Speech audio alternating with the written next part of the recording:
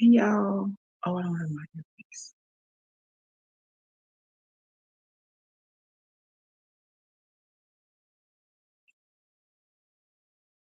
Mm.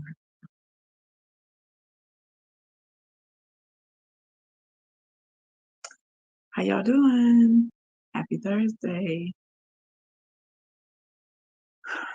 to everyone. Y'all come on in. Come on in. Hey Courtney. Can you hear me okay? And see me okay?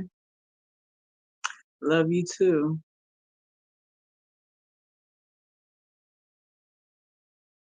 I can't stand for it to be this quiet.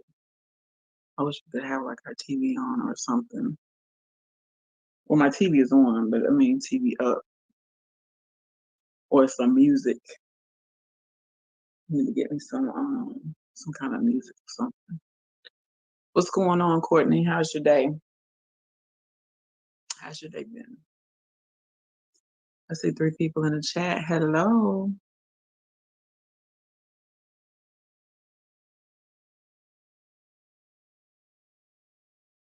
Okay, good. Hey, Carrie, how you doing? I am on StreamYard. Let me drop the link. Yes, I decided to come on StreamYard today because I think yesterday I came on regular.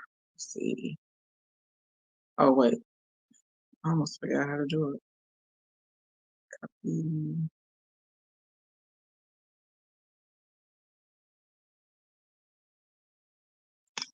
mm-mm.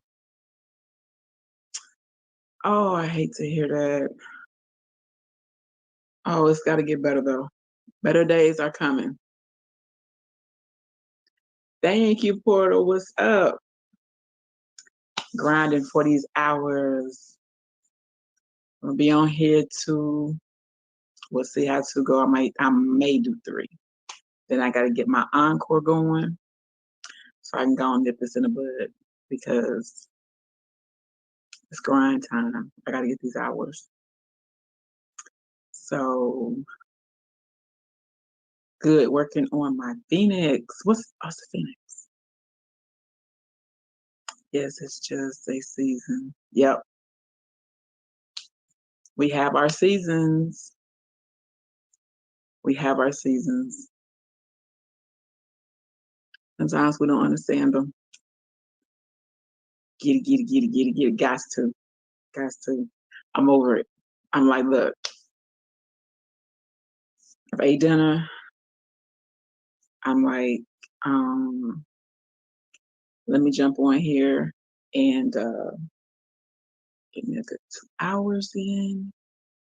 So get this thing going. Thank you guys for the thumbs up. I can't see the thumbs up. I haven't got my phone yet to see comments because it's rolling pretty good. But please thumbs me up. Thank you so much in advance.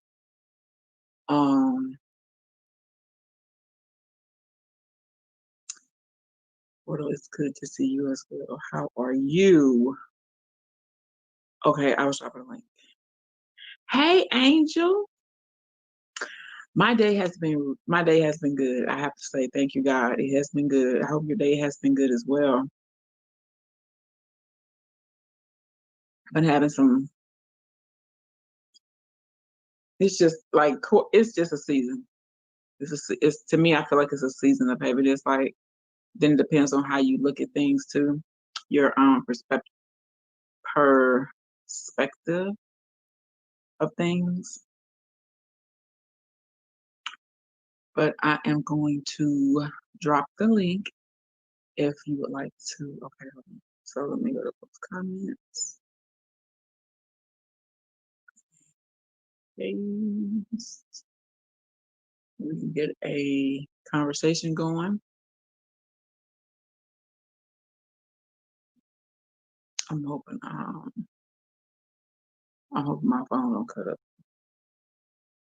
because she ain't in the mood for that.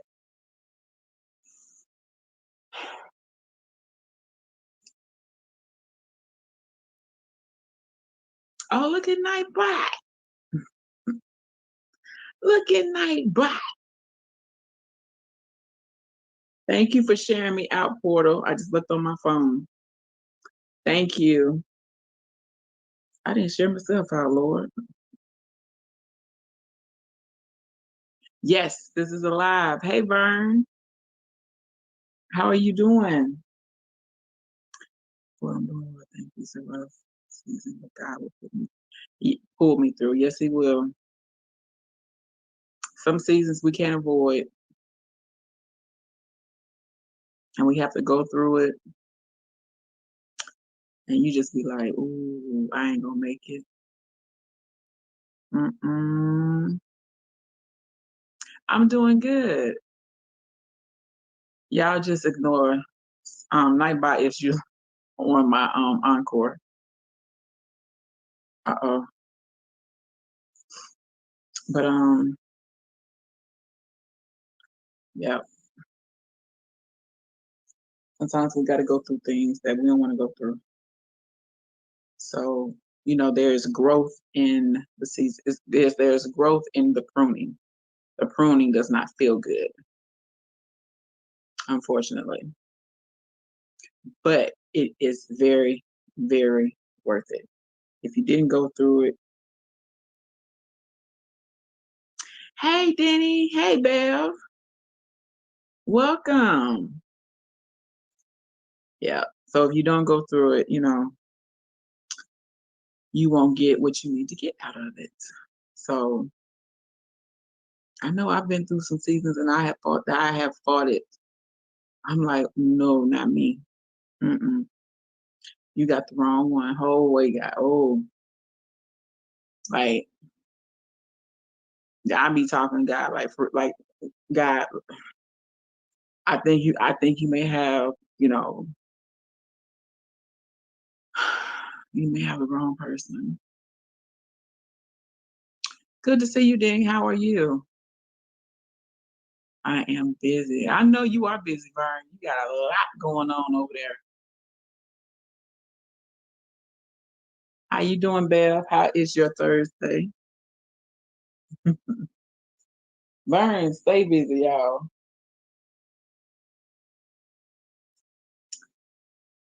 Vern, stay busy. Wait, who do we need to pray for? Courtney's going through a rough season. Courtney, the yarn lady, is going through a rough season.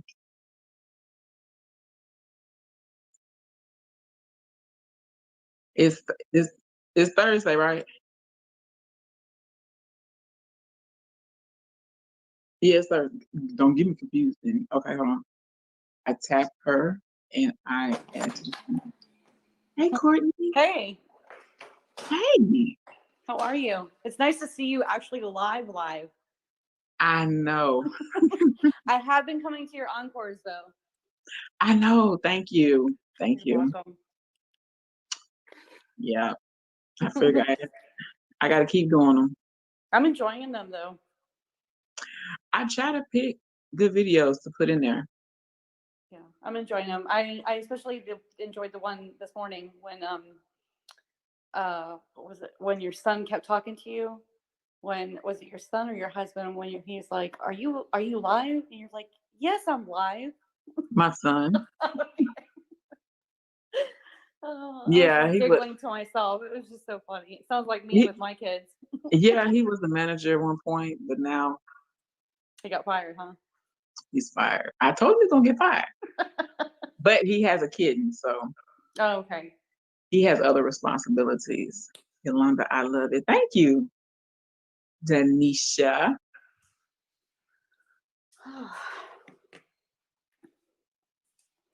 Yeah, it's just been kind of rough today. Mm-hmm.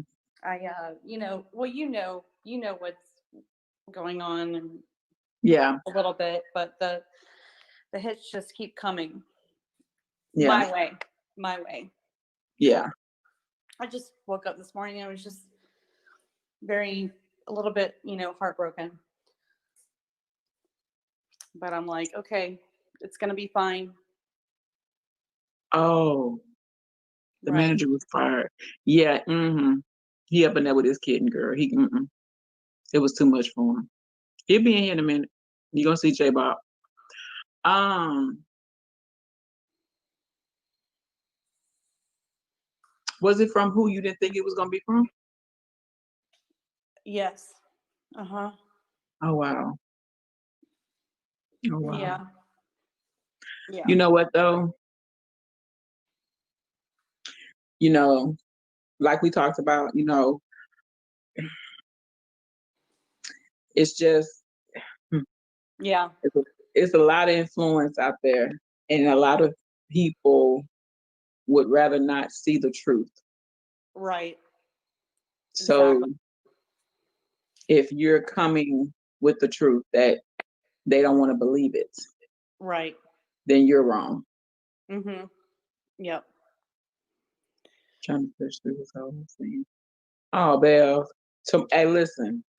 I'm telling you. I heard this song early today. Better days are coming, and um, it's a heavy season right now. It's a real heavy season with Mm-hmm. everything else going on, and with all this stuff going on here too. It's real heavy, Uh-huh. you Yeah. know. So sometimes in these seasons too, God does a lot of pruning. He does a lot of stripping. And a lot Mm-hmm. of doing. So that can very well be what's going on too. Yes. Because I don't see how, you know, I don't see how that would be on you. I don't, Right. Right.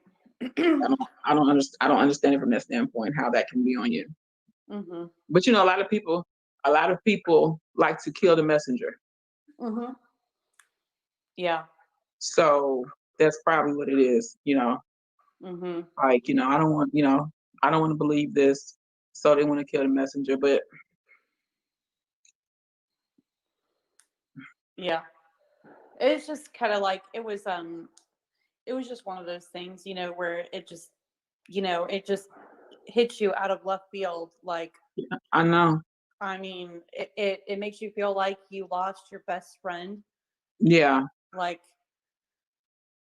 like someone had been. like she took their word over yours. Yes. Mm-hmm. Hmm. Yeah. Yeah. Okay, Denisha,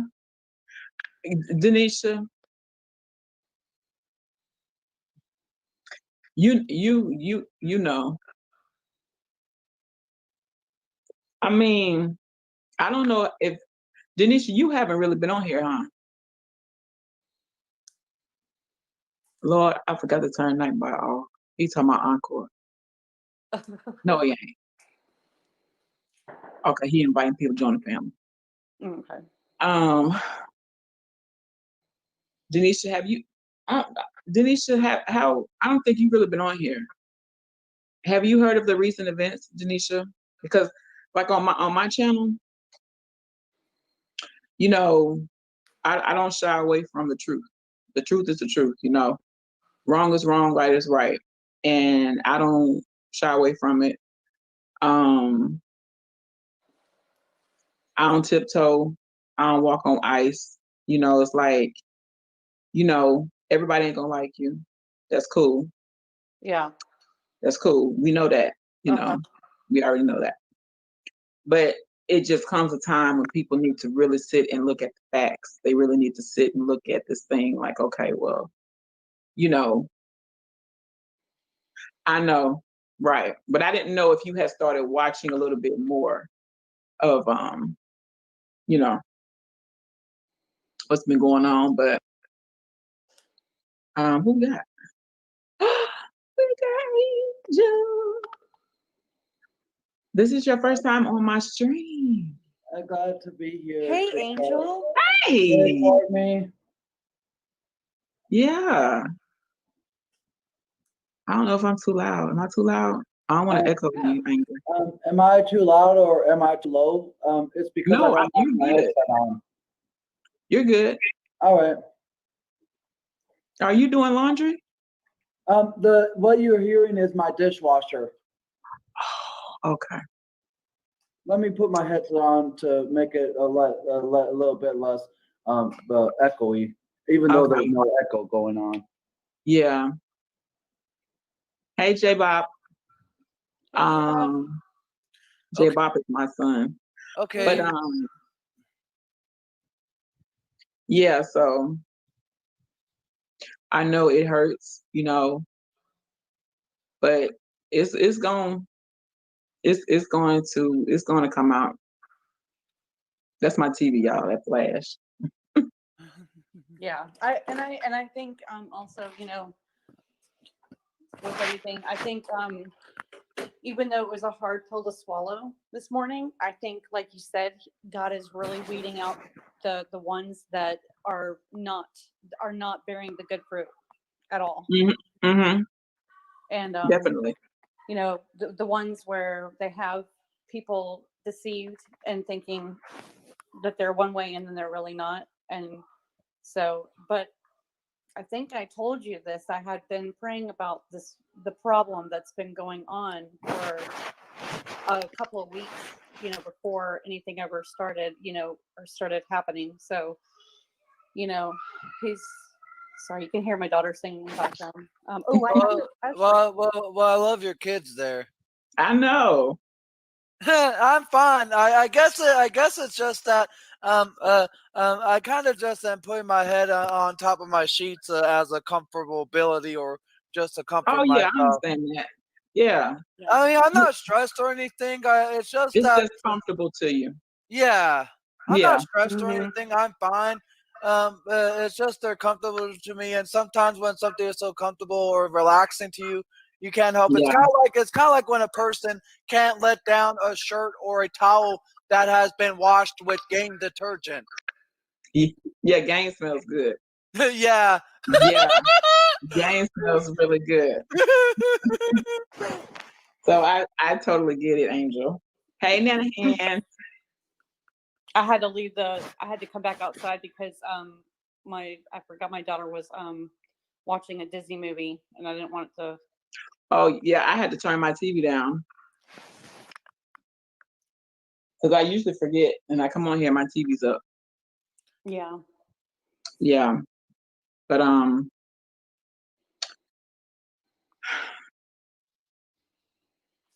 Yeah. It's not. I don't know why I laugh. I think that's just my way of like kind um of coping. coping and then releasing stress Mm-hmm. because my muscles have been tense all day. I literally was like in tears this morning until about 4 or 5 o'clock this afternoon. It was just like a devastating. Yeah, so like a real hard blow from the left field. Mm-hmm. You didn't see it coming. Yeah. Yeah. Thank you, Portal. Oh, thank you, Denisha. Yeah. It tends to happen, and I'm seeing it happen more so. Yes, laughter is a coping mechanism because you know what I do a lot too? When I get like real whatever, I go find something on TV I know for a fact it's gonna make me laugh, some kind of movie, Mm-hmm. and I start watching it, Mm-hmm. and I just be laughing like I'm just lost my mind. Right. But laughter is good for the soul. Hey, Shelby. Yeah. I'm gonna be up here. I just need to mute my mic so I can put Katie to bed. Because she's like Okay. 30 minutes past going to bed. Okay.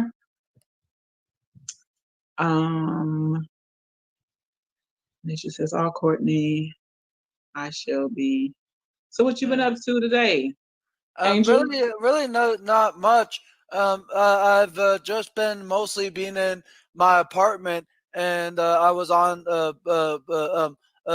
just Teresa's stream earlier, where she was needing help learning more about StreamYard. Oh, you were helping? Me and Vern's junk closet. Oh, okay. Yeah, because you're good. You're a good teacher. Mm-hmm. Hey, Beauty. Hey, beauty. Thank you, J Bop. But I know, right, Denisha? other than that, I really haven't done much other than what I've done so far today, and um, I'll be doing my. Even though I thought last night might have been my last one of these, which is the live with the live/encore stream, but I'm going to do one more just so I can Just to guarantee. make sure. Yeah. Yeah.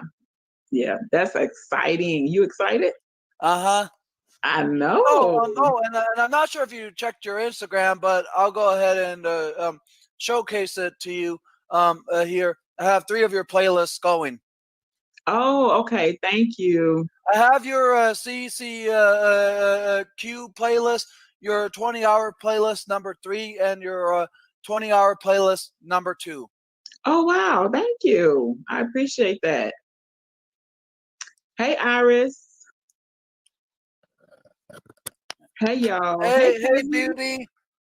Sorry if I did not say hi to you right away, beauty. Love you. Sorry. I know, cousin. Thank you for stopping by. Hey, beauty. I know how you are with your football game. You got to see your games, girl. Mm-hmm. Beauty, would you like to come up? Let me drop the link. Beauty. I don't know if it's still there. Okay. Let me drop the link. Y'all got me working today. We got to work this internship. I'm telling you. I mean, y'all got It's a y'all hard got a girl internship. working today. Mm-hmm.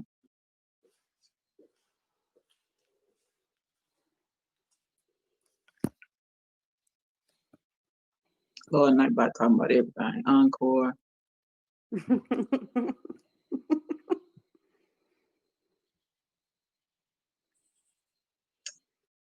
There's Beauty. Hey. Hey, my beautiful people.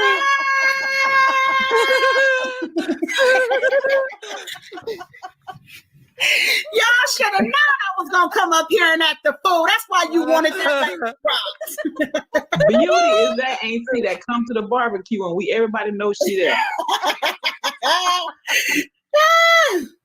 Y'all know I love y'all. This is my family. I was like, drop the link. Y'all ain't text me. Nobody ain't text and said, guess what, Beauty? Chit Chat Live. Come on now.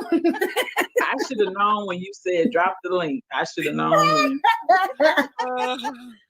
Man, I'm just mad I ain't got no clothes on. It's so hot. I ain't got no clothes on. Look at Chit Chat like, wait a minute, Beauty, don't come over here with this. What is you got going on? Hey, J Bob, how you doing? I see you. Look at Nightbot over there being a preacher. Hi, Brenda. What? I'm so excited, y'all. Y'all just don't know. I'm excited for all of us. It's just like, man. Hi, Denisha. What? Nothing. We're about to get these hours, girl. Y'all have to excuse this. My other cousin. She's my Angel, I saw you, my angel baby. Look at Iris, girl. It's cold, Beauty, to have no clothes on. It ain't the thing that's going through my head right now, Beauty, is my only thought is that tequila's made your clothes fall off. I ain't got no tequila, but you know what? I'm definitely gonna get some. now see, Angel, you done gave her an idea. Mm-hmm. Ain't no telling what we gonna get, Angel. I'm just having a good time, you know that.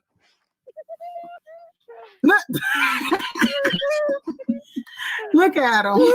What's up, Dev? They a mess. Get these hours. That's right. I'm on here to get these hours. Look, she said, no, let Beauty act up. Man, if I was dressed and had my hair combed, I'd definitely open up my darn camera. We'd be up there partying.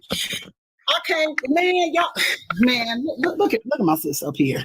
Look at my sis up here. Girl, I'm gonna need you to go get some clothes on. No, you don't need me to. Girl, I'm comfy. I'm in the bed, girl. Girl, It is only 5 o'clock where you are. thank you, Look, Courtney. let me tell you something. My husband at work, I got this whole big old cow king laid out up in this sucker by myself, okay? Okay, well then that's okay. Yeah, you That deserve it. you okay. You don't don't. Um, I need to just and, relax. Right. oh, We don't want You none know of all how that. that is. Sometimes we just don't want to feel like we look. This the time Yeah. where I can roll around and ain't got to worry about you trying to come up over here and cuddle. and that's why I kind of was just wanting to take the day off without doing another live within a live. Bell. But You can't be taking off. You better go do I a know, lot. I will. Bev says, slap that ponytail in your head and come on here. Girl, dog, that ain't no ponytail. I slap it in. That's my hair. I just I pulls it up. Look, tell her, Bev, go on, slick it back and come on up here. I know Beauty is gonna ask me this, and I made this before I came on to your stream, Chit Chat Queen. Beauty is gonna ask me, what the heck is he smacking on? I already know you was doing it during the Fab Watch. The same thing. Oh, I seen you eating them the other day It was too. the blue You one. Well, He was- the one was a blue container, which was the soy sauce. This Uh-huh. is a pink Yeah, container, that Yeah. we which had to is tell shrimp. you to cut your mic off. Yep. Angel was eating. Angel was like, look, Girl, I'm gonna eat this food. girl. I know he had all kind of noodle juice on that mic around his head. Because he was slurping hard. Angel ain't care. He said, I'm gonna eat. Oh, she said, I'm talking about your hair, sis. LOL, grease and water. Girl. You know, because I got that good stuff. No, I'm just playing. Me too, Belle. Girl, he was eating. I was like, I done got a little bit hungry looking at Angel up here. I know. I see everybody with this like amazing food, and I'm like, where is my food? I know. I'm like, I have See, like, that's why I can't be doing lives. Let me tell y'all why. Because y'all make me hungry. Then I be wanting to drink some wine. And it's just too much. Yeah, we don't I mean, need I've you with got, no like, wine. dry, unsalted, Why? and Beauty girl, I'm you gonna gonna get you me into some trouble. She said, "Beauty girl, you gonna get me into trouble." Jenny, girl. So what we was talking about, chit chat? What's going on up here? Girl, you done came up in the barbecue, girl. Everybody done stopped eating. Not Angel, apparently. Girl, look, what Angel? Angel said like, he let me let go get nothing my stop his groove. He like, Let me go get don't my disturb this groove. No, we was talking about just being in different seasons and stuff, and Courtney was expressing some things. Thank you, Portal. Hey, Portal. Oh, you like wine, I Venetia? see you. Courtney was sharing some things that have happened. So yeah, I was spilling the tea. What tea was you spilling, girl? Let me turn my mic off. Hold on. Girl, you Courtney. yeah. Now she done came up in here and got us stirred up. Now you gonna talk about you gonna cut your mic off. Angel. Hold You on, better because give let me me tell Angel. you, I have to do that because I know the tea be hot and I ain't trying to get burned. So I said, I'm gonna turn my camera off. I'm sorry, Courtney. I'm sick of. I am. I'm telling y'all. But anyway, so Courtney was sharing, you know, basically, you know, people like to kill the messenger. When the truth comes, they like to take the messenger out instead of going to, you know, where they need to be going and asking questions. So someone who she was really close to, that's, you know, dealing with all this, you know, sent her a however message, email, however, and it really hurt her. So they're basically trying to say, you know, hey, they're trying to bring that negativity to Courtney instead of taking it where it needs to go. You know what I'm saying? How Somebody people sent you something, Courtney. What you gonna text me? No, it was not in an email or a text message. It was in someone's room today. Okay, you know what? I done talked to you today. Now Yeah, Courtney you needs to know. be put on timeout because she ain't told me nothing. girl, they got at you and on live. Not up on the screen or anything, but in their room. Yeah. What you mean not on the screen? They was at you behind the scenes, like Yeah. Chat. Yeah. It was just not it's somewhere where I go every day and faithfully Oh, okay. and just ignoring me the entire time. Just a very Wow. I mean, okay, wait. So let's make sure we get this. So they were ignoring you and you knew they was ignoring you, like they said something to know they would be ignoring you. like I was welcomed in and then I started Look, J-Bot called you chit chat.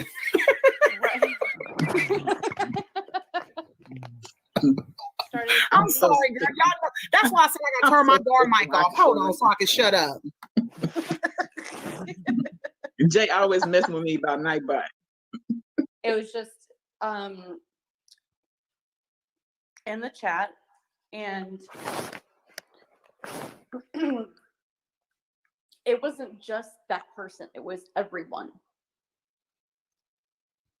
that you think you are close to. That was what the left field thing felt like, the punch in the heart, the punch in the gut. It was just someone I never thought would ever do anything like that, ever. But this is my question. Mm-hmm. Do you think it was you getting that feel, or do you know for a fact that it was coming from them?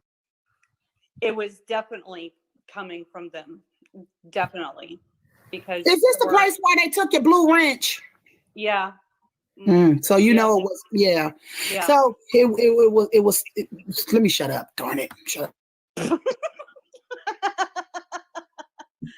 Yeah, because we don't want to say any names. Denisha, you know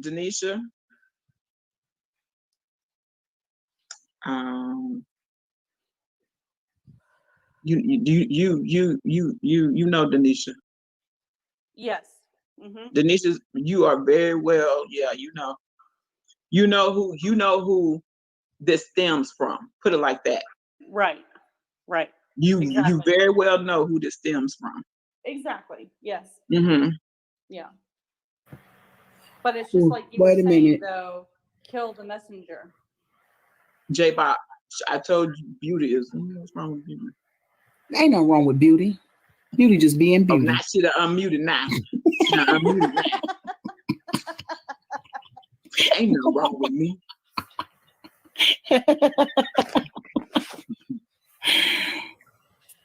Denisha says I have lost my wrench 2 times, but it's not. It ain't about the wrench.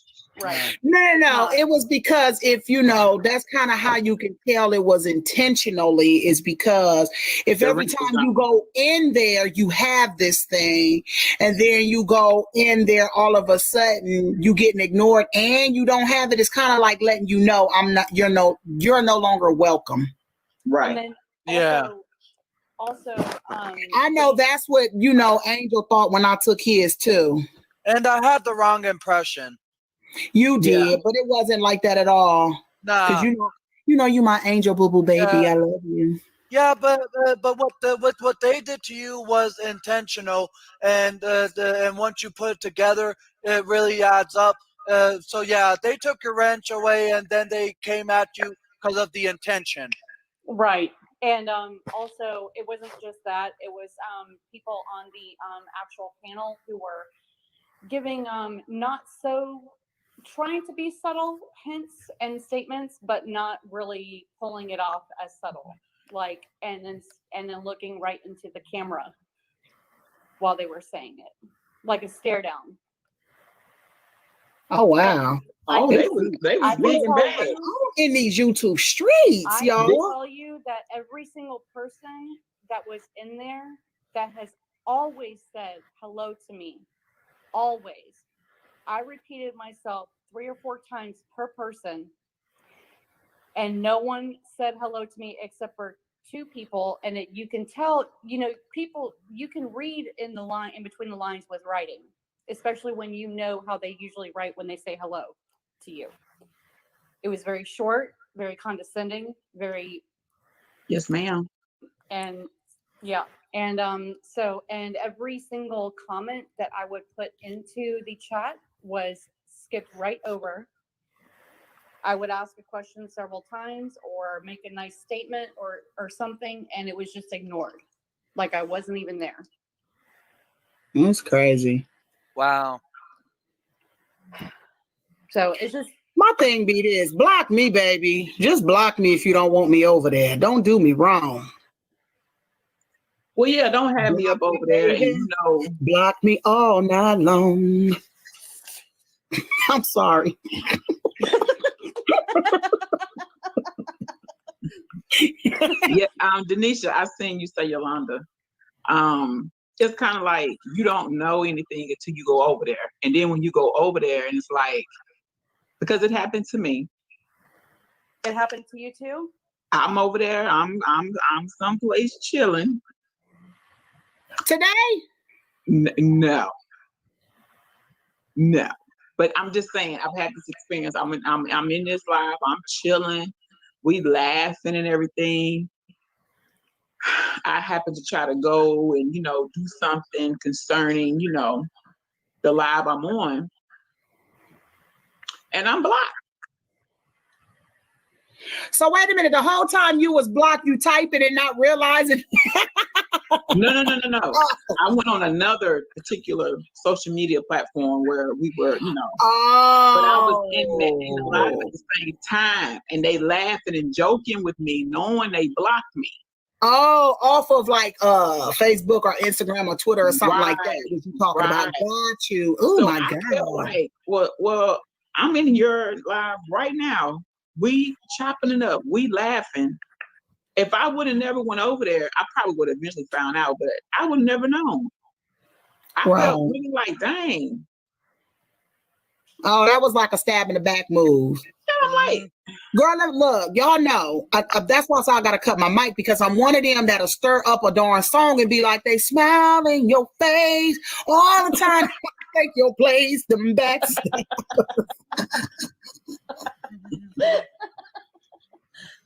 But I mean, it's like, this one came from like way left field.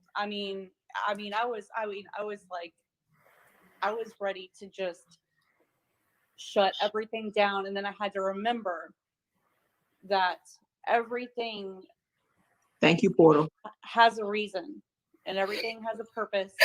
And Portal, do you still love me, Portal?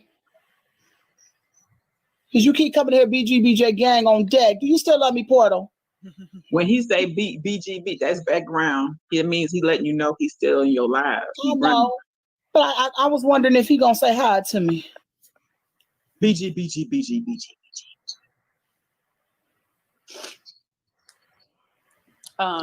So I ended up just because I took it as like you said before, God stripping things away that don't need to be there in your life. So I went back and I stripped everything away myself. Right. Because you know what, the only thing I can say pertaining to a lot of this is what's most important is you protect your peace.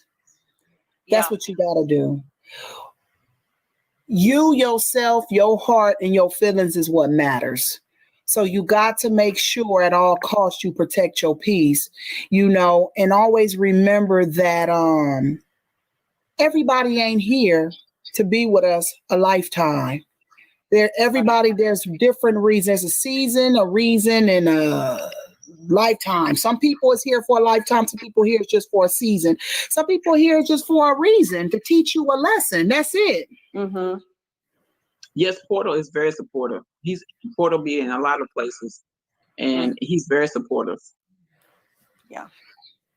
So it's like, you can't allow a lot of this, especially if it's not a person. Okay, like when I miss nobody is dropping your name and trying to throw dirt on you out here in these streets.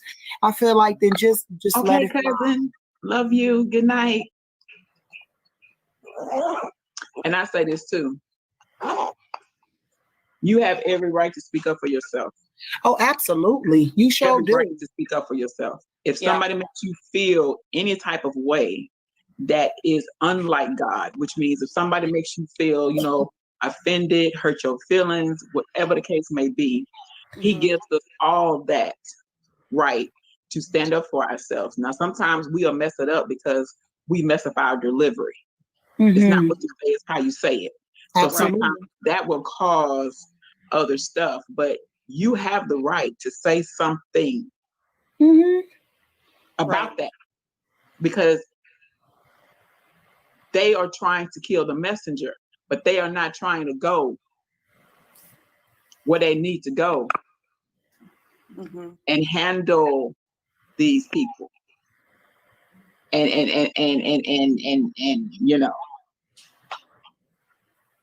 your salvation is worth protecting. That's what Denisha said. Yep.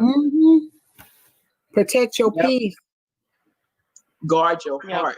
Yes, all the A lot of times people, you went in there, and I'm gonna tell you, I don't even know where you went. I have an idea, but I don't even know where you went. This is your first time you telling me. I'm about to text you and tell you where she went.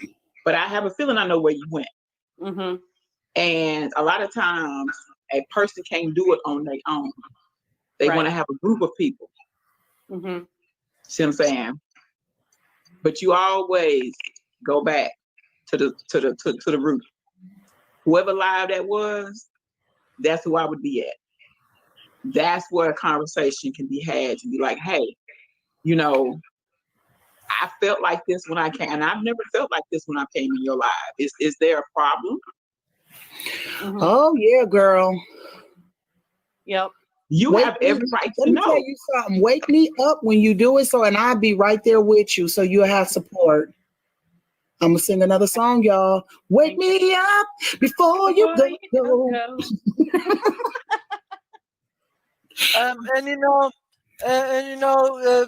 right, and you just need to do it on your own platform. And I love you, Courtney. And I will sing a chorus from Meredith Brooks. I hate the world today. You're so good to me, I know, but I can't change. I feel like maybe I'm an angel underneath, innocent and sweet. Yesterday I cried, must have been relieved to see the softer side. Baby, you're so confused. I don't envy you. I'm a little bit of everything, all rolled into one. I'm a bee, I'm a lover, I'm a child, I'm a mother, I'm a sinner, I'm a saint. I do not feel ashamed. I'm your help, I'm your dream, I'm everything in between. I wouldn't want it any other way. Aww. You better sing, Angel. Thank you, Angel. I love you, Courtney. We all do. You too. You better sing.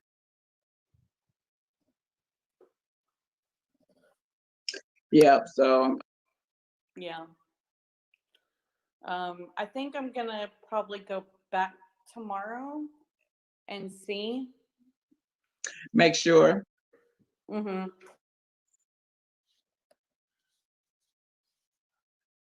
Yeah, I did that before too. Because sometimes you can go in a place and you be like, sometimes you're thinking it may be you. Denisha says, keep thy heart with all diligence, for out of it are the issues of life. Proverbs chapter 4, verse 23. I love that verse. Amen. sometimes you may think, man, maybe I was off a little bit, man. So then you go back and you still get that same vibe. Mm-hmm. So then okay, it ain't me. Right. Yeah. 'Cause- testing the spirits. right. Because I ain't never got this vibe before. So all of a sudden Can now, I add to this? where does it come from? Well, I just wanted to add to this real quick. I wanted to say this. Always remember something. God is going to take away the bad. He's going to always end up adding the good. So sometimes maybe this whole thing is just a form of him just filtering out what's not needed to be around us. Yes. Mm-hmm. I'm saying Mhm. us like it's me, but you know what I'm saying. It's a stripping season. Mhm. Yes. Stripping season.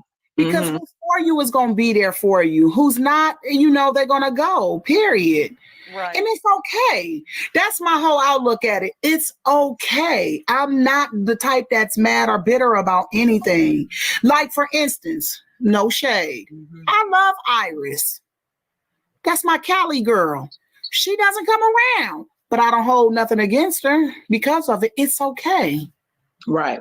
She don't come around anymore like she used to.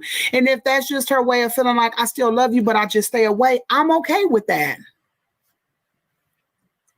Denisha says, Courtney, this is not you. You know what you know. Mhm. Yes. Good night. It's so good night. I Oh, know. yeah. It's just, hey, Yemi. Pruning, Courtney, is a part of the process. Yep. And Yeah. Yes. and pruning is uncomfortable, Mhm. but it's worth it. And when you come out of it, it's like you feel so much lighter.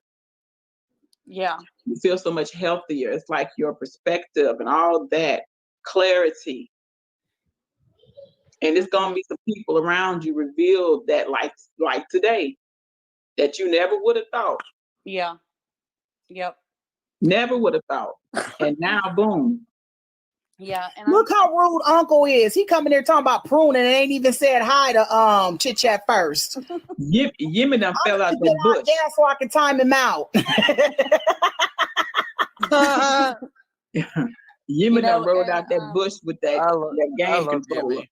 I love you, Yemi. the other thing is that there was, I think I've talked to you about it where it was certain people who were Yep. being accused of things, when now I'm putting two and two together, and it's the other side that is doing things to that side of the person, to that side of that part, if you get what I'm saying. Mm-hmm. So I went and did some more Denisha, she's on Instagram.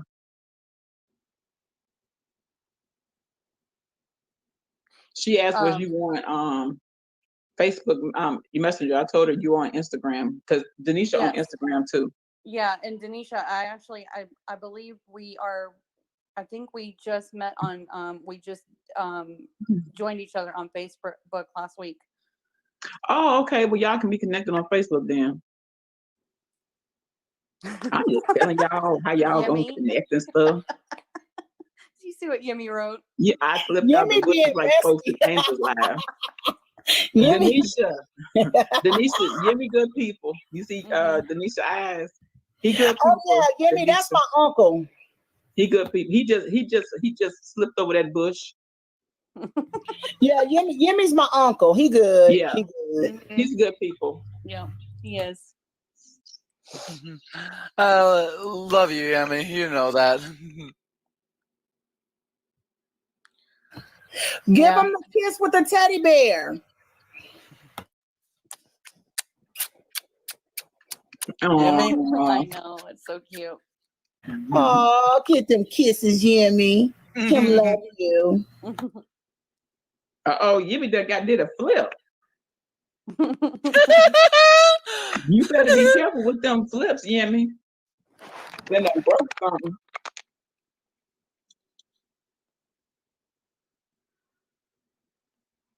Welcome back, Bev.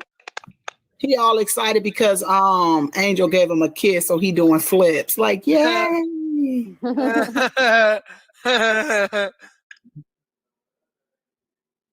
Yeah.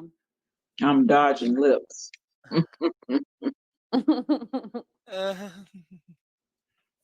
I'm hyper off coffee. Oh Lord, Denisha, don't you get no more coffee. You gonna be in here doing flips too, Denisha. But yeah, that's what I would do. Yeah. Test it again. I'm just hold on. I'm just oh my goodness. Yep. Wow. It was a kick to the heart and the gut. You just not seen that text I sent you, chit chat. That's how I be real life. Yeah.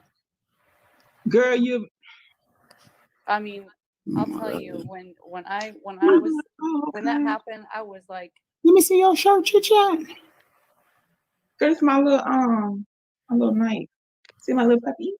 Oh, that's cute. Girl, J Bop can tell me, how dare you get a little nightshirt with a puppy on it and we have Sadie. Right, and we got a cat, right? I don't even buy stuff with dogs on it because I got cats too. I said, well, I ain't know. I mean, I knew, but I thought they get along. You got to represent your fur baby. Well, I tell you what, she tried to fight me with this little puppy on here. I know something. Yeah. I'm the girl, I'm gonna be down. Man down. That man down. yeah. You already know. So was that a shock when you saw that just Let me now? get them eyes out the chat. I had a feeling, but I forgot. You said she was Girl, gonna please don't me. say that because it's gonna make me sing. I got this feeling, and I just. Look, girl, let me tell you, my husband was mad at me Denisha today. hype off coffee. What you done had? Girl, I just been on a singing thing. Y'all know that even on my channel we do this. I be singing too. And you know, I'm gonna go back to what you said, Beauty, where you said that go ahead and block me. If they ever come to my channel, I'll go ahead and sing to them. If you wanna leave, I won't beg you to stay. And if you wanna go, darling, maybe it's better that way. I'm gonna be strong. I'm gonna be fine. Don't worry about this heart of mine. But don't turn around. Don't want to see my heart breaking. Don't turn around. I don't want you seeing me cry. Just walk away. Could be upset that you're leaving, and I'm letting you go. But I won't let you know. You better sing. Courtney, Yes. if you want to share with everybody in the chat, I mean not in the chat, but on the panel, you could type it on in the private chat for everybody to see who it was. Girl, I'm not doing no private chat. So y'all making me work today. Girl, you better get over there and learn how to work this StreamYard. Denisha is my singing partner. She always had me singing. I don't want to walk around knowing I was too, so we can all sing and have a group. Listen, Yemi says, I don't want to walk around knowing I was your fool. Because being the man that I am, I just can't lose my cool. He's singing with me. That's my singing buddy. I know what he's talking about. I cannot believe you didn't catch on to that one, Chit-Chat. What in the hell sandwich? What? Oh my goodness, that's funny. I didn't catch on to it because I was, and then when you started singing it, it came to me. Yeah. Denisha say, beauty girl. Denisha's my singing partner. So she always, if I start singing something, Denisha come on in like Gimme did. Okay, you know what? We need to drop that link for Yemi and Denisha. We need to be all up here. Just because look, Angel trying to do his little song. Oh, hold on, chit chat. What? You What? should sing. Wish you who? Sing. You don't want to sing? No, ma'am.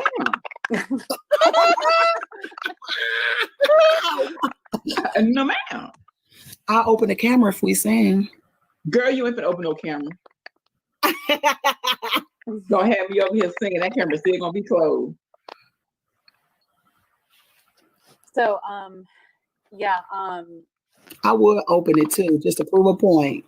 But y'all I ain't know gonna you would. laugh I at know me. you would. it was just like, it was one of those things where, also when, they were speaking on the panel, you could tell that they were twisting things from what happened previously. And yeah, it just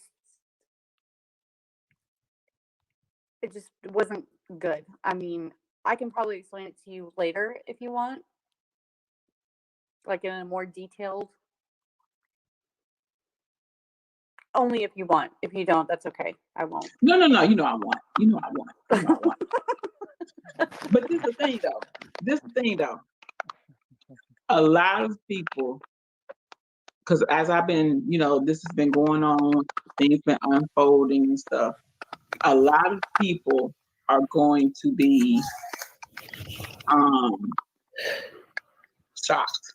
Uncle. Hello, Hey, everybody. Yemi. Hey, Emmy. Hey, let me cut off my thing because I'm laying in the bed and don't nobody need to see all this sex. Is my He- phone cracking? Do I need What to is you and beauty?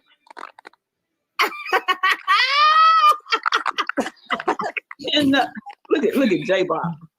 And what we got? Somebody, is it me? Hold on.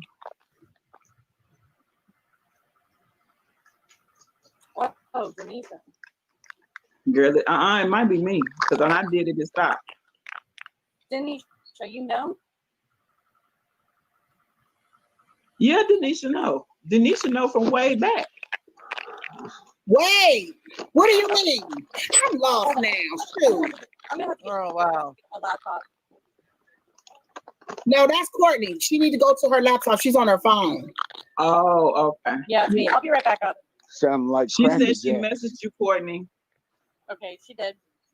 Like she got a mouthful of crunchy munch. Yeah, you want some of that I know. nerd candy. I know. All right, let me get down. Courtney, like, you ain't about to talk about me, Uncle. Okay, look, talking now about you ain't that? finna do it today, Yemi. That's what she said. Oh boy, let me tell you. She said, because I'm man, coming back.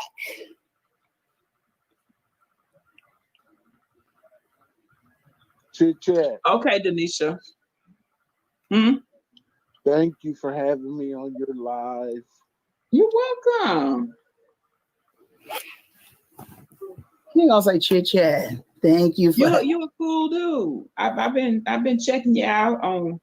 Well, I'm gonna tell you what threw me off, Yemi. What's that?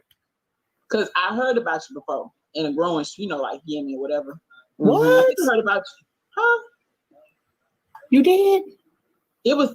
Was it your Yomi? Yomie. I got Oh, yeah, I Yomi. was about to say that's somebody. Yeah, girl. That's what I'm like. What? I got them two mixed. It was Yomi's birthday, so I'm thinking Yemi. I'm sorry about that. But I would see him on Foodies. So when I saw his name, I was like, Uncle Big Water, who is that? But then y'all would say Yemi. I was confused. I'm like, so What's then your once I seen, girl, no, I'd be confused. No, I get it because a lot of people got these names out here. Like, you got some people that use his name Beauty as well. So that's why that can become confusing when someone else say Beauty too. That's Right. why you gotta let it be known, like, the whole full channel, which Beauty are you talking about? Yeah. I think there's another chit chat too. Yes. She's just not the chit chat queen. I think she's the chit chat. I think it's Chit Chat Gangster or something like that. Yeah, It they might gotta. be you. I'm telling you, these names, they ain't very unique. Nah, We they not. all rocking damn near the same names. Yeah. The only one that's unique is Jimmy. Mm-hmm. Mm-hmm. Holla. Who's that? Oh, That- yeah. That So was is Jimmy, but Yeah. That's messed up. what? They coming at Courtney like that. Oh, yeah, what I was saying is Where when did all this Iris come out, go? Where you at, Huh? Iris? Nobody hurt her feelings. I didn't mean no harm in what I said. I was just saying no, you. I think Iris had been gone. Oh, Iris don't come over my place a lot. I don't know what that was about, but Iris don't come over here a lot. I love you, Iris. Love you, Iris. I love But you, anyway, and I don't even know you. Where'd love she you. go? Love you Iris, with the Iris, love if of you in the the Lord. building, put a heart in the chat saying you love us back. Put a heart when- in the chat When to say you love us all back. this come out, it's gonna be a lot of people shocked. It's gonna be a lot of people hurt There's going because to be a lot of people that's going to turn against you too behind it. And that's what I was Yep. telling Courtney. You got to understand. You're going to gain some enemies in the process of it. But it's okay, though. yeah, But It's going to this happen. is, but this is YouTube. This ain't even real life. Well, I mean, dang, you know darn well people take their real life on here. Half of the people on YouTube, if You ain't never if- met a day in your life. right, and if you walk right past them in the street, you wouldn't even recognize them. Yeah, I would. I recognize y'all. I'll I'm probably act just- like a groupie. Chit. Let me get your autograph, girl. Yummy! Angel! who that girl is? Angel's on me! I'd be like, land your plane, land your damn plane. Slow your roll, partner. Who is your partner? Y'all know I ain't that type of person. Hey, Mercy. How you doing? Hey, Mercy. Mercy. I knew you was gonna sing that song. I knew you was. That's my song, girl. How you know I was about to sing that Because when song? I said mercy, that's what came to my mind. Mercy, mercy me. I know you was like, and at this moment, I knew I screwed up. Exactly. When I said mercy, I knew. Yeah, my husband was mad at me today about doing that. He was like, "You're never going to stop doing this. Everything you do, you got to sing a song about it." I said, "You know what? I don't know. I blame my mama. Blame Wow. it on the rain." It was softly falling. And it's on a night. We cannot. I'm telling you. The funny thing is, he comes right in on time. Man, give me, okay. That's what happens when you family, for real, you know? For real, you start singing a song and somebody just come in, you jam, and you looking like Them two are rich. I can't get my song button. I mean, I didn't want Shit in the backyard. thanks for Courtney asking. the back. How are you? I've been working 2 jobs, barely keep it alive with you, but glad I caught you. I'm either sleeping. Oh, okay, Mercy. Mercy, mercy, mercy. Everybody rock your body. Hey, you want that ass? Hey. This the auntie and uncle at the barbecue that be always lit. They come with their own drink. Okay. Already. Yeah, because I ain't drinking everybody's stuff. Okay, already. Before you I'm going to get have it there. right there in my purse. And don't come ask for none. It's mine. It's a personal. I'm the uncle at the party that used to be fine, but then all of a sudden he gained a bunch of weight, but he still think he's small. So You know, let me tell you something. Uncle going through midlife crisis, okay? Because men do this. So now he reminiscing on what it used to look like, okay? Got on them tight shorts, some acid knees. And them shorts look like he got a moose knuckle. Yes, that's gross. Aunt got on that too tight hat. With them barbecue sandals on. Run Aunt around. got his shirt buttoned up. He got some of it left open. He Okay. talked about the moose knuckles. Did you hear him? Aunt coming through that barbecue like he fine. You hear me? You Everybody talking about some Talking about, hey there, young girl, what's up? Yeah. You know who that sound like? Hey there now, cat daddy. You know who when you said that, it reminded me of Spice Adams. That's right. Book on over there and give me one of them sodas out of that box. Yeah, go down there way deep because it's cold down at the bottom. Yeah, boy, she wasn't family. Listen, that Angel. Angel was cracking me up because he be doing his little laugh. Look, no, Angel, don't mute. Angel over there laughing. Well, the reason why I like laugh like that is because I yawned and laugh at the same time. You didn't got full off your noodles.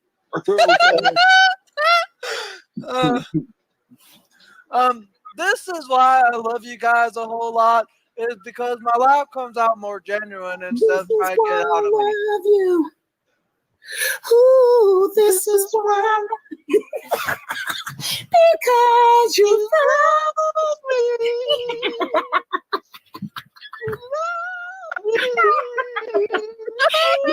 Remember, every time you say something, there's a song for everything you say. That's why you can't be on the phone with us today, because this is how our conversation. Oh my God, man. We don't. He don't call me early. Are you woke, Niecy? I looked at that phone like I know he did not text me asking me I'm not in the mood to be singing right now.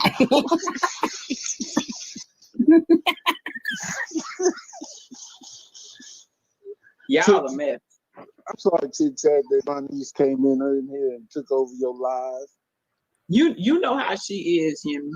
Just Oh, ratchet. don't talk about me. Let me push mute. Look. She want to make sure she here. It's good to see you, Mercy. I seen you over at I was over at Tiana's for a minute, and I seen you over there. I miss seeing you. I hope all is well. Hey, Squirrel Annie. Squirrel. I ain't got no song for Squirrel. Well, I got girl. Tell me when. Wait, y'all. What? Somebody backstage, and his name is Living With Something. Y'all know who this is? No. Living with something. It says Living With Something. Living with. What you Who living you with? What's is? that something? He Who got you some with? water. Who you is? Come on in the chat. I'm serious. Show your face. Show your face, man. He's showing his face, but I don't know he recognized his name. He's showing his face? Yeah, I ain't never seen him before. Type in the chat. Show He's your- flexing. He's sexy? He's flexing. What he flexing? He laughing. What he laughing at? I Yeah. don't know. He holding the camera. Living with who? Living with who? Teddy? Who you is? You're living. Hey, in the it's time to What's that something you living with? Living with. Okay, leave living right there real quick. Do me a favor. Grab your phone. I know what I'm living with. What you living with, Yemi? Corona. Dang. I'm so sick of you. I'm serious. You mean to drink Corona? No, the Rona, and not my Sharona.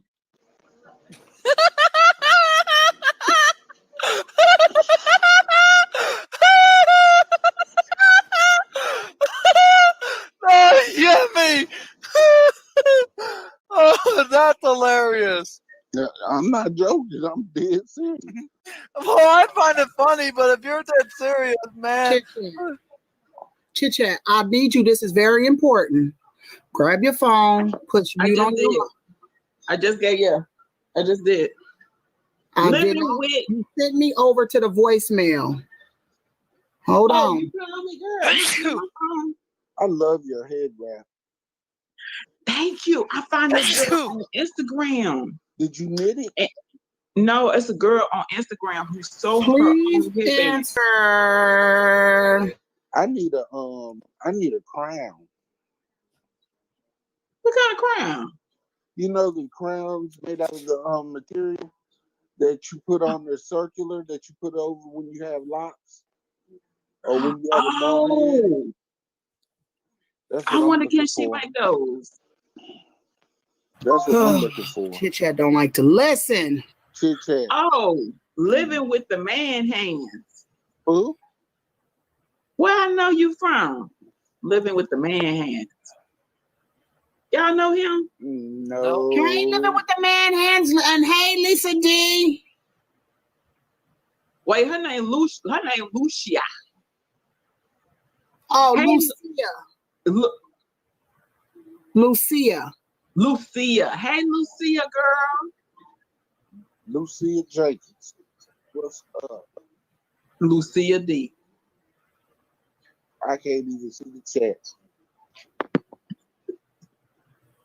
I do poetry night and story time. So did they leave? I do poetry night, the story time. Did they leave from the back? Well, they typed in the chat. They typed in the chat there. It's almost like I've seen him before, but I can't really. I'm trying to think. Is he showing his face? Yeah, we being Bring it careful. up. We being All careful right, yeah. because we on troll watch. Girl. Check your messages, ma'am. Yeah. Where my bro, sis, and uncle? I don't see them. I just see my chit chat. I got custody of her. Squirrel. You not about to pull him up?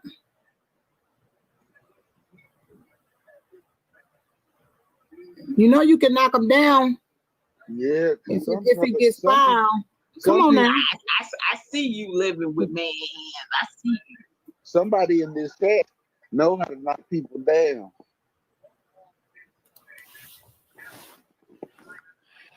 Squirrel Annie. You see Squirrel? Oh, Annie who? Oh, she's talking to Annie. My bad.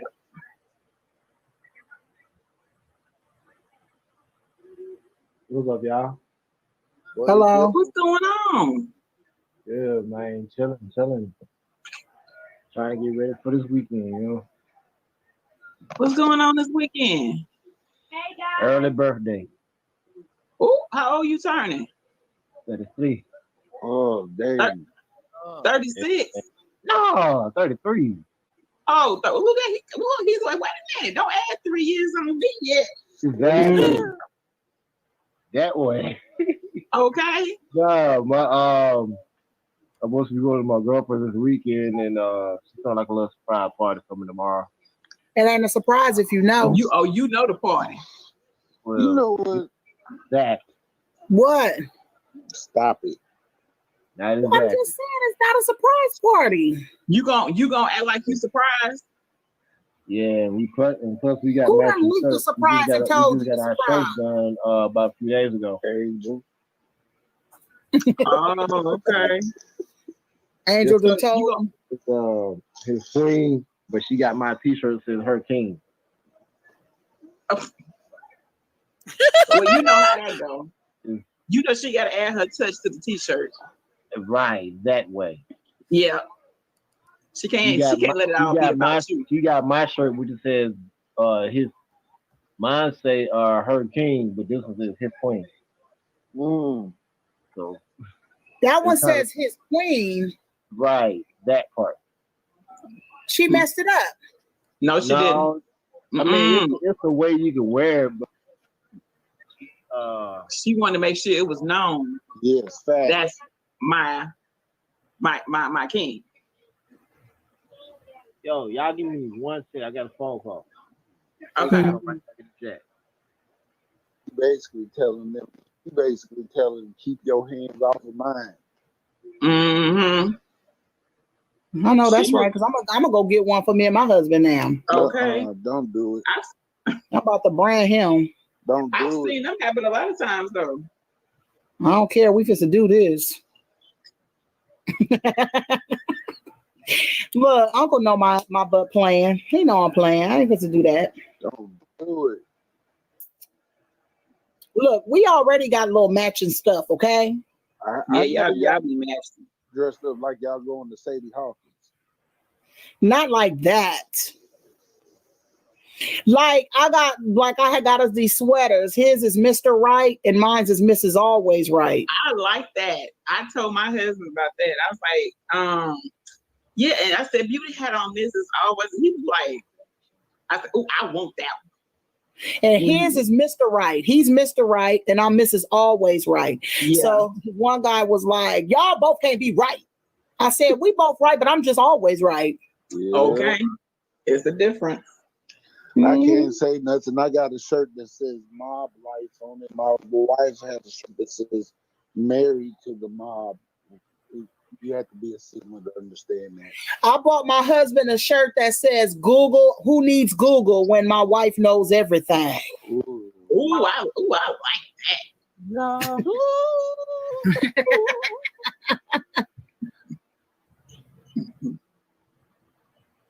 My husband be like, Water, sis, is beauty. Yes, I'm sis. Now, where's Courtney? I don't know. And let me see, what else do we got that's matching? We got matching bras and drawers. we got, of course, our YouTube hoodies.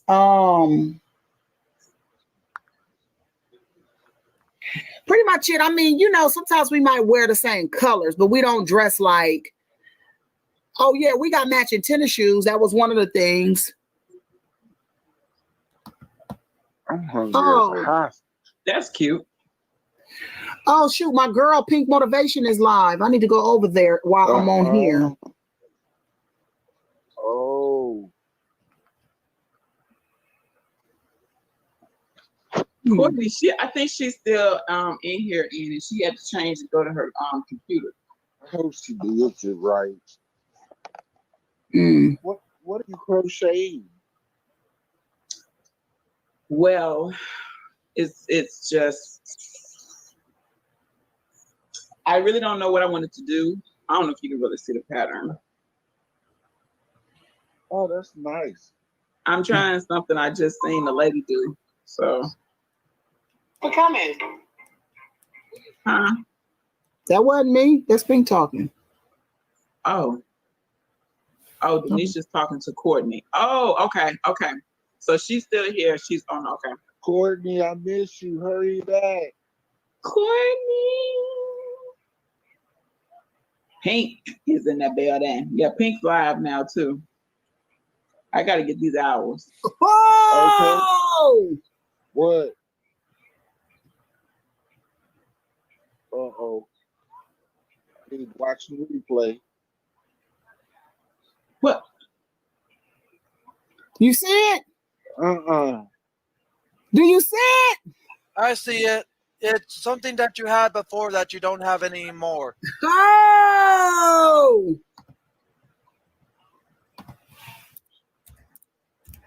What the heck are y'all talking about?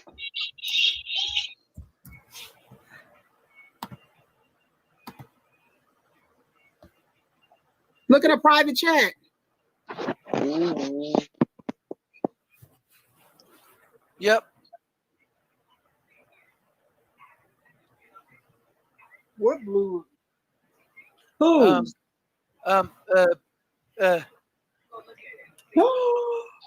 Yeah. I'm sure everybody's excited about it. I'm sure we're all excited about it. Girl, hush up. Well, let me check.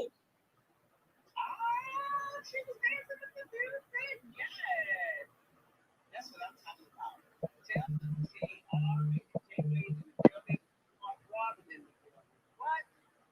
What? I thought about you earlier, TT.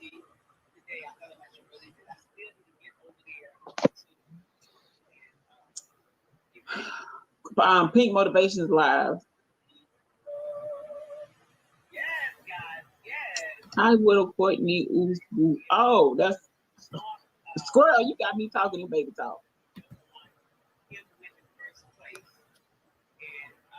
Yes, ma'am, Denisha.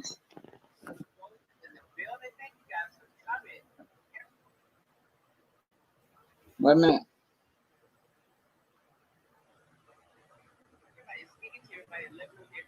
Denisha be hollering at me. It means something.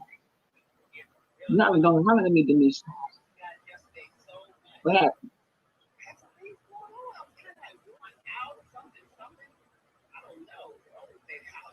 His nose ain't working with me.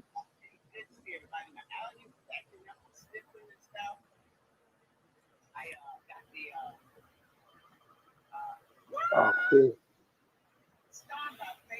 Hold on, y'all.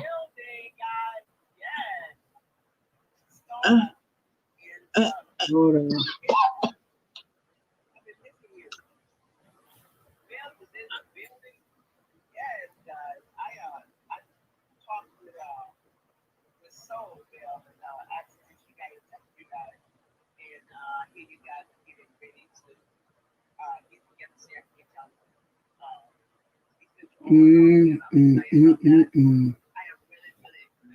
What y'all been sounding these days? Look in the private chat.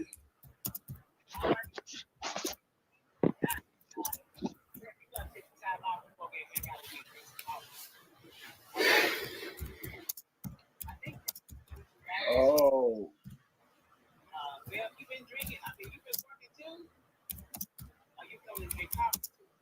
Lord. Oh.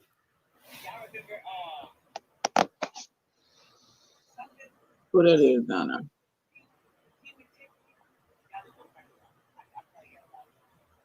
Oh, Courtney. Quick. She look at her. What? Oh, she honey bunch. You know that I love you. She's on live Score Annie. You might have to refresh. That's what I'm talking about. Where there? Yeah, go. Hold on, Angel over there too. Look into the private chat. She just came on Score Annie. Okay. You might have to just refresh. Hey, Look into the private chat, Courtney. Okay. Welcome back, Courtney. Okay. You know YouTube be doing crazy stuff, Annie.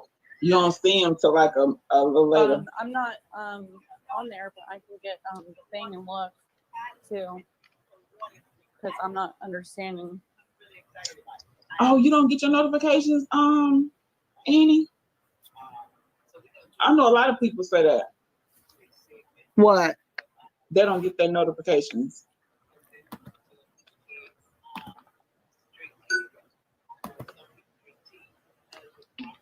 You know what? This little private chat thing is good. I like it.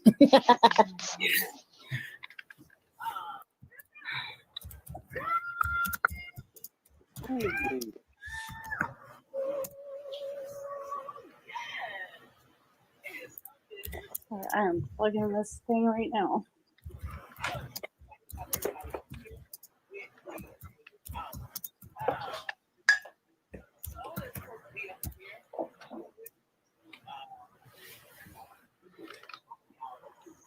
You all right?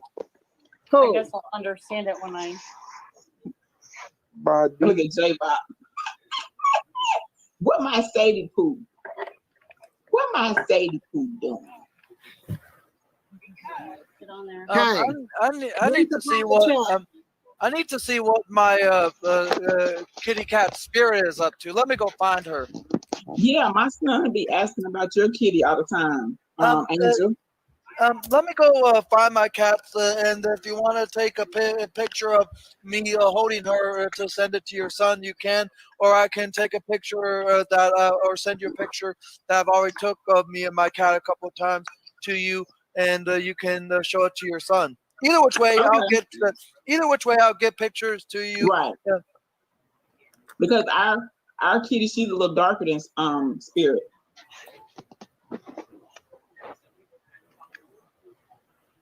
Hold on. Did Charlie say that? I'm waiting for this thing to load up so I can.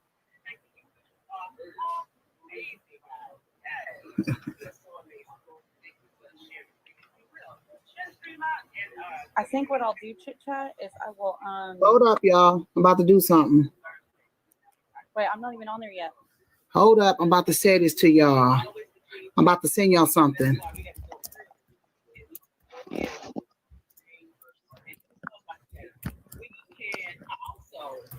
Denisha, check your Instagram. Lord Jesus. Your Facebook. Hold on, y'all. Hold on, real quick. This Lord, how let me adjust my knee. Girl, I might have to get up. I might have to get up and kick. Hey, Spirit. let me send you this real quick. Jay, Let me blow your mind real quick. Jay Bob, you in here? You see Spirit? Are you still here, J Bob? Spirit is right in my hands. You know what that means, right? She do like Sadie do. She'll let you hold her, but then she be Look, y'all, fighting. hold on, y'all. I'm sending it over.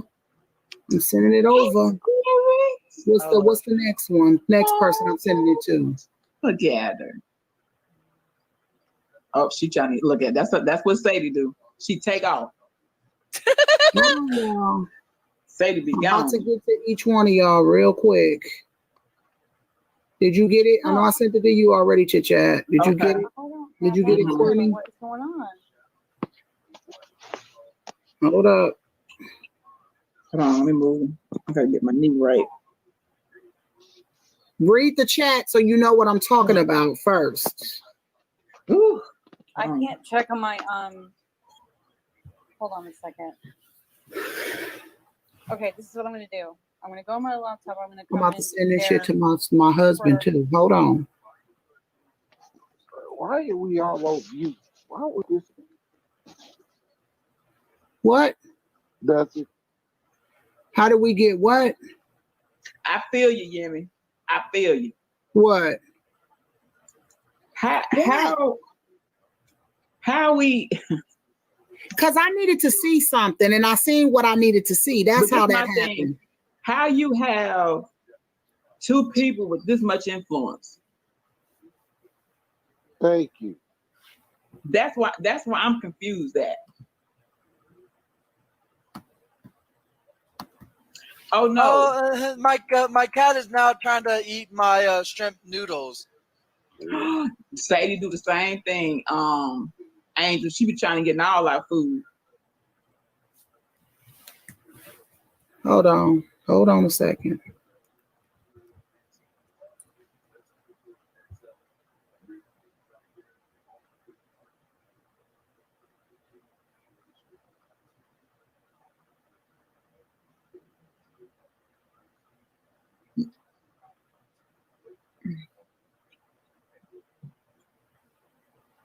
I need some water after this.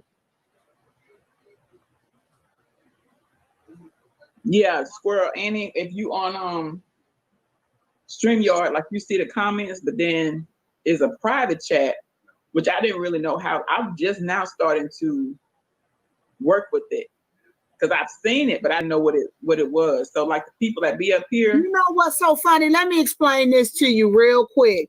People need to stop inserting themselves in other people's shit, period. If it ain't, I'm so sorry. Ooh. You good? I'm sorry, Chit-Chat. No, I really do apologize. I'm so serious because I forgot we on your live. But people need to stop inserting themselves into other people's stuff. Nobody don't have a problem with you. You need to just let it be what it is. Period. You get what I'm saying? Mm-hmm. People inserting themselves in somebody. She said, can you drop the link? I got her. People inserting themselves in other people's problems is ridiculous to me.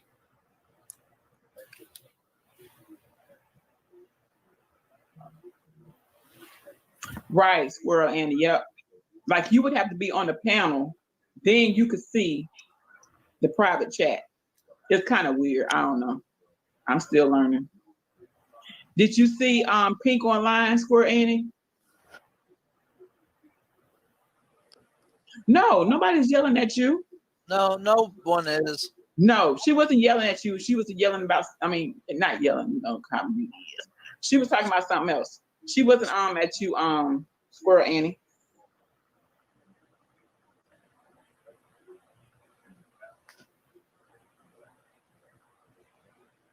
Oh.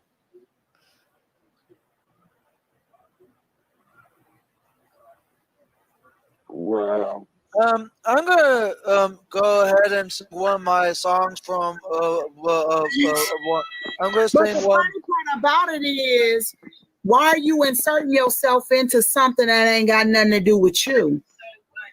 Okay, Squirrel Annie, go Nobody see if you said can nothing see her against live you. This is now. the funny part She about didn't it. get If the ain't nobody notification. said nothing against you or hurt you in any kind of way, why are you stepping in and saying anything? This was all a whole thing that went down because a few people mentioned how individuals have hurt them, but yet y'all don't see the hurt people. Y'all don't see the hurt people. Yeah, Squirrel Annie, yeah. You got to be on the panel. And you looking at the people that have been hurt, and you look past them and go and take sides with the people that been hurting folks. It's just crazy to me.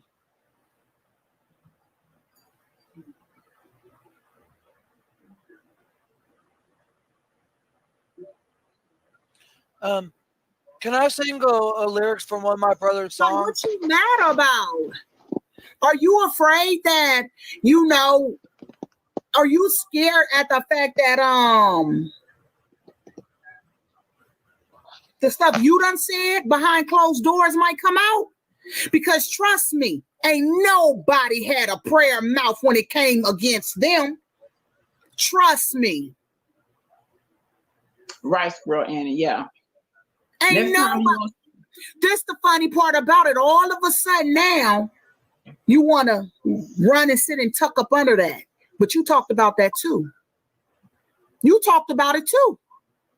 How about that one? See, the difference in you doing it and everybody else speaking about it is the fact that everybody else just basically spoke their truth and they hurt. But see, when you did it, you was being malicious. But now you want to, like they say, you throw a rock and you hide your hand. Christy was the last person Why? that came in and I didn't say it. Why? Why? I Did you have? told you. But I Did you have, have a wrench, Courtney? yeah, I had a wrench, but I still have my membership. It's not over yet. Oh, okay. That's Okay. why mine's showing up. Yeah, it takes a month for you to get your membership completed. Yeah, it takes a little while. Because your membership is paid by the month, and when you cancel in the midst, it'll expire when the expiration date of that month comes around. Yeah. You'll still have a few more days. I mean, and I'll be right back. I don't have mine. I think mine's already done expired, and maybe that's why mine's got taken. But it wasn't like that because I was actually going to renew mine's. My husband been telling me to let let that go. But I was going to do it still out of support. I just noticed it's gone. Now, one time did I ever say I was going to stop it, but because I felt like, look, you ain't got nothing to do with this. I'm thinking you on mutual ground. So I played it on as to where it's on mutual grounds. But now I see that's not what it is. Because it wasn't that I did it maliciously. I just have been working on my channel and haven't had time to be everywhere trying to sit on everybody else's channel, unlike Angel. Unlike Angel, he can do all that. I can't. I don't have, see, Angel's younger than me. He got the energy to do all that. I don't. Hey, Angel's a single man. I'm a married woman. I got to also spend time with my husband. So I don't have time to keep constantly trying to hop around everywhere. It's a lot. It's a lot to try to do. It's a whole lot. Because when you have a family, and I would understand this because I see my sister go through it. If I had a family of my own, wouldn't be able to hop around because I would have to take care of the kids and Right. help my wife Yeah. if I had a family. And I already understand that. Because when you have a busy life where you have your own family to take care of, people don't see that. They think that you'll be there all the time. Unlike me, Right. I don't. I'm not like everyone else. And do I want to find a love of my life? Yes, I do. But what? What's up, Mike Hey, 2.0? hey, Mike. Hey, Kid Wonder, Life of Wonder. Welcome.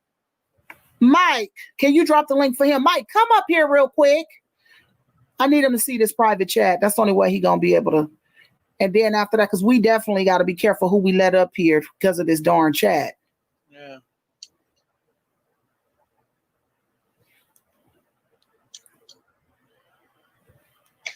Dude. Mike, that link can come up real quick if you can.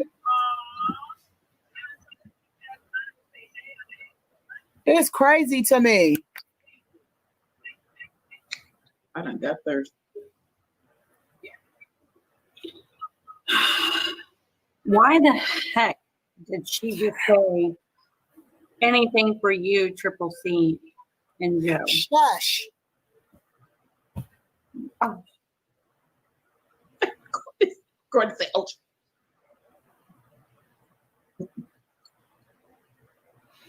sorry. oh, okay.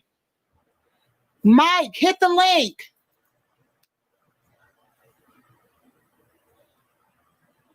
Hit the link, hit the link, hit the link. Mm. See, now, oh Lord, I done got snacky now. Lord, my nerve. Need my little thingy. No, I may not need that. Okay, Denny coming up. Denisha coming up. But I picked her up. Yes. You'll see the black pepper on your tan carpet. What? Hey, Denisha. Hey, Denisha. Hey, babies, how are you? Hey, Good. Denisha, how are you? Look, all I know is I want to see this freaking chat because I know exactly what the heck's going on. She knows. She Yolanda, knows you know from I know. way back when. Yolanda, you know I know because we've had some conversations. Me and you go back a little bit. And we've experienced the ugliness. Yes, Both of us. we have. We've both been blacklisted. Yep. We both have. Yep. Other concerns are real. That's why it should have been instead of it. I was told the other day that I flipped the script because I still hang out with Yolanda. What to do about Wait, mute your TV. Denise, turn your TV Hold down. on. I can't mute my TV, honey. Oh, okay. I'll mute myself. No, I'm not shutting down the tape, but there are. Wait, is it your TV? Uh-oh. Hey, just read the chat. Dang it, I wanted to hear I Denisha. know. Hey, living with hands.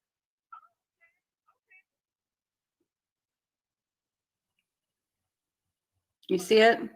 Yeah. I'm not worried about it, Courtney. Can you do that? I ain't worried about it. I'm not worried about that. Okay. You good. Well, I'm not worried about that. Denisha, can you change rooms, or maybe can you I know you might not be able to turn the TV off. Can you change rooms, because you know Denisha knows.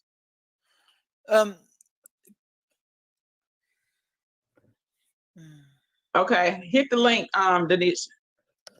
Okay, oh my goodness. I wanted to hear you, Denisha. We'll have to talk. Yimmy dropped too? Uh-oh. Yeah. Mike is backstage. I don't see Mike. Oh, Lord. I got you, Mike. Hey, Mike. Mike backstage just walking around, child.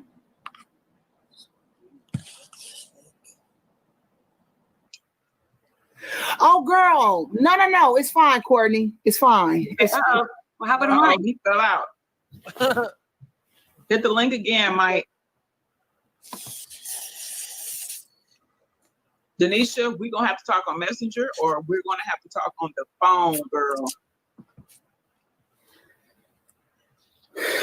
This is crazy to me. This is crazy to me.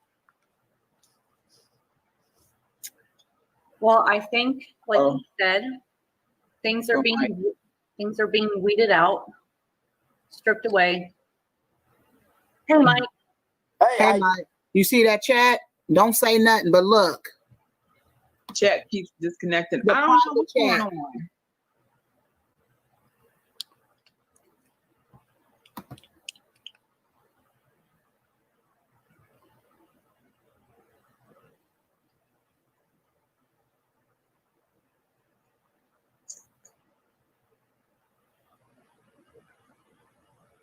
But hold on, I wish I could send you. Let me send you this through your Did Mike see it? He ain't seen nothing. But this got to do with him. Why that was said. Oh, okay. You know that, right? That's why that was said was because of him.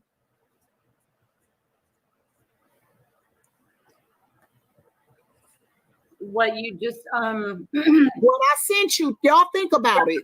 Yeah. Think about it. Why it was said.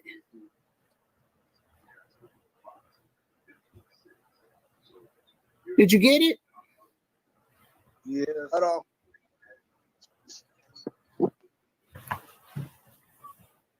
Hey, Uncle, you back? I'm not.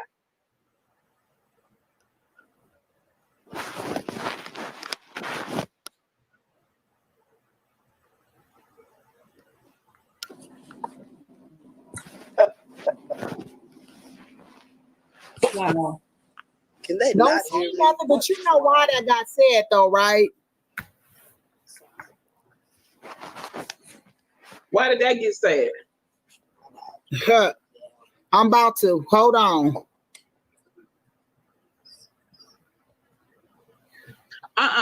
Squirrel, and it's not directed at you. I think it's StreamYard keep disconnecting chat.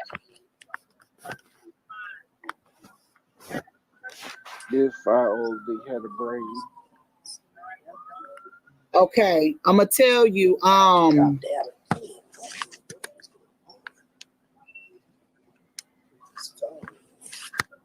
Did you see Pink live? Squirrel Annie, did it come up? That's why I'm going back to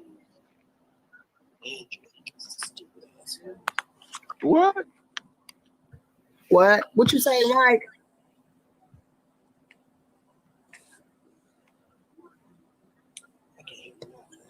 Wow.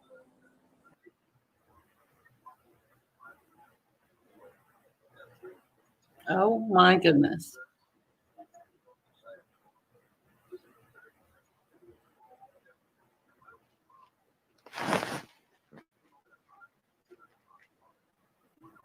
Oh, okay, Squirrel Annie. Okay.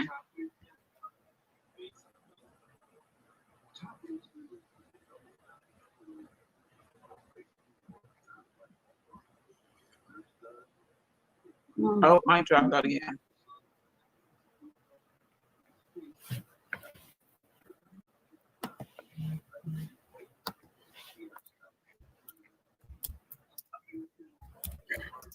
Okay, hold on a second.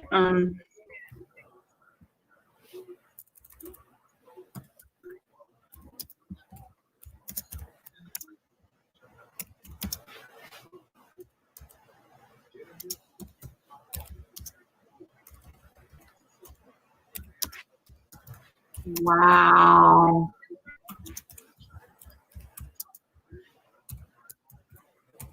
Oh my goodness.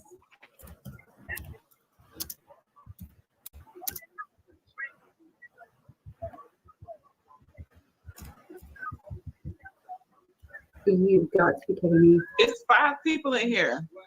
Annie, I think. You have got to be kidding me. Oh my God.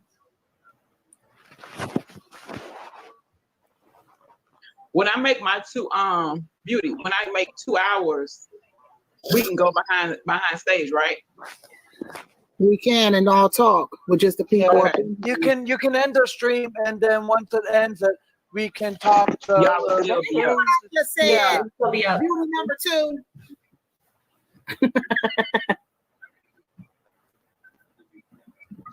Oh my god.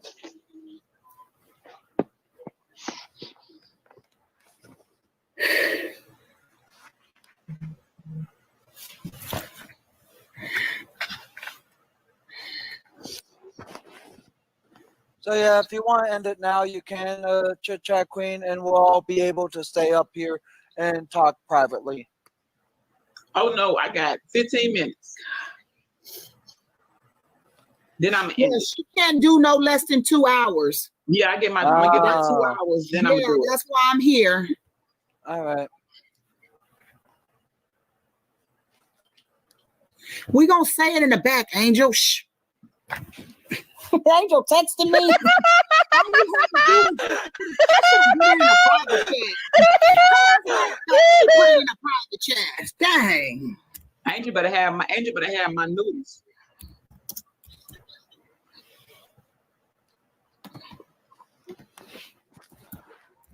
I know Yenny be like, I know dang on well. We don't have all this in the sports sector. Y'all be on top of things, huh? We don't. Now go look, Angel. Since you gotta know so bad, we was gonna talk about it in a minute, but there you go. I put it in there. No. Why? He ain't about to. You better not talk loud. Wait, Angel. Where Angel? Mute Angel. You might. Angel might say something. What, like I did? No. No. Girl, you think I'm worried about you saying Triple C and Joe? Who? Lance. Okay. Oh Lord, my mic. I don't feel nobody but God. Okay. Girl, thank you. I don't feel nobody but God. So, I feel good too. I muted myself. Angel, I can't talk to you. You got spirits attached to you. Right? That's what people were trying to say. That's crazy. I mean, what's that mean? I don't know what that means. I mean, everybody trying to be holy. You have got to be kidding me. Oh my gosh. 13 minutes, y'all. I'm gonna be quiet until we go backstage and talk. Me too. No more mess. This is crazy. Mike need to hit that link so he can come up too. I'm gonna tell you just like this. I know who my real true blue family is, and I mean it. God has a way of showing you. You sometimes gotta go through the bumps and the bruises and all the pain to get to. You do. You got to go through the bumps and the bruises and all the pain to get down to where God really wants you to be. I mean, it's funny that it sounds like I'm like taking the bumps and the bruises of all the pain, but you. I'm sick of y'all. Hold on. I'm sick of y'all. I knew he was coming back. This is what makes what we do fun, because at the end of the day, we can get serious, but we got to also make sure we bring some fun and laughter into all of this. Yeah. Because this here, this is crazy. This is nothing but the work of the enemy that wants to see us pour down, and we got to learn to stick together. You got to remember, the devils, they come like legions. They come as legions. Let me tell you something. Let me just say this. Stop adding the enemy into this. He sit up there by this business saying, I ain't had nothing to do with that crap. That's them. They said it. Why can't I? I'm saying it. I'm putting it right back on them. Because I'm telling you the truth. They talking. I'm telling you the truth. A lot of times it's people. It's our nature. We are utterly wicked all the day long. And so when you put yourself in the situation, listen, they know what they did to that boy. They didn't have to take that gift. They didn't have to give him his address. They didn't have to do any of that, but they chose to do it. They didn't have to start that GoFundMe account for a car. Mike, They you didn't have need to to do hit all that that. link. We about to end in 10 minutes, y'all. And I need my mic up here. Sorry. Denisha and Mike gonna hit that link when I hit, because I got 10 more minutes. By the way, I got my sheets over my head so I don't say a peep. Hey, sure. You Did he got say 10 he minutes got to be quiet. I'm about to go use the bathroom. Did he say he got his feet over his head? No, He said sheets. Oh. over my head. Annie wants to know if she can come up too. Oh, I didn't see that. I know she said that the chat is disconnecting on her. And I was telling her that it's probably StreamYard. Yeah, probably is. Let me unplug my phone. I don't know if that is, oh, I don't want to mess nothing up. Sometimes when I mess with that, my sound will go. Mike is there. Oh, I don't see Mike. He wants to stay back. So he's there. He just wants to stay back. I got 9 minutes. So when I drop that link, Mike and Denisha hit that link. And then I'm gonna be done. So I have my 2 hours.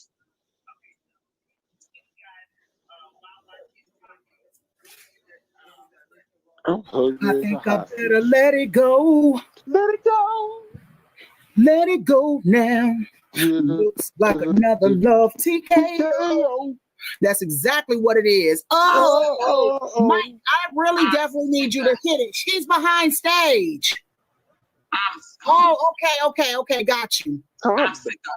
You seen it? I continue to move. The private chat. Just look at the private chat. Don't do nothing. Just go straight to the private chat. That's all you got to do. Okay. All right. Got you. All right.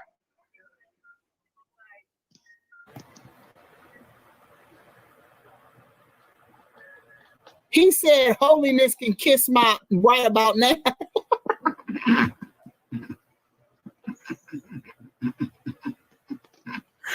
We know you're not talking about the Lord because that's the only thing that's holy. But I know what you're talking about.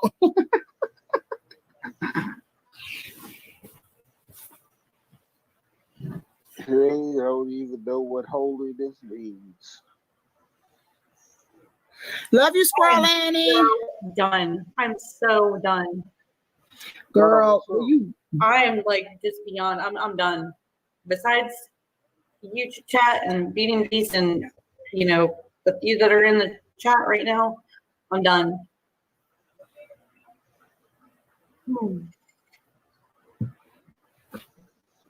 Courtney. I'm gonna need you to stay calm until we get backstage. I am. I'm gonna mute myself, okay?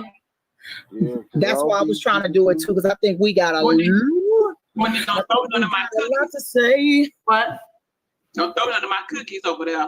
Can somebody order me some food? I don't even have any cookies. That's how I am so desperate for junk food right now. I haven't. Girl, me too, girl. And I don't got nothing on. I haven't had a cookie in 3 weeks, and I am dying.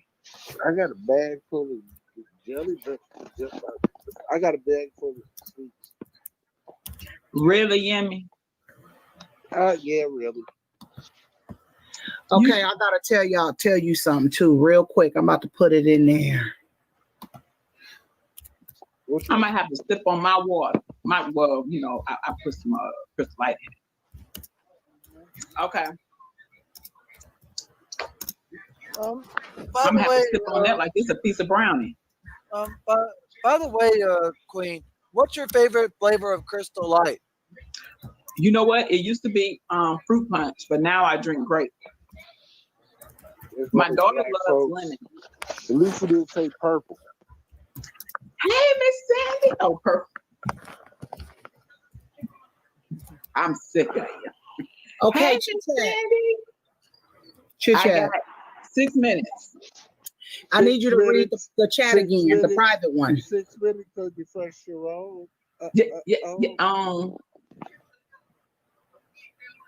Right.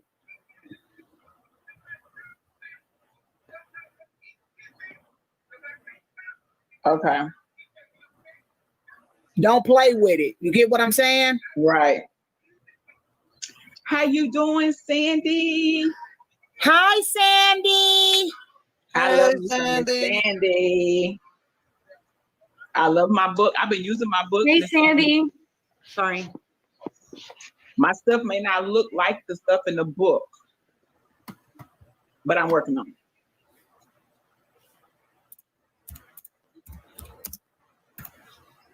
Did that joke say, I'll do anything? What? What are you talking about? You sounded Anything. like Ray Charles. That's who I was. You sound just like him too. I Y'all don't know. forget to hit the thumbs up for your girl. Hit the thumbs up, the thumbs up.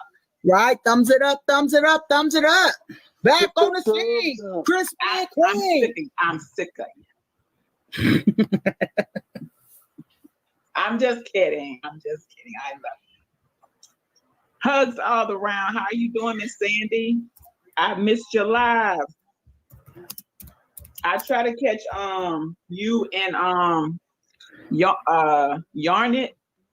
What's her name? I can't remember her name. But she comes on after you. I know. I replied back, Squirrel. I said I love you too. Hey, Beauty.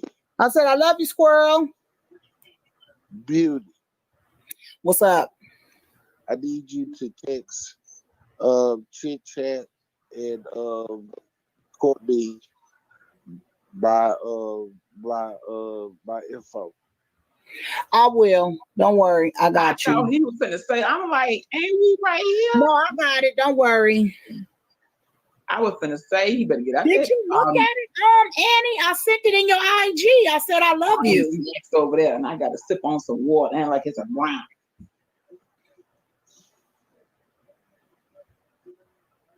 My dogs, I know they mad at me talking about daddy don't come outside but twice a day. Oh, And I'm he getting won't some let wine us now. come in.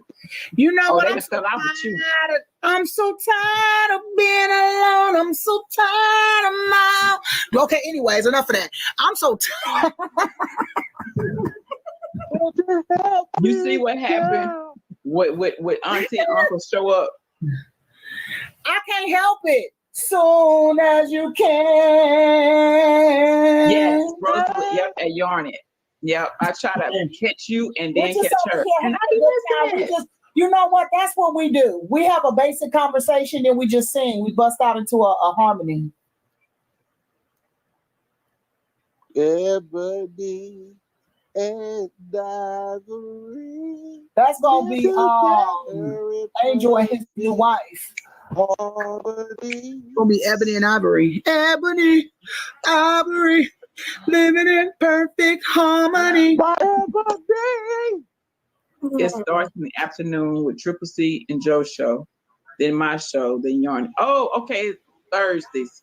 Okay, Thursdays, because they do the okay. My show, then Yarn it, Mimi. Okay. There ain't the word most high. Got you, Miss Sandy. If y'all don't look at this private, Denisha.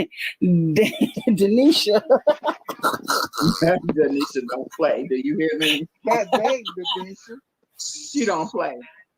We got 2 minutes. Yeah. I'm gonna be getting hours, Miss Sandy. I'm trying to come on 2 hours per day. We got to. I don't know if I feel like messing with you for 2 hours a day. Let me tell you something. I'm ready to Pastor Kavasi. Yeah. Ain't gonna be right up here, Yemi. Hold on. I got 2 minutes. I got 1 minute. Let me go grab me a glass of wine. As long as you promise to change your shirt. Shut up. I'm gonna give me a glass of wine. I'm so sick of it.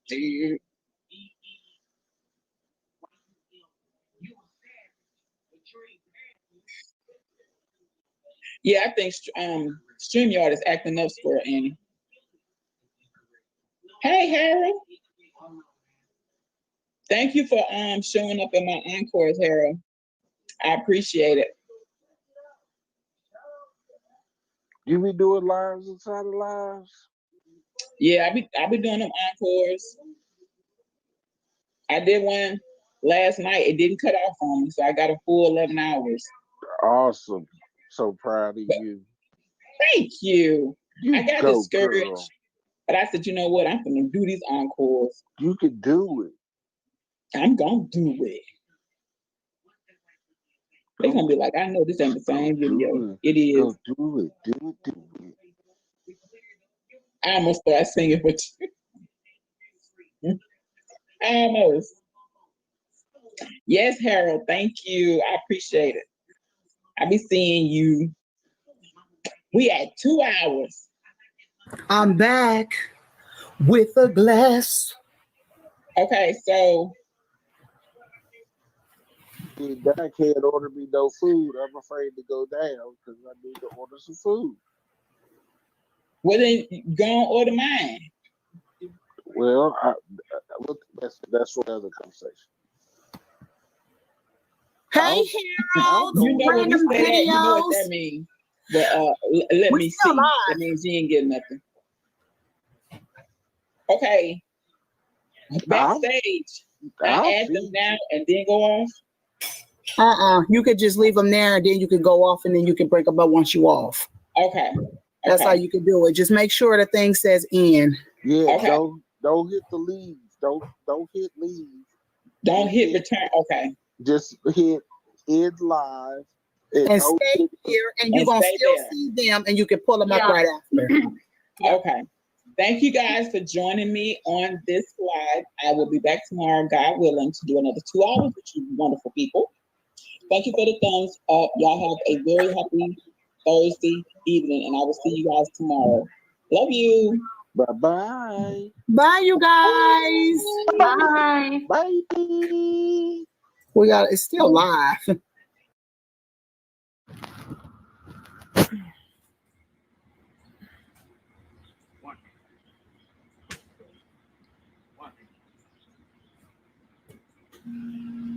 Hey y'all, hey y'all, hey y'all, hey y'all. I don't know if y'all can hear me.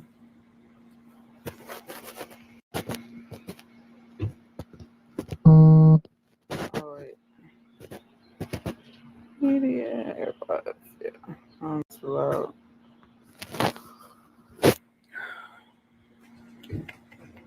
Oh crap. I tried to get one. Hello. I don't know. I see one person. I'm trying to be not so like in your face.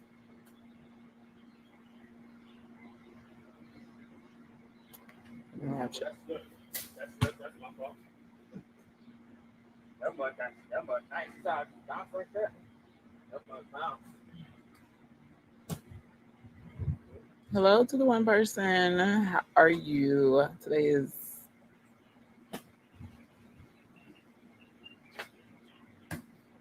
Monday. Today is Monday. I'm outside. It's a pretty day. Hey, beauty. Girl, my Encore went crazy. Went freaking crazy.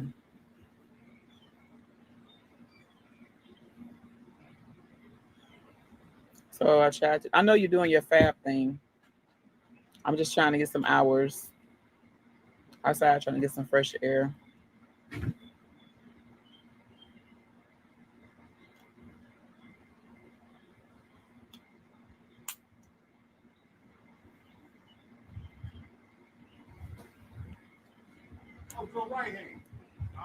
Nobody's on.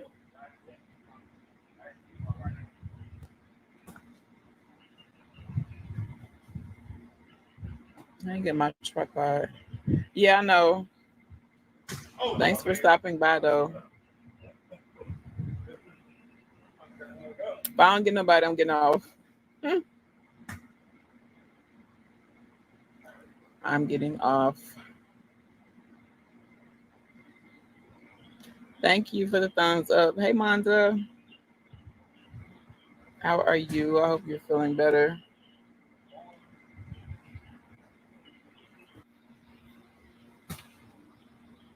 Girl, the thing just cut off. Oh my gosh. No, Well, I'm praying for you, Manda. I am so frustrated.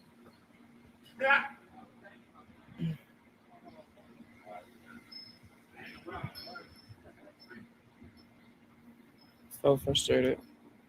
I think I might get my tripod.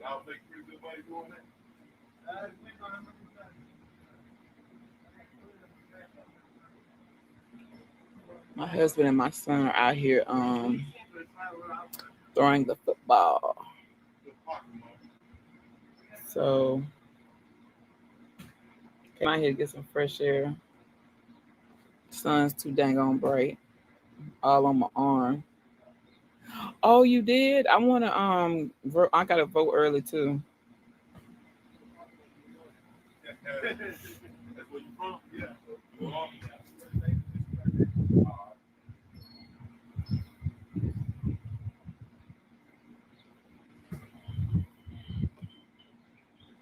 I need to get my my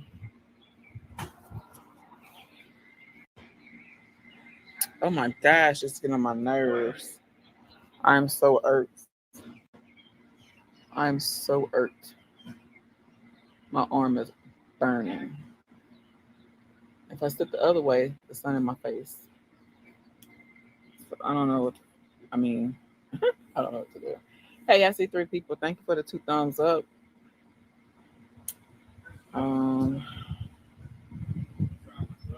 I don't know why I didn't bring my shirt forward. Feels good out here though. It's a nice breeze. I can show you guys. I don't know who's all in here. Show you. Hold on. See the beautiful day? That's my husband. Hey, Vern. Yeah, it cut off on me. And that's my son. I don't know if you can see him over there behind that tree. They're throwing the football. But it's a pretty day. Pretty day. My area.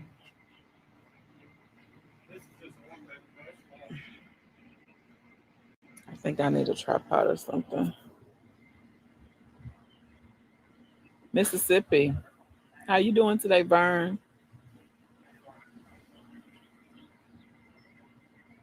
Trying to give me my watch time hours, and you know when you get to the end and anything, it get frustrating. When you're pregnant and you get to the end, you done. So it's like I'm close, but it's frustrating.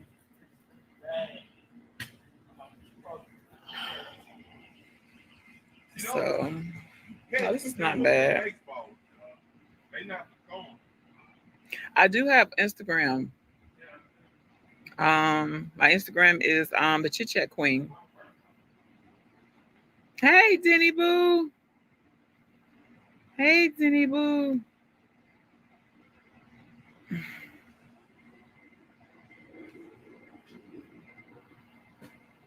Yep, I have.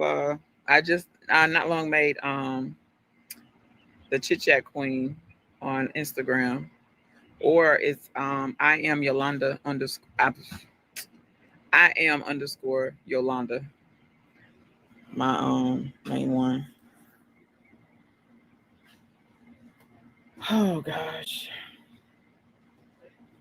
Thank y'all. 6 people. Oh, 7 people.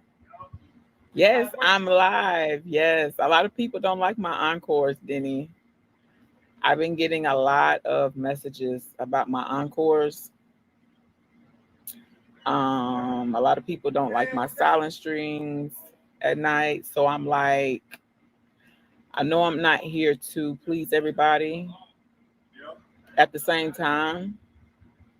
No, Manda. I still have I am underscore Yolanda, but I recently made my Instagram for my channel. So it's the Chit Chat Queen on Instagram. Hey Kiki. How you doing? Girl, I'm outside, girl.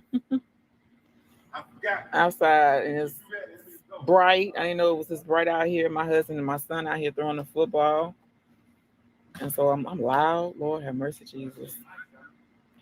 So I was like, oh, I'm gonna come out here and different scenery. Girl, thank you, Abandoned Boys, for sharing me out. I appreciate it so much. You know what? Like I said, I'm not here to please everybody. At the same time, I got to get my hours. But at the same time, I have to have support. You know what I'm saying? I got to have some people to show up. So I can do a million silent streams. I can do all these encores, but if I'm not getting people, it's not going to help my hours. So, hey, Abandoned Boys, how you doing? What's popping today on this beautiful, was it Monday? Put up a 20-minute video of a pet. What you mean, Vern?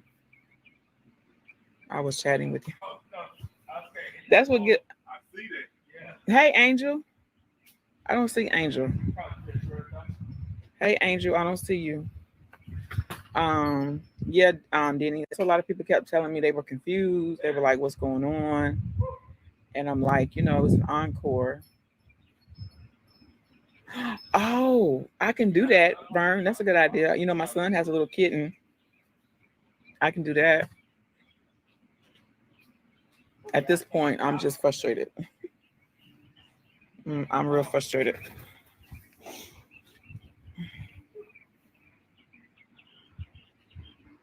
So I'm just trying to stay as positive as possible. I have a lot going on. Okay. Hey, Angel. Love you. I'm trying to stay as positive as possible. I have a lot of things going on, my personal life and just with me in general. And it's just a lot. And it's just, I don't love the encore either. I can help you with. Thank you so much, Vern. I appreciate it. Oh, you chatted? Y'all chatted for a bit. I try to explain it to everybody, but some people just, they like what they like, They like for me to come live. But, when it's all hell breaking loose in your, sometimes when all hell is breaking loose in your life, you just can't pop on live because you're not going to be your genuine self. I'm not one to do that. I can't come on here and just be fake because you're going to see it all in my face. You're going to be like, okay, she ain't into this. She just, but I'm like, well, shoot, is that what I need to do for my hours? Like, just come on here and just, that's a good thing. You have chatters that pay attention to you. You can do a premiere video. Yeah, I've never did a premiere, Burn. I've seen a lot of other people do them. I've never did one. Oh, that would, I think, that's my husband and y'all, don't worry about it. The premieres, it's like they're watching a video and we're all talking about it, right? That would have threw me off too. I would have did this here. Sorry if I look whatever. It's a whatever day. It's a whatever day. Hey, Tiana. How you doing? Welcome to my live.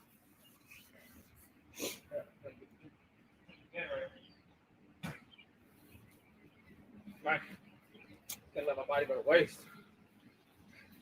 Are you going inside? Can you go in my room over there by the over there by my closet door and bring my tall tripod? Mm-hmm. Thank you. Where's Sadie at, Jazz? No. It's bright out here. I know. I'm gonna get my tripod and put it here. Bless you. Bless you. Still alive. Yep, I have 8 people. Thank y'all for the thumbs up. I was telling them, you know how some people don't like the encore, some people don't like the silent streams, and I can continue to do it, but if I don't have support, It's not going to be worth. It's like a waste of my electricity. Mm-hmm. You know, a lot of people want to see you live, but when you have a lot going on in your life, you just can't come on live all the time. Yeah. Yes, it's pre-recorded video you put up, but you are in the chat. Okay, I'm gonna try that. How you doing, Tiana?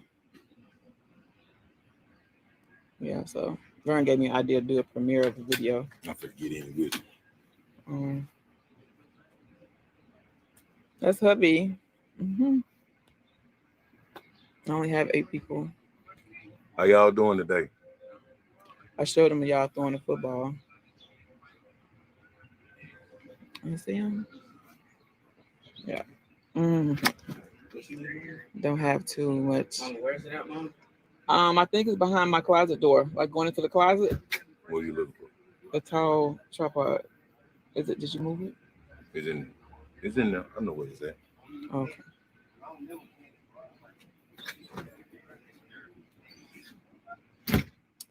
Don't have too much silent stream content. It may get. Yeah, that's what I heard too, Vern. So I stopped doing that. Tell your hubby this is daytime. Girl, he is a mess. Hey, 12. I'm sorry. Did I tell you? I know I spoke. How you doing, 12? I hope you're having a good Monday. Hey, Keisha Boo, how you doing? Oh, you're good. Oh, wait, what? Here. I gotta get back working out. You're thrown off, son. Gotta get back working out. Yeah.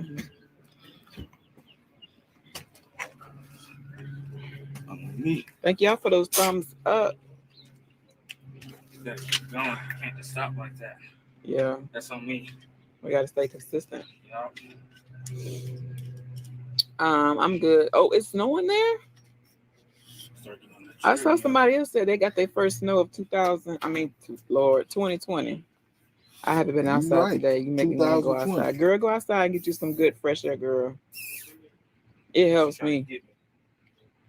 I think turn it sideways, right? Mm-hmm. She hitting I the think window. you gotta go down. Mm-hmm. She hitting the window. Because I'm gonna hold it straight up. Yeah. Yeah, she hitting the paw. She hitting the window with a paw. It's snowing. What? Yep.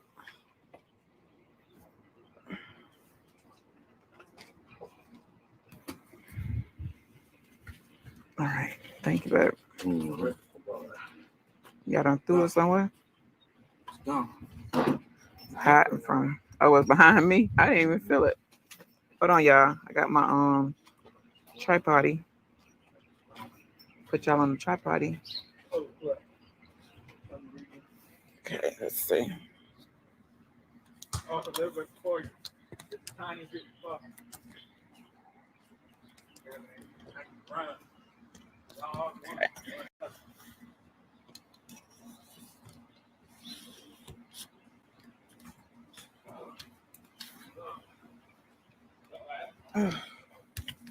It's like it's sitting right, y'all. There we go.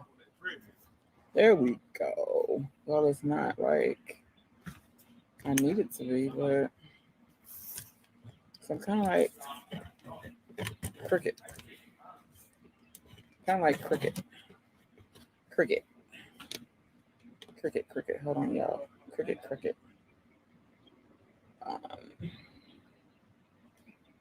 Portrait. See if we can take it up a notch. Y'all, so jacked up. I'm just so freaking over this technology stuff, y'all. Hold on, y'all. I'm still here. I'm still can talk. Trying to get my little thingy right.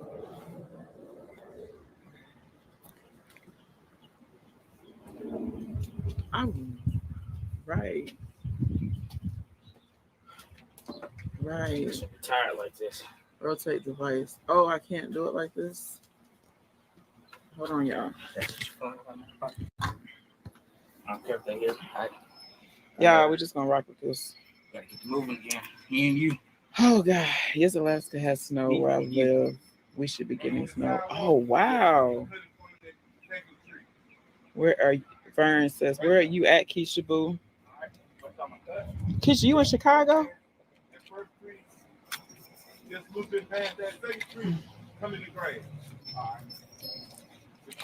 I know somebody else. They were I can't remember where they was at.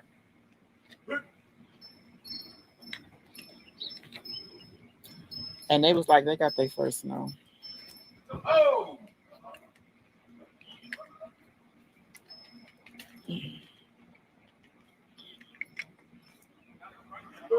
Oh. Oh, I think I got it, y'all. Hold on.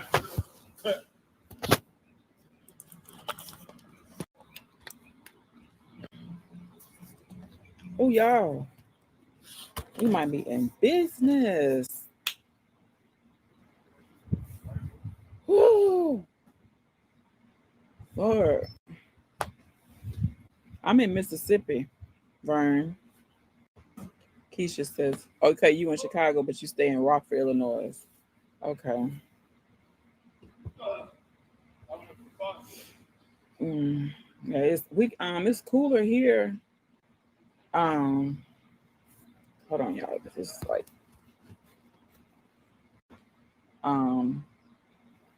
we get cooler. We have cool fronts. You upstate. Oh yeah. I have a friend lives in Canada and she I can't remember how many days ago she posted that, but she just got snow. She said, I don't know if I would be a snow person. I don't know. Whew. Thank y'all for them 10 thumbs up. I want as many thumbs as possible. Okay. Listen. I heard these thumbs help. I heard these thumbs help you. I don't know if I'm saying it right, Vern. Do you accept mail? I do. I do. Hit me up on message me on I don't have a PO box yet, so I have to give you my address. But I was hearing that, the lights help you kind of get you out there and stuff. And I'm like, you know what? I need some lights. I can send you a couple of boxes. Girl, don't send me no snow. Vern, don't send me no snow. Girl, if we get a snow flurry here, everything stop, girl. School out, girl. Stores closed, girl. They don't want nobody out. Girl, everything shut down, girl. A snow flurry. Girl, I can't do it.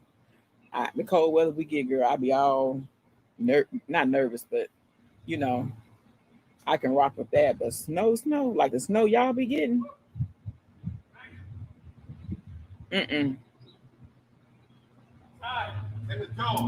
I wouldn't make it.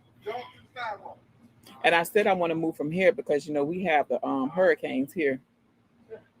But I'm used to that. Like people that's probably used to the snow don't want to come here because of the storms. But that sun easing up, y'all. Thank you, God. It's not beaming on me. Because your girl was getting hot. Your girl was getting hot. My husband's talking about barbecuing. Sounds good. But yeah. I'm gonna stay probably a good hour, hopefully. They're gonna be out here throwing the football. So I'm gonna try to stay an hour. Maybe. And then come back later another hour. Hold on, that big motherfucker. Y'all excuse my husband.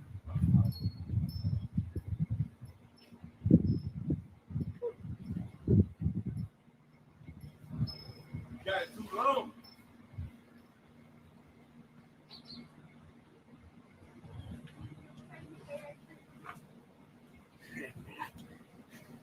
Oh my God. I'll turn my lungs out. I think he's gonna take it. Hey, 78 Sound, how you doing? Are you taking it with? Welcome. Hi, Kiki. You back? You at work, huh, Kiki? Let him breathe. So I said, sorry. If y'all hear somebody breathing, that's my son. He's taking a break. How you doing today, Danny girl? Hey, how you doing? It's crazy. You should brought me something to drink, child. It's warm out here. It's a beautiful outside over there. It is. I thought you were, Kiki. It is. It's a beautiful day. All is well. Thank you, Lord. Gotta get better. You just got to work yourself back up. See what I'm saying? Yeah. What's the temperature, babe? You think? There's something right on my about head. 70 something. Yeah. But when you sitting in the sun, it's hotter. I was about to be inside. But it seemed like it's easing up now. Man, The sun gonna be back that way, so around about 5. Yeah, it'll be much nicer. I might come back out towards the evening time. It feels good now. It's a nice breeze. Ooh, I know what you do. What? Just going out there. Later on, we'll go on the beach. And you set that tripod up Yeah. and face that joker toward the water. Did you just say something about barbecue? Yep. So when you gonna do that then? I didn't say you do it today. I'm to my I would say Thursday. So I think there's another cool front running through. Oh, that'd be nice. yeah, while you doing that, we'll be fishing. I think Thursday. I think yeah. Excuse me. I can't remember. Yes, Jenny, I miss you. What was that? So tomorrow I'm gonna get up at 10 o'clock a.m. I'm going to the gym. Stretch before you do anything. Yeah. You're gonna be sober. It was 52 degrees this morning when I got up, shaking my head. So enjoy the sun. We've had our cool mornings too, Kiki.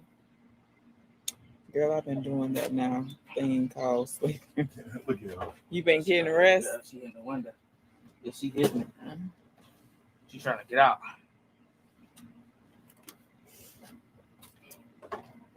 You need rest, girl. Rest helps. You got a cramp? No, I'm good. I was going to say, turn the camera off. We can get you inside the house. You got a cramp. No, I don't got a cramp yet. Good. All right. Rest helps your mind, helps your body, helps your spirit, helps all that. Get you good rest.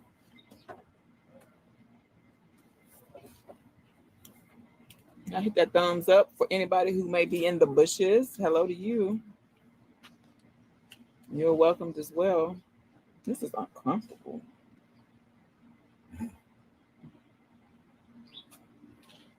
Well, send some my way, Denny. I need it.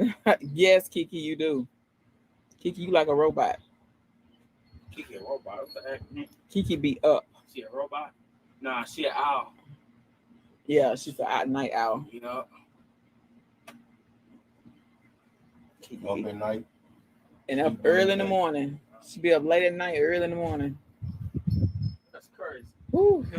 As I said, she was like 6 o'clock. 6 o'clock. I might as well just stayed up. Oh, I'm not on live chat. Oh, sorry.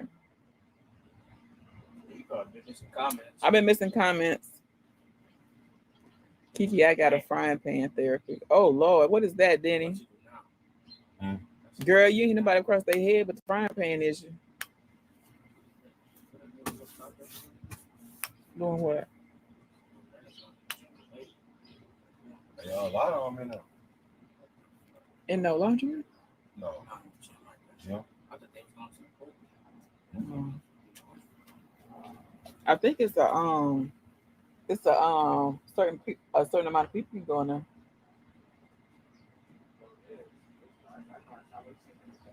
I think it's on a sign. It's a sign, I think, or something.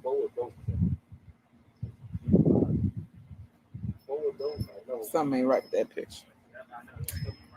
She sleep though. How's work going, Kiki? Okay. They're going to be nosy, y'all. Thank you.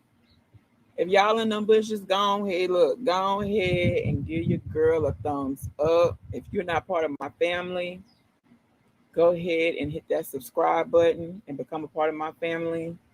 I am growing, but it's gonna be popping over here. I got some things coming. Like I said, I'm very close to being monetized, so that steps you up a notch. So I'm going to be adding some new things to my channel besides my chit chats and stuff like that. Hey, Nana Hands. Yes, I'm out here, girl. Miss Nana Hands, I'm out here. Ain't no encore. Kiki, I love you. You can't. I can't do that to you. I'm buried in paperwork. Got 4 piles. Oh Lord, Kiki. Girl, not 4 piles. Girl, knock it down as you can, girl, and let the rest worry about tomorrow. That's my saying. I'll do what I can today. And tomorrow, worry about the rest. Oh, I thought my phone was going to fall. Oh, it feels so much better out here. How you doing, Nana Hands? Good to see you.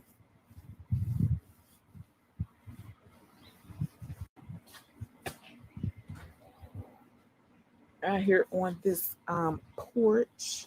Hey, one virtuous woman. No, I said I'm out here on the porch. Oh, I thought you said Twitch. How you doing? I was gonna say, what you know about Twitch? Good to see you. I hope all is well, one virtuous woman. I hope it's getting better. Nana Hands, you still in the bed. Girl. Now you know. I'm jealous on that level. I can't be in the bed though.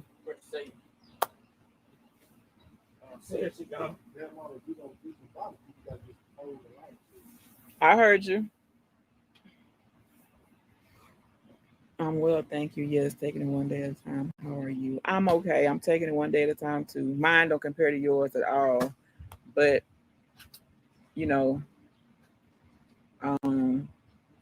any difficult situation is one day at a time. But I'm praying for you. I think this is your first time on my live, but I've heard of you from Joe and Dana, even before the fires and everything. So it's a blessing to see you. Move over, Nana. I'm coming too. It's been 24 hours. That bug had me by the ankle. No, Nana Hands. Keisha Boo, I'm still here.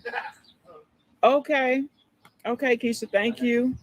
You're welcome, one virtuous woman. Hey, living your best life. How you doing? Good to see you. Yes, definitely praying. Prayers don't expire. And God hears prayers. And what you lost, he will certainly replace with something better. Great. It's good to see you.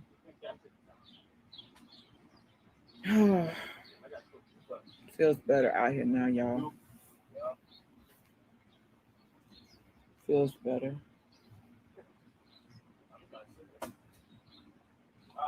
You have to be nosy, just look around. I watch all my surroundings. Yes. I feel better now. Yes. Prayers to you, Nana, as well. There's so much going on. So much going on in the world, and then so much going on in your personal life. It's just, the soul is heavy. This is a heavy season. But God is in control. That's what I remember. I always say that to myself. God is in control. God is in control. It's gonna get better.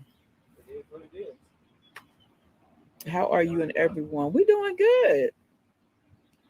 We're doing good. You know, we out here chilling. Well, I'm sorry, like me. We on here chilling is what I meant to say. Don't know why the fevers are coming like that. Only Tylenol keeps them down. They got me drinking Pedialyte. These adult kids hovering over me. They better hover. Is it hover or hoover? You know what I mean. Let them. That Pedialyte some good stuff. That Pedialyte is really good. You lay right there, and then you let them hover. What's it, hoover? You know what I mean. I'm enjoying the rain. Oh, I like the rain too. We ain't got no rain in a minute. Good. How are you?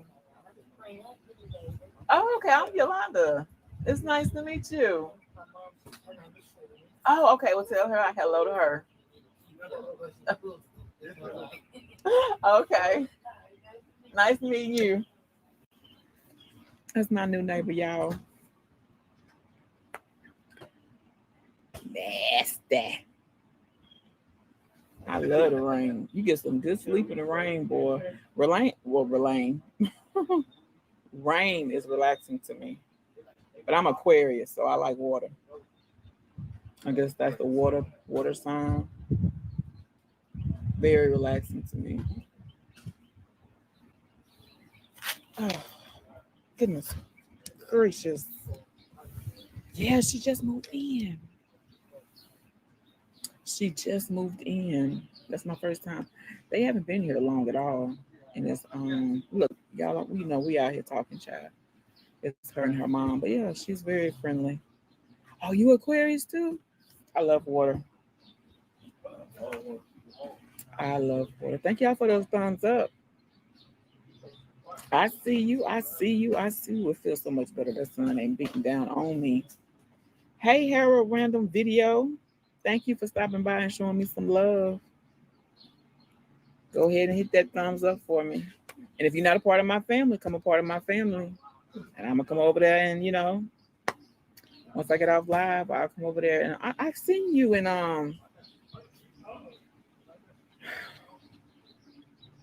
I've seen you somewhere before, Harold. You're a Libra? Oh, I'm January 26th. You're a Libra? What's Libras? Libras. Is it Libra season now? How about at Dad? Every time I look up, he's looking at me. I guess he's trying to see if I'm still. Dad better look. Dad better keep post.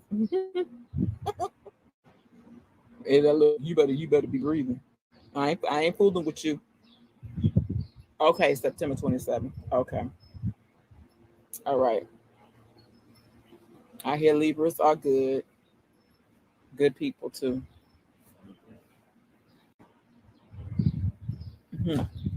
Hey, Las Vegas Ann, how are you? Yes, my birthday is the same day as Anita Baker. Yep. I think that's why I love me some Anita Baker.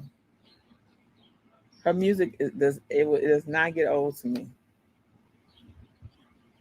Hey, King.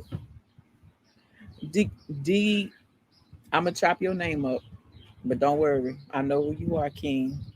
D Quaylen. How you doing? You're January 24th. All these January babies. At least he ain't put the mirror to your nose, right? Caught up in the rapture of love. That's one of my favorites. Hey, pretty girl. A kitten at the window.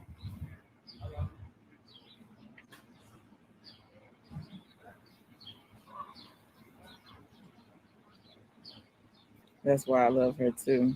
I'm good. You going listen. Dequaylen, if I'm saying it wrong, charge it to my mind, not my heart. But I know your name was King. I like your beats. You are a very talented young man. You keep pushing. You are very talented. I just stopped by to see you. I'm going to edit content now. Okay, thank you for stopping by. It was good to see you.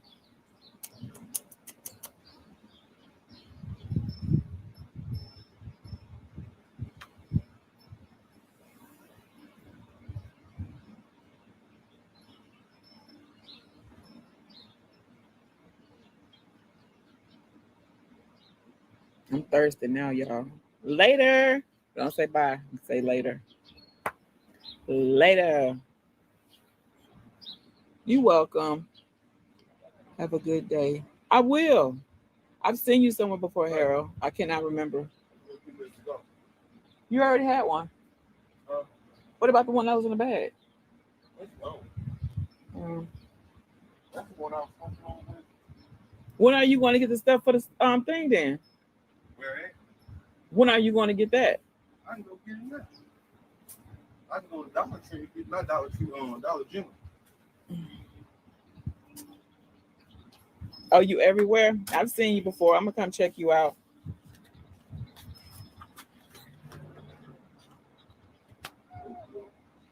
She came right here, Jay. She right here. She was just right here. Follow him. Yep. Yep, she knew she couldn't see that right there, so she came right there. I'm gonna go for an hour, then I'm gonna come back later. Like it out here?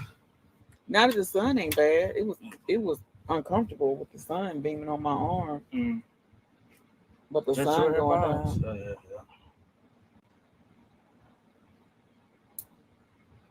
Yeah. We got 10 people in the building. How y'all doing? Yeah, outside smell. Can't stand that. Yolanda, girl, I want to see your mates when you get a chance. Oh yeah. I was about to say, I ain't. When I come back on later, I have what time is it? two. Oh crap! I have 2 blankets completed, and I have a corner to corner The sun's on my head. that I have to get another cake for to decrease it to finish it. And I started another corner to corner with the peach something, an anniversary cake. But I would definitely show you, ma'am. Oh, and I have a blanket I started with another cake. I need to try. I found a pattern I like. Driving my car around. Yeah. To make sure it looks like it's driven. It's not just spider webs on the car.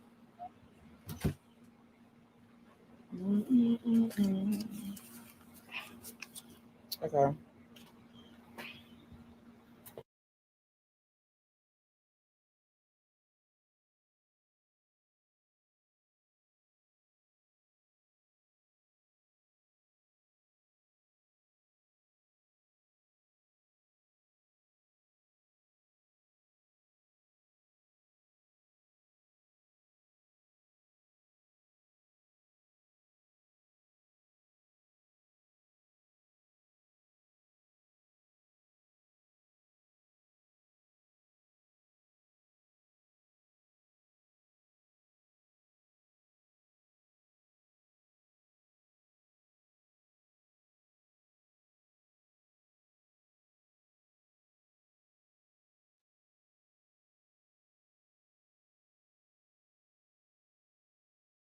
Crocheting like she's been doing that forever.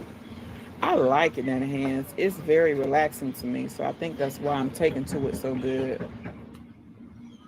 Shoot, grandma come to the Dollar General. Yeah, you could. I'm finna see. I need to stop him right now because he'll be gone. I know, he'll be gone. Well, you gonna stay out here? Yeah. I don't feel comfortable leaving you out here. I'll probably go inside. My son and my husband gonna go to the stove. What was I saying? Yes, it's very relaxing to me. It's almost, you know what? It's not almost. It's therapeutic. Don't y'all hate when lip gloss do that? I can't stand that. It's therapeutic for me.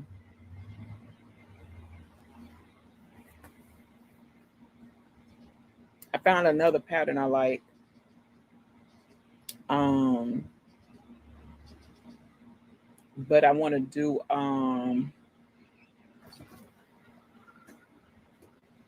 you heard him? General. He gonna drive grandma car, Dollar General. We're gonna stay out till we get back.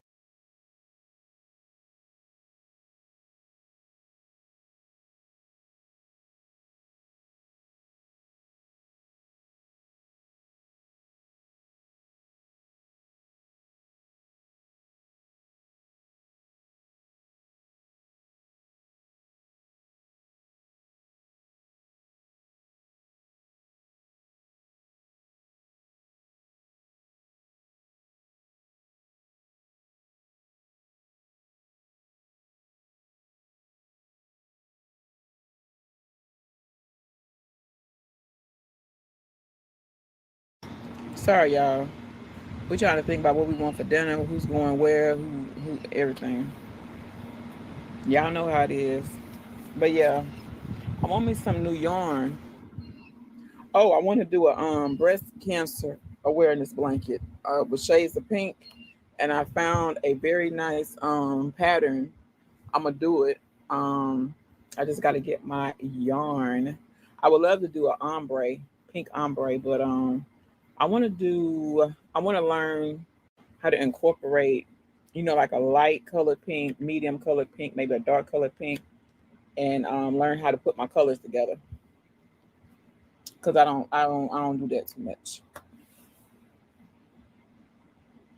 So I want to learn that, just to work with that a little bit more. Other than that, I still want to do a shawl. Still want to do. Are you ready for me? Okay. Y'all, hold on.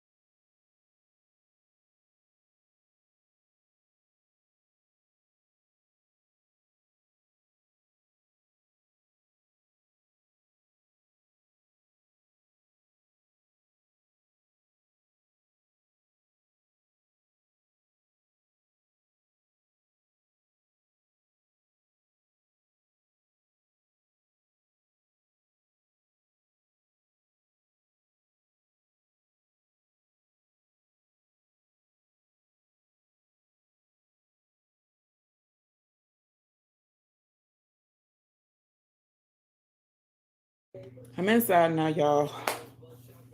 Woo. Okay. You feel better in here. Okay, now meet Emma. I had to get in. Whew. All right.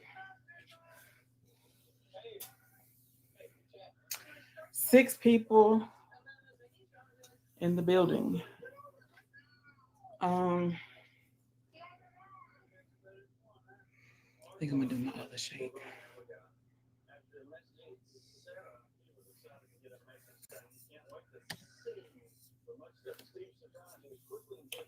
Okay, that's what I need. Wash, Jasmine. When you you know.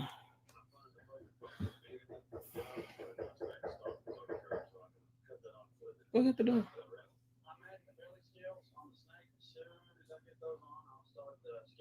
The heck got the key? So what's going on, y'all? I had to move locations. I got me some vitamin D. Is that from the sun? I think so. So I'm gonna go back outside later.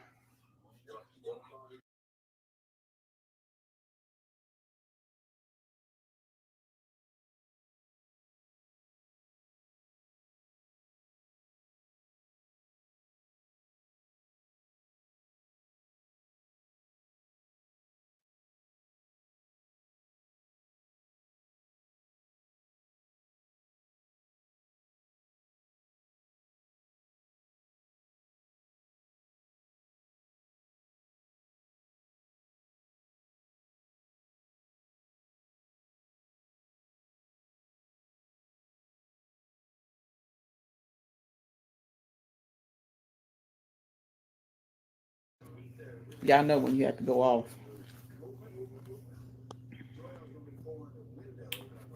Okay. I'm on the right chat. Yeah. Denny, you still in here? You still in here, girl? I was gonna get my son a mask. That's what I was showing y'all. I got like 1, 2. This one's just black. 3. Mask on deck. I was gonna give him a mask. Going to the store. No, ma'am. No. Come get this tissue. No, ma'am. Thank you. No, ma'am. Sadie. Get it. And get that other piece too. She tried to eat everything. No, ma'am. You're here? Okay.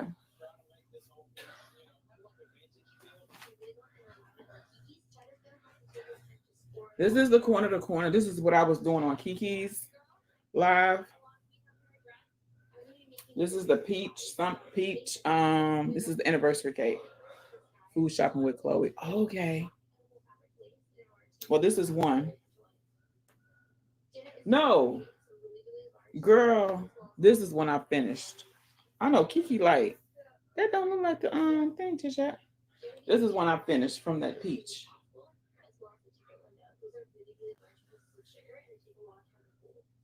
It's all right.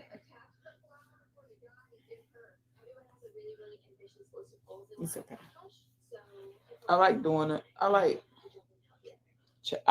challenging myself to try to keep going because I want to get better with my stitching and my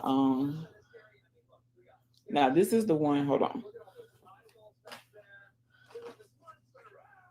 This is the big one. This is one. This is a whole anniversary cake. And this is what I have left.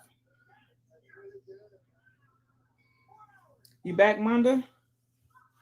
So this is the one I have to get another one of to decrease to finish.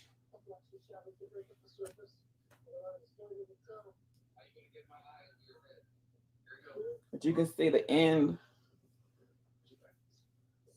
and all. It's pretty big too. It's really bigger than I thought. So I got to get one to finish it. Yes, thank you. Y'all hit that thumbs up for me. You know, I want to say something to the people in the bushes real quick. I appreciate y'all because let me tell you something. I be in the bushes too. You know, you go to somebody's live and for me sometimes, hey Miss Kim, thank you, Monda. How you doing, Miss Kim? Sometimes I can be over here doing something, you know, family wise, or I could be just crocheting and I'm in your, you know, so I know about being in the bushes. Being in the bushes is not always the negative. A lot of people who be like, I see you.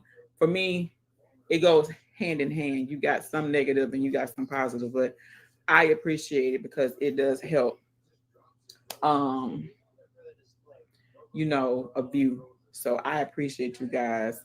I know sometimes if you at work or if you driving, like or like I said, cooking or something, you can't come in here and say anything, but I appreciate you. And the ones who just hear, on the flip, the negative, I appreciate you too because you may not care for me, you may not give a whole penny for me, but you still helping me with a view. So I appreciate that. Um I mean, it is what it is on here. But oh, Denny, Miss Yvonne, the family is doing well. How about you and your crew, Miss Kim? It's good to see you on this Monday. I love you too, Denny. Cut the lamp on for me, babe. Get it a bit better. Um, Denny I know Denny and Mom are familiar with Miss Yvonne. She sent me the most. Y'all remember when I first started crocheting, and I think I had said, I wanted a blanket or something like that. And Miss Yvonne was like, she would make me a blanket. So think about all the way from that time. I've had the blanket now probably a few days. It is beautiful. It is huge. So I'm going to make a video to try to show the whole blanket because when I tell you it's huge, I can't show you right here because it won't do it no justice. I mean, she has so many different patterns in the blanket. That's why I want to get my stitching up too. Like I want to get to where when I send you something, you're gonna be like, chit chat queen. What you doing? Oh, never mind.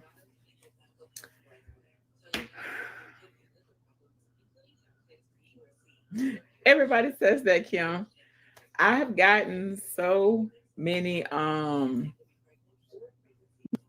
messages. They like, what is your encore? What is that? Or they're like, I was in there speaking and you didn't speak back. And I'm like, oh, it's an encore. They don't like silent live. So I'm like, I'm just going to come live as much as I can because like I said earlier when I first started, when life hits you, for me, some people can have hell breaking loose all around them and still come on this thing and like it's nothing. I ain't like that. When I have a lot of stuff going on, I tend to get quiet. You know what I'm saying? I can't come on here and play it off because you're going to see it in my face and you're going to be like, Chit Chat is not feeling this. Like something's going on with Chit Chat. So can't do it. I can't do it. But like I said, I'm very, very close to my 4,000 watch time hours. So I don't like to force anything either. I'm all about it being genuine. You know what I'm saying? I don't like to force anything.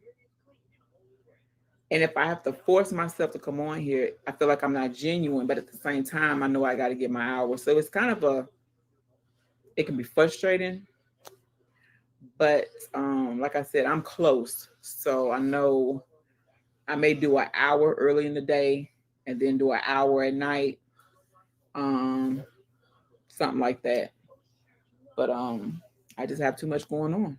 I just can't do it. I'm not gonna sit here and fake the funk, you know. It is what it is. Um, and yeah, Denny, I have a corner to corner in this right here too. That's what I did on Kiki's. I did a corner to corner. And this what do you need? Your clothes. Go ahead. Hold on, y'all.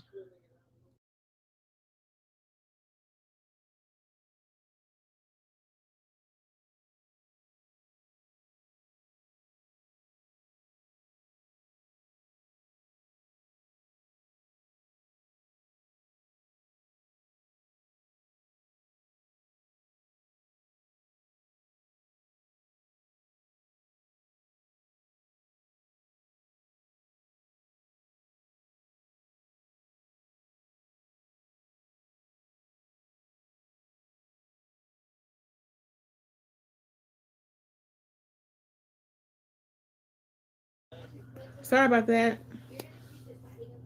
Yeah, it's called life. And um one thing for me on my channel, like I said, I'm not going to I ain't gonna force it, you know. That's just like uploading a video. Some days I feel like I want to upload 2 videos, you know, and then boom, something can happen. I'm not gonna upload a video and it's not what it needs to be, because everybody, you're gonna be able to tell because you're so used to seeing me, you know. So I said to myself, I mean, it's everybody has their own pace. We all running our own race. So I'm just gonna exactly Nana hands. And that's something else too. I want to come on here. I want to do a hey Paisley dispatcher. Hello, welcome. Um Make sure to hit the like button. And if you have not joined my family, go ahead and hit the subscribe button and join my family. It's beautiful over here. It's beautiful. That's just a disclaimer. But what was I saying? Hold on in hands. Yeah, I want to do a which I'm going to do soon. That's the truth. Good for you to honor your own pace. You know what, Michelle? Girl, somebody named Michelle talking about me. You know what, Kim? I have really been in a space of really just honoring my space and my you know, just me, you know. When you are a mother and a wife, you do so much for others. You're handling so much other stuff. You know, you can get lost. And I've really made it a point to, take time and really, say, okay, what's my happiness? What does that look like? I put that in one of my videos too. Um, and to really encourage myself to, I'm learning to meditate. I'm learning to meditate. And just to take time, and crocheting is something else I do that's therapeutic for me. I love it. It's relaxing. I love I told y'all before, I love the creative part of it. But just just taking time. Yep, totally agree to that. Totally. I was just about to say we sometimes get lost and yeah, you know. And hold on, y'all. I just thought about something. My husband calls. But yeah, so that's what I've been doing, because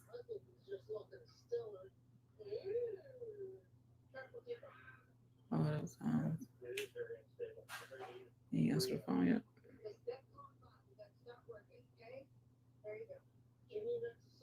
A lot of times we need to get caught up in what we want to do. Yep. Hello? You're trying to reach has a voicemail box. Oh. Hold on, y'all. I don't want him to call me because he'll knock me off.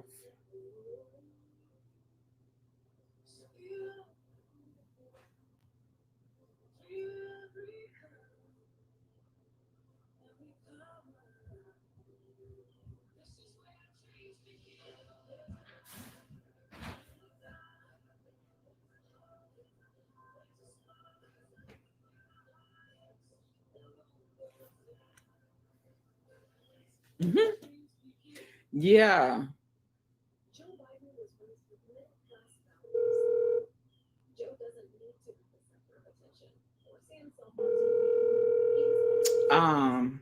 Thinking he gonna answer the phone. He gonna answer the phone.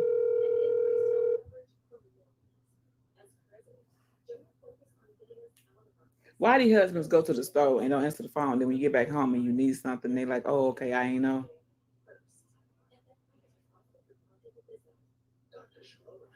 But yeah, I've been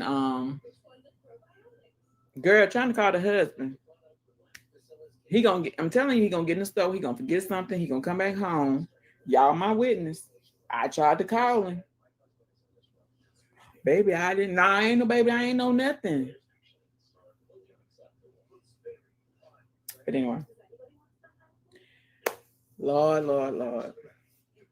But yes, it is so important for us to take time for ourselves because I know for me mentally it's a lot. It's a lot mentally.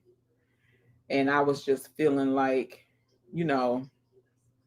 I do that because he would wait till I get there.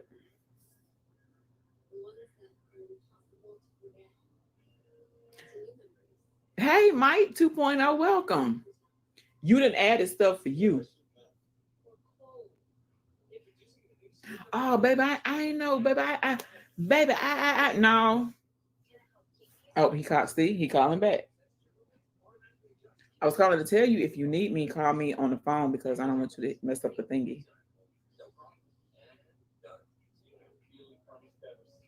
Why y'all didn't go to Walmart? Oh, okay.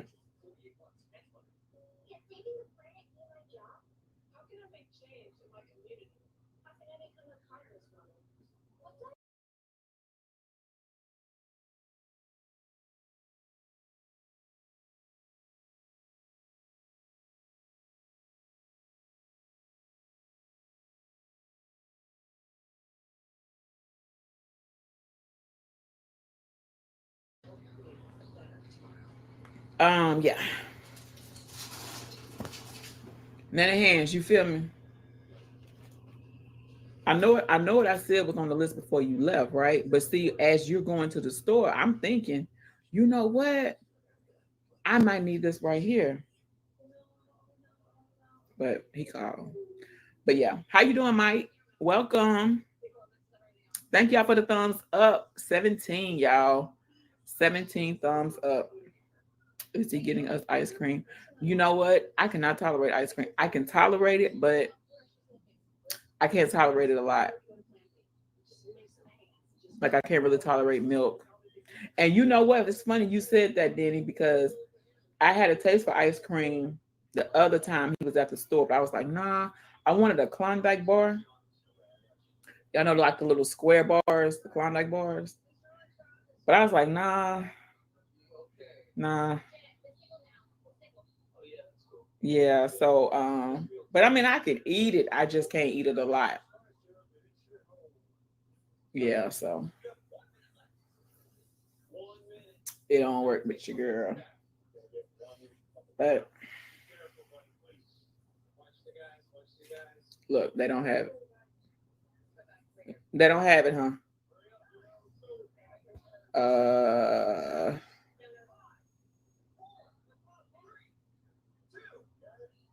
All right, I got yours.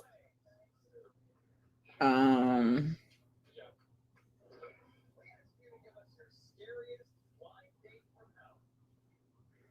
you tell me some stuff you see?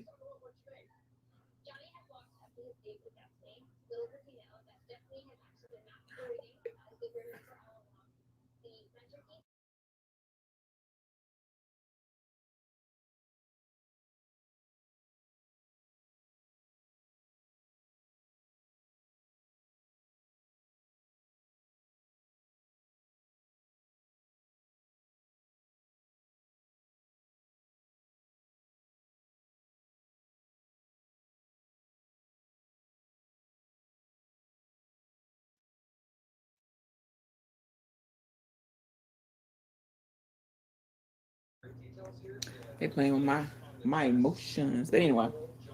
Oh yeah, I went and hit a whole hour. Whew, whole hour. This is what I'm saying when I'm saying life happens and life is going on and stuff like that. But anyway. What is all I gonna say?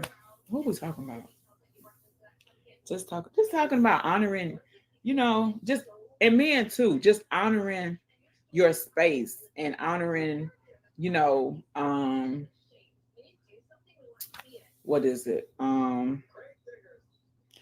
boundaries.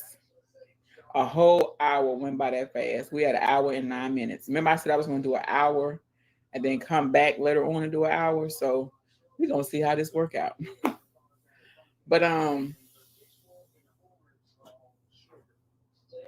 yeah, honoring your boundaries, just to be able to honor ourselves in a way that's healthy, and just not let people feel like they can, handle us any kind of way. That's where I'm at. It's like I know what's best for me. I know what is not good for I pay attention what's good for my spirit. And I'm not fixed. It's just how how you sometimes people be like, I'm in a space where I'm cutting people off, and I'm in a season. That's why I told y'all before. This is a very heavy season we're in, and God is doing a lot in this season. I'm just not just talking about on YouTube. I'm talking about in real life, like in our own lives, in the world. And you got to be present. Yes, yes. I have made some decisions about just where I need to be. Where I need to be. I've made some decisions about protecting my energy more. You know, and that's going to call for certain people I cannot be around. You know, and because I'm like I said, I'm just so serious about being a healthier me, mentally, emotionally. All that plays a fact is a factor, and that can wear down on your body as well, your sleep, what you eating. I'm an emotional eater, so it's just too much. And I was getting to a point. I'm like, and sometimes, not sometimes, when you feel like that, you're taking your focus off of God and putting your focus on what's going on. Yes. Hey, eating with Jill. I hope I said it right. Jill. How are you doing? Welcome. Welcome. But yeah, so I just and it was like, it kept being at me. Thank y'all for the thumbs up. It kept being at me. You're gonna have to do something. You're gonna have to do something because it's not healthy. It's not healthy. It's not healthy for you mentally, emotionally. It's just not healthy. And you know what though? The ones that love you genuinely, the ones who are there for you genuinely, will understand. Hey Shirley. And oh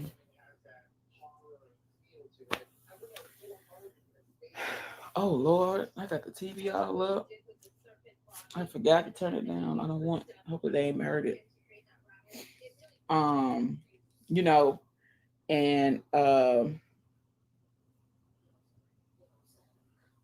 it's just been, this YouTube has been a lot too. And I'm like, that was the thing too, because you already have life going on, right? So when you add something like YouTube, or maybe you're an Instagram person, or we ain't gonna say Facebook, because Facebook just messy on its own. But when you're adding something new, you have to get to a point and say, okay, this too much going on here, okay?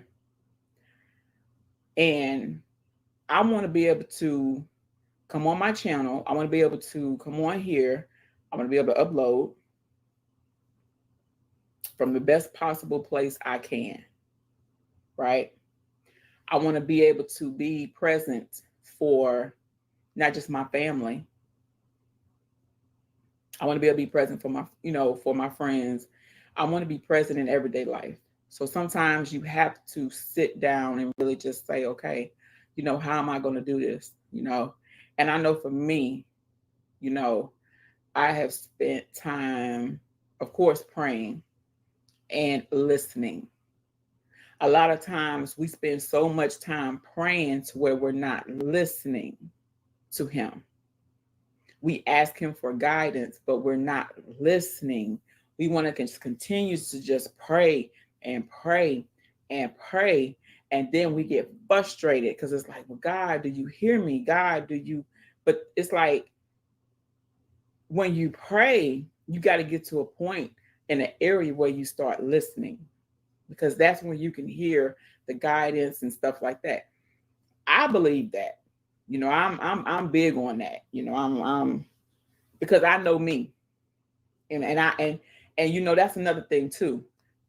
I don't trust me. And I'm gonna tell you I'm gonna tell you what I mean when I say that.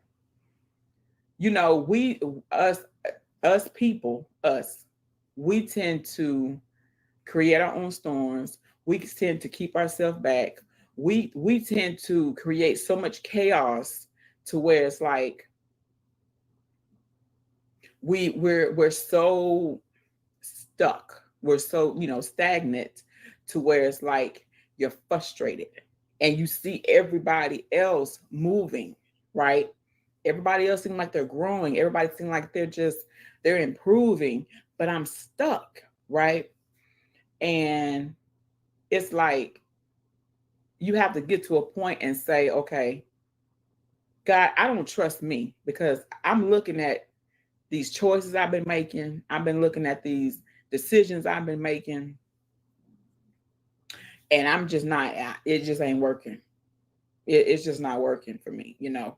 And I need, you know, a lot of people it's hard for some people to admit that, you know. Me, I want better. Every day we have an opportunity to be better. I don't care how small, I don't care how big. We have an opportunity to be better each and every day.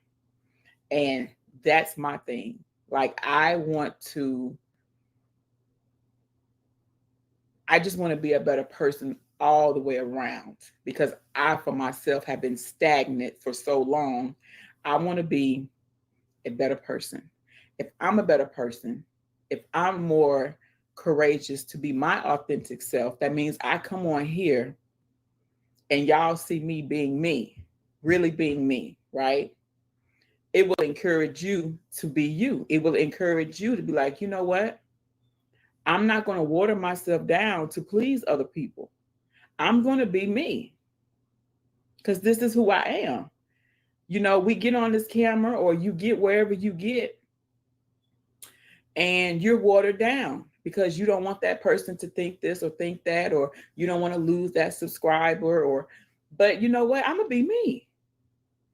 You know, like, it's just changes I'm making, and it's from the inner to the outer. If that makes sense. You know, I'm on a weight loss journey, and that in itself, you know, I have to be in a mental space for that, because that takes courage to even start. You know, I mean, that takes courage to even start. So, and then you have to have the strength and the motivation to keep going, because we all start them, you know, and you lose some weight, but then I'm trying to I want a whole different lifestyle, you know, and I want it to stick, if that makes sense. But, you know, it just takes courage. That's all. It just takes courage to be you. And, you know, a lot of times on these social media, you see people and it seems like they got it together and they walking around here dead. You know, they dress up well, they present themselves well, they speak well, the house look good, the car look good, you know, the awards, achievements look good, but they dead, you know. And you got people out here saying, ooh, she goes, she got a career, she got this, she got that. You don't know what she fighting internally. You just don't know, you know. And you know, it's just like I said, it's a heavy season, and a lot of us are carrying so much that we don't speak about. And you know, those are the people I want to reach. You know, I just want to help people. I don't know if that makes sense. I just want to help people. I want to, it's particularly women, be better.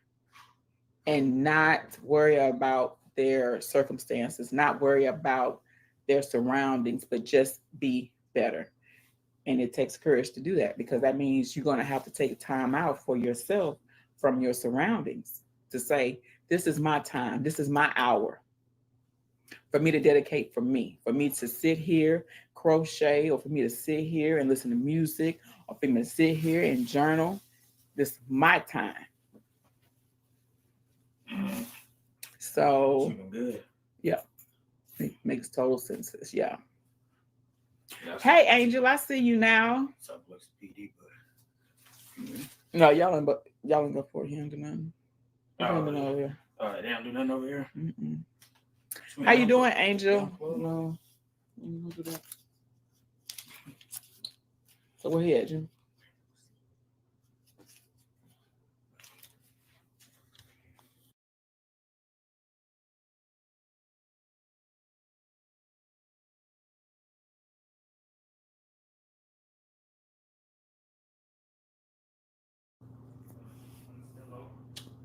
Okay, I'm off thinking.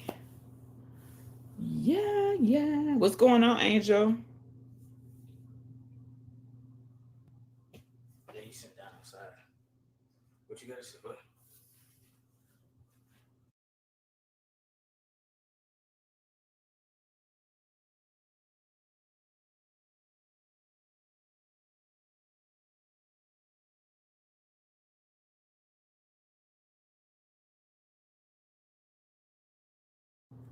Yeah. If it's your car, You have to look up I know how to get there. driver's license. Yeah. The manager finna get his permit, y'all. This is DMV. I'm calling, but like, Uh-oh. what I gotta do. Oh Lord, I done kicked y'all. Child. The manager turned 16 yesterday, y'all. He is 16, so he is Hopefully they answer. he is hey Jeremy, how are you doing? Welcome. Yes, he's gonna try to get his permit. He drives very well, so he's gonna try to get his permit. I had ended my live stream a little bit ago, and I'm about to go grocery shopping for ingredients. A Mexican pizza. Ooh, are you gonna record it, Angel? That sounds delicious. I'll tell him, Kim. He's calling the driver license place. My daughter got her driver. Oh, really? How old is she? Shirley? Here, 16, he gets the permit, and then I guess he gets a temporary license, 17, and then he can go back at 18 or 19 to get the permit or something like that. It's really me. What's going on, Portal? Is it really you? Is this an encore? No, it's not an encore. Okay, 22. My daughter's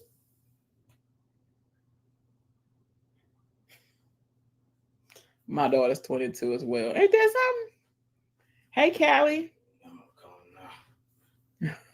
I think my daughter's 22. My daughter doesn't drive though. Stop it. She doesn't drive. She's not too interested in driving yet. But my son, he ready.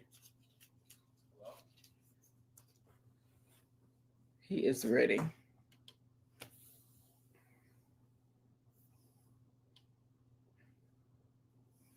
Yes, I will be recording, premiering it as part of a collab that me and 6 other YouTubers. Oh, okay. I can't wait to see it, Angel. You don't drive either, Denny? Yeah, she's not interested, so I don't force that on her. My sneakers. Sneaker bars. Oh, no, Captain. Is that a brown paper bag somewhere? She ran. I figured she wants to start driving. She'll take interest. Oh, it's in a brown paper bag somewhere. It was right there on the bed. There no more. No.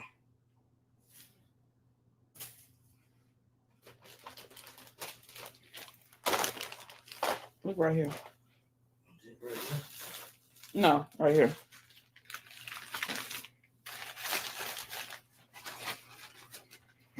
Hey, beautiful. Yeah, I've been tricked by your.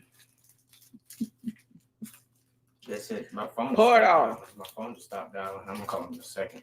Pour it off. You can use my phone. My phone just stopped dialing. Portal, you ain't the only one. I got a lot of people not liking my encores.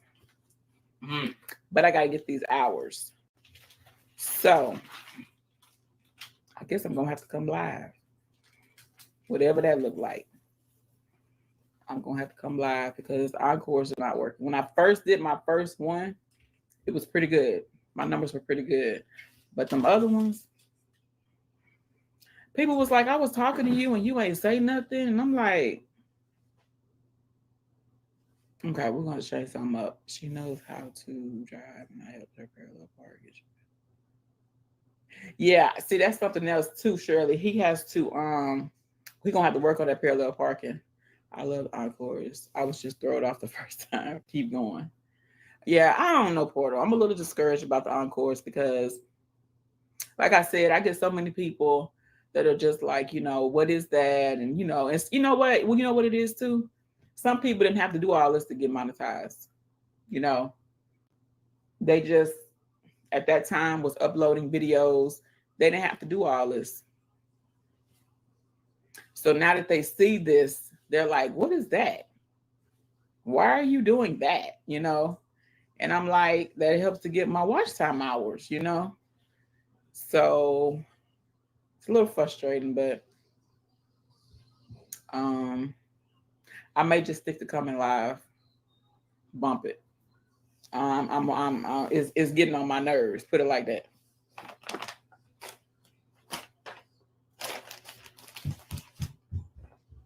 I can only, don't stop doing them. Some people just do silent lives in your way. It's better keep doing them. I don't know, Portal. Even if 2 people watch, it's better than nothing. That's what I try to tell myself. I'm like, I know I ain't going to have 15, 20 people. It's cool. I'm just looking at it as helping, right? But when you get so many people, the feedback, they're like, well, what is this and this and this and that and that? I'm like, yo, that's why I put on my little banner thing. I think it's banner. I was like, hey, if you can't stay, I understand. But if you can run me, please run me, and, it helps. I don't like silent lives. I like to hear noise. I hear a lot of that too. That's why I stopped doing the silent lives. Plus, I heard YouTube that wasn't favorable for YouTube. They didn't really like the silent lives. So I was like, okay, the encores. And I'm picking my videos to show you guys because I have some long lives, 3-hour lives and stuff. I had to do myself. It's how I got monetized. Those people won't get monetized if they do. They wouldn't have to ask you what you're doing. Do not stop. Okay. Yeah. I mean, I know it's a point. I got to do what's best for me, And who watch, they watch. Who don't, they don't. So it just gets, it just gets a little frustrating. It's just like, I can explain it to you, but if you have never had to do it, you're not going to understand. So it is what it is. But I really try to pick videos that can shuffle through. You watch them. Are you looking at the tutorials? What do you mean? Oh, you mean the tutorials on the encores? Or what do you mean? If that's the case, I didn't know there was tutorials about encores.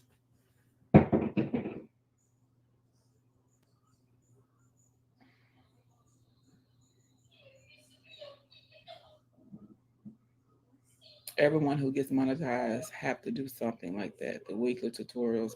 Oh, shoot. No. You know what? You put up one. I'm going to do that when I get off because you put up one and I meant to go look and life has been happening. Life has been happening. That's all I can say. Hey, Crochet Me Pink Kelly, how are you? I have not. I'm charge it to my head, my heart. Life has been happening. So you see, I ain't been on live. You see, I was doing the encores. I'm trying to, you know what I'm saying? Listen, life been kicking my butt. Okay, I'm gonna go look when I get off of here because I'm at a point to where I was gonna stop them for real. I was like, I'm not doing them. I'm not doing them. It's just too much. I mean, I just come live, you know.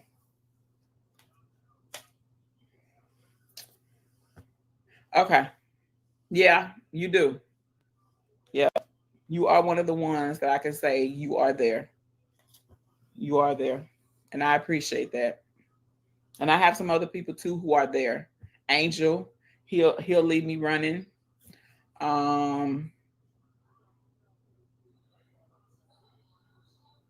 My husband, of course, does it. But yeah. Yep, life happens, Kelly. So like I was saying earlier, I can't come on here and be fake. But you know, when I'm having a pretty good day, like today, I'm on here. Of course, it's easy. Get hours with no effort. Do not stop. Okay. How you doing, Kelly? I hope you're having a great Monday. I do. I do need watch. That's what I was just talking about the encores I was doing at night. But yeah. I'm close. I'm close. I know the lives will help, but that's what I was saying. Life happens, you know.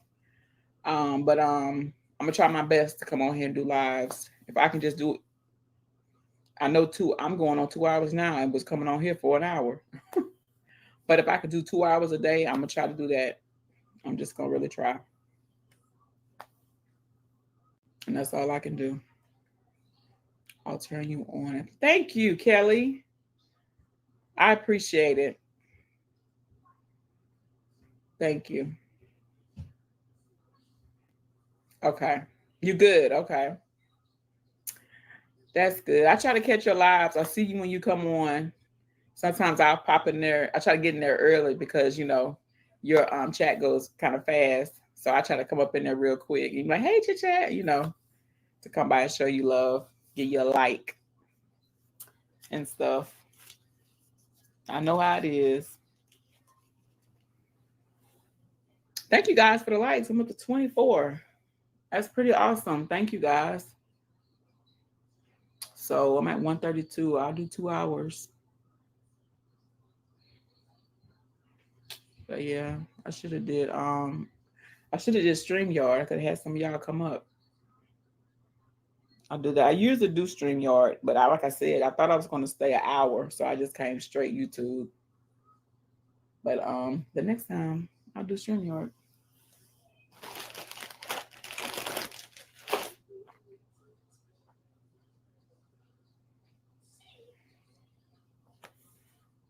Up. Anybody got anything? What's for dinner? My husband is talking about barbecuing. I'll do it now or I forget. You like me, Kelly. You're like me. I'm like, okay. And then I'm like, I'm supposed to run somebody. Totally forgot. So I have to do it then too, or I write it down so I won't forget. So you like me. Okay, Denny. Girl, I'm finna call you. Girl. Just everywhere.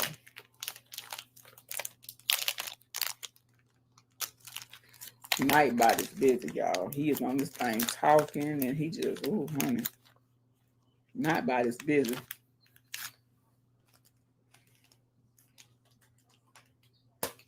Somebody took their like back.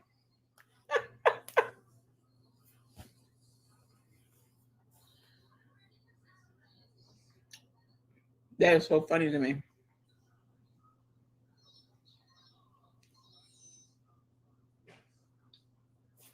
I understand, Shirley. Thank you so much. I'm gonna see you somewhere. Have a good day.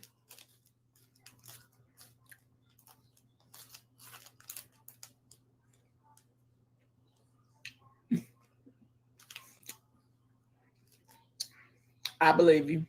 It's just funny. It's just funny to me. I'm telling you, thank you for the like, and then they take it back. It's like, okay. I'm almost at the end of my hot sauce ombre, so I have to stop till I get more friends sending me. Ooh, hot sauce ombre. What kind of yarn is that, Kelly? Says obviously you have a goal in mind and you're still testing the water, so do you regardless of how others feel or what they say. Don't allow them to discourage you. Bloom where you are planning and adjust according to your vision. Yes, Kim. Somebody told me the other day, they said, you know what? You're going to have to just not worry about,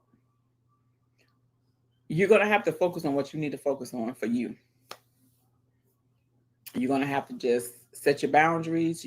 That's why I said, and I like that.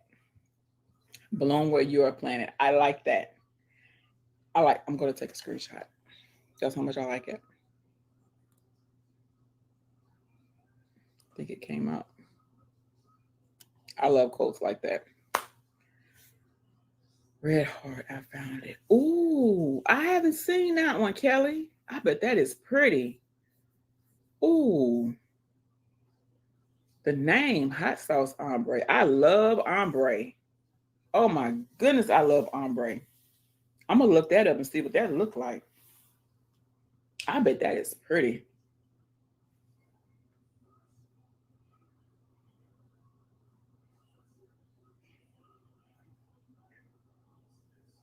What are you making with it, Kelly? Blanket, scarf. What you doing with it? Kim, you need a blog. You need a blog, Kim, like for real. You need, like, girl, you are so insightful. For real. It's like I'm working on conveying what I say better and more, you know what I'm saying? And my words, wording it. Because I could think of some good stuff, but when I go to write it, it's all jack. Yes, we have to chat soon because yes, you need a blog. Red Heart Ombre is my fave too. I wanted to see how it worked up. Yeah. Oh, the ripple blanket. I gotta look that up. When I first started, Kelly, that's what I started with. Walmart, the Red Heart Ombre, the purple, the blue, purple, the blue. I think I had a pink. I love ombre. Not my colors, but it's pretty. Yeah. Yeah. That ombre is just, when you work up that ombre, it's just beautiful. I don't care if it's a shoelace. That ombre is pretty. It really is. Can I borrow your phone? Yeah. I'm gonna go and call. What you trying to put on? It ain't gonna be. It's not gonna be a quickie. What? She eating now, huh? You eating, girl? You. Mm-hmm.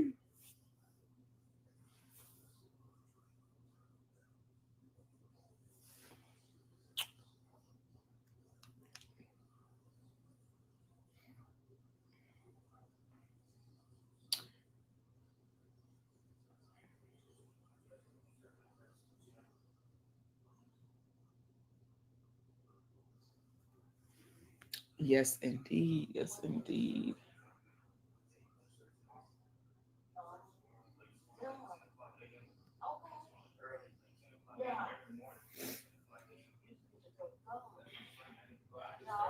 So, what else, y'all? I got a video coming up. Let's see, do you have a playlist? Yep. Yep. I have For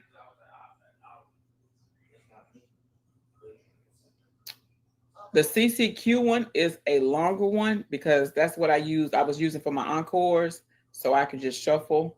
But you can pick any one. However, I don't know if you run long ones. However, just whichever one. I appreciate it.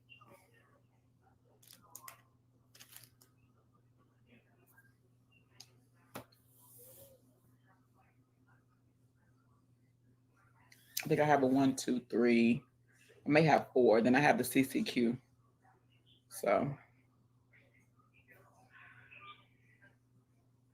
okay, thank you.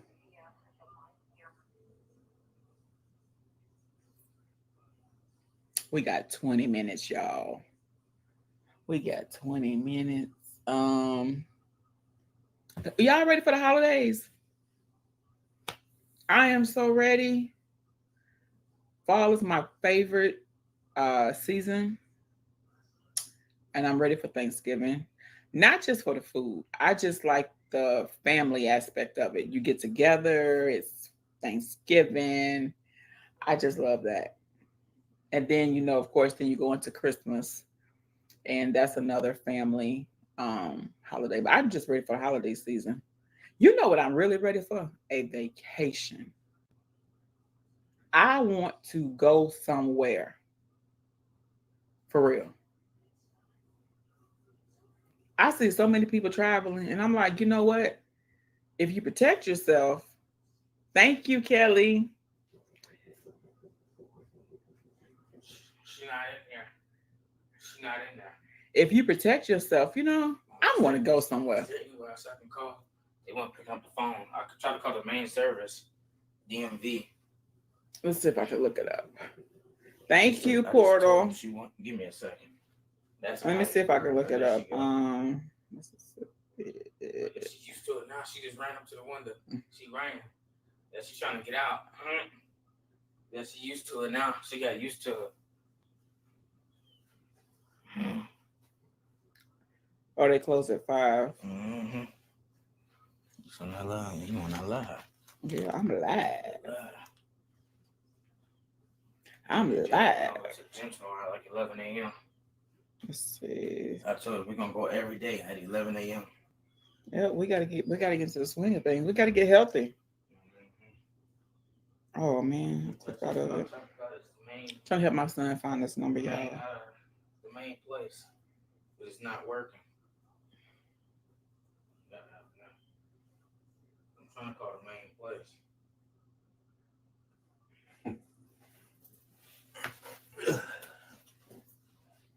They won't answer.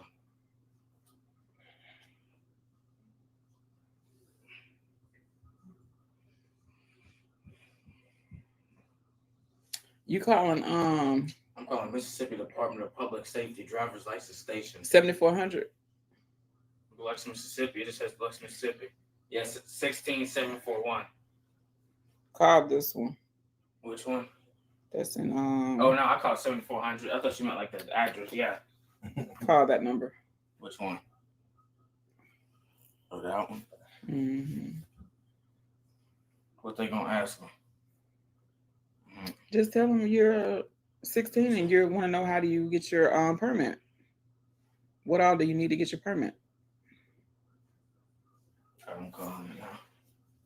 Anyway, y'all, your girl wants a vacation, okay? That's what I want.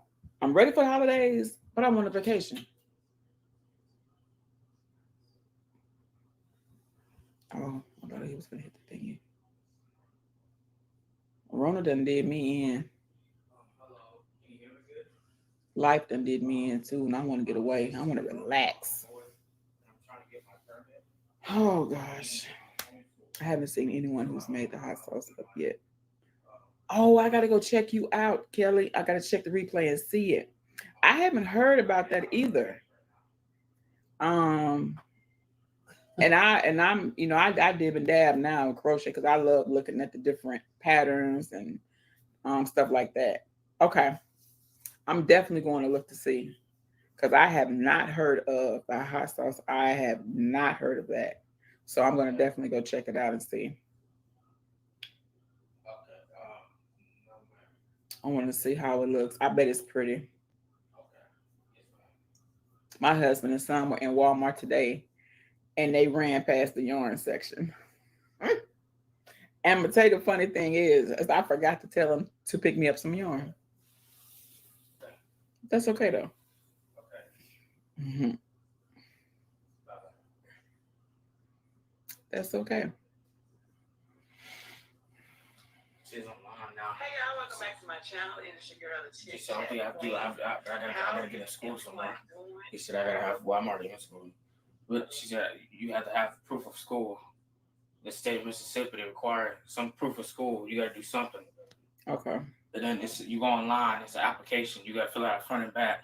So I think it's working online now. I think they got it online. We're gonna look it up. Yeah. We're gonna look at it. She said it was something, some schools, I don't know. So yeah, we gotta do that in order for me to let me bring the phone back. Hey, pretty girl. She up in here.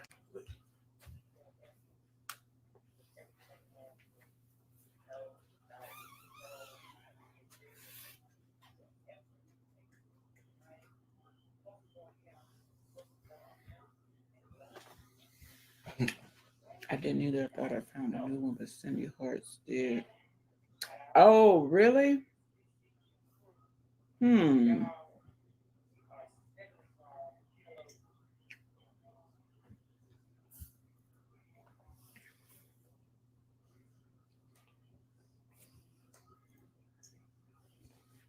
But you know what, Kelly? I don't think it's that popular yet.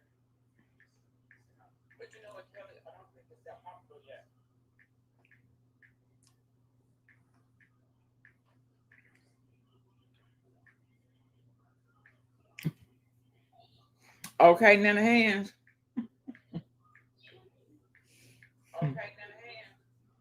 He's like, I ain't looking for no yarn today. They flew past that yarn. Spell it. Yarn. Y-A-R-N.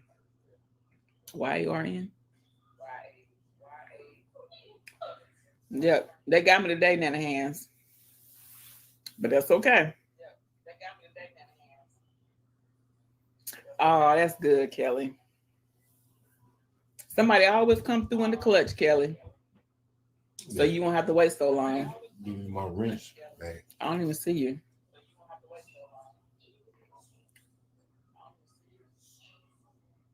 Mm-mm. I'm on there. Let me see. You ain't came up yet, then. I don't see you.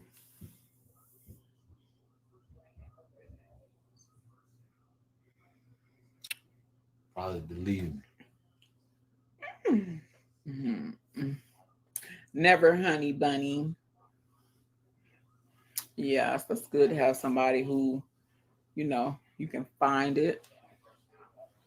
Because there's no telling how long you would have had to wait, Kelly.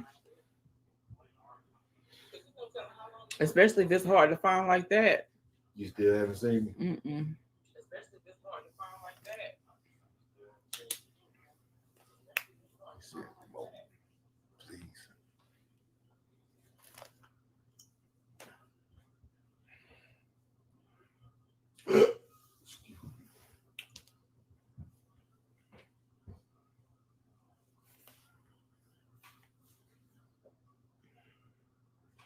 You still resting over there, Nana Hands? You ain't doing too much over there now, is you?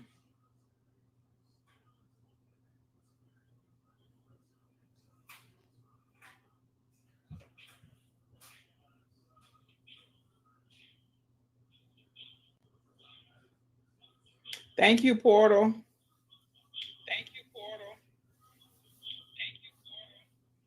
Oh, goodness, it's loud. I'm trying to see my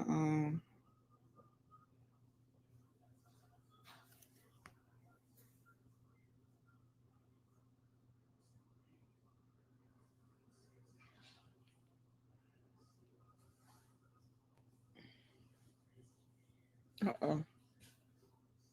A little thinky fell.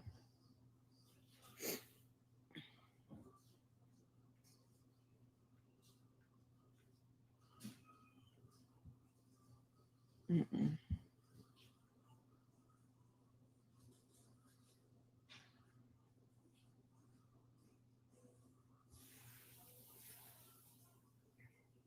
Everyone is having problems finding my ombre. I always have room in my house. If I don't, I'll buy a shed. I know that's right. Have you a she shed for yarn? I want me a she shed when I get my house too. It's gonna be very, very huge. Yeah. I want to be able to hold yarn and have a table and all that stuff in there. So I do want a she shed. You want your phone? It's working now? No. I gotta get you right when I get off. Okay. All right, put it over there. I gotta put it on charge. Put on that thingy right there, that water. You know who has a nice room, Kelly? Bago Day. I love Crystal's room. Froggy has a nice room too. I need to get an extra. That'll work too. Get you a roomy bedroom. That'll work too. I thought about that too. I was like, when we get our house, that bedroom, that can be the yarn room. Till we get the she shed. I thought about that too, Kelly. Go in that mug, close the door, and get your whatever you like, music, candles, and just be crocheting away. May have a little TV in there. You know, you might want to watch a little show. I've been thinking about it. Chit Chat, can I tell you a secret? Shh. The more room you get, the more. I know, Nana. That's why I'm trying to go ahead and get a nice size room. Maybe with a closet or two, I can put some in there. I wonder what she gonna have a big walk-in closet. That's so mean of her to. I know, Kelly. I just be want to go through the phone and just look at her. You know, just her wall is. Say, Jay. Her wall, I love her. I love her room. It's just, it looks really, really roomy. It looks really, really roomy. Now? Yeah. Oh, Kansas City playing. Oh, y'all, I'm gonna finish my 10 minutes. I got 9 minutes. Yeah. I make 2 hours. Kansas City playing, y'all. It's one of my teams. My son goes for Kansas City.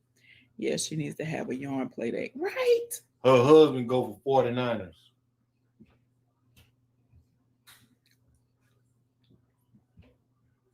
Right. You know, Froggy has a nice room too. Froggy went knitting. I like her room too. Some I just watch a lot of videos that actually shows the lady making. Oh, she said she's a Packer fan. They didn't do too good last night. They got whooped. They didn't do too good last night, Kelly. I'm sorry, Kelly, but y'all was bad news. We watched it last night. Yeah. Yeah, it was an off game. Tell her she need to convert to the 49ers. Hey, Miss Yvonne. I'm good. How are you? Is that the lady that made her own yarn case? Yeah, I think Froggy's husband made her case. Yep, I think so. I think she, if I remember her saying it, he made her cases for her. But I still watch you. I know they had a bad day. And that's gonna happen. So we watched that game. It was a good game. My husband's team, the 49ers, they ain't win nothing. We won last night. Oh, y'all won last night? You better tell them. Oh, okay. Oh, my bad. She's a hater. My bad.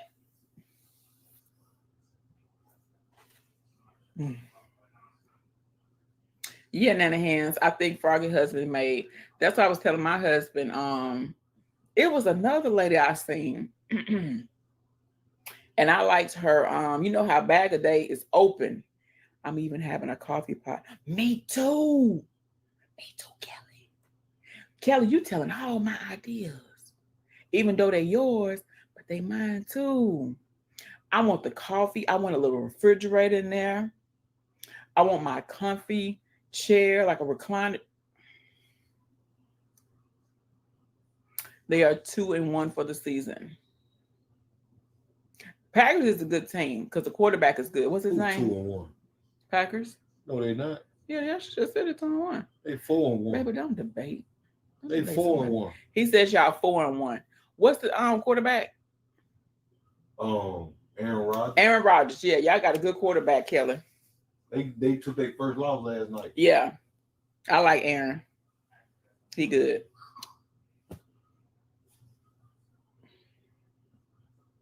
I'm gonna have everything in that room, Kelly. Refrigerator, coffee maker, good. Kelsey, touchdown. Kelly. Girl, that thing gonna be so comfortable. We gonna be crocheting so much, Kelly, we gonna have to take a nap. I might put an intercom so I don't have to open the door. Bro. You throwing that out there in the rain, bro. That's crazy. Intercom. Stop all that running. Might have to put an intercom in there. No, I ain't coming to the door. What you need? What you want? Why she do that? 5 more minutes, 5 more minutes, 5 more minutes, 5 more minutes. God. Thank you guys for the thumbs I up. might return the gloves. We can go to Super Walmart return them. We can return them at any Walmart. Yeah, as long as you have your receipt. Yeah, and it's getting money because they're for like wide receiver. They're not fourth. They're like they're not quarterback. Yeah.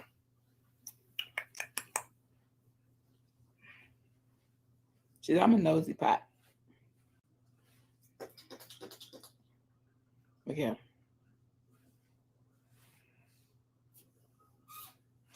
Look at that Sadie Poo. Sadie Poo. I wonder what she be doing when she thinks she go behind the door. Sneak on somebody. Did y'all get the hot dog buns and stuff? Yes. You got the hamburger buns? We got hot dog buns, hamburger buns. We got you some rinds, weenies. Did you run through the store? Was you a good husband? Did you take your time? Did you mess up the hot dog buns? Did you get the brand I like? You don't need to be doing that on that. I have to see if I'm following you on Instagram. Yeah, Chit Chat Queen. I just recently made my Instagram page on there for my channel, the Chit Chat Queen. Follow me, I follow you back. I try to find my yarn people, but I don't. Sometimes I know the name on there may not be on here. Thank you, Portal. I don't know why I'm not showing up. I gotta find you, babe. Sometimes though, I'll somebody will follow me and I'll go on their page to see other people. I'm like, oh, there goes so and so and so and so. Because sometimes I don't know you guys' name over there. He should have been a sweet hubby and surprised you with some yarn. Who is that? Kelly. Kelly. Stay out of my business, Me and Kelly are going to have this humongous room with all this yarn. Kelly, we got to have us a little bowl for our little snacks. Kelly, we just have so many things to do. We have so many things to do with this room. Maybe I get yarn tomorrow. Maybe.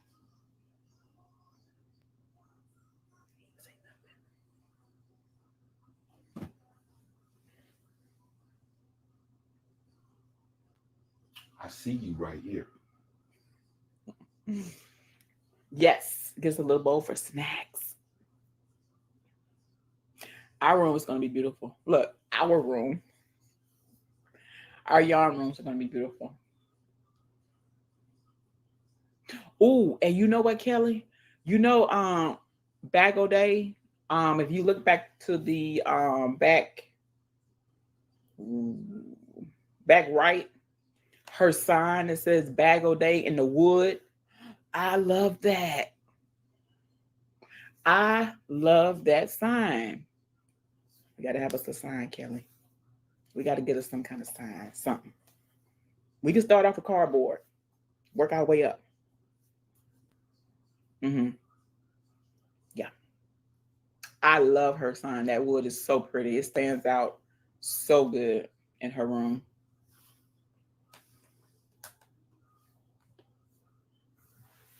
I'm a happy hooker. Another yawning friend is my business. Exactly. His husbands don't understand. They don't understand. But I'm being productive. I'm using the yarn, you know. I think that helps. And he's like, okay, I see the yarn is being used. So, you know, I get some yarn. But then I get yarn sometimes he doesn't know about till he comes to the house. And then he's like, ooh. I'd be like, ooh, where'd that come from?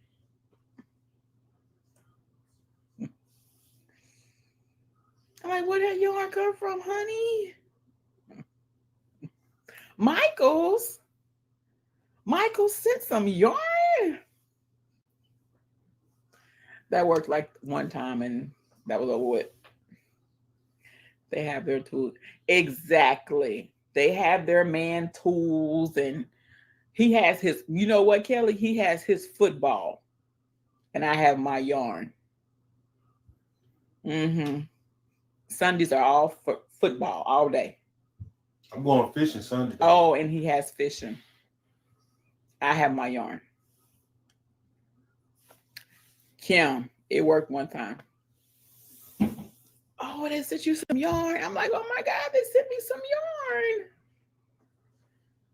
That other box showed up, but he was like, wait, they made a mistake two times.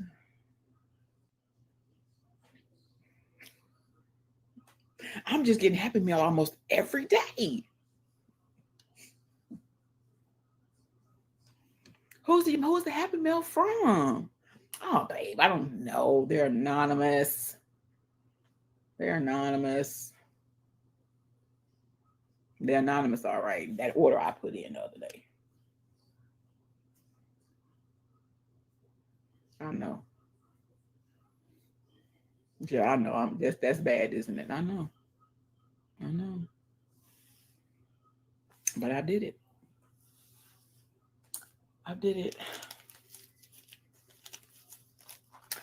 But you guys, I have reached my 2 hours. So thank you guys. I may come back later tonight and chill with you guys. Thank you guys for rocking with me, hang with me. Thank you for the likes. And thank you for all who shared me out. Yes, make up names. That's what I'm going to do, Kelly. Kelly, you already know you're going to be the first one. You remember Kelly? She sent me this yarn.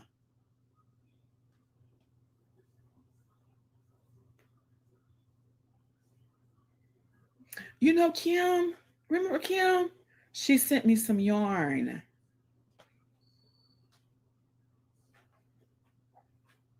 I'm going to go down the list. Kelly just keeps sending all this yarn. Kelly, stop sending her yarn. Yeah. Anyway, you guys, I will see you. I will probably come. I might come back later tonight. That's too funny. It's funny because I'm saying it and he's sitting right here.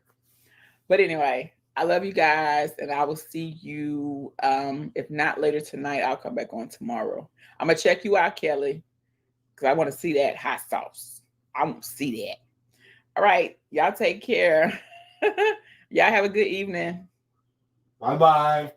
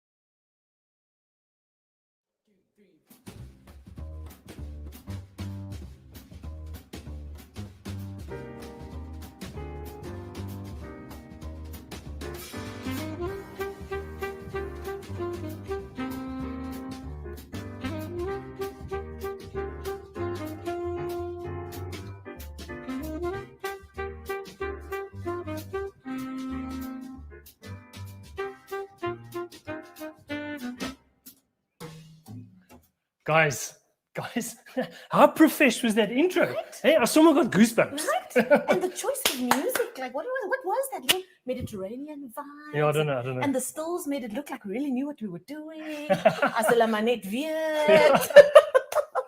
It is 6 o'clock on a Monday, Absolutely. not Friday. Yeah. And here we are, the second season of Cooking for a Cause. in Welcome, Dave's everybody. Kitchen. Welcome, everybody. It is the second season, which means some people kind of like the first season. Otherwise, we wouldn't be back here, would we? Exactly. And it's been 5 weeks since we had this grand finale of our first season.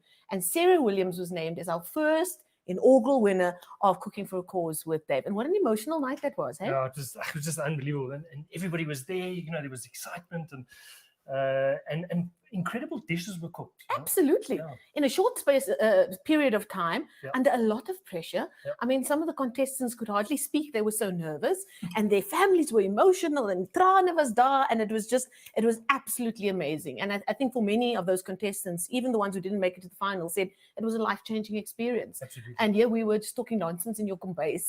Meanwhile, you know, we were doing some cool Back stuff. at the ranch. And here, back at the ranch, back in Dave's Kitchen. Oh, I'm Marcel Gordon, by the way.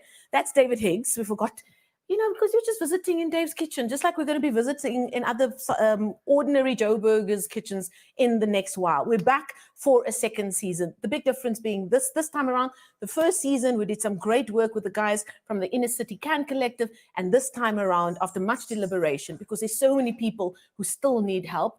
Yes, we're out of hard lockdown, but we're still feeling the repercussions of the coronavirus pandemic and the lockdown, and especially the impact on your industry and the industry that so many of us love, the restaurant industry. We've decided to make our cause this season the Eat Out Restaurant Relief Fund. Dave, tell us about them. So I think, you know, obviously it's very, very close to home.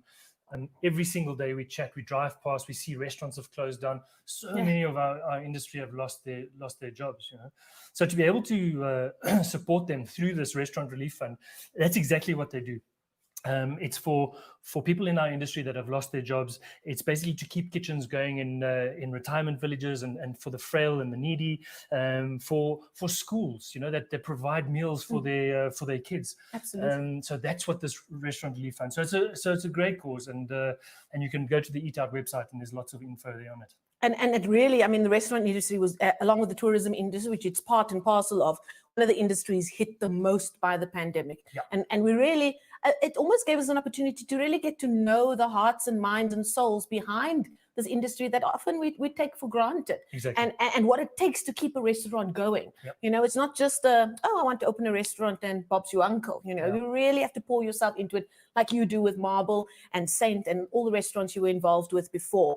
And I really think there's a new appreciation of what goes into putting those plates of food in front of you, and also an appreciation of all of the staff involved in the kitchens, front of house, and all of the people who provide produce for those restaurants as well. So that's the Eat Out Restaurant Relief Fund. Throughout the next few weeks, we'll find out more and more of the work that they did during lockdown, and there's some exciting projects that they're working on.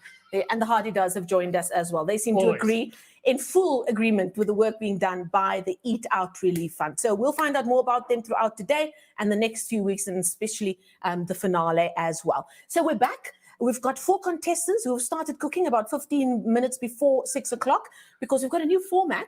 We're going to be here for an hour and a half. Yes, we heard you. You want more of Cooking for a Cause, and a bit of a dope on the side as well. We've got cocktails with George and David as part of it. We've also got Dave's Masterclass, which is especially sponsored by Food Lovers Eatery, one of our many partners who have really made it possible for us to be with you week in and week out. We'll find out about that in a little while. But first things first, David, I will find out about our contestants in a bit, but what ingredients have you given them this time around? So this time around, we can just actually head over here.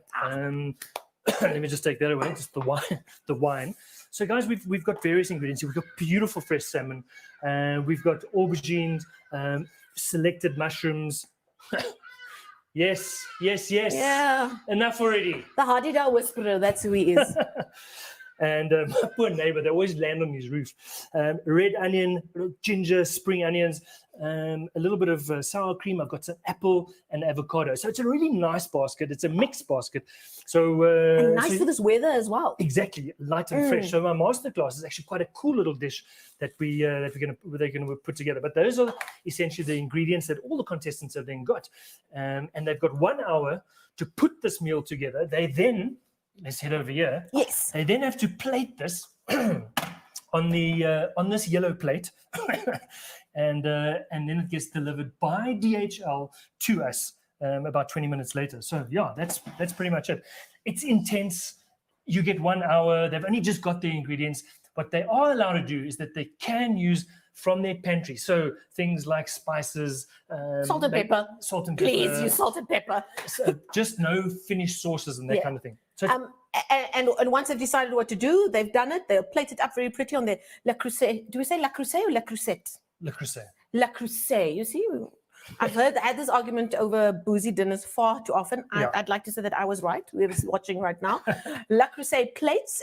They'll be plating that on, giving their dish a name. For those people watching us for the first time, it's all part and parcel of that. They'll take a little pic, and DHL, our proud new sponsors, will be delivering those dishes within the hour and a half. So you don't go away at 7 o'clock. You stick with us, because in the half an hour after that, they will actually be testing and judging those dishes live on the show. So that's the new innovation for the show. So those are the 4 contestants we're going to meet in a second.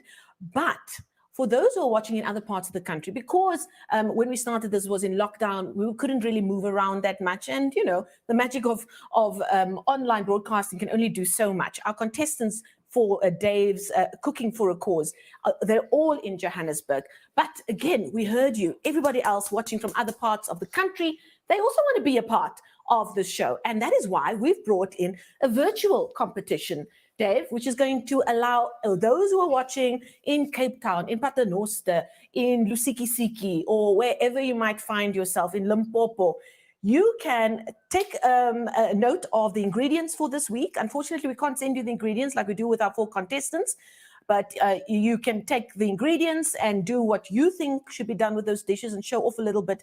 Take a photo of it and post a story on Instagram, and you tag Dave Higgs, is his name, in case you don't know yet, and you tag Premier Lifestyle as well. But all of those details, Premier Lifestyle SA is the Instagram account you need to tag, and then you too could stand a chance to be named as one of the winners of our virtual competition, and that will be named tomorrow night, when you also name the winners of tonight's judging as well.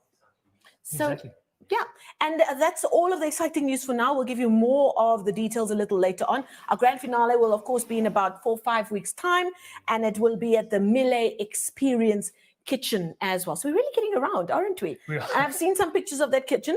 It's pretty awesome. So that's the grand finale, but we've still got a long way to go. We've got some fascinating South Africans to meet along the way. And I think that is the perfect time for us to introduce our first contestant to you.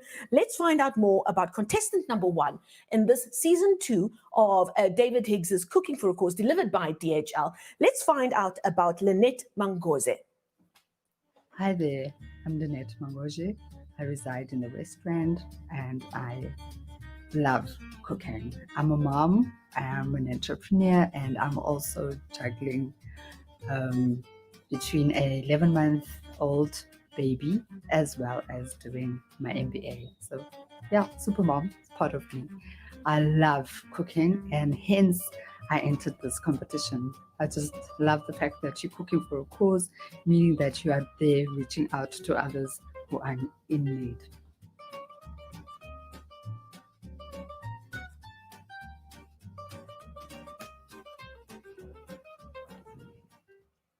Right, that is, look how fancy we've become, eh, since season 1. We've got proper little videos introducing all our contestants as well. You know, we don't rest here on Cooking for a Cause with David Higgs. Let's now go live via Zoom to find out how Lynette Mangoze is doing. We might have some trouble with our connection to her, just as I was bragging about how cool and innovative we are.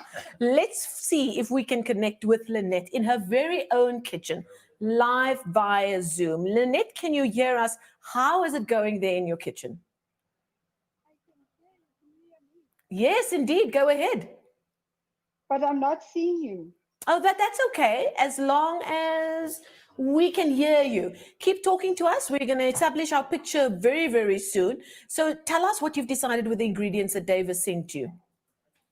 Okay, fabulous. Well, from my side, what I've decided to do, I actually got my husband to name the dish after I told him what I'm making, and it's called the salmon sparkle. Lynette, before you go any further, can you just ensure that you have started your video on your Zoom link? From what I know, it's normally on the bottom left. It should be a button that says start video. Can you perhaps just make sure that you've pressed that or clicked on it? Okay, do you want to leave this meeting and start another? No, don't leave the meeting. Just start video. It should be on the bottom left of your screen. It was there initially, but I don't know what has happened now. Meetings. Okay, is it still there? Can you see the start What video? happens if I log off and log back on? Oh, just tell us, Lynette, just tell us about tell your us very quickly about your dish, and then we'll try and re-establish our link to you a little bit later. Okay, so what I'm doing is I've taken the aubergine and I'm pan frying it with some of the selected mushroom, and then I'm going to grill the salmon, which is basted in some sweet Indonesian soya sauce, and then I'm adding a spritz of avocado and sour cream puree. Oh, lovely! And is fish something you like to cook with? And does your family enjoy it? We love salmon. We love salmon. We love salmon. Now, Lynette, you in your little video introduced yourself as a super mom. I'm glad that you own that title, women power and all of that. Where does this love for cooking come from? Well, from the age of 13, I've been watching my mom and my aunts cook, and we were always no less than 13 people. Sure. So you had to learn cooking from an early age. So yeah, and on my own, I've learned to perfect it. And I suppose also when you're growing up in families like that, the thing that you learn from the previous generation is how to make a little go a long way, right? True, definitely. Until we have our own houses and we can afford to go and get salmon and all of these nice fancy things that we've gotten to love. Yes. Okay, Lynette, we're going to leave it there. Lynette, an entrepreneur, home executive, a super mom, as she calls it. She's got a baby. She's an MBA candidate, and she loves cooking, and she loves cooking with salmon. So we're quite keen to find out how that goes. An Indonesian sauce sounds interesting. Sure, Dave? Sweet Indonesian sauce is lovely. I like the salty sweet character of that. So, and it always works well with salmon. Just got to be careful you don't burn it. That's the only problem. Yeah, and I suppose also not for it to be too overpowering, because you really want the salmon still to be the star of the show.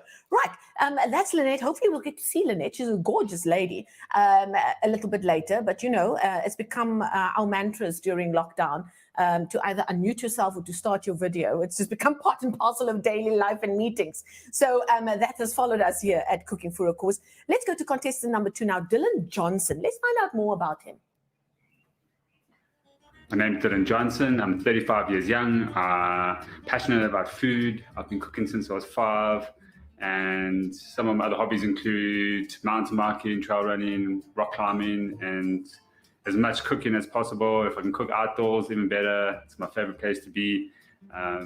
Working in my garden, fresh veggies. It's like, nature's supermarket. That's the best part. Just walk outside and get whatever I need. And food. Food is life.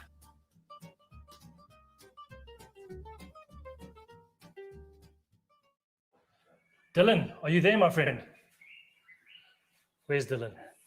Talk to us. Dylan, can you hear us? I can hear you, yeah? Very good. I can't see you. Can you see us? Can you see me? There we go. Yes, my friend. What is that around your head? I thought that was part of the attire. I mean, you sent us an apron and it's cool. I said dress up the dog. I don't know. I said dress up the dog. DAWG there, right? What's that song? Tie the yellow ribbon around the old oak tree. Yeah, exactly. Dylan, I've got a question for you, my friend. What is your Instagram handle name? Chocolate Mountain Man. Okay, so just explain that to me, because I just have no idea how you would ever get to something Maybe like you shouldn't explain it. I'm passionate about the outdoors. I love being outdoors. It's one of my favorite things just be out in nature and like absorb all that like beautiful energy that you get from it. And then I'm actually a chocolatier, so I make chocolates all day. That's my trade. Yeah. Oh, really? A chocolate Yeah. man mountain. I like the sound of that. I'm impressed, my friend. So I currently run a factory in Benoni. We manufacture handmade, artisanal, sugar-free chocolates. Nova chocolate. I don't know if you've heard of them. That's Very what I do. nice. Make Excellent. chocolate all day. Are you alone in that Pretty kitchen? boring job. Are you alone in that kitchen? Who's all? Oh, there we go. Yeah, I needed someone to, and that's Andre. This is the kitchen, the beautiful kitchen we get to use tonight. I'm the resident zebra. Nice work, my friend. I'm liking this. I like it. So Dylan, just super zebra. Yeah, Or super springbuck, maybe. Okay, Dylan, yeah, show we're us. just drinking wine. Yeah, exactly. The sidekicks are taking over, David. The sidekicks are taking over. Dylan, show us what you're cooking, my friend. So what I've done, I've got some miso glazed aubergine with an apple. I'm going to do like a salad with that kind of vibe. And I've done a scalloped king oyster mushroom, and then I'm going to be doing a salmon with some interesting things. It's going to get there. So I like it. Do a white wine and ginger, more like an Asian-inspired fusion, funky vibe. Beautiful. And Dylan, is this the kind of thing that you would knock up on a Monday or Tuesday night supper, or are you being a little bit fancy To be to honest, try and not impress really. David? I'm actually vegan, so I've been vegan for the past 2.5 years. So the dish is called So vegan fish. So the salmon was vegan at least, so that was a good thing. There you go. The salmon was vegan. Problem solved. He made a connection with his salmon and then come to an agreement that everything's going to be okay. I love it. Okay, Dylan, we're going to leave you to get at it. You have to control your stove as well as your sidekicks there. So good luck to you, brother man. Contestants, we have 28 minutes left. Contestants, we have 28 minutes left, and you have to have your meals packed and ready to go. Who's next? So at that mark, with 28 minutes to go, and as we've learned since the season 1, time really does fly when you're having fun, but luckily we've got an extra half hour. But we definitely want to make sure we get to that fast enough so that you and George can make us some cocktails, because boy, do we need it, especially on a Monday night. Our third contestant is Taryn Ann Pauls. Let's find out more about her. Hi there, my name's Taryn, and I currently reside in Allen's Neck on the West Rand. I'm 35, single, and the proud mom to 3 beautiful fur babies. By day, I'm a social media content creator and the CEO of a non-profit organization. But by night, an avid foodie and home chef. I studied hospitality management with a keen interest in the culinary side and hope to one day own my own bistro/wine bar. So pick me to become your favorite contestant and let me dazzle your taste buds on a new culinary adventure.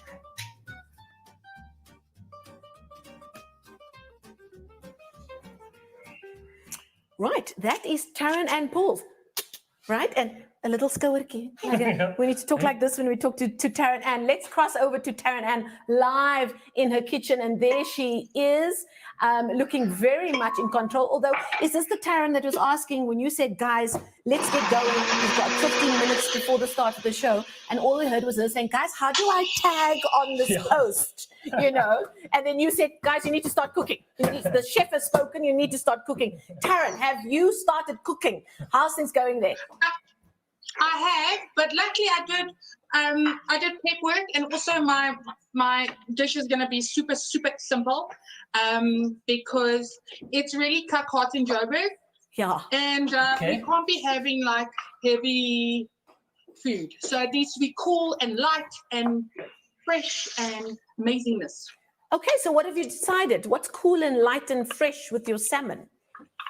So we are making aubergine bacon.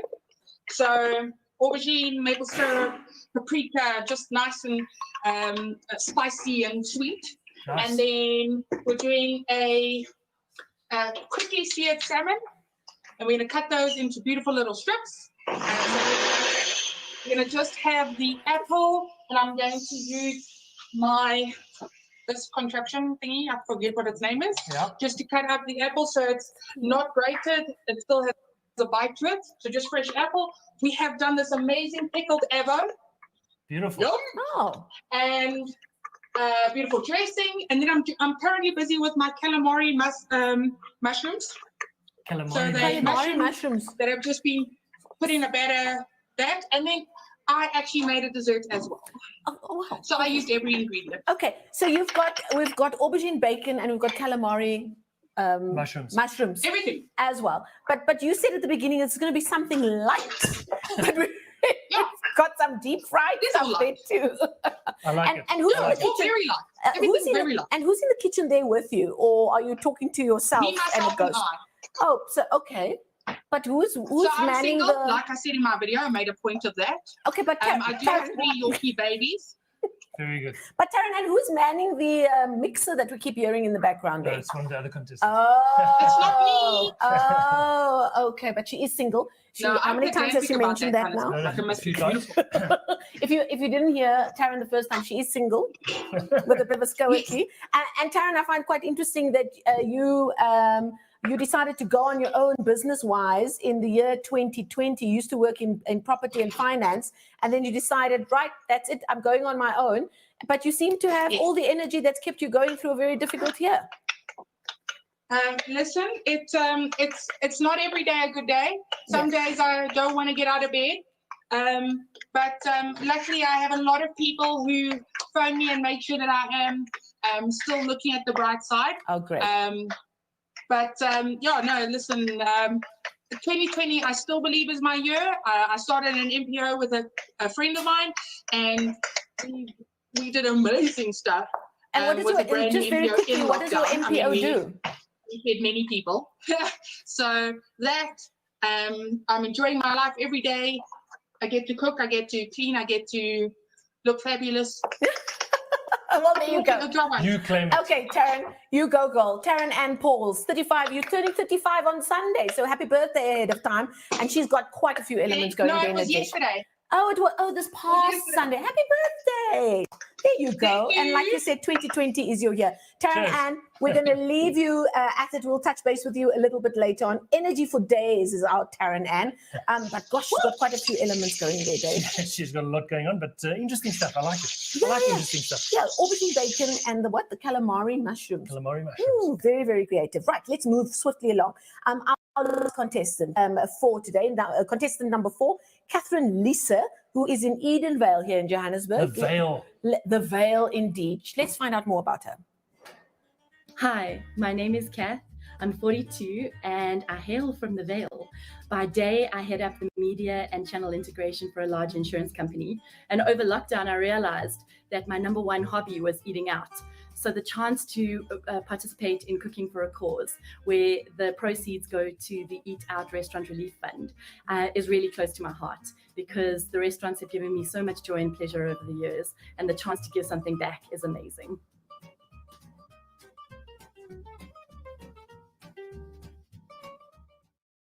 Right, sublime. Catherine, are you there? Let's see where. I can hear her. How are you? Can you hear me?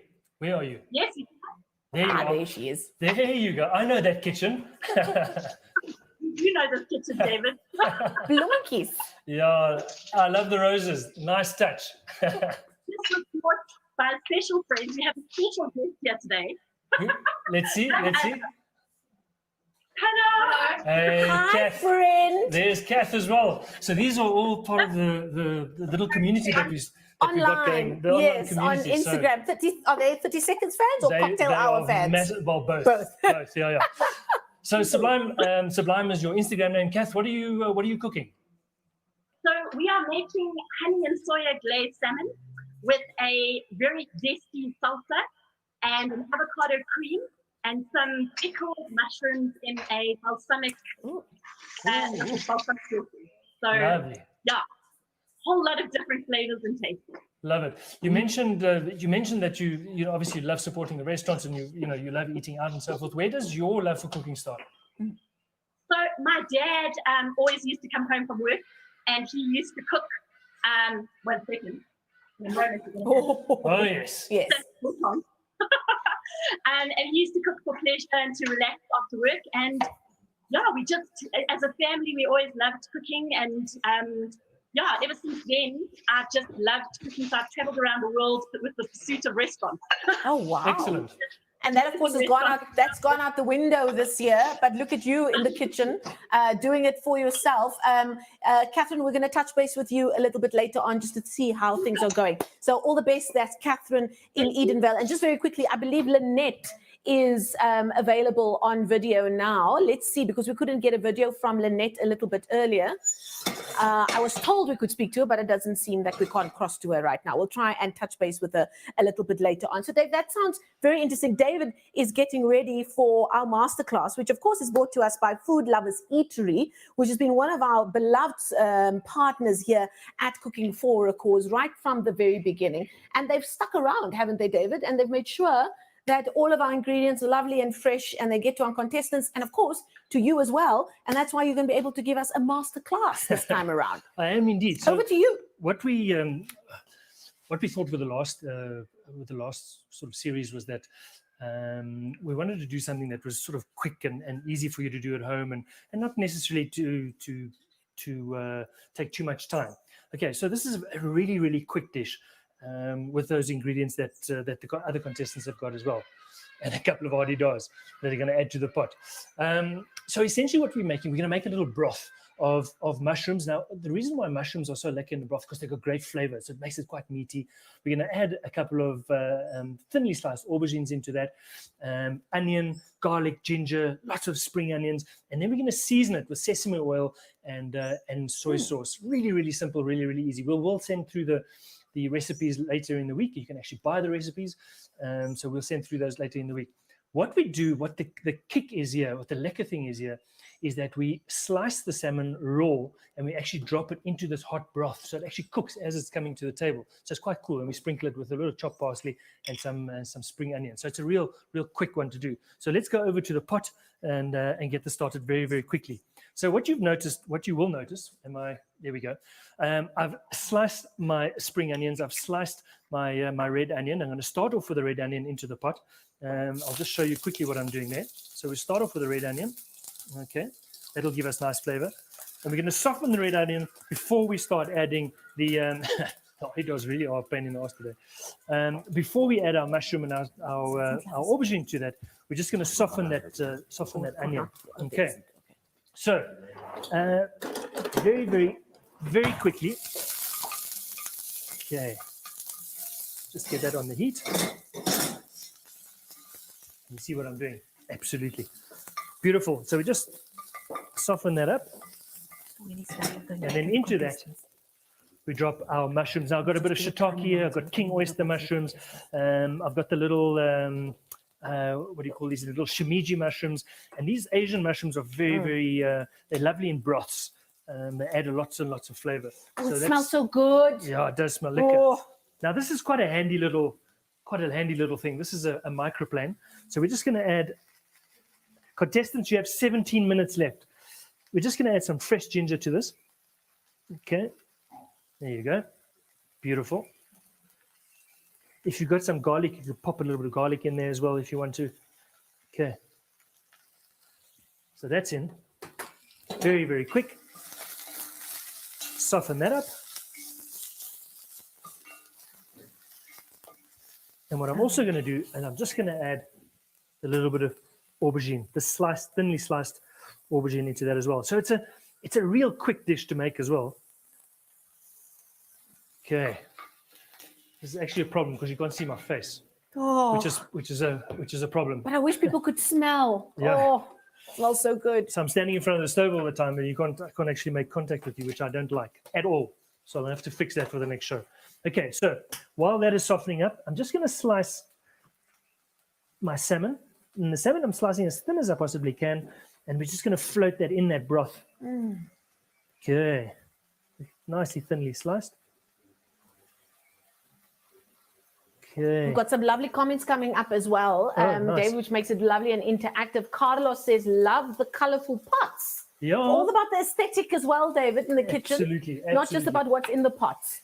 So let's encourage our viewers as well. You can get involved in the chat there on the YouTube channel, on Dave's Kitchen on YouTube.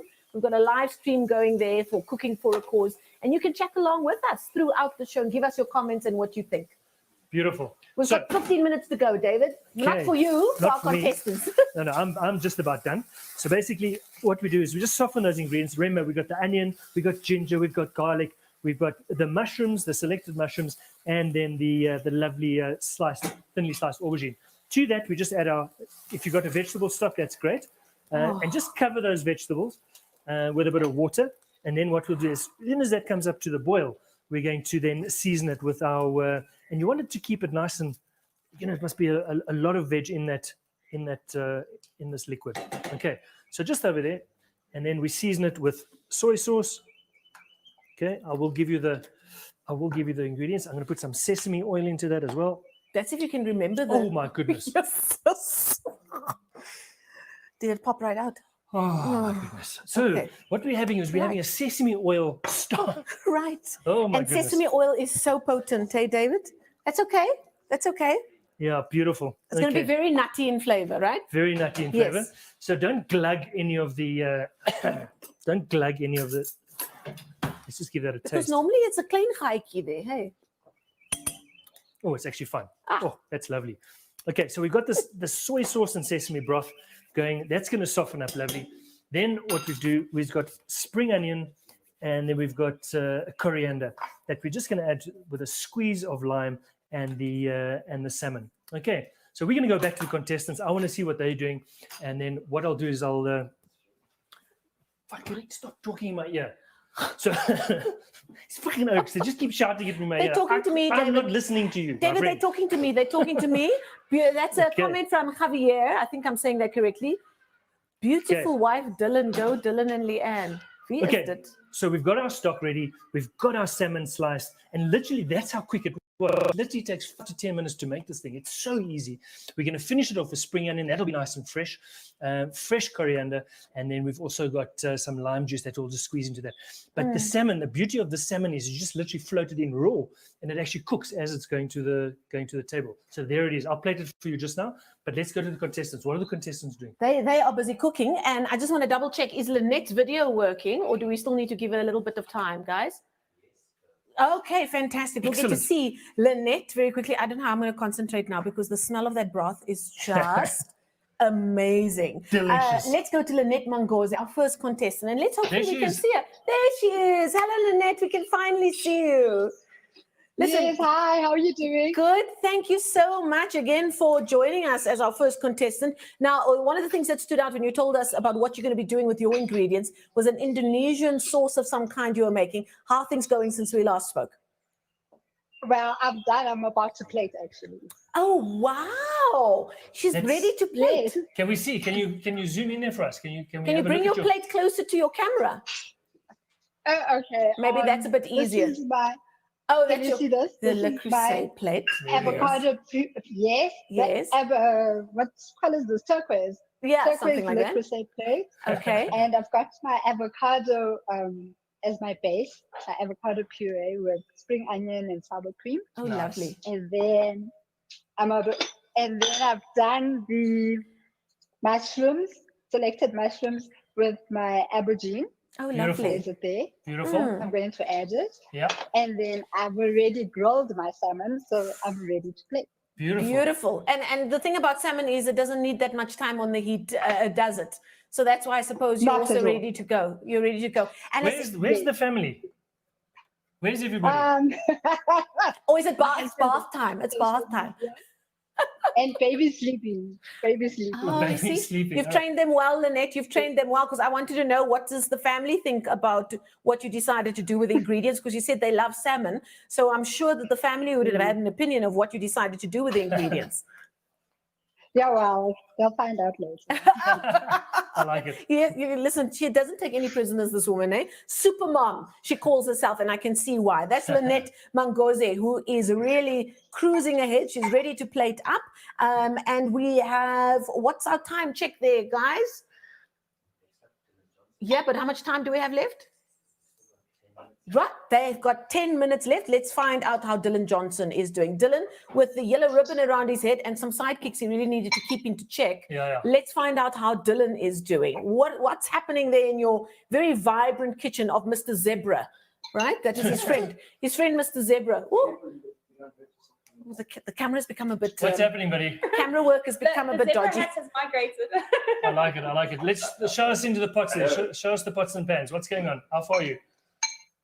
So I've done my salmon, I've done my scalloped mushrooms. They're just sitting here in a nice pan. Done my tempura shimeji mushrooms, which I did. I've done my sauce. Beautiful. Lovely. And my salad. Well, no, it doesn't look like a salad, but it kind of is a salad. I don't know. It's kind of fusion, so I'm just winging it as I go and see how it goes. And what did you decide? Remind me again, are you keeping the salmon whole or are you slicing it up? There we go. Nice pineapple and smoked chili and coriander salsa. Yeah. And remind us again, what are you doing with the salmon? Are you slicing it up or are you keeping it whole as a vegan? No, what did you decide to do? Cut it into a nice, I don't know if you can see, I've done it into a baton, so it should be perfectly cooked, I'm hoping. Okay. Beautiful. Yeah, so that's going to go with some nice shimeji, tempura mushrooms, and hopefully everything works together, all my elements. When was the last time you ate fish, Dylan, seeing as you are a vegan? Pardon? When was the last time that you ate fish, seeing as you are a vegan?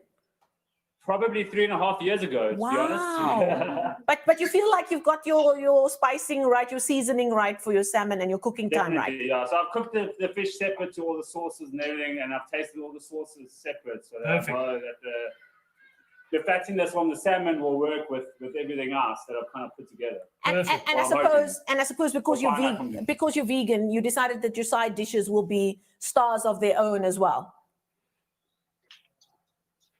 Well, that's the idea. I mean, that's what I'm trying to create. Fantastic. As much as I'm cooking the salmon, I would like to create, I want to cook it with as much integrity as I can, and give it as much love and respect that it needs. That's the gardener speaking. Dylan, what are you calling your dish? And hopefully that shines through, and David approves, and we'll see what happens. We'll see. Dylan, what are you calling your dish? What are you going to be calling your dish? The salmon was vegan. The salmon was vegan. Okay, great. So that's Dylan Johnson. He's going to be plating on his Le Creuset plate, and the good folks at DHL will be delivering it to Dave's kitchen here in Johannesburg live while you still watch the show. Very, very interesting. I don't know. I'm watching them and I'm smelling your dish. And it's a little bit confusing. Let's move right along. Contestant number 3, David, Taryn and Pauls. Let's find out how things are going. And as you can see, the comments are coming through. The Shahs in SA, remember the Shahs? Yeah. One of our finalists in season 1. And now you bring on the Asian vibe, Dave. Go Cat. So that's one of our contestants from the finale of the first season. Taryn also Ann. watching. Yes. How are things going? I've now got into overdrive because I think I was fapping around a bit. Yeah, possibly. So possibly, like I mean, really, is it that big a deal? Okay, well, Taryn, Everything will be done. You've got 8 minutes. You've got 8 minutes left. And okay, so everything's done except plating. Okay, good. So you got 8 minutes left until DHL pick it up from your door. So make sure that it's plated. Make sure you take the photograph. And what is the name of your dish? The single salmon. The single salmon was also loved. In summer, single salmon. I like it. Okay, she's going like a Boeing. Yeah, She was the one that was worried about how do you tag things on social media. Meanwhile, back at the Raj, right, that is Taryn and Pauls. We're going to leave her there. She's just turned 35 yesterday, so happy birthday to her. And single salmon is what she'll be dishing up and having DHL delivered to us here. Moving swiftly along, Catherine Lisa, who what is her Instagram handle, David? Because you've gotten to know her well. Sublime. Let's find out how Sublime is doing. Is it Sublime in your kitchen, Catherine? Where's Catherine? There she is. Ah, there she is. How's it going? Yeah, going very, very well. We're about to and at the moment. Okay, so listen, you've only got about 5 minutes left. So just remember, DHL will be picking up. So you need to make sure that you've taken a photograph of the dish. What are you calling your dish? What's the name of the dish? I think this is called dinner in 30. Ah, you see, I see what you did there. What did she say? Dinner in 30. I think it's tribute to the 30 seconds. I'm going to claim it. I'm going to claim it. And Brilliant, Minnie. and is your assistant helping you, or is it more just for moral support? No, she's very good. She fills up my glass, Yes. which is especially like less at this Look at them having a ball. I love Okay, it. we're going to leave it there. Megan Adams commenting on the live YouTube stream on Dave's Kitchen channel. Single ladies, exclamation mark. And before that, Demiso commented, Dylan, exclamation mark. So people are really getting involved there on the comments page on your YouTube channel. And Love it. that's really also created a different community for you, hasn't it, Dave? Yeah, definitely. And we really want to encourage that. You know, get involved, chat to us, ask the questions, and we'll see how we go. I think what I would like to do is I'd like to see the final plates. As the contestants are plating up. So what I'm going to do is I'm actually going to plate quickly. Okay, of course. And then and you look at this strikkie. A strikkie. Eh? Dylan put that to good use at the beginning, He did, but that's he did gone out indeed. of the window. And did you Okay. see how wobbly the video work got there in that kitchen by the second time that we did that? So Dave's going to plate, which has been an education in this kitchen. I will tell you that. If you watched the first season, we had the great bead incident of the first season. Yes. Okay, so just to finish up very, very quickly, I've got my stock here. I'm going to serve it that up. smells divine. Yeah. And really perhaps you does. need to incorporate the extra sesame oil now. Okay, so I've got to use a bowl. So I'm using the Lucrece as an underliner. Oh. So I'm just going to get all these vegetables in here. Just make sure that you've got enough stock so that when you put your salmon in, that the salmon then cooks. Okay, so we just get that in there. It smells as good as it looks. Oh yes. All right, and then what we do is we just lay our salmon in this beautiful hot stock. And by the time it gets to the table, it literally would have cooked. You know, it's beautiful. I'm going to top that with some spring onions that I've chopped. So nice fresh spring onion. I'm going to put some coriander on there. Beautiful strips of coriander. And guys, did you see how quick that was? Did you notice how quick I put that together? And then just a little squeeze of lime. Okay. And there you have it. Listen, this is my kind of dish, eh? Hey, That is something else. And there was a little bit of a blupsy in the beginning. In your opinion, you thought you put in too much sesame oil. I did. But because sesame oil can be so powerful. Exactly. But it smells divine. Yeah, and in that's the end, you great. said it tasted fine. So Absolutely. roll with the punches as we do in the kitchen. But that looks magnificent. Can we check how the contestants are doing? Can we do that, guys? Let's find Can we out go from back? the team if we can we go back to the contestants. They should really be plating up and getting it to the DHL delivery guys. There we they go. are. All of we them go. there. And if the contestants can all hear us, I don't know what's happening over there. I think Lynette has probably gone to meet DHL at the. Oh, there there she we is. are. Okay, guys, we just want to have perhaps. If you, look, they are going like Boeings in their kitchens. Lynette, you said that you were quite close to plating. Could you perhaps show us what your plate looks like? Okay. Because the others are still very busy. And I've Dylan? just covered mine. Okay. Okay, that's fine. Yes, but Beautiful. Bionikis. I can remove the lid. No. You wanted to remove the lid? No, it's fine. Don't worry. It's fine. Leave it at that. Dylan, can you show us your plate? Because you seem to be done and ready to go. I can, yeah. Look at the proper herbs and stuff. Yes, He's my got there. friend. This is You've what got I'm 90 seconds. 90 seconds 90 left. Yeah? seconds to plate. Dylan has plated, Lynette has plated, and has tied the ribbon around her dish. And we see that Catherine, sublime Catherine, is busy dishing up, and Taryn Ann is flying through her kitchen. Yeah, I can see that. Back and forth, back and forth. Time and motion, Dave. Love it. That's what my mom always used to teach us. Okay. Okay, on their beautiful licorice. Oh, there we go. A little bit of seasoning. You have And a little bit of 1 minute flair. left, 60 seconds left. Please take a photograph of your plates, a nice photograph of the There plate. we go. Lynette is taking a picture of her dish. Dylan, don't forget to take a picture of your dish. I've got some nice photos to send to you. And this is where the adrenaline really kicks in, doesn't it, Yeah. Dave? And especially for home cooks and you know, people that don't do this on every day. No, absolutely. Because normally you just say, just hang on. I know we've set the table. Can you just take it easy? The food will be there in a minute. Right. Let's turn off the 30 camera. seconds left, guys. 30 seconds and it's all over. So Sublime looked like she was the last one to put her stuff together, Yeah. even though Taryn Ann seemed to be. 9, 8, 7, 6, 5, 4, 3, 2, 1. Tools down. Tools down. lads. Stop the clock. Put your cloth, your plastic cloths on top of your beautiful Le Creuset plates. Look at Lynette. She seems very chuffed with herself. She does indeed. So does everybody else. Dylan is putting that little yellow ribbon around his plate. Taryn, wat gaat aan? Taryn is pulling very funny faces. She's got the glad wrap there in her hands. Half of a fish is still on her kitchen table. Chaos. Chaos. Sure, I'm sweating on your guys' behalf. Right, guys, you need to get that all wrapped up, ready for DHL for collection. And in 20 minutes or so, I'll be tasting the food right here in my home. Congrats, everybody. Well done. You guys did amazingly well. And I think for us to find out more about DHL, we can watch this right now. Oh, no, we can't watch it, unfortunately. Okay. So DHL, the kind folks who have come on board for the second season, and they will be collecting all of these beautiful Le Creuset plates, as you could see them putting it together there. I was actually starting to sweat, just feeling that adrenaline. Do you still feel adrenaline like that when you're putting a special dish together, Dave? I think, yeah, absolutely. Every day in the restaurant. I think the day that you walk into a restaurant and you don't have those butterflies is, then you must actually stop doing what you do.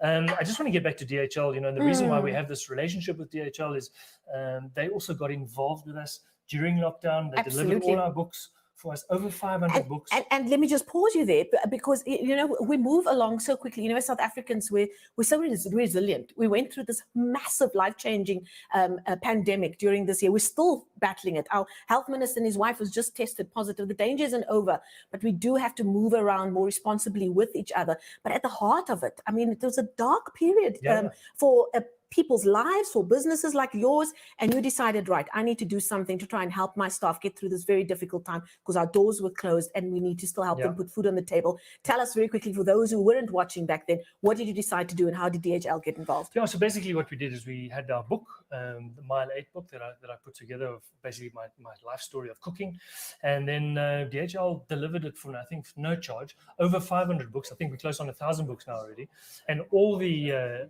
funds that we raised from that went to our staff, so it was really, really very special.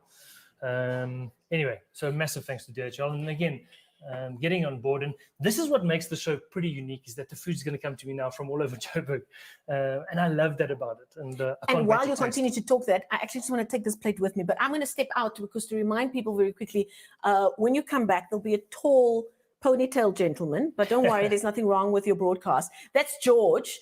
George and Dave are bringing their very popular cocktail hour that became very popular on Instagram during lockdown, and they're bringing it to you live here on Cooking for a Cause, so that you too can be part of it, and that by the time the dishes arrive with DHL, then we are a foot away and in a good mood to taste all those beautiful dishes. So I'm going to step aside very quickly so that George can come in with all of his equipment, and that broth is going nowhere because it's mine.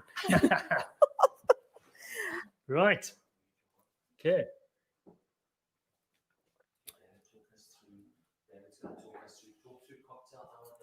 So, guys, basically what's going to happen now is while we're waiting for the food to arrive, cocktail hour wasn't really able to carry on, and obviously we go back to work, and we've got all our normal responsibilities to go back to. But it was such a massive part of lockdown for me that I thought it would be great to incorporate in this. And George is just an absolute cocktail king. So it'd be lucky to involve George and get a professional's view on making cocktails. Cocktails become such a large part of our lives, and I've literally regained a lot of respect for bartenders, and also just taught myself over lockdown to do these different types of cocktails. So yeah, there we go. Georgie, there he is. Lekker man. Are we talking about?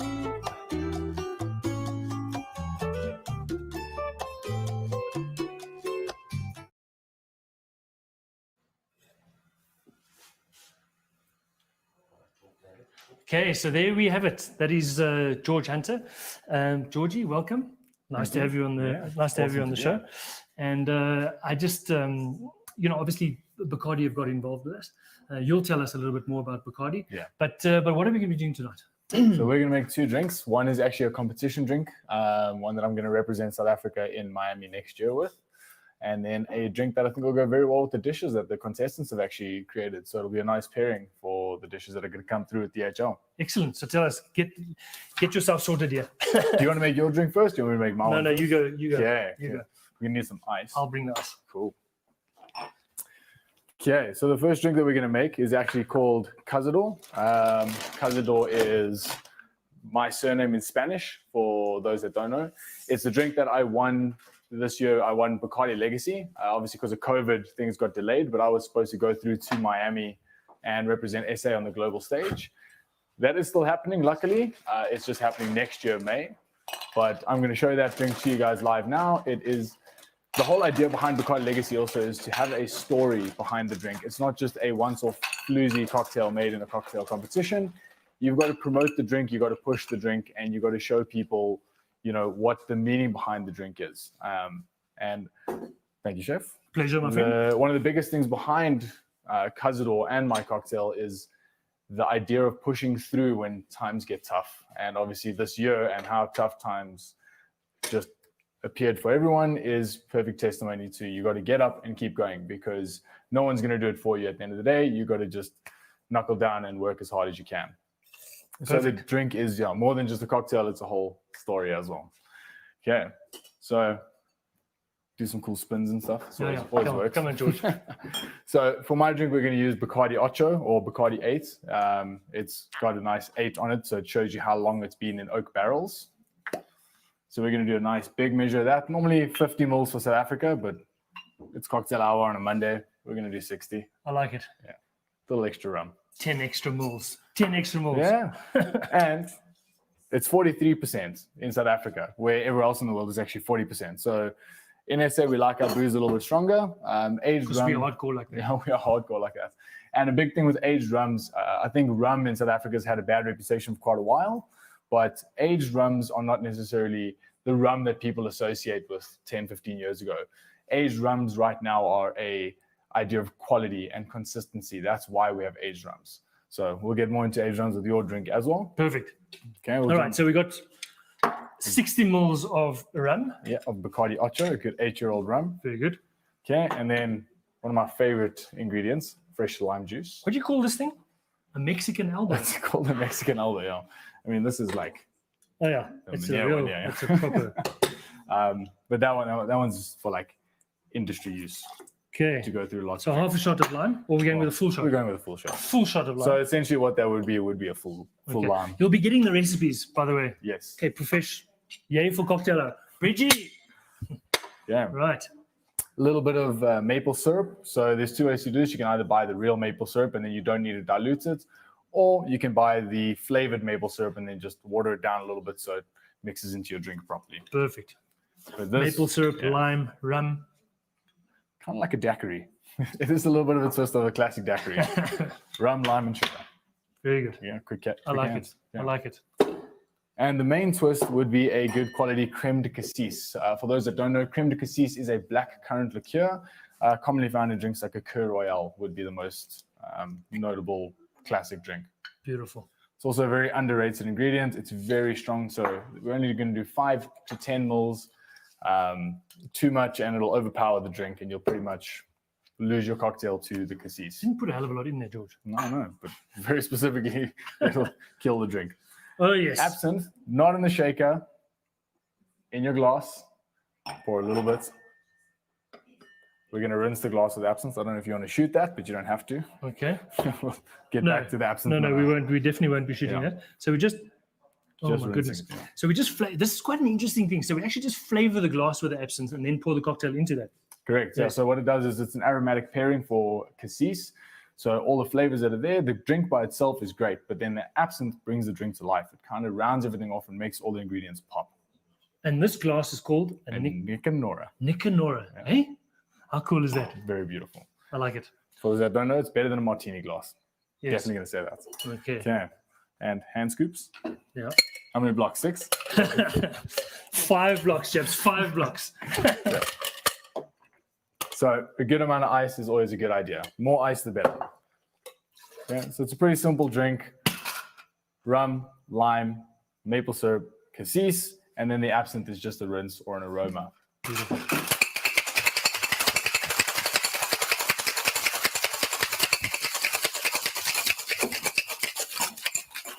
For those that have cocktail equipment at home and you want to know how long to shake, when your left hand gets cold or your non-dominant hand gets cold, that means your cocktail is ready to strain.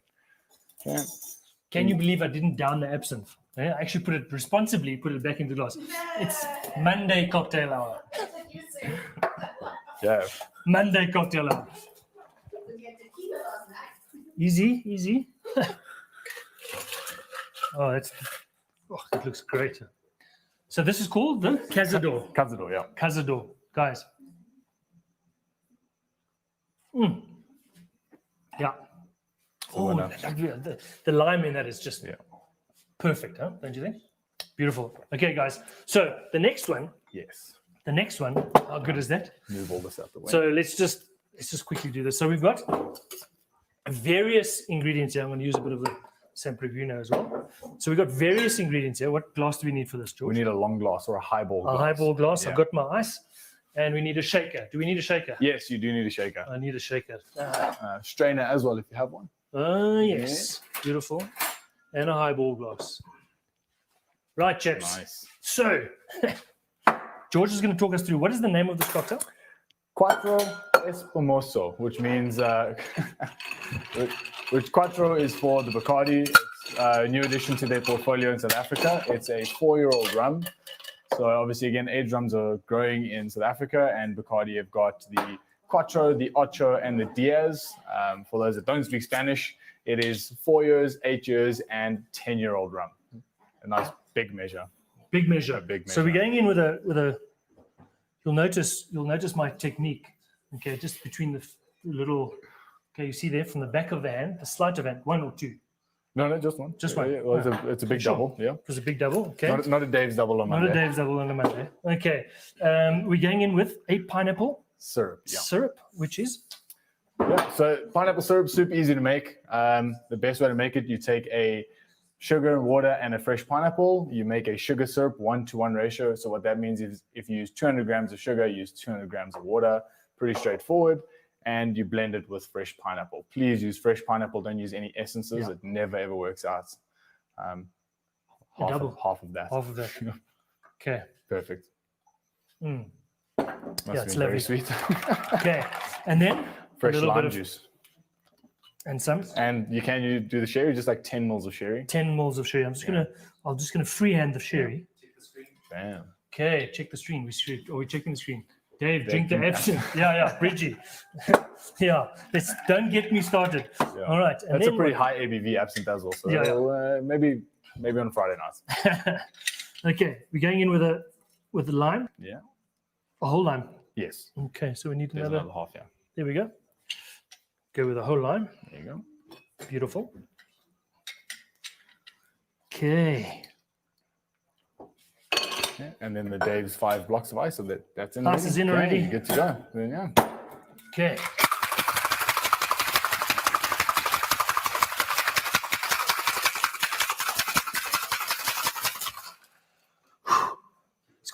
It's quite warm. Dave, more than 5 blocks. I put in 6. It's a Monday. Okay. See, Grant's saying that we're starting the weekend on Mondays. It's actually an industry weekend because most bartenders and chefs don't work on Mondays. So Exactly. it's our Sunday. Okay, so there we go. And then what we do is I guess we're putting ice in here, yeah? Yes, definitely. All right, so the ice blocks go in. Excuse my hands, but we know they're clean. We know, relatively.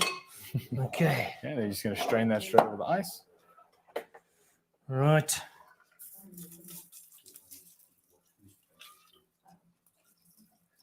Mm.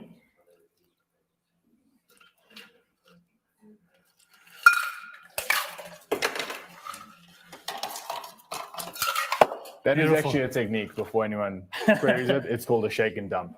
A shake and dump. It happens a lot with tiki cocktails. And then we Yeah. basically we top it up with sparkling water. That's the one. Okay. Perfect. And then bitters. You're going to float some chocolate bitters on top. So this is chocolate bitters, chaps. Yeah. It's not. Yeah, you can do a good couple of dashes on Oh, that. really? Yeah. Are we not stirring it? No, you're going to drink it through the bitters. Jesus, chaps, is that enough? Yeah, that's good. Right. Okay. So there we have it. Look at that. And this is called again? Quattro Espumoso. Just the chocolate on the nose of this is unbelievable. It's like very dark cocoa. Yeah. Kind of. 100%. Rum on a Monday. Oh, sorry. Always down for cocktail hour. Oh, it's delicious. It's quite savory. It's not too sweet. Yeah. The chocolate is bitter, which is lekker. And the chocolate and the rum always work well together. Of course, you can definitely use this, make an old fashioned. I mean, you can make a variety of drinks from this. The full cream sherry also just kind of adds that hidden depth in the drink. This Cazador is unbelievable. Thank you, chef. Good job. Good job. Well done, Georgie. So guys, on a Monday we're going to be doing one of each cocktails, and so we'll carry on with the tradition, and just a massive thanks to Bacardi for getting involved. Yeah. Some great brands to work with. Absolutely, some great brands to work, and also, excuse me, just a lovely variety. I mean, I was googling. I think it's called the Difford's Guide. It's a Difford's Guide. Diffordsguide.com. Difford's Guide. I mean, there's thousands of cocktails, so you can really have a lot of fun. All right, Or just get hold of us, and we'll let you know what to make with the ingredients you have at home. Exactly. Yeah. That's the other thing you can do. Yeah. Good job. Thanks, George. Awesome. No worries. Cheers, you, chef. Yeah. To Monday cocktail hour. You've taken the nice one. Yeah, I have. Okay. Cheers, everybody. No. All right. So, chaps, what happens now is that we wait for DHL to come. We're then going to taste. I'm just going to clean up here quickly. We just need to do a little bit of a cleanup, and we then wait for DHL to come, and we're gonna taste through those dishes. I want you to see the dishes, so we'll come up close so you can see the dishes, and then I'll give a very, very quick breakdown of what those dishes are. So if I can just clean up here just a little bit, and then make some space for our plates, because what we're going to do is we'll taste right here. These cocktails are bloody good. I'm not going to lie. I want to just drink the cocktails for the next 20 minutes. Yeah, exactly. I feel like everybody would be happy then. Perfect. Okay, David, I'm coming to join you. Get ready. Excellent. Listen, so that cocktail, I missed a lot of the cocktail hours during lockdown, because that was always on a Friday night, and I had to be up early the next morning for work. And watching it live was actually quite an experience. You guys are so serious about it. You just keep cleaning. I'm just going to keep talking. Like, I mean, I think the thing with cocktails is, it's such a big part of all our life. Everybody always has a skimmer kelkie. A skimmer kelkie. Yes. So everybody always has a little skimmer kelkie, but it's quite lekker to be able to understand a little bit better, and the beautiful sort of transition between making the cocktails and then the input that the people are giving, and then eventually people were making cocktails as they were. And also what was nice is, I mean, as much as we've got George, who's like this world traveled cocktail master, he's not precious about it. And I heard him, like when we were preparing for tonight's thing, using, people must just use what they have, and he's quite open to people being creative, even though he's got all this vast knowledge, which is great about lockdown. And also it fitted quite nicely with your the DNA that you were sort of bringing across during lockdown, and telling people, listen, if you don't have this kind of fancy onion or this kind of fancy herb, use whatever you have. And do you think that's people have taken that to heart and are a bit more confident? I think so. One of the things that I'm very, very sort of, I don't want to say passionate about, but one of the things that I really try and emphasize to people, and especially with my book, because people say just the recipes are very difficult in your book, but any recipe book that you buy, should be an inspiration. So it's not about copying exactly what you see in the book and everything else. Look at the pictures, you know. Oh, geez, that looks amazing. It's butternut, it's lamb, it's a bit of this. I can do my own version of this dish. Do your own version. Play with it. Use the recipe as a bit of a guideline. You know, you don't need to stick to things as they are. People are intimidated by recipes. So yes, absolutely. Yeah. I will admit, however, it is nice sometimes. And during lockdown, it became a little monotonous after a while. Yeah. You know, and I remember saying to my partner Liam, just like, okay, what are we going to do? Something different. We feel clear. Okay, we did nachos 2 weeks ago, and can't do. And then you go, and we've got all these stacks of recipe books that you've collected over the years, just Exactly. because you're fans of the chefs and that kind of thing. And then you open up at Mal, you open up. I've got a few from Ruben Riffel as well, and he was just like, no, come on, we've only got time. Exactly. Do you know what I'm saying? Exactly. Let's marinate this for 8 hours because Ruben says you should. Or Rick Stein was in Venice, so let's see what do we have in the freezer that goes along with one of these dishes, and it kind of helped with the monotony, didn't it? And I'm sure it helped with your monotony as well. I think that's the thing with cooking, and the old way of cooking is that you had time. You know, so I was doing all these casseroles and all these roasts, things that take long times, and because you're at home, you're at home, you can watch it, you can sort of keep an eye on it. It's not like you're rushing through dinner, and I think that for me was a great sort of comeback to those classic dishes. Absolutely, and then also you spent a lot of time in the garden as well. Yeah, my garden, you must see. But your garden is starting to look fancy now, hey? We've just planted the summer crops. Yeah, but you got some fancy expert people in just to help it along a little bit. No. Yeah. Now at the end, though. These fingers are definitely not green. I can tell you that much. Yeah, so but I the roses did okay under your watch. The roses did okay. I even the Just Joey's. I now know Just Joey's just because of you in lockdown. But now listen, as we are talking away here, the DHL people are out on the streets picking up the dishes of our contestants, the cloches, on their beautiful Le Creuset plates. They all have a different color. We'll find out about them as they arrive. But we believe Dylan, one of our contestants, he's just had his first interaction with the folks at DHL. Oh, and we're gonna cross to him live as the comments keep coming in. Never use a recipe, just ideas, says Yogita there on the live stream on YouTube. Keep those comments coming in. Dylan. Kijk, so Dylan and his liquor and by the looks of it. Dylan, how did things go with the DHL folks? Very, very smooth. They were probably 5 minutes early. Put a bit of pressure on me, but nothing about a wine can't do you still have wine left? So, yeah. Do you still have wine left? Yeah, we got a supply. So Dylan, just a quick thing, Dylan. How to cook under pressure and to put yourself under pressure like that? I mean, did you enjoy the experience? Was it fun? Like, how did you find it? I love cooking, so food is my passion. I mean, I've been in the kitchen. I think if I wasn't born in the kitchen, then then I wasn't. This is my life. I mean, I love food. So food makes me happy. And we were just talking about everybody taking up gardening now during lockdown, but that's been a big part of your life for a long time already as well, right? Definitely planting and growing all my own veggies, and I mean that for me, it's just something you can't beat the supermarkets. You know, you walk into your garden and pick some fresh basil or fresh tomatoes and cook with that. There's nothing better. It's just tasty. You know how much effort's gone into it. So for me, I love it. I think it's my passion. I think once this thing in my ear. Leave it out to the ear. No, I'll let me manage just tell the you. voices in the ear. This thing in my ear. So one of the big things that I began to understand about during lockdown was the amount of waste that I was creating. I was on my own cooking. Yeah. And yes, I was cooking big meals and so forth, and the security teams outside were very happy to be eating. But the amount of plastic and waste that we absolutely, I couldn't believe it. Yeah. And that was one of the big things with the veg garden. Like, come on, guys, you don't need a big packet of plastic to pack a little bit of herbs in. You know? So I've really tried to encourage a lot of people that watch the shows and so forth to basically grow their own veg. And it's not that difficult, Dylan, is it?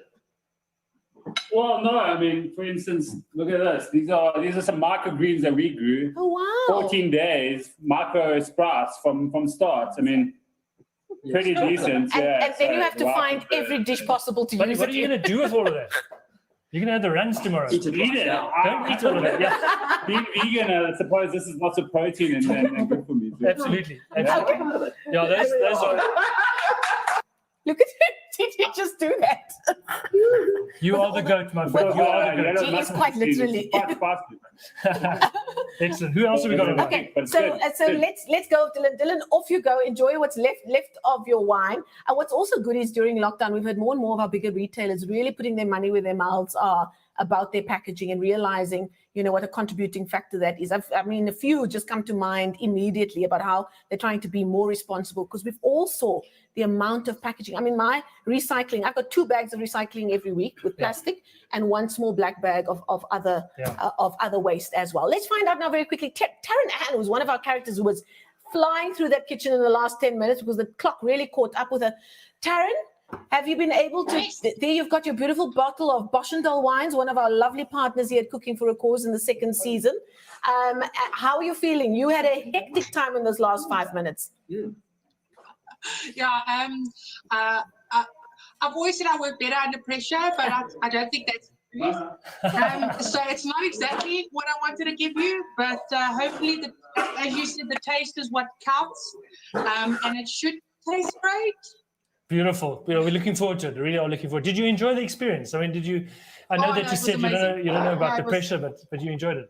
No. It was Shanana. It was legit. So I loved every minute of it. I like to be in front of the camera. So the opportunity to do that.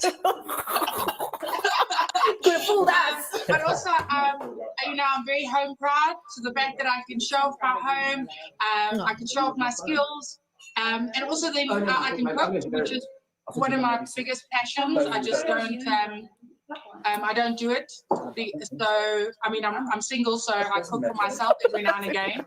But most of the time, well done, Dylan and Super. Nice. Taryn, I don't understand why you signal. I mean, the cooking, the personality, it's all there. So single salmon is the last single salmon you're making. I'm telling you now.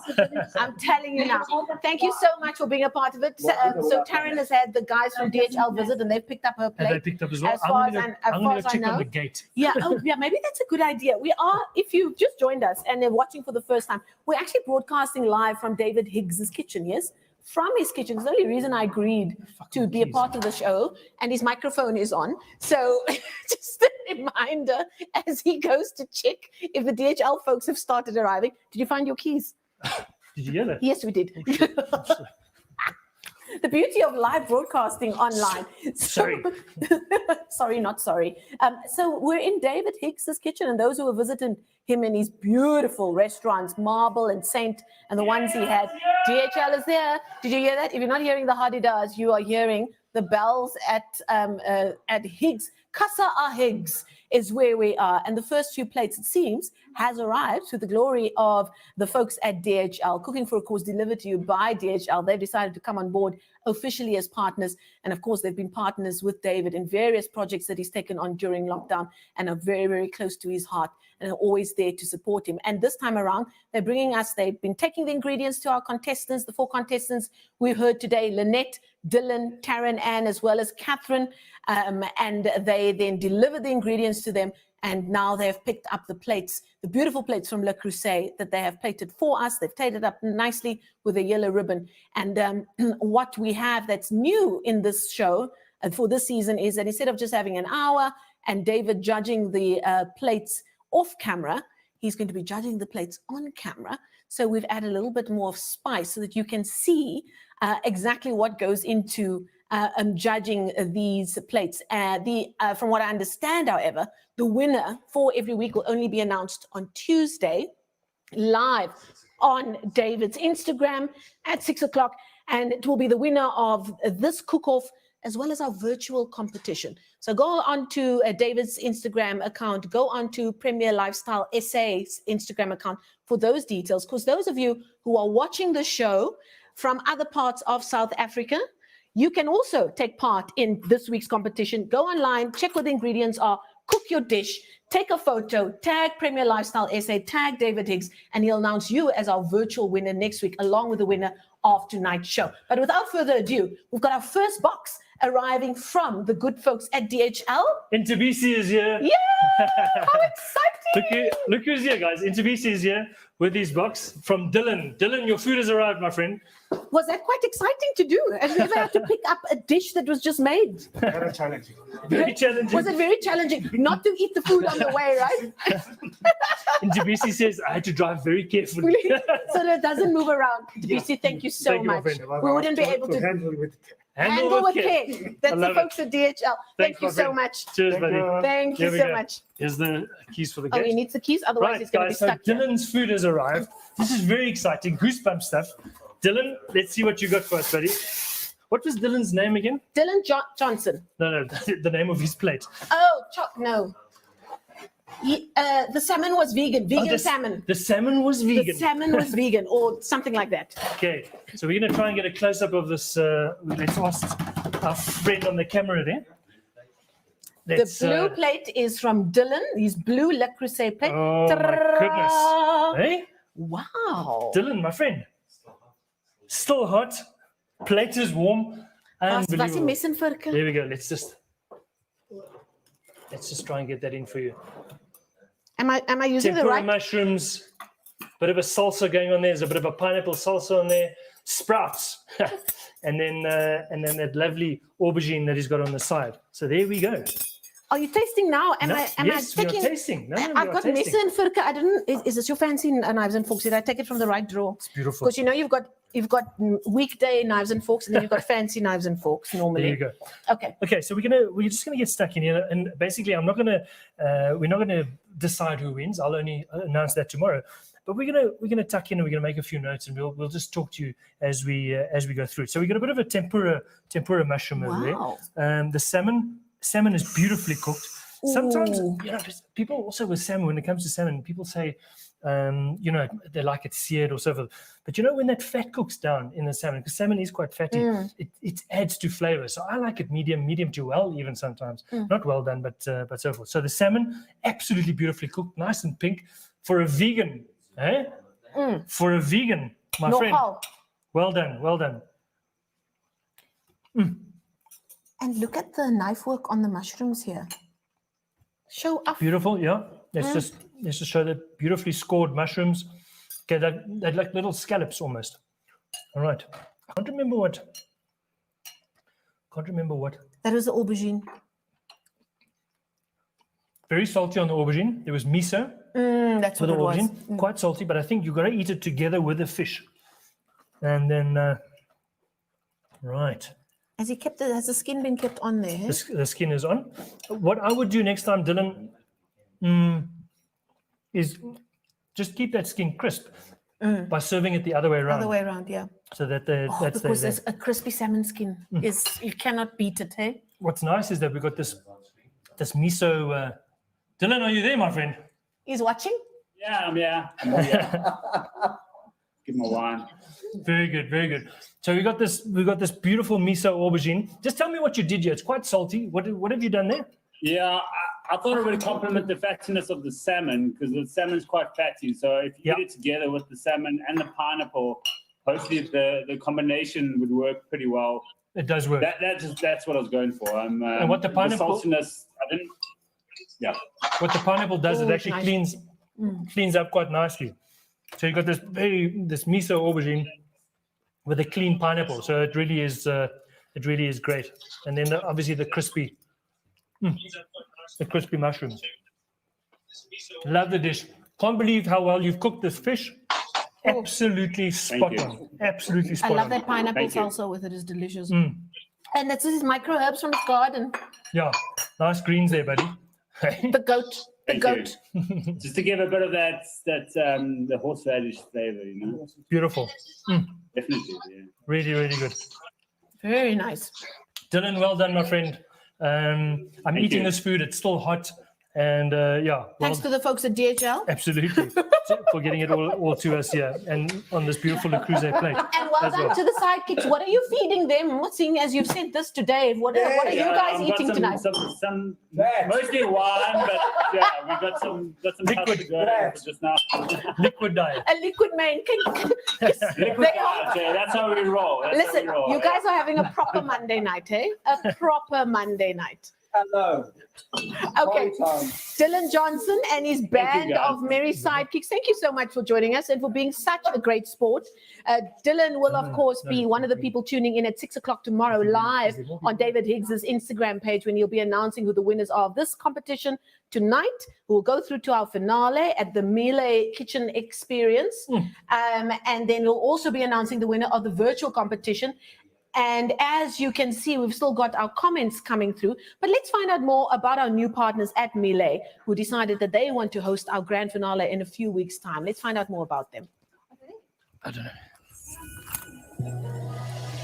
I have a deep drive inside me to go where nobody has gone before.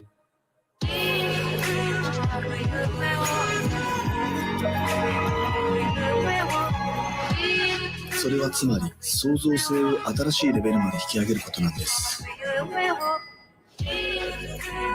The new Miele Generation 7000 range is designed to be more intuitive than ever before, packed with groundbreaking innovations for consistently perfect results.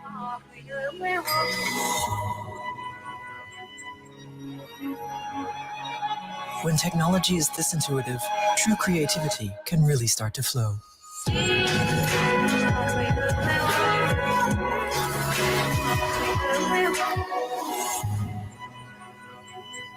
Redefine perfection with Miele.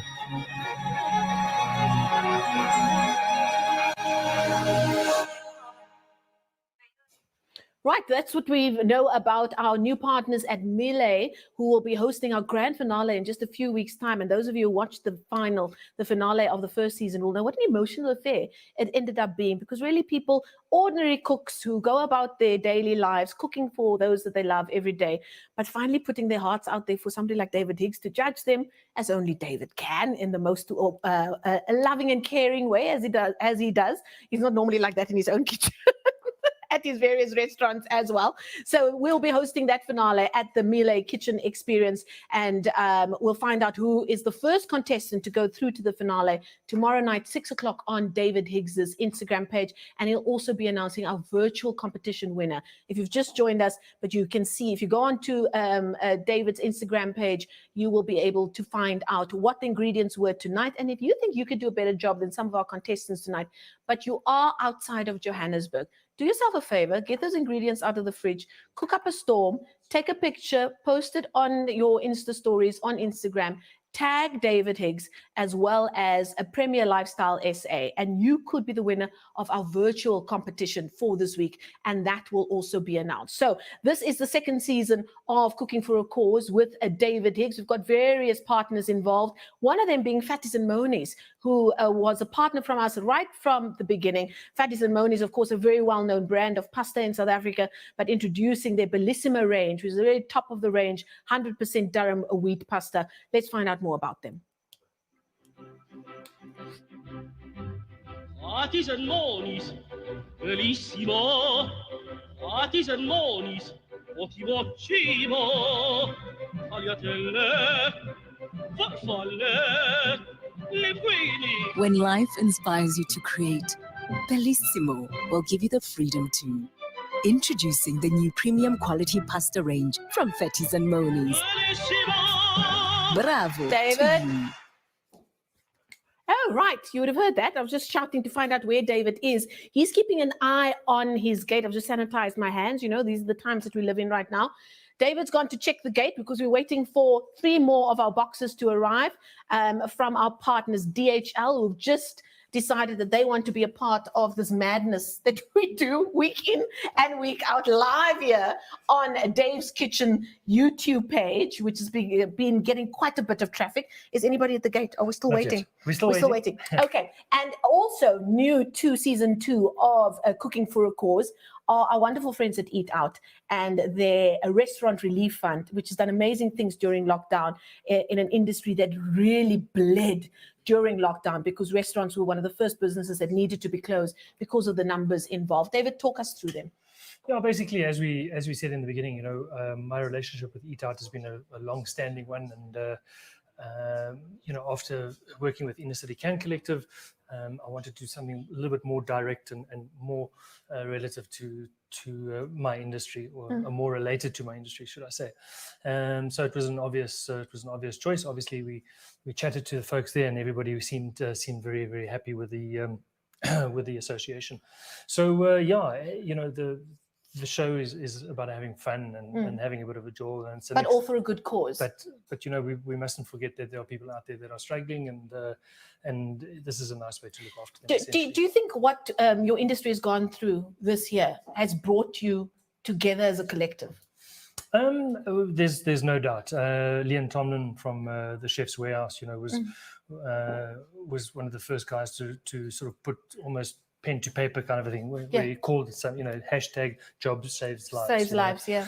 And I remember interviewing him about it as well. Yeah, exactly. And we all got involved. We all bought into it, and everybody was just doing. Macho was very, very busy with her charitable, the Isabello Fund. Absolutely. In Franschhoek. So a lot of the kitchens, even though they were closed for business, a lot of those kitchens were so busy because they decided we can't just sit here and watch not just our staff but our communities around us go hungry, and they really got stuck in, didn't they? There were tons of vegetables being delivered. There were tons of food being delivered, and the chefs were essentially in the Franschhoek area. We were getting together, and they were processing all of this for the schools. So it definitely brought everybody a little bit closer together, and we definitely talk a lot more now. And it took us as restaurant goers behind the scenes to sort of that heart and soul of what keeps a restaurant going. Speaking of heart and soul, one of the people that became almost familiar with you during lockdown is Catherine Lisa. Sublime is her Instagram account, and she took part tonight as one of our 4 contestants. She did. Catherine, have you had a chance to catch your breath? How did your dish go, and what was your experience handing your dish over to DHL? Were you a bit nervous? The first question I want to ask is the other Catherine still sober? Because that's generally the problem. The 2 Catherines. Now you can see. I'm joking. Right. Right. Okay, Catherine, you know what? Stand by. We're going to keep you on camera because we've got a second dish that's arrived. It's actually your dish, funnily enough. No. Johannes. Johannes has arrived, chaps. Johannes You're live. You're live on the internet, on YouTube, Johannes. Thank you very much. Thank you so much. Thank you so much. All the best. Thanks for taking care. That's Johannes from DHL. And bye. Sublime, your plate has arrived. Okay. So this is Catherine's dish, right? Yep. Is it red? Yes. It's the red Le Creuset plate. Let's bring Catherine back. There we go. Catherine, your dish has arrived. Met 'n blommetjie for David. With a blom. I love it. Okay. So she also has a Just Joey. You hold that. Oh, donkey. Okay. Let's just take that out. We're on a red Le Creuset plate here. Okay, where's that camera? Can we get this? Can we get a close up on that? Oh, wow. My goodness. Look at that. Beautiful plating. Wow. And look how lovely that plate's been. He's zooming in there. Okay. So let's just keep it there. Kath. Yes. Gosh. Look how well DHL delivered this. Everything in its place. Impressive, huh? Okay. That is amazing. So just talk us through. So we've got a puree here. What is the puree? That is avocado with a little bit of Tabasco and sour cream and a little bit of lime. Beautiful. Salt and Beautiful. And then the salsa? Then the salsa is pineapple, it's got apple, red onion, a little bit of jalapeno, and some cilantro or coriander. Beautiful. And then a little bit of lime and salt as a mix.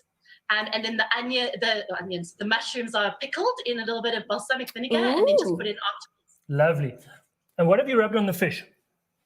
So the fish has got a honey, soya, and chili glaze, a little bit of garlic and ginger. Beautiful, beautiful. So, as they say, the proof is in the pudding. Get stuck in. The proof is in the taste. The proof is in the eating. The proof is in the eating. Yes, that too. Sorry, who said that? Okay, this glaze is lovely. It's got a lovely, almost like an umami taste to it. Ooh. I was like, ooh, mommy. Oh, mummy. Uh-huh. Oh, delicious. The salmon again, just absolutely beautifully cooked. Really well done, Kath, on that. I'm loving this. I'm loving this glaze. The glaze is not overpowering. Very subtle. It's very subtle. It adds a lot. And also the avo puree, the avo and lime puree is lovely. It's a creaminess that it adds to the dish. Look at the knife work on the, was it apple? Look. Beautiful. Yeah. So all these fresh, clean flavors then. That's very nice. Especially for the weather that we have at the moment. Just the absolute perfect dish. There's a comment there from Cassia Pierce on your YouTube channel, Dave's Kitchen. Kath, that traveled well with 3 exclamation points. Thanks to the folks at Johan at DHL. What a beauty. Nothing moved around on that plate the entire way here. Both plates were absolutely perfect. So there we go. Sublime, absolutely sublime. Well done. So to the 2 Kaths, enjoy the rest of the wine. And thanks a million for joining us. So we're just waiting for Taryn's plate, and we're also waiting for Lynette's plate as well. So that was the red plate, was Kath's plate that was brought to us by DHL. So far, so good, Dave. Beautiful flavors. I hope you're making mental notes. Yeah. Sure. What I quite liked about hers is it's very fresh and light.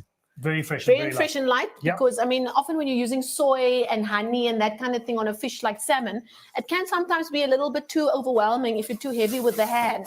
So that was beautiful. That was beautiful cooking by Catherine, and it just arrived here in a beautiful positioning as well. And guys, in your slippers, I think a lot of people who are watching for the first time are probably a bit amused. Yeah, so the slippers are obviously also a massive part of lockdown, but more importantly, as in everything that we did during lockdown, it has a meaning, and the meaning behind obviously the slippers is National Slipper Day for Reach for a Dream, and Reach for a Dream is obviously an NGO that I do a hell of a lot of work with. And, you and our good friend Dan Nickel as well. Yes. You guys were very active. Didn't Dan fall off a bike at some point when you were doing something for? Let's not get into that. No, shall we talk about him? Let's just say Dan is not an athlete. He talks to a lot of athletes, but he himself, not so much. Not so athletic. Anyway, but... okay, so we are in season 2 of Cooking for a Cause. If you've just joined us, we've had our 2 boxes arrive from our friends at DHL. They have brought us the dishes by Dylan Johnson as well as Catherine Lisa. Beautiful work on the salmon, and that's what with salmon. I always test a restaurant by how they do their salmon. Yeah, there's a few things. And the 2 of them have done pretty well, haven't they? Yeah, definitely. Except I would have liked a crispy skin. Yeah. But that's something we can learn still. But the skin was crispy, but they basically what they did is they served the skin side down. Then the sauce makes it a bit more soggy. Just turn it over, just keep it nice and crisp, and it will definitely work. I think there's a few, talk about testing restaurants by their dishes. Risotto is a big one. If you go to a restaurant and you test their worth, it's always the risotto. Like how is that risotto cooked? Is it still al dente? Is it still creamy? The other thing I like to test them with is eggs Benedict. Yes. And a hollandaise sauce. Yeah, exactly. And come my hollandaise sauce at the pakkie or as well. But you taught us how to make hollandaise sauce during lockdown. Didn't you do hollandaise sauce? I actually didn't. No. You know what sauce I made that you showed me for the first time was from a Caesar salad? Yes. Because I'd never done the dressing. I've never done that from scratch. My goodness, what a difference it makes when you make it yourself. And it also teaches you how it should taste. And it must have that anchovy. I went through a very heavy anchovy phase during lockdown. Yeah. And like I said, watching people like you during lockdown, I didn't know you could put things like anchovies in a lamb dish. We just did a lamb dish in our house a couple of weeks ago. And I said, I'm getting the anchovies. And Lee was like, what? I'm like, trust me. Yeah. And it's seasoning. It's that salty. That's beautiful. So it's a seasoning. And people think, but it's so potent. Yeah. But the little thing, it disappears. And all you're left is that depth of flavor. Absolutely. And we've really learned a lot. So we're joined by Lynette. We're still waiting for Lynette's dish to arrive. Dave is going to go and check on the gate.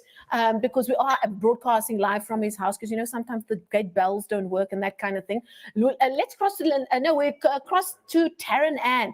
Taryn, we're still waiting for your dish to arrive. It is on its way with our friends from DHL. I don't know if you've been watching our live stream. We've now tasted the dishes from Dylan as well as from Catherine, and yours is about to arrive. Are the butterflies busy there as you sip on your Bosch and Dell wine? No, you know what? It's I'm now. There's nothing I can do. There's no worrying that will help me. I can only hope that I've done enough, and the fact that I did a dessert as well as a main puts me ahead of everybody else. And what's quite nice about all of this, you're not in this alone. We've got lots of people watching live on Dave's Kitchen, David Higgs's YouTube channel, and people are commenting. The Shahs in SA, we know that she was one of our contestants in the finale the first time around. I like to test a restaurant by their margarita, she says, exclamation mark, because we're talking about what the dishes are that we order in restaurants that we test them by. Do you have a dish that you test a restaurant or eating entertainment place by? Yes, so I probably have one for each meal of the day. Definitely a hollandaise sauce, if you can do an eggs benedict the way it should be done. My brother's got many stories about me. I've embarrassed him where I've offered to go teach the chef in the kitchen how to make a hollandaise sauce. There we go. And then also a steak. I'm very particular with my medium rare, and a lot of restaurants think they're doing it right, but they're not. So those are probably the two biggest. The rest I'm pretty easy. I'll never send a plate back. I studied hospitality, so I know that there are sometimes people that when you send stuff back, but you are not can give happy with you. constructive criticism though as a paying customer, and you can do it in a nice way. Yeah, so I normally just eat it, and then I say, just in future, don't do it that way. So I can just imagine what my critique's going to be. But you know what? How many opportunities do you get for David Higgs to try your food? And also David does it in such a that's amazing. And he does it in such a nice way. You actually can't hold it against him, you know. And like I said, I've learned so much just from watching David during lockdown, and other chefs who've taken to social media to keep themselves sane and keep them busy. What have you learned from watching people like David during lockdown? Oh, you know, actually not from the cooking. Just his personality. We're talking about you now. Just finding the happiness in doing the videos and making it fun. That kind of stuff. Lockdown was hard for a lot of people.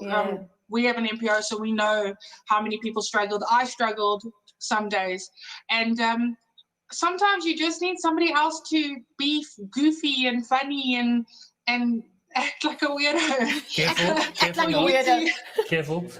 For you to recognize that look, it's another day. The sun's come up. You can only look at the good in it and look for the brightness in the day. Absolutely. And if you're privileged enough to have a fridge full and cupboards full of food, make yourself something interesting and learn something new, right? Thank you so much. I cannot tell you how many families, middle-class families, that both people lost their jobs, were coming to us and had nothing. And through that experience, could not even feed their children. And through that experience, I mean, you talk about the middle class going through that experience and realizing those who are even worse off, how they put food on the table every day, So even outside of lockdown. I always use the middle class as an example because day to day everybody struggles, especially on the lower class. I hate the word class, but on the lower income bracket. But they make do. I think when you become middle income bracket, you don't know how to make do when the shit hits the fan. And it made us all go back to basics. Taryn, thank you so much. Taryn Ann Paul's one of our contestants. We're waiting for her box to arrive. The folks at DHL are on their way with her dish so that David can have a go and have a taste and make his little mental notes before he announces the winner tomorrow live on IG. I'm actually just making some notes now. Oh, good. Yeah. Before the wine kicks in and you forget. Let's join Lynette now. Lynette Mangoze was one of our contestants tonight. Let's join her now after the adrenaline rush of getting her plate ready. Lynette was very cool and calm during the competition, and her plate was really long before the time ran out. Lynette, are you with us? There she is. There she is. Lynette, is the baby still sleeping? Because you still look so relaxed and at ease in your kitchen. Where is she? Let's see her. Come. You must just unmute. Just unmute yourself, Lynette. Unmute, please. Talk to us. There you go. Oh, we can't hear her. Is she still on mute, guys? Hi, there we go. Oh, there we go. We can hear you. We just need to hear a bit more of her. There's the little one. We want to see your baba. Oh, Zena, man. Oh, look at her. Oh, hi, look at her. She had a good nap. Hello. Hi. Okay. All right. That's Lynette. Lynette, thank you so much. We can't seem to be hearing you. So we're going to let you go for now as we wait Lynette's dish as well. And that's been one of the great things about cooking for a cause. Hey, David. I mean, families getting involved, kids getting involved. I remember one of our contestants last time around, she had her husband. They had, of course, remember we had power outages as well in the middle of it. And he managed to find a big light for her.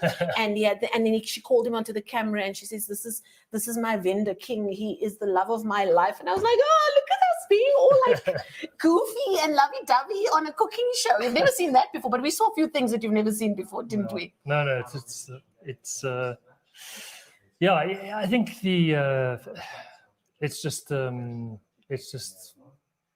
you know, I think the I think the big thing for me with what happened, sort of, especially with last season and so forth, is you know, is the camaraderie that there was. You know, everybody's chatting to each other, and there's this love, and because we're all going through the same thing. Yeah, and all about food essentially. Anyway, listen, chaps. Basically, we can't wait any longer.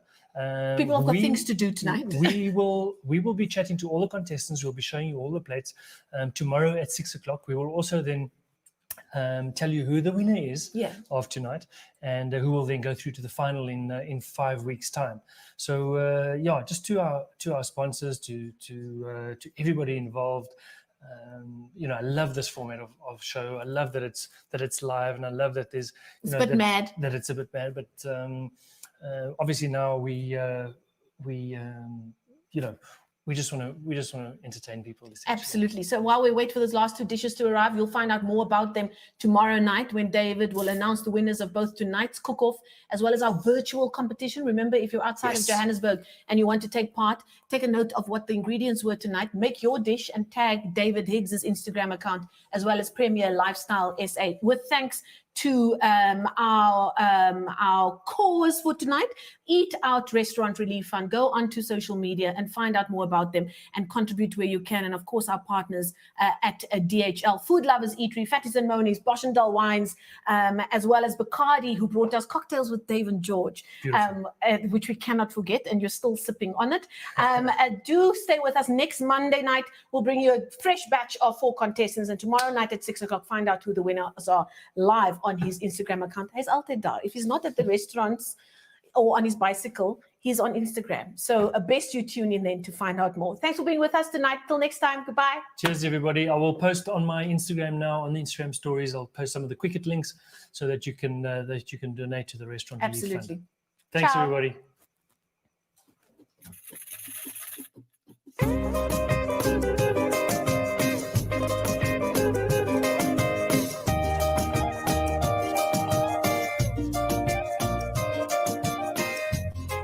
So why should you get involved with Cooking for a Cause? Well, it's exactly that. It's for a great cause. Obviously for the Eat Out Restaurant Relief Fund.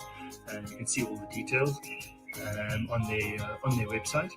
But it really is about it's about making new friends. It's about a little cooking community, and it's a way to share your skills and your ideas with others. So if you're a food blogger, if you're a foodie, if you just enjoy cooking, and you want to test your skills against others and have a bit of fun more than anything.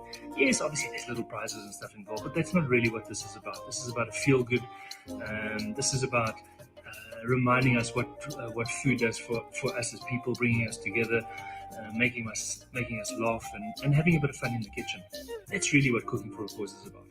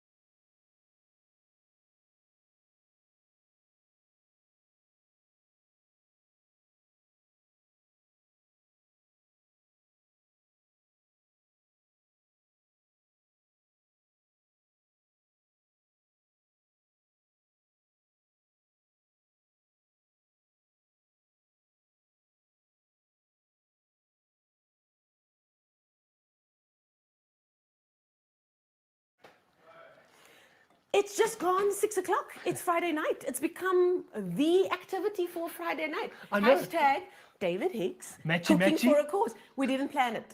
We didn't plan it. We're just that connected. I like it. That's a bit weird, isn't it? Last week it was green. This week it's gold. It's all right. The Is green it- and the gold. I'm feeling a little bit more spring in the air. Were you feeling that this week as This well? whole week. Yeah. Go out for a ride with a short sleeve shirt on. Hey? I was thinking more like I'm eating fish, you're drinking white wine, but you know, each to their own. Absolutely. It's David Higgs. Hashtag cooking for a cause on a Friday night. You can see he's in the mood. He's got the gears going there with a lovely bottle of mum or mum, depending on how fancy you want to be. And it's the third show. Can you believe it? Time really does fly when you're having fun. It is the third edition, the third show of this competition that was the brainchild of David Higgs and the various voices in his head. Not just to spend even more time with all the food lovers out there and who've come to love him even more during lockdown, but to raise awareness for the Inner City Can Collective, a charity that's very, very close to David's heart. And that is why we're here to bring attention to the great work they're doing, have some fun, and make some wonderful food for the people that you love the most at the same time. Absolutely. So the way it works, everybody, if you haven't watched the show before, this afternoon from our suppliers, La Marina, Bull and Bush, Food Lovers Market, Urban Foods. Urban Foods.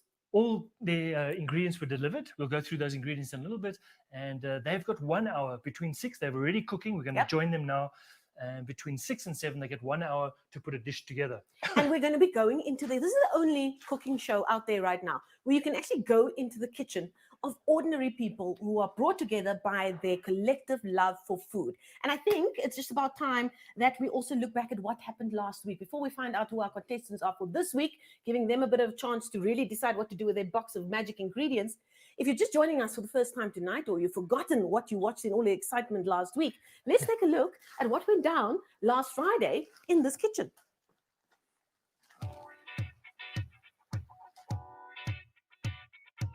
If you've just joined us for the first time, David Higgs' hashtag cooking for a cause. I love these oaks. Hashtag cooking with the heart he does. We're going to take you into the kitchens of ordinary South Africans who love food and put their hands up and say, hey, I want to cook for a cause. And hey, I want to take on David Higgs. Hi there. Hello, everybody. So just by the way, I have a better kitchen at home. It's just the lighting here is better. Oh, okay. I hear you. I hear you. Domain boy. Yes. Yes, you look very organized.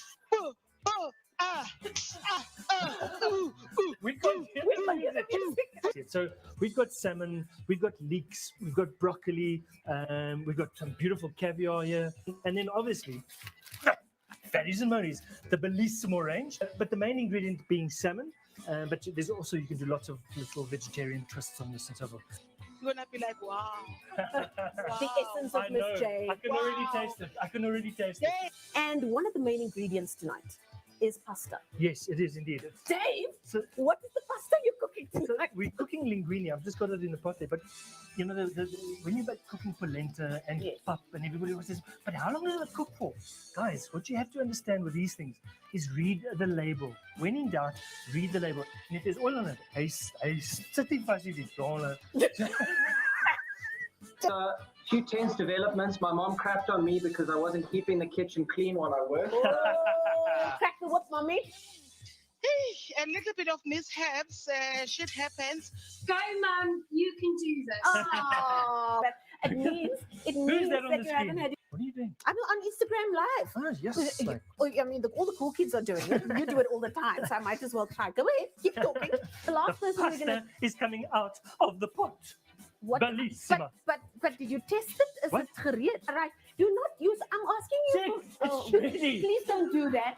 This is supposed to be a professional. And we're calling this dish a three-way with David Higgs and a piece of salmon. It's gonna be seafood heavenly. So my dish is Miss J Lockdown D. Okay, I think my job is done here. I'm going to leave. We've educated the nation.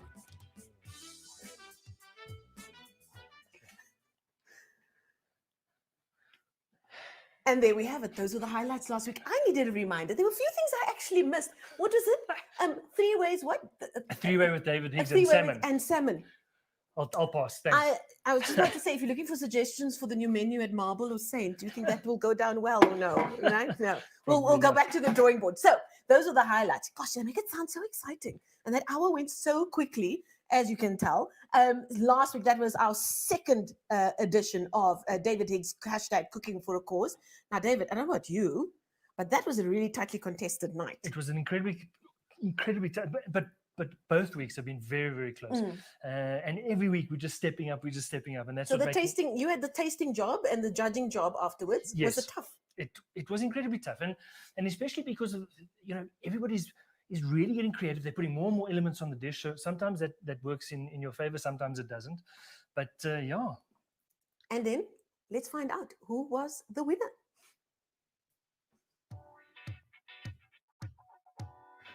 Guys, Mr. Frosty has delivered. Over here, Rakni, there we go. Salmon, funnily enough, they're all salmon. Sam, Charmaine, and last but definitely not least, Miss J, Janet Satole. Rocky Shaw is the winner. It was very close this week. Well done, Rocky. Beautiful dish, delicate flavors. It just really, really works. Well done.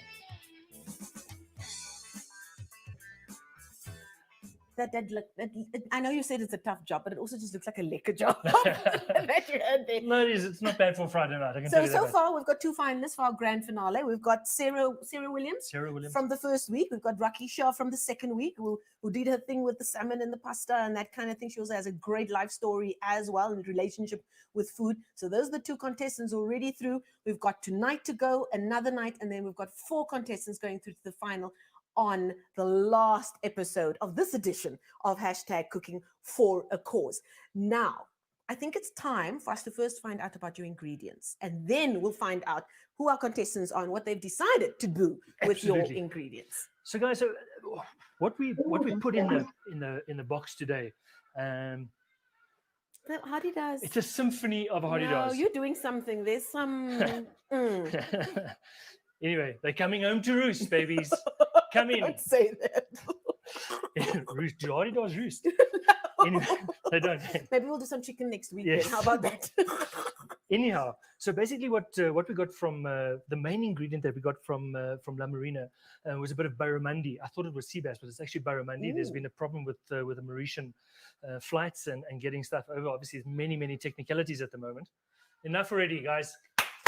Yes,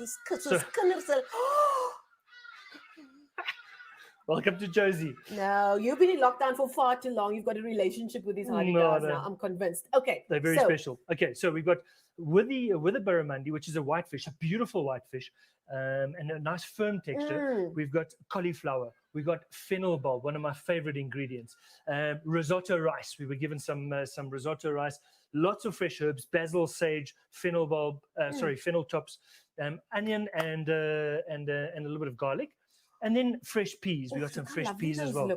Yeah, so what I'm going to do, okay, so just to talk you through this very quickly, I have in my pot over here, I have made a risotto, and I'm going to make like a pea and basil pesto that I'm going to blend into that risotto. I'm going to fry my fish. I'm going to serve a little bit with risotto. I'm going to make a little bit of salsa with that. And the other one, I'm going to do little, the Italian croquettes. We roll them into little balls. What's that called? I've just forgotten. Anyhow. Arancinis. Thank you very much. Yes. My job here is done. I told David Higgs something about cooking. Thank you. Anyway, so we're going to do a couple of arancinis, but I'm also going to poach the fish in the oven. So I've got a couple of things on the go here. But yeah, those are the ingredients. A little bit challenging this week. Not easy to put together, but so you got to think a little bit out the box to keep it interesting. So there we are. I mean, you can look at all those things and say, you know what, I'm just going to cook them all to within an inch of their life, be nice and mushy, roll them into something and fry it. But that would be boring. No, that would be boring. subtle flavors. And again, like we said, spring is in the air. These are all lovely green spring peas. And I'm so here for it. So now that's what David Higgs has decided to do with his lovely box of goodies. Let's find out firstly who our contestants are and perhaps get an idea of what they've decided to do with the ingredients. And as we've seen over the last first 2 episodes of the show, a lot of our contestants start with a certain idea in their head, but they don't really end with that idea. And that's all part and parcel of the show. David has started a show by saying, this is what I'm cooking. And by the end of him seeing what the contestants are doing, he's come with all kinds of other fancy things to put on the plate at the end.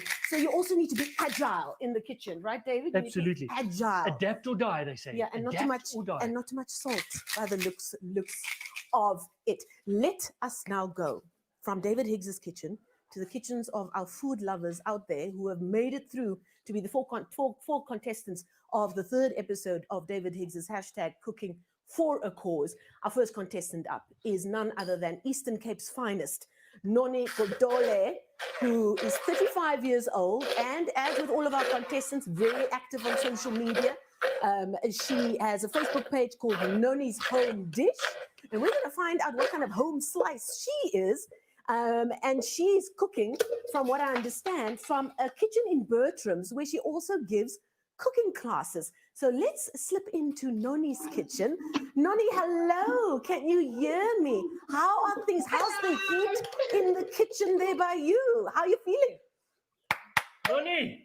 I've been nervous for the past, I don't know how many days, but I'm good. I'm not in Bertram's anymore. I'm in Birdhaven, actually. Oh, okay. Sorry, I had to rush. Oh, okay. So you had to change very quickly. Yes. Okay, so I'm in Birdhaven, but I am representing Eastern Cape. Hey, my people. There we go. And I mean, growing up in the Eastern Cape, you also grow up with all kinds of culinary influences, all kinds of great ingredients as well. Is that big? Has that been a big influence on how you cook and the kinds of flavors you like to cook with? This big, like massive, this big. You know, I cook. Someone described my food the other day and said, you know, your food is not like, you know, that food that's on like TV, but it reminds me of my grandmother's good cooking, you know. And isn't that the best compliment? Sorry? That's just the best compliment, isn't it? Oh, it was the best because she taught me everything I know. Yeah. Well, she didn't know. I don't think she's seen broccoli before. I do know that I know. She's never seen broccoli, and she passed away without seeing broccoli. Aww. Not broccoli, cauliflower. Cauliflower. The other one. Noni, that's not a great start. Okay, let's just put this out there. Noni, can we just focus, please? You shouldn't have said that. You should have said the thing. The champagne. Now she's too afraid to say champagne or bubble, so you shouldn't have sent that other thing. That's what she said. Okay, Noni, before all the wheels come off, tell us very quickly, you've had a look at the ingredients. What are you thinking of putting on that plate for David to judge a little bit later on? I was excited when I saw the ingredients because, okay, I'm not copying you, David. I also love fennel. Okay. I like it. And so what I decided, there was a lot of green, and I love green. So one of my dishes today, I'm just going to give it a name like that. I'm going to green all over. I'm like, oh, yes. So I've got my risotto, which is green right now. Oh. And I hope you're going to enjoy that. I'm actually cooking a risotto in spinach juice. Oh. And I'm going to add my peas in there, as well as my basil and some beautiful seasoning. And my cauliflower, not broccoli, my cauliflower. Slowly. Is actually almost ready. Wow. All I did was just saute it with a bit of spice in here, some masala, some salt and pepper, and some garlic, ginger. Okay. And then I'm going to make the fish in my beautiful special sauce. Everybody that knows Noni knows that sauce. Oh, I'm Noni's using special sauce. I'm using the fennel bulb for my sauce, and I'm going to use coriander, as well as mint and some chili and some garlic and some lemon and some coconut cream, right? And a little bit of that magic, not a little bit, a lot of the magic. And for my fish, my bara. What's the name of the fish again? Barramundi. Oh, I was going to put it barramundi, but hey. No, same. It's fine. It's fine. So I'm going to pan-sear my barramundi, and it's going to go with that. Okay, Nice. fantastic. Oh, Now, the interesting thing is, Noni, the first thing that you noticed is that everything was green. And when I packed all my ingredients out, they were also, and that's the first thing that I said to Marcel. I said, look how nice and green everything is. Hey? So we're on the same level here. Now don't mess it up, There's going to please. be a lot of green in your plate and a little bit of yellow. and a lot of magic by the sounds of it. That's Nonnie, our first contestant who is cooking here in Johannesburg. She runs a soup kitchen. She runs cooking classes in Bertram. Somebody who's really taken a love for food and used it for good as well. And that's what we're all about here at the David Higgs hashtag, cooking for a cause as well. David's going at it very nicely with his, what Nonnie called broccoli, but it's a cauliflower, but you know, same family, right? Yeah, yeah. And again, that reminds me, David, you know, when you were growing up on a Sunday, I can't remember eating cauliflower on its own or broccoli on its own. It's altijd saam. Yeah. With a lekker cheesy sauce, 100%. with a roast chicken. Generally overcooked. Yeah, but now who's complaining? No, it has to be overcooked. Then there's one thing about home cooking, you know, it's like mom would phone you to come home for a Sunday lunch or whatever, and you would never say no because it was the lekkers thing. Not. But everything was overcooked. Absolutely. And then like things like I had an auntie who added sugar to everything. So what is Sunday carrots without like that sweetness that only later on you found out, no, actually carrots don't actually taste like that. She just added a whole lot of sugar. But it's part of those wonderful childhood memories, isn't it? Absolutely. Okay, enough about that. We'll continue to be nostalgic about food, and it's turned us into the food lovers that we are. Did you hear that? Food lovers that we are. Hint, hint. Food lovers eatery. We see you. Okay, our second contestant, Yolandi North. She's lots of people in their 30s and one youngster that we're going to speak to a little bit later on. I'm here for the ladies in their late 30s. Yolandi North is 38 years old, also here in Johannesburg. She too has a blog. She's a lifestyle blogger. She's a writer. She's a mom. She's a husband. Loves entertaining. She's got a Facebook page there. I mean, she'll tell us how to pronounce it. Azay Style Life by Yolandi. Azay Style Life. These people are far too stylish for my good. I don't know about you, David. So Yolandi is cooking up a storm as well. There she is. She's got a wonderful little blonde-haired sous chef with her. Hey, buddy. Yolandi, hello. How's the heat in the kitchen? Are we feeling confident? We are feeling confident, definitely. Good. So this is Oliver. Hello, Oliver. Is Oliver going to be doing slicing and dicing, or is he just on the fridge duty? Bring mommy this, bring mommy that, put that in the sink, clean that up. Oliver's having his ice cream. Dinner ice cream. That sounds like a good job. I want Oliver's job. Yeah, exactly. Okay, Yolandi, welcome. You are our second contestant we're meeting tonight. You're a lifestyle blogger. You love to cook like so many of our other contestants. You're a self-taught home cook. Now, what is a self-taught home cook going to be cooking up tonight with the box of ingredients you've been given? Well, I must tell you, I grew up in an Afrikaans home. So it was all vleis and rice and aardappels and all of those salads that David spoke about with confit bakkie. It's everything with mayo and butter and sugar. Condensed milk. Eh? Mayonnaise and condensed milk. I mean, come on already. And no fish. Fish was bitter. So after last week, I thought, okay, we're not going to get fish today. And I must admit, I have never heard of this fish before today. Hy's baie lekker I was hoor. very Hy impressed. vis is baie lekker. Moenie worry nie. So ja, vir 'n Afrikaanse mens is hierdie 'n stretch, maar doing it. I'm sure you'll be fine. In your little write-up about who you are and what you're about, you did say vleis, rice and aardappels, but you only discovered things like sushi and salmon, or salmon, as some people in South Africa call it, and couscous later on in life. But I mean, that's par for the course for many of us who grew up in South Africa. These fancy things we discovered only once we got out of our parents' homes and started discovering the good life, you know. So, I mean, it might be called barramundi, but I'm sure you've gotten used to cooking with seafood, and I'm sure your family has learned to love it. Yeah. Well, I'm still, I must say, the fish is still a little bit nervous, but I think the nerves are just what I need. Just treat the fish like kabeljou. Hy's baie dieselfde soos kabeljou. So moenie worry nie. Don't be scared.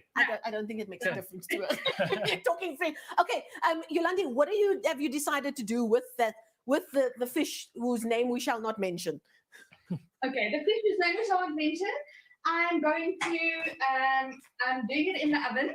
So I've created a little bit of a paste with basil and some pantry staples, and then I'm doing some panko crumbs on top with some herbs. And then on side, I've got a green puree that I'm making. And then a simple salad of fennel and rocket with a dressing. Very, very nice. But dit klink fancy. Dit klink nie soos vleesrys en aardappels at all. I mean, there's pesto, there's a crust with panko and a fish. I mean, Yolandi North has come a long way as far as I'm concerned. So you've got nothing at all to worry about. You also seem to have speeded ahead with your cooking stuff. You're going to be done quite soon. You're not going to need a countdown, are you? Are you feeling good? I was so stressed about the fish that I did quite a lot of the prep of the ingredients because I was so worried that I wasn't going to finish. Okay, well, it sounds like that's a good kind of energy you've brought to it, and you're really steaming ahead. So we're going to leave you so we don't add to your stress. Yolandi North is our contestant number 2 for this week's edition. And again, just another contestant who grew up with a love for food, and it's made it a really big part of their life. And interesting there, David, we were talking about how not everybody's been exposed to seafood and fish from a young age. It was a big part of your growing up in Namibia and then moving, for me, growing up in the Western Cape near the sea as well.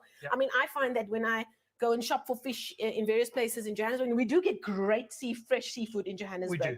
Like when I send my mother photos of fish that we fried or done a seafood, she's like, "Waar kry jy vis?"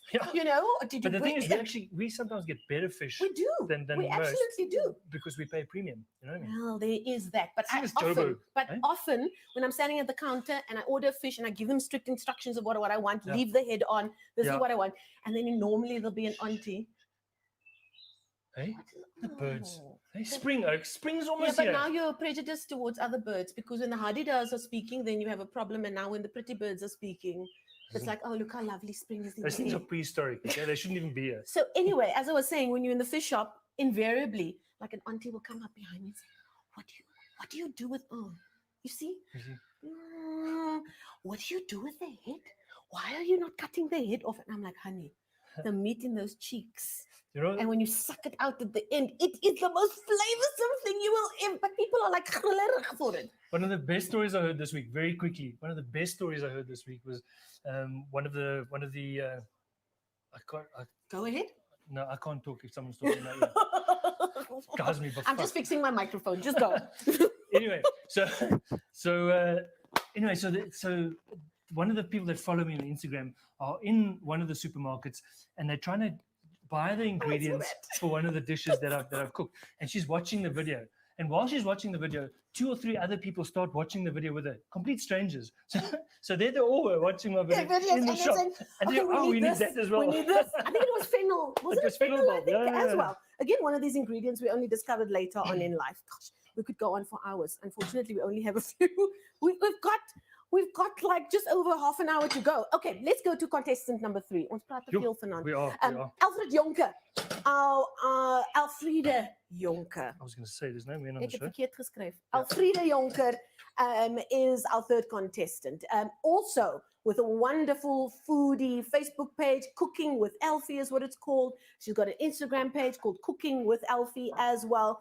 And food is a big part of her life, even though she's a full-time attorney and she's got 3 kids. We've got such overachievers taking part in this competition. I mean, stop showing off. Completely. Stop showing off. Look how glamorous. She's got an updo with her hair. She's got a little leopard print, animal print thing going on there. She's working at speed, let me just look tell at you. how immaculate the kitchen. Starter. God, you don't want to know what my kitchen looked like when I left there this afternoon. I mean, Alfreda Jonker, can you just stop overachieving?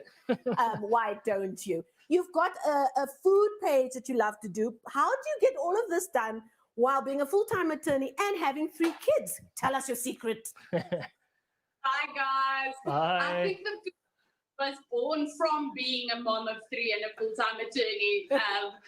Planning, loving to cook, being that said it's my safe space. So I wanted to keep on cooking, but I mean, time is so limited. Yeah. So that's where cooking with Elfie came from, is planning ahead and planning your menus and your shopping lists and your recipes. Yeah. So and I'm sure your followers love it because you've just described what an average life is for many people. You know, you don't have time to go and look for the fanciest ingredients.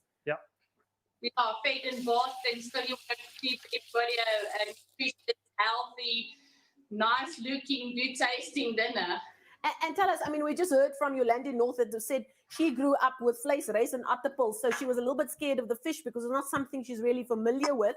What food influences did you grow up with, and how did that influence your relationship with food? Me and have got exactly the same background. I also grew up with vleisreis and vegetables on days, but fish, I learned to cook later in life. It's definitely something that's on our menu at least once a week. So we cook fish often. Oh, fantastic! So now I really want to know what you've decided to do with that barramundi today. Okay, I've steamed the fish in a little bit of white wine, and I'm going to make cake that's crumbed with the fish or with the crumbs, and we're going to serve that on a fennel cream and with some pea and basil. Yes. Oh, you know when David makes that face, he normally then goes away and tries to make his dish a little bit fancier. So I'm already seeing that coming. So Elfrida, I'm going to leave you to it. We'll touch base with you in a few minutes. And it looks like your sous chefs are getting involved there as well. They don't need to hide. Elfrida Jonker in her kitchen telling us a bit more about her food philosophy, I believe is the phrase that we use these days. She's our third contestant tonight, and just wonderful to hear people talk about what their influences were growing up, but how they've expanded that as they've evolved as adults as well, and living in different parts of the country as well. So very quickly, without any further ado, let's go to our fourth contestant. She is the only 20-something in amongst our other contestants Spring tonight. chicken. Dashania Murgas. There we go. Dash. I mean, she is 25 years old, but she already has her own little food business going called Food by Dash. I mean, it's just so cool and millennial-like, isn't it? You know, you've got to love it. And she is our fourth and final contestant tonight. I'm really keen to see what she has decided to do with our dishes. Hi there, Dash. Hey, Dash. Are you dashing through the kitchen? How are you feeling tonight? I'm feeling good, but you got me at the moment when I'm cooking my fish. Oh. Okay, let's not forget about it because you don't want that. It's all okay. good. We have to be open and transparent here. Dash used to work with me in the kitchen. Wait. Yeah, at Marvel. Many years ago. Wow. How are you, Dash? I'm good, thanks. And you, Chef? I'm so good. Nice to see you. Yeah. I'm good, Chef. How are you, Chef? It's just David now, Dash. You've got your own little business going. You know, you don't, although, I mean, I don't think you ever will stop calling him Chef. It gets drilled into you. I'll speak to you later about what dirty secrets you can tell us about Chef here behind us. Now, you're 25 years old. You've got your own little catering business going. You've got your own food blog. You're doing all kinds of amazing things for Food by Dash. At 25 years old, you've already worked with some of the best in the business. And maybe David as well. She's worked at Jardine as well. I know. She's worked at a restaurant Mosaic in Pretoria. I mean, can we just stop with the overachieving again? What made you decide to go it alone at this stage in your life, Dash? Well, I mean, now I'm in control of my own time. Every day is different. You know, I never do the same thing every day, and I love that. Like, that's what I live for. Yeah. Wonderful. You know, I love working in restaurants, but I felt like I couldn't be as creative as I wanted to be. Yeah. Yeah. Oh, wonderful. And growing up, obviously we all have our different food influences growing up. You then decided to make it your life's work as well. Were you able to bring those influences together, what you grew up with and what you then were exposed to in these various fancy kitchens you worked in? Yes, yeah, like I've combined both of those flavors. So on my menu tonight, I've even got some curry and turmeric, and I've done some toasted fennel seed. So those are all flavors I grew up with. But doing a risotto, which I used to make when I was at restaurant Jardine. So it's a whole fusion of things from everywhere, from all my experiences. I picked flowers from my garden, and that reminds me of restaurant Mosaic. So yeah, Very I important. kind of put it together on a plate for tonight. Okay, you've already given us idea of what you're doing. I'm going to leave it to that. Dash, see these. Hey, look at these. No, but she said it reminded her of her time at Mosaic. I don't care. It didn't remind her of you. This is my kitchen. Can you just, every time somebody mentions flowers, it's because of his influence. Look at those nasturtiums. Oh, God. Oh, listen to him showing off with these fancy scientific words that probably aren't even real. Dash, I'm going to leave you to it. We're going to touch base with you a little later. You look at that. Oh, careful. You should just lost half of a cauliflower sauce. Dash, concentrate. Dash, it's fine. Beautiful. Chef, tell her what to do, chef. Yeah. Okay, that's Dash, who we heard, spent some time in David's kitchen and lived to tell the tale. Poor girl. Thank goodness for that. We're going to touch base with her a little bit later on. Let's quickly find out how David's dish is going, because everybody else seems to be steaming ahead. How are you doing here? Exactly. So we got this camera on here. So what I've got, just very quickly, in the pan, I've got some roasted cauliflower. I've got my roasted fish. So I roasted those two together. Now, what I'm going to do with that, I'm going to finish that off with a bit of risotto that I've made my pea and basil pesto with. Okay, so it's the risotto that we're going to mix this pesto in. So it'll be bright green pesto or pea pesto that goes in with the risotto, and that will serve with our cauliflower and our roasted fish. So that's the one dish. The other dish is in the oven. I'm just going to bring it out for you quickly. So I'm actually poaching my fish in a little bit of the mum champagne with fennel and a bit of the onion and so forth, and a bit of garlic. So that's the other dish. That's actually ready. I'm going to take that out. And with that, the whiteness on that fish looks perfect already. No, it's lovely. And then with that, what we're going to do is I've made a couple of little croquettes which are ready. Goeister. Okay. Do you need something? What are you going to put it in? I'm going to put it here. Drama. Yeah, it's fine. On there. Hey? So my mother won't be impressed with what you're doing right now. But what do you mean it's on the cloth? Sorry, Mom. Paper towel. Sorry, it is paper towel. It's Lani paper towel.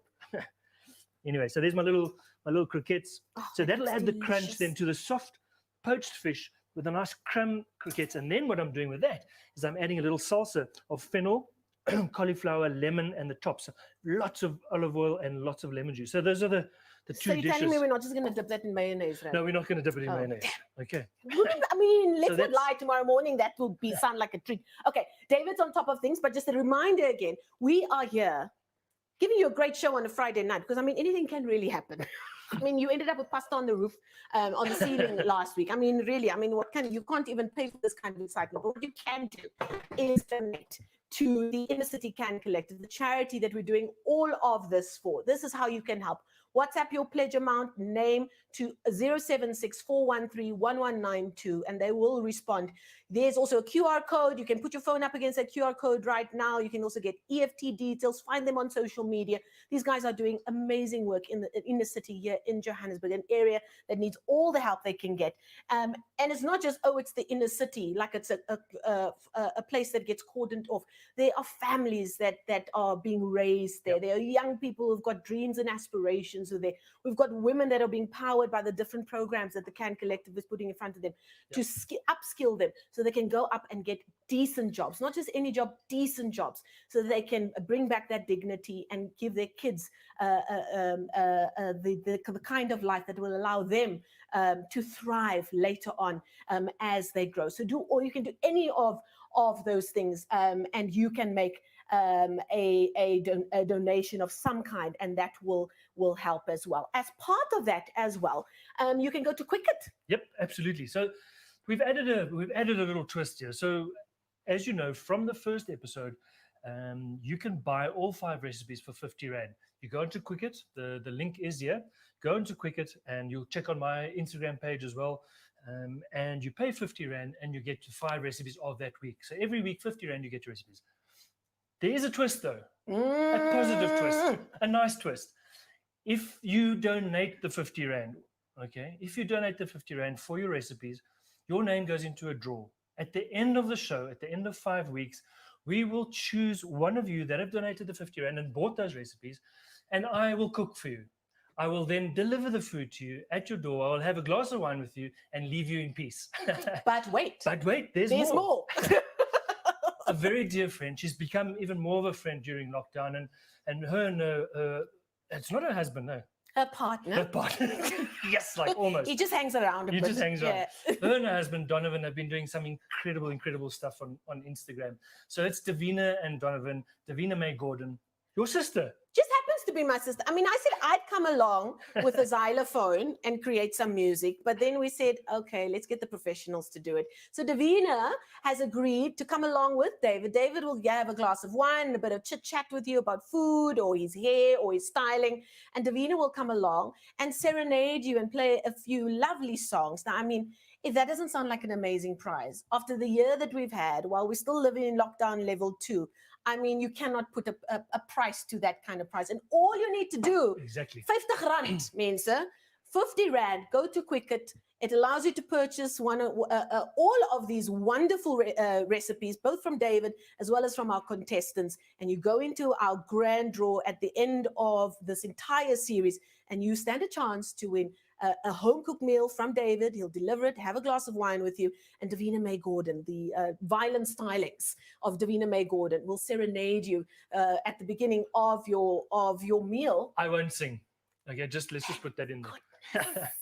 Although, no, we don't want that. We've heard him sing to some of the Yevils Fantasties this week. I don't think it will go down well. So there's a lot of numbers to take into consideration, as long as we all know that we're doing it to help the work being done by the Inner City Can Collective. But we can't be doing that on our own. We've got some wonderful partners here today, as we have from the beginning of the series, one of them being Aga Stoves. Let's take a look.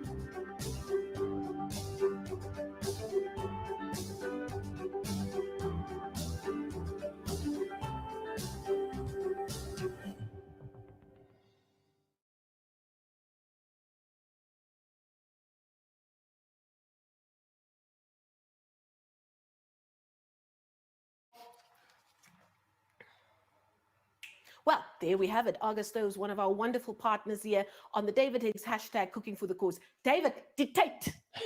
Check it out. Just 22 minutes left. Okay, not much time. We've seen what you guys have been doing, but I think let's go check. Let's go check what these oaks are. Yeah, let's go and check. It's been a while since we spoke to Noni, our first contestant up, Noni Goldole.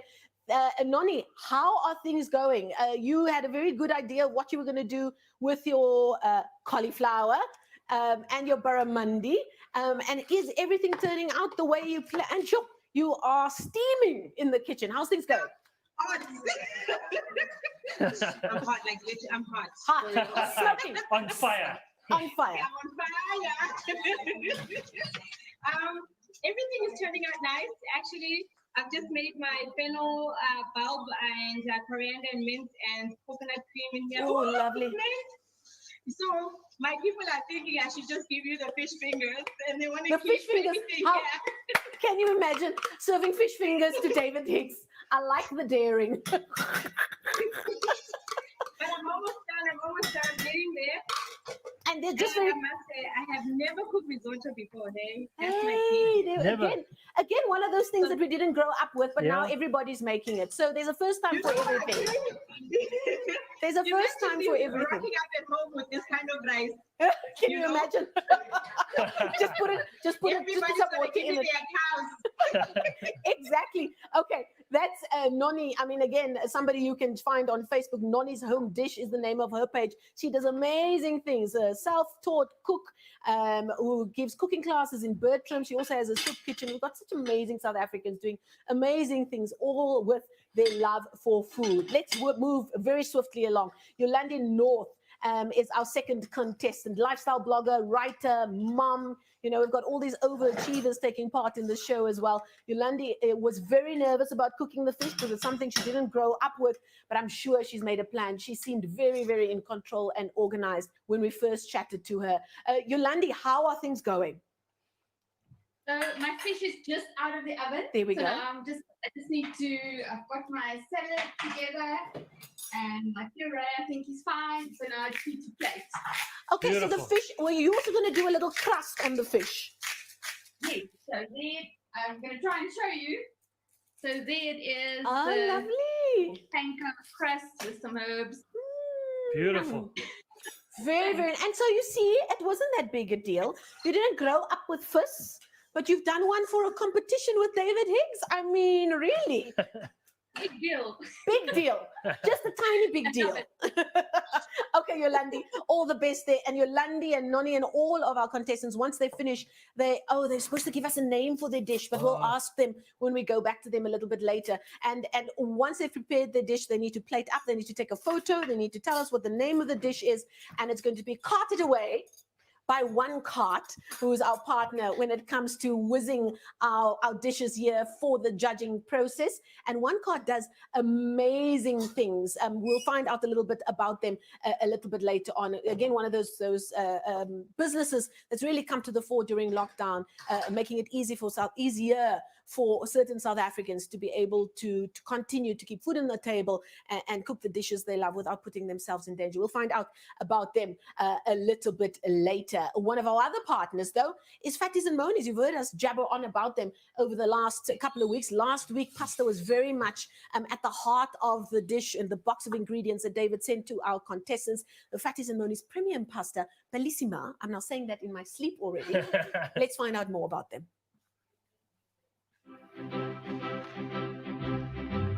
Fatties and Monies, bellissimo.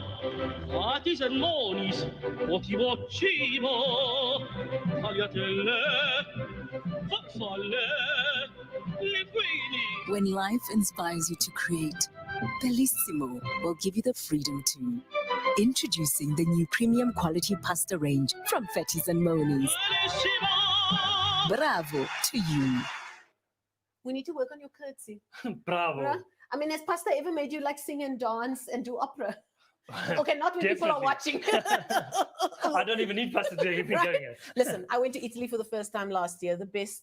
Yeah. Yeah, we'll keep that conversation for another day. Let's go back to our contestants very quickly. Elfrida Jonker, one of our overachievers again, as I've said, full-time attorney, 3 kids, and she said it's because of that she really got into cooking, and she's found an audience on social media because of that. Cooking with Elfie is her blog, and she's got an Instagram page where other people will also have the same kind of pressure of cooking for their family, loving food at the same time. But that doesn't mean it just has to be fish fingers and things like that all of the time. But you can dress up fish fingers, actually. I'm pretty sure. I don't know when last I've had fish fingers. Elfrida, hoe gaan het daar? But it's going brilliant. Thanks. It's gone well. Actually, I'm close to fish fingers, mate. It's this cookie, so it's a gamble. It's the same thing. Right? Yeah. Just make them fancy crumbed fish and we call it something else. Yeah. And so you, is everything turning out nicely? What have you got there? Yeah, I'm busy with just cramming the fish cakes, but everything's going brilliant. Okay. Nice. Fish cakes in a mold. Yes, these are lovely fish cakes. Now you see. Friday night fish cakes. Eh? Is that something that you've come up with as a trick to do it quickly? Because I've never seen fish cakes being put in a mold. Yeah, to put them in the freezer so that they cram easier. Nice. Listen, you've just taught us something new. Look at you. No wonder you can do all of those things in one day. So you're feeling good about the time. Have you thought about a name for your dish, Elfrida? I just want to ask something, Ma. Is die kleintjies okay? Are the kleintjies in this dish, are the kleintjies the fish cakes? No, I'm joking. I just wanted to know if my mom's okay with the babies. Oh, yeah, that one. Classic. Okay, now we've got the family, but and our dish's name is take off your mask and taste this. That's nice. That's a straight instruction. Take off your, because I mean, if you don't take off your mask and try and taste it, it could be a disaster. Exactly. So let's, all part of this new normal that we're living through. Right, that's Elfriede Jonker, who's doing it all with a kick in a step and a smile and ready to go.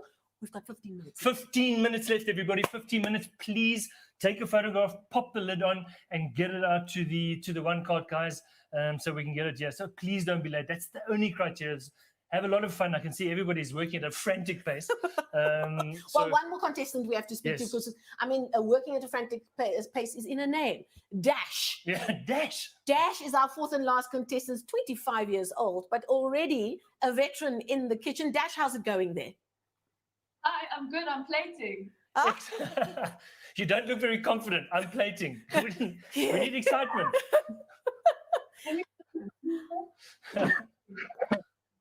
Oh, she's asked the assistant. Who's there with you, Dash? It's Anur. Come around, Nuri. Yeah, let's meet the powers behind these wonderful cooks. There we go. He looks happy with your with what you've tried today, right? Or am I talking too soon? All good. All good. So show us what you've got there on your plate, Dash. Okay, so I've got a curried cauliflower, and I made a pickling liquid, a quick pickle, and then I've got a green pea risotto, and just put it back on the thing. And then I've got a instructions. Come, my friend. Get with the program here. Dash, stop shouting. Stop shouting, Dash. Calm down. She's so cute. No. My kitchen now. It's my kitchen rules, David. Okay, what's happening on your plate, Dash? The green pea risotto. I've got the barramundi, which has the basil and sage crust. I've got some peas, which I've got in a pickling liquid. I did toasted fennel seeds with that. The curried cauliflower and crispy sage. Nice. And it's going to be delicious. It's going to be delicious. It's going to be delicious. I like that. Yes, chef. Yes, chef, we believe you. That's Dash, Food by Dash. You can follow her on all the social media pages. She's 25 years old, and she's already got her own like food business going. I like the little bit of spice on the cauliflower, because I know when I roast cauliflower, it doesn't go in the oven without a nice dusting of cumin. No, so, absolutely. And people who haven't tried that don't know what they are missing. Okay, Now, so I'm go going to ahead. plate my dish quickly, Yeah. and then we can go back to I think we need to didn't talk ask to any him. more sponsors. Okay, so I'll now- worry about that. You plate. Okay, so what we've got here is I've got a little pea risotto. So I made that pea and basil pesto. Remember that? Onthou jy daai? Look at Yeah, that. yeah. Just Ek lees dit. smell that. Oh, some of my bracelets in there. What? Is it really? No. It is really. There's a bead in there. Ignore it. But it's David, you can't. It came off now, man. Stop it. You can't leave a bead. People are if that happened in one of your restaurants, you'd be like, guys, it's an own personal touch. Oh, my If goodness. you know what it reminds me of, like Christmas pudding. Yeah. Remember that? There was this weird thing when you were growing up where they put 5 Rand coins in the Yes, Christmas. I remember that. Why did we do that? I don't know. I mean, surely you could have been poisoned. Now you're putting beads in the stuff. Oh God. Okay. It's So all what I've got happening. is I've done the risotto 2 ways because I wanted a bit of crisp. We've got the soft risotto. We've got this. Look at this beautiful shine on this fish. Huh? Kyk mooi skyn hy vis. Hey? Okay, I just so like that white of the fish is just perfect. so beautiful. Okay, so there's a nice bit of crisp to this and everything else. So very, very simple. That's the one. And then the other one En that nog I'm een going to do bord. here. Yeah. The what? En nog 'n bord. Yeah, nog 'n bord. So the other one is this roasted cauliflower, okay, with a roasted barramundi, okay, and then I've made this little salsa. I mean, just look at this. Just look at this salsa. The aroma. It's just next level. No, guys, unbelievable, unbelievable, really. Okay, can you? No, I should have been a chef. You really should have. I really. Oops. Now you're going to do that thing that they do. Overconfident. You must do. I'm still waiting for you to do that thing that they do on cooking shows when they make the food and then they taste it and they go, "Oh, that's amazing!" Like when are you going to do that and say, Yeah, guys, this didn't is really pretty didn't- average. Huh? This really Yeah. didn't work out." Okay. Okay, we must check for beads. I've never had to do that in the kitchen before. No, guys. It Is was daar just- nog een? No, it was just one. Where know- is David Higgs? Where are you hiding him? No. Anyway, so really cool. I mean, just 2 very different dishes. One quite rich and heavy. The other one a lot lighter. The roasted cauliflower, the cauliflower salsa. So there we go. There's the two. There's the Have two you dishes. given yours a name? You must also give your dish a name. Yeah. What are we going to call it? It's basically Fishy David. It's basically beads, beaded barramundi. Beaded. Okay, not beaten. Beaded. Beaded barramundi. There's a first for everything. 10 minutes, guys. We've got 10 minutes We've to got go. 10 minutes left. They're pouring wine in Elfrieda's kitchen. They are far too at ease. Kyk, 'n groot glas wyn wat sy nou gekry Check het. Nonnie. Nonnie's plating up. There we go. Oh, yeah. Nice, Nonnie. All of the characters come out from behind the cameras when we're not watching. Yeah, you yeah. see how that happens. But now also... Take a photograph of the dish. Who's that on top there? Everybody is must that take a Yolandi? photograph of their dish. You need to give us a name for Beautiful. the dish. Think of a creative name for the dish as well. Look at Dash. Dash is dashing away in her kitchen as well. And remember, yes, we're doing this all for a good cause, but the winner of the grand finale will also stand a chance to win a grand prize, David. Absolutely. No one knows. We've only just found out what the grand prize is. So now, are you going to tell them? No, you're going to tell them. Am I? No, Okay, there we go. Arga Stoves, the wonderful folks at Arga Stoves who've been one of our partners right from the start of this journey. 10,000 Rand worth of Arga Stove products. There you have just a sample of what you will get if you are able to go through to the final and win the grand prize. Hashtag home to great cooking. Hashtag adding heart and soul. And- Heart is the name of another pot, but we won't go there. No. That's something completely Beautiful. different. Beautiful. So that's a great prize. How many more minutes left? We've got just over 8 minutes left. Everybody seemed very calm when we crossed to them earlier. And now all of a sudden... Everybody seems calm. Nonnie is Nonnie is flying the chick. Look at her. And she just comes to life every time. It's funny how everybody is like very calm, doing their thing. And as soon as you speak to them, like, oh, must I talk about it now? Well, speaking about talking about it, we've got some wonderful partners, as we've heard throughout the show here today. One of the last ones we'll hear about today is Food Lovers Eatery, who really have upped their game in the stakes of what they offer to South Africans who go into these wonderful new stores and shop fronts that they've opened. Let's find out more about Food Lovers Eatery.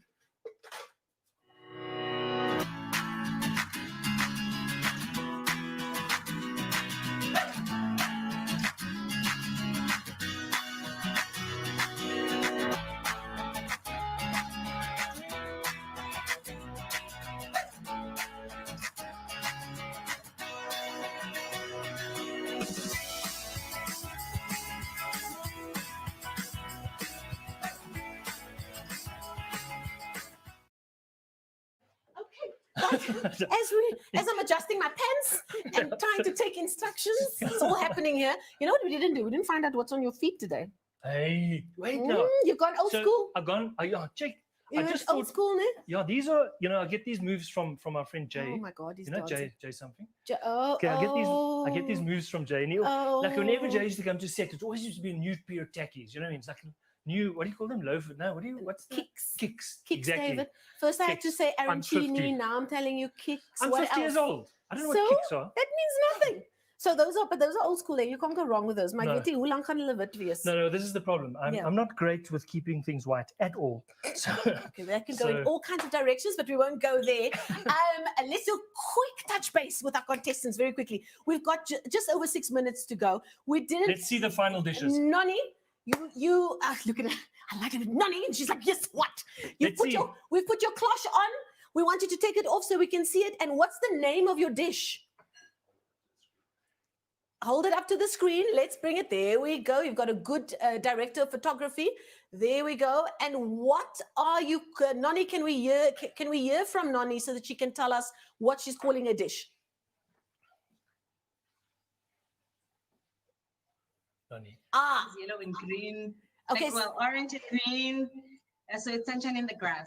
Sunshine in the grass. That's so beautiful. lovely.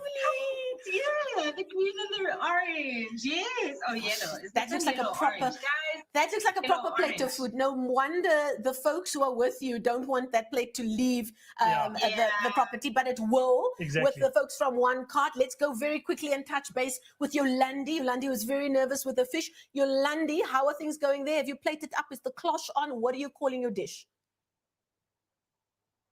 Crusty barramundi with a green puree and a side of fennel salad. This is what it looks like Can you see? Oh yes, she's got it in the box It's already. in the box You're already. far too organized. Okay. Beautiful. Okay, great. Oh, Look at it. I thought he was just balancing on his head for a second. That's it, my boy. Good job, buddy. Oliver's using his head. Just don't drop it. Exactly. Yolandi, thank you so much. She's Well really done, on top of Yolandi. things. Very quickly, Alfreda Jonker, hoe gaan het daar? How are things going there in your kitchen? Oh, Right. Alfreda was far too organized earlier, and maybe she's also decided she's done. Oh no, it's all happening. There she is. Last minute touch-ups. Alfreda, what are you busy with? Blommetjies. Just busy with the plating quickly, but we're about 3 minutes away from being finished. Lovely. Well, we've got 4 minutes, Okay, so you've got a fantastic. minute to spare to have a glass of wine.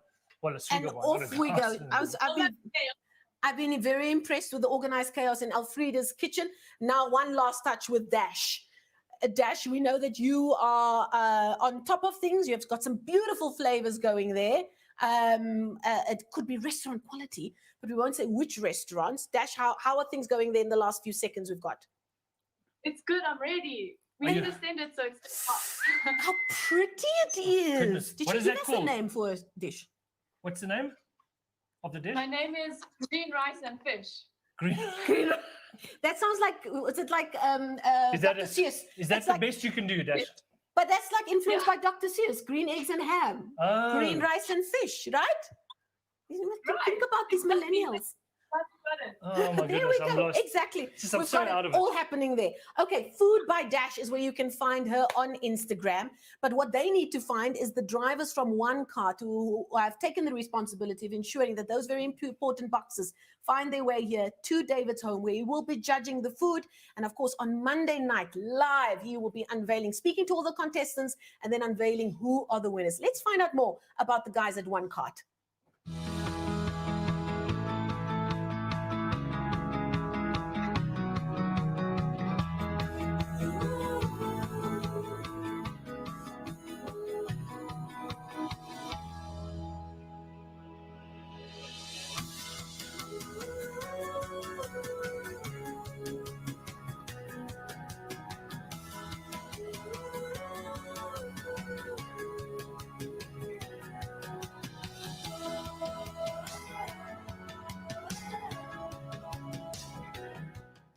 Well, there you have it. Spend time doing the things that you love. And David, you've really done that over lockdown, haven't you? As you count down to your beautiful restaurants opening up again under this new normal. The last few months, yes, it's been a dark time for our country and for many people as well. But it's also allowed those who are able to just rediscover loves for things that perhaps has fallen by the wayside in the busy lives that we normally live. Absolutely. I mean, just look at the format that we have tonight. We've got 4 incredible people on their cell phones, and we're broadcasting across the country. And taking them right obviously into we've their got an kitchen. incredible team behind the scenes here, but the fact that we can do that and we can entertain people, that has been the big thing for me. Is about entertaining people, keeping people happy, keeping people smiling, and getting people back in the kitchen. And, yeah. Indeed. And again, a reminder that in amongst the times that we live in, where so much of the focus is often on that which is different between us, our love as South Africans for food and feeding the people that we love with food that we've poured our hearts and minds into. That really is something that we all genuinely have in common. And we've seen that week in and week out on the show as well. The one golden thread has been a love for food, people from different backgrounds, and taking those influences and pouring it all out on a plate and giving it to this guy to judge them after a few glasses of wine. Speaking of which, that's what you're doing right now with one of our wonderful partners at Mum. Yes, exactly. So the guys at Mum obviously have always looked after us, kept us hydrated. It's very important to stay hydrated. So thanks so much. And it's getting into that season now, isn't it? Yeah. You know, the weather changing in Gauteng. I don't know what the rest of the country is looking like, but it's feeling like Kuier weather here in Gauteng. But let's not talk too soon because August is a long month. Okay, guys. So we got 1 minute left. Just remember, we will announce on Monday at 8 o'clock on my Insta Live. We will announce the winner of tonight's show, and then they will go into the finals in a couple of weeks' time with Sarah Williams and Rakesh Shah. So yeah, that's all coming up. So it's really, really, and really they've got exciting. a wonderful prize, a grand prize provided by our partners at Arga Stoves, 10,000 rands worth of goods from them. For our contestants who are listening right now, you've got 30 seconds left if you want to be in line to win that prize after our grand finale. And then just also another reminder. On the bottom of your screen, What do you have to do to that? What do you have to do for that? That's the prize that you will give away on Monday if you tune in to the. That's right, right? Because I'm right. The I'm following Mediterranean instructions delicacies, here. yeah, The yeah. Mediterranean Deli has given us a wonderful 1,000 Rand prize Every to week. spend every week. But David will tell you more about that if you tune in to his conversation with the contestants. And that's on Monday and time. Tools has down, run lads. out. Tools down. The cloches on the dishes. There we go. Take a photo. They've already done it. They're in the boxes already. Look at them. Beautiful. Nice. Dash outside. Dash outside. Dash outside. Mom's got, Ooh, mom's got the involved with the sellotape. sellotape. Yeah. It's not sellotape. That's Masking masking tape. Proper. No, Mom's very got the masking organized. tape. Oh, Hey, Dad's involved. look at them. Listen, that's just great to see the whole I family love it. involved. I Listen, love Nonnie's just disappeared from the screen. Hopefully Nonnie's outside. She's gone to find the person from one card. There's Alfreda. Alfreda, get and it a into little the car. sous chef. Don't shake that box like that. Can Alfreda, Nonnie- your husband can at you just- least has put down his glass of wine to help you. It's Yep. like, oh, okay, if I must, let me put down the glass of wine. Dash is ready to go. Yolandi is already busy on social media. These guys have been very organized. They've been impressed, right? I'm just worried about Nonnie. Nonnie, are you there? No, she's gone. She's gone to hunt down the one card. The masks have gone on. Excellent. We're all about social distancing, wearing masks, and taking the responsibility to protect ourselves and our loved ones. And again, don't forget, we've got another little prize that we've announced. If you go onto Quicket and you purchase the recipes for from our contestants, from David, because I mean, this looks pretty decent, other than the bead that was in here, but we did fish it out. But this recipe in itself is something that I will try at home with the arancini balls. I'll remind David for the rest of my life that I told him what that was because he couldn't remember. If you go onto Quicket and you purchase those recipes, you will go into a draw right at the end of the grand finale. And that prize will involve one David Higgs cooking a home-cooked meal for you. He'll deliver it to your home. He'll have a glass of wine and a fat chat with you. But be warned that that could go on for a while. But along with that, he will be accompanied by my sister, Davina May Gordon, who is a whiz on the violin, and she will serenade you with a couple of lovely songs on the violin Love as it. well. I Doesn't it won't sound sing. like a great night? That's a fantastic night. Doesn't that make you just want to go onto Quicket immediately and spend that $50 for those recipes and stand in line to win that prize? So there's all of it going on here. We've come to the end of the third episode of hashtag Cooking for a Cause with David Higgs and our wonderful contestants this week. Thank you so much for joining us on the various platforms. And for people who missed it, you can go back and watch the episode when you've got the time, because we know we're all leading busy lives at the time. And make sure you let us know who you think is going to win this week's competition, because it's going to be tight. It is definitely going to be tight, and well done to all the contestants. The food looks amazing. I'll be tasting shortly, thanks to one card. So It's a yeah, tough job, but very somebody's excited. got to do it. Take care, everybody. Be safe. Bye. Ciao.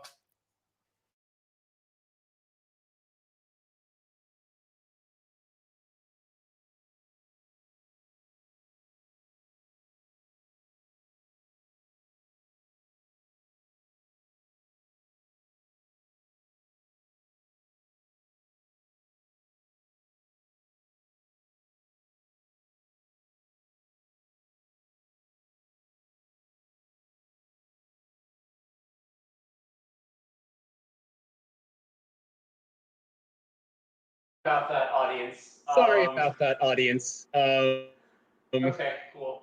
We're live now, right? Okay, cool. We're live now, right? Yes, yes. Someone say something. I'm scared. Someone say something. I'm scared.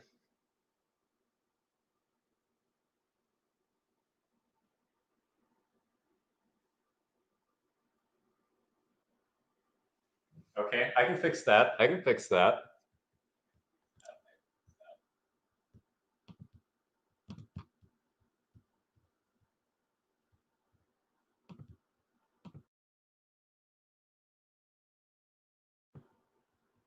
Okay, how about now?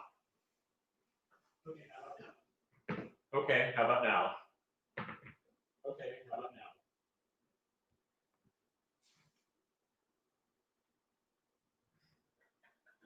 Okay, so let me switch.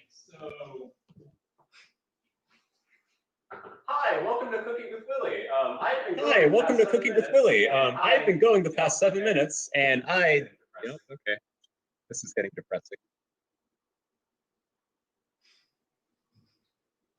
Hi, welcome to Cooking with Willie. I hope someone can still hear me. Can anyone hear me?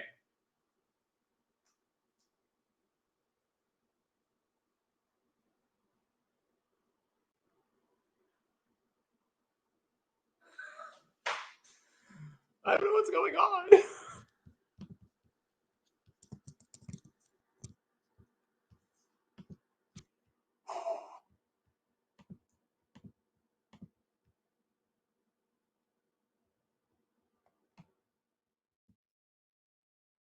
Okay, how about now? Yes, okay, we did it. We did it. We did it. Hi, welcome to Cooking with Willie, where I try not to burn stuff down. Okay, cool. So we're making omelets and pancakes right now. This is hot. I've made eggs. Okay, let's get started.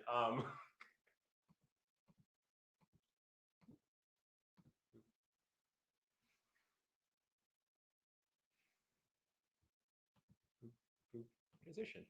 Okay, cool. We're making eggs. Yes, we're making eggs. I'm going for more of an omelet here. So let's just see how this goes. I turn the heat. Let's turn the heat down this time.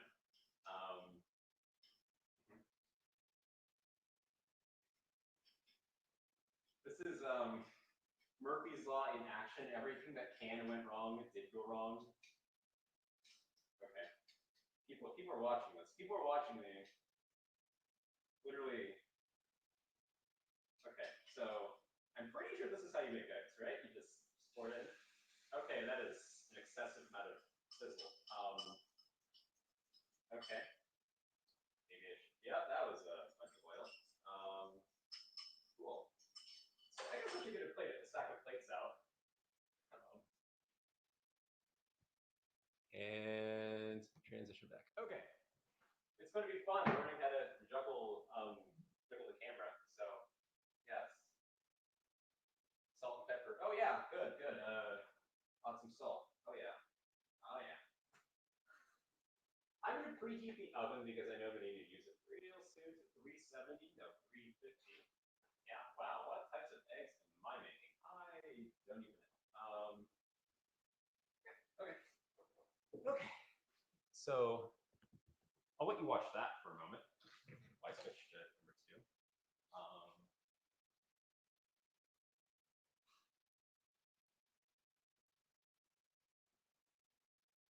Okay. How's everyone doing? For the people who are participating in Hacktoberfest, have your workshops gone well?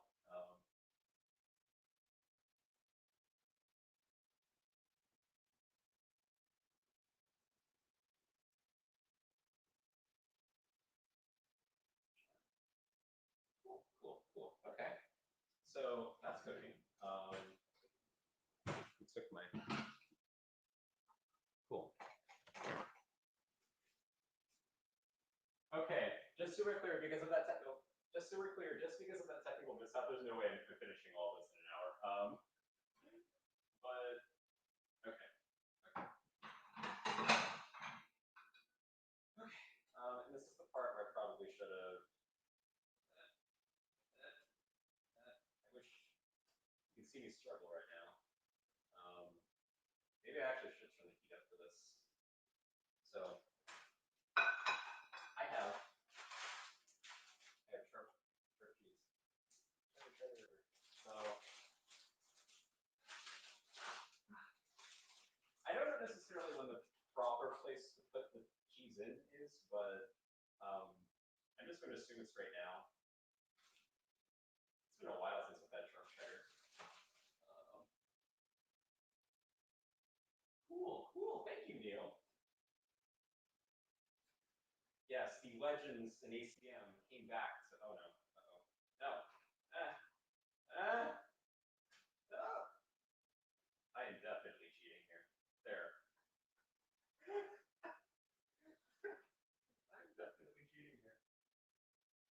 Yes, the legends in ACM came back for an alumni panel, and The original ACM UCD president came and heard, find a band that can cook and fix your IT woes. Yes, that would be a good idea. So we'll transition to main view. Okay. So I don't know. Okay. I know this isn't very aesthetically pleasing, please forgive me, but egg one. For this recipe, we are making pancakes and okay, flour, cool. We're going to need multiple eggs, so yeah. Cool. I'm trying to do the one-handed thing. And it's just okay. One.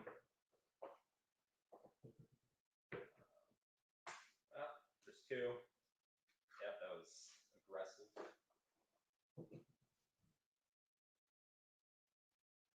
Oh, yeah, no, this is going to make a bunch of pancakes. Okay, what's next? We got flour. 2 cups of flour. 2 cups of flour. That seems reasonable, right?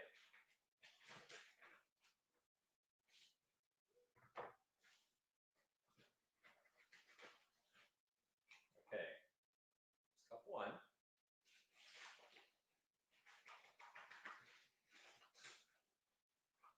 Okay.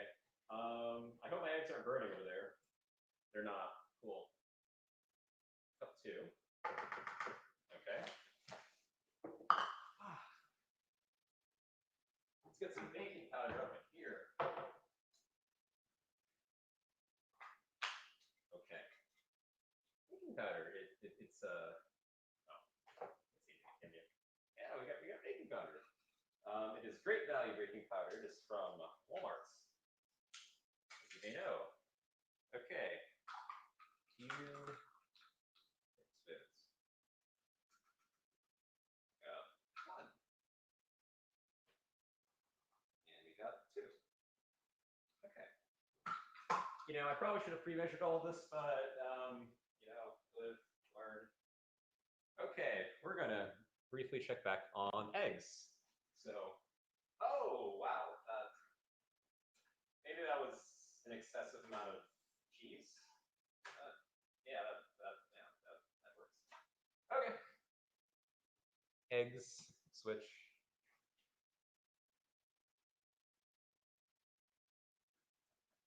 Okay. What else is new? Milk. Don't forget about the milk, guys. Where's my milk? There's my milk. Milk. It is the stuff of life. Okay. It says 1 1/4 cups milk, so double that for 2 1/2. Okay, I'll just cheat here. Yeah. Hopefully I have enough milk for the end because, oh no, there's no way I have enough milk for the end. Okay. Whew. Okay, mixing time. Mixing time. You know, I should have set up the camera so that people in the audience could watch for when the eggs are done. I think. Let's just switch for a moment. Okay, audience, how would you rate this omelet?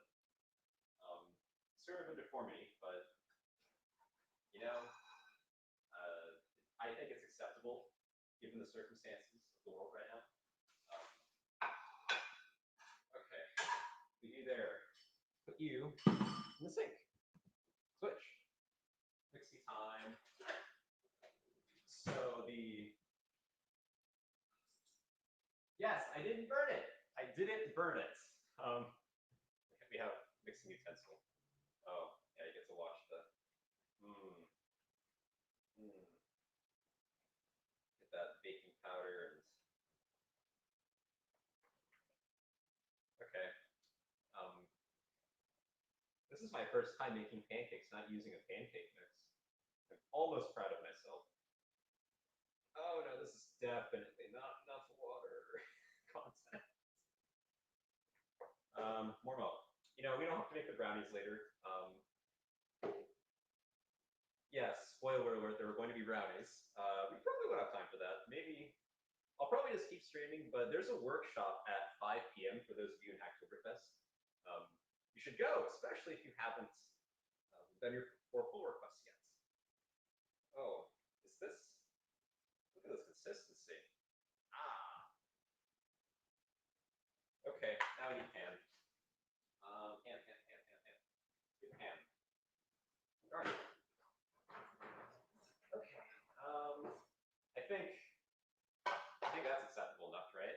Or no, I got a smaller one that I don't have to babysit it. So, okay, what are we doing?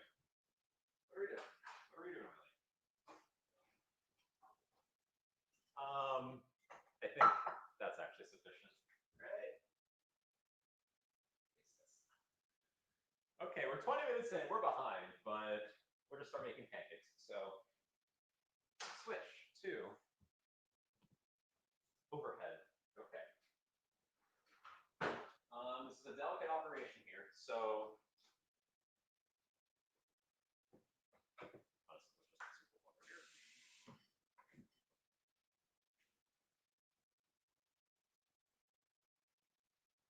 okay. We'll let that heat up for a moment.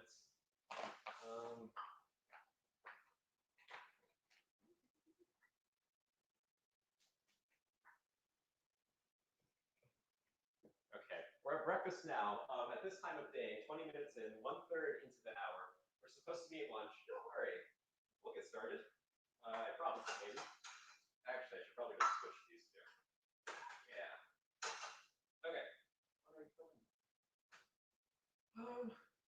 Are we ready? Are we ready for this to? Oh, gross! What is going on here? That's okay. We are at a setting level 2. If you live on campus in Canyon Creek Heights or University Village, now you know. Okay. It's probably not the best way to cook pancakes, but okay, that's probably excessive. Okay. Move about, please. That's sufficient. Oh, I should have put butter on it. This is sad. Okay.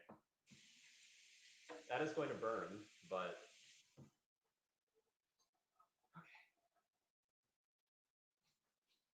okay, we can start moving on then.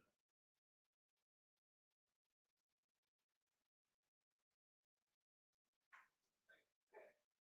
So in the meantime, I guess I could do a taste test of this.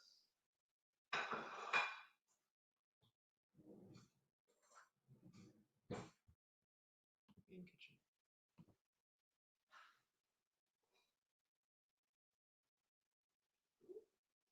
Okay. Here's egg. I'm supposed to have the pancake done with eggs, but you know, oh wow, look at the inside. I don't know what I did there, but I don't know what I did there, but it's an egg.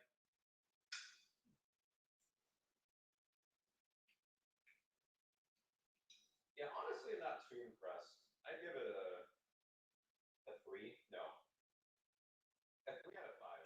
3 out of 5 stars. The sharp cheddar is what saves it. Okay, it's 4:21. Put you off to the side. We should probably turn the heat up, actually. Okay. And let's go. We have that going on. In the meantime, we are done with breakfast. I can close that. Are your fire alarms as sensitive as those in UV? Well,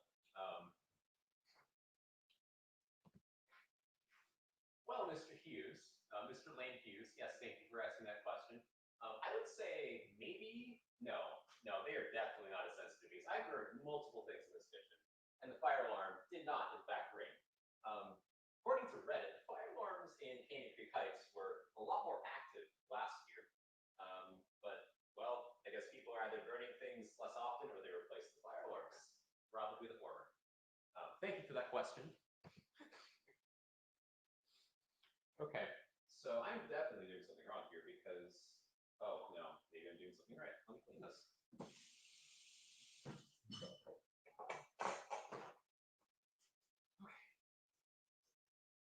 Oh gosh, what did I do?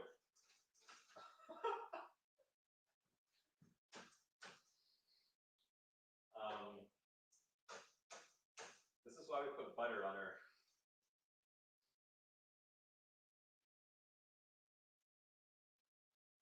You hear that sound? It's the sound of. Oh no. Oh no. Oh no. Yeah, you see that? I don't even know what I just made. This is definitely not a pancake. This is definitely not a pancake. And I think I know my problem, actually. So, yeah, so remember when I pulled the butter out? I forgot that pancakes needed butter, not just when you cook them. So, here, this is the part where you microwave butter. Cool.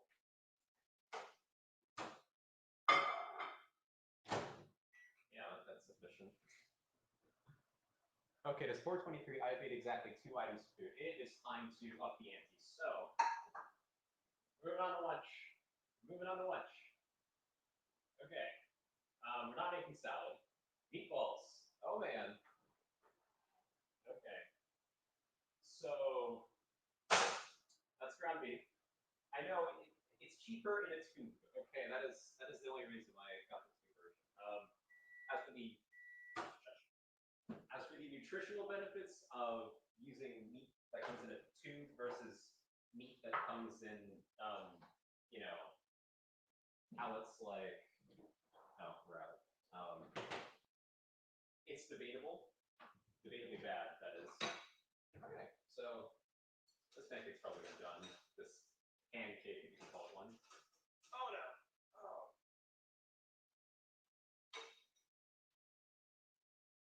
You know, this probably is something on its own. I just don't know what it is.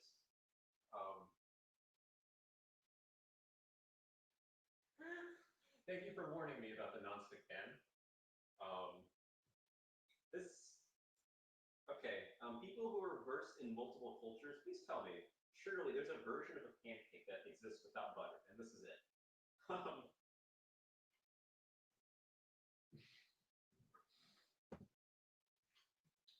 It has exactly no taste.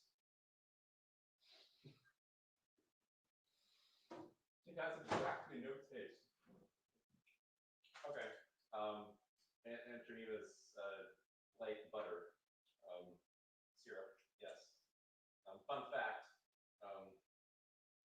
This brand of syrup is being discontinued because of perceived cultural insensitivity. So, yes, this.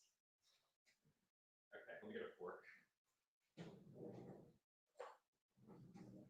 So for being pedantic here, technically I've made 2 items of food. So I promised six foods in 60 minutes. I was originally going for 6 meals in 60 minutes, but, well.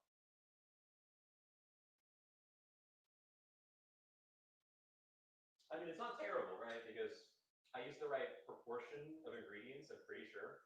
Kind of eyeballed it, but like, it could be worse, I guess.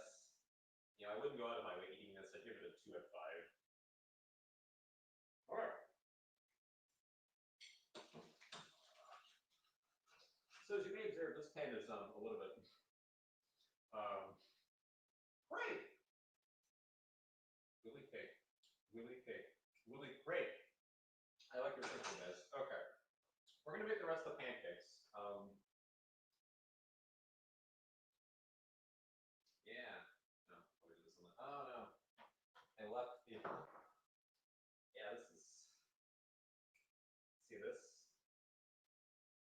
This is absolute sadness. Okay. I'm gonna have to get my hands dirty. So. Yeah, mix that butter in there. And I melted more than I needed because I'm gonna use it for another recipe later. Hopefully we get to it. It is 427. 427. Okay, I like this more. I can just tell. I can just tell. Okay, switch. We're just making pancakes. Pancakes on a college student's budget. A college student who has never cooked before because he willingly ate the food in the dining hall freshman year, or unwillingly, just like the rest of us, you know. Very well. Okay. Pancake number 2. Are we ready? I learned my lesson the first time, guys. Trust me. Oh no, I can't open it, can I? No, it's closed.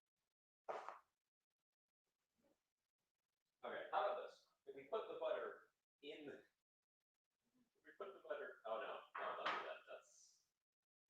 This is going to suck no matter how we do it. So let's just do it.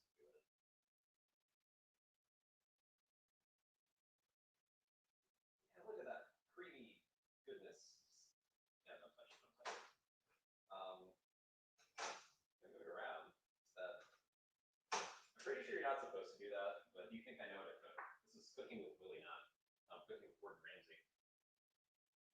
Mix it into the batter. Mix it into the batter. Oh, I did do that. I should have clarified. Yes. Yes. See, yeah. Yes. I guess we'll just start experimenting now. Honestly, I should have used a new pan, but hey, you look, you learn, or you don't learn. Who knows?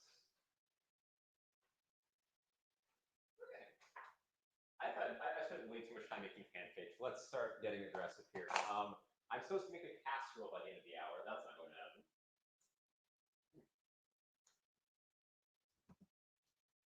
We're just going back and forth now, aren't we?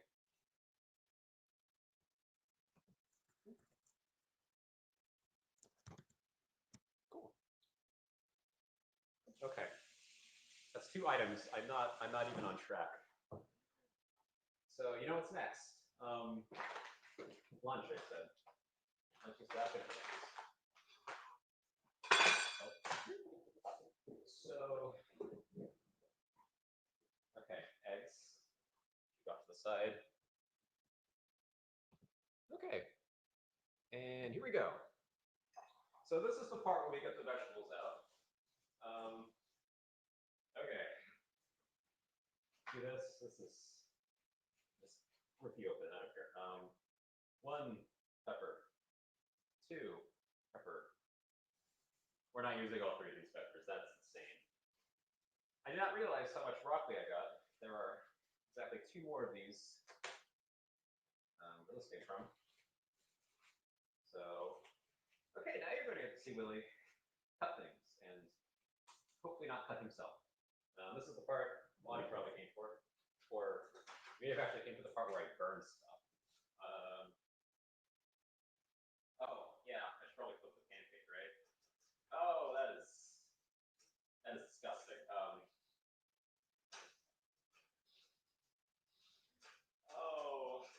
disgusting.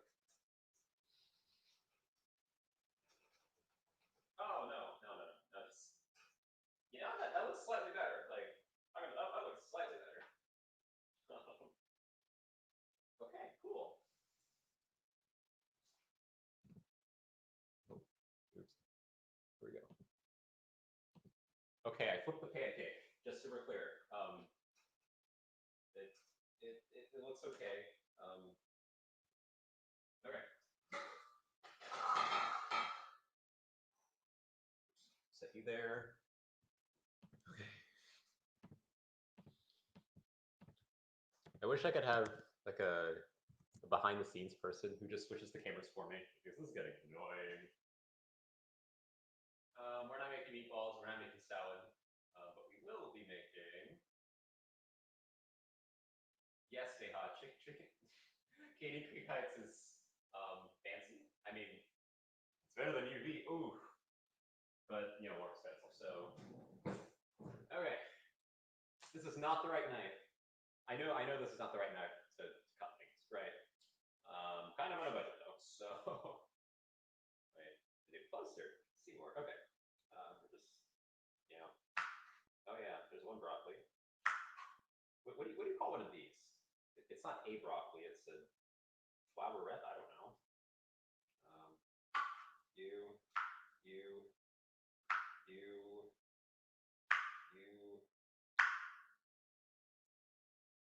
This is how you're supposed to chop things, right? Someone better tell me. But I probably won't read until 5 minutes later. Sorry about that. That's. Okay, what do you do with this part? Anyone have any ideas what to do with this part? I'm just gonna leave it over there. Okay. We're going to be using an absurd amount of broccoli for this. So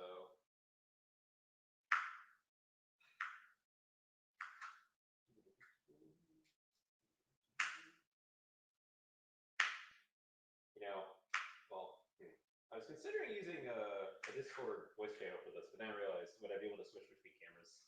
Someone who's more well versed in Discord would probably be able to tell me, but I should probably wash these, shouldn't I? Okay, great. Yeah, don't worry. I realized that I still have something on the. Yes. Oh. This just. See, with each successive iteration, it looks more like a pancake. Would you not agree with that? So, number 2. Number 3. We'll just keep putting pancakes in here until the night's over. This is definitely not right. That's going to be a really big pancake, but that's okay. That's okay.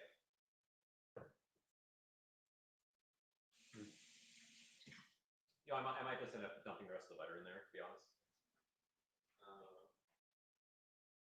Okay, what am I do? And we switch. And we switch. Okay. Let's see.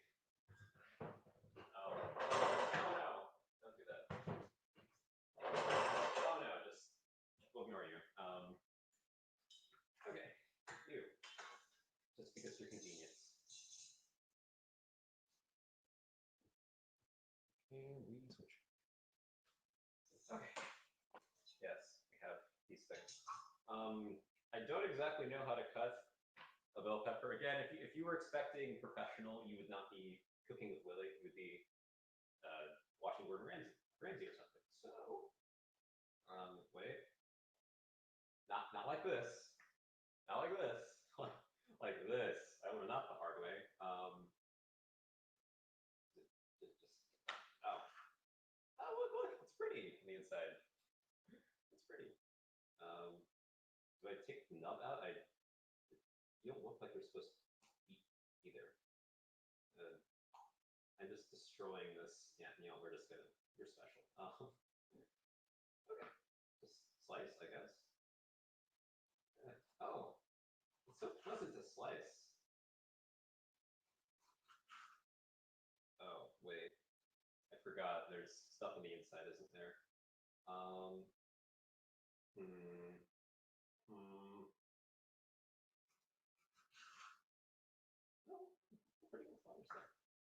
Okay, what time is it? It is 4:36. I've honestly done worse. As long as I get something out in the next hour. In the meantime, though, we're gonna boil rice. And oops. So people who've known me. Why are we not gonna let's just cut around it? Well, okay, that would have been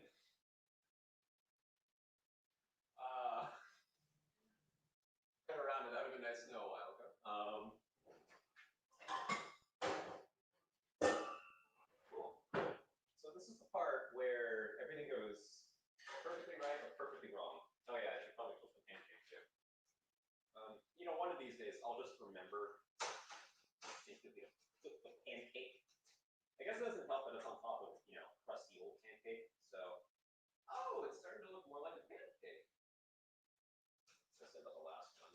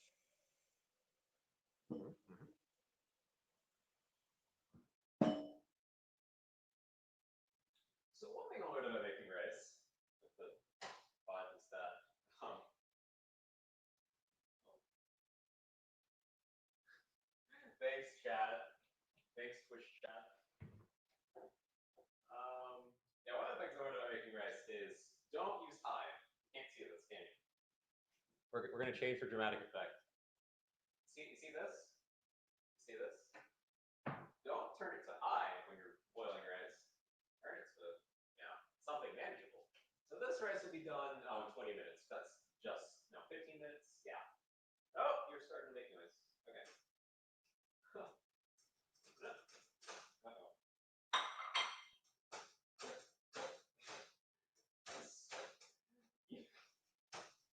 The people downstairs can hear my struggle. Oh. That was the most. Okay. These aren't pancakes. These are Willy cakes. Right. I don't know. You probably use them for something, but I'm not even sure if I should use anything else with this fan today. Yeah, we're gonna decommission this fan. Sorry about that. Oh no. I wish you could see the cloud of smoke that just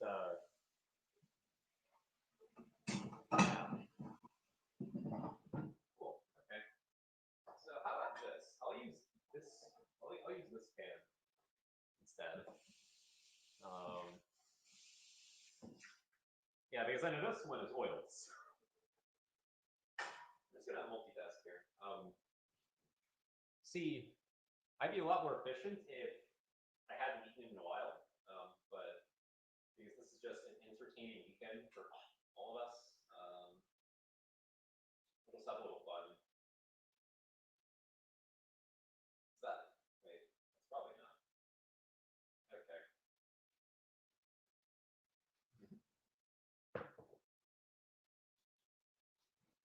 Okay.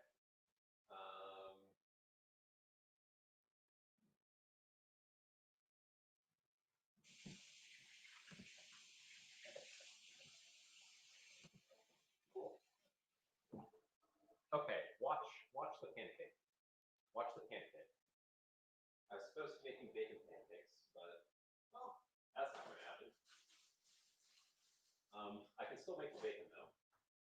Let's not do that actually. I don't want to burn the place down this early. Oh, I guess I should probably put something on top. I'm going to boil the rice. Yeah, that seems sufficient. Okay. Okay, someone set a timer. Someone set a timer for 15 minutes. What am I going to do with all the food afterwards? Eat it.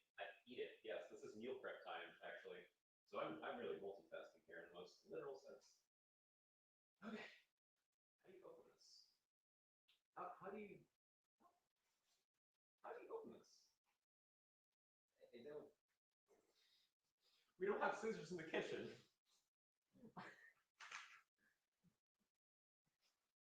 Okay, just stay calm. Stay calm. Stay calm. Surely this perfect. Forget it. We're doing this the hard way. Maybe the safe way. Who knows? But no. No. You know what? No, don't point it towards yourself. Point it away from yourself. See, look, I'm right here right now. I'm gonna flip it. Oh, what? This is not right to flip. Oh, gross.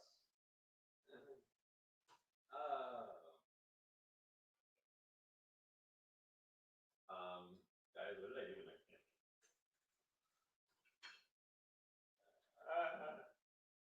That is not a pancake under any definition. I'm just gonna leave it to reflect on its life decisions.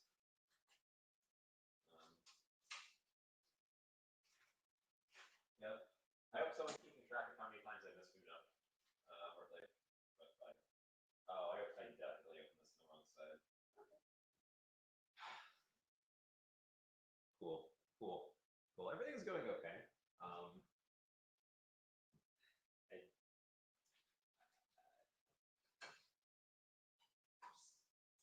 You know, this one's a lost cause. I'm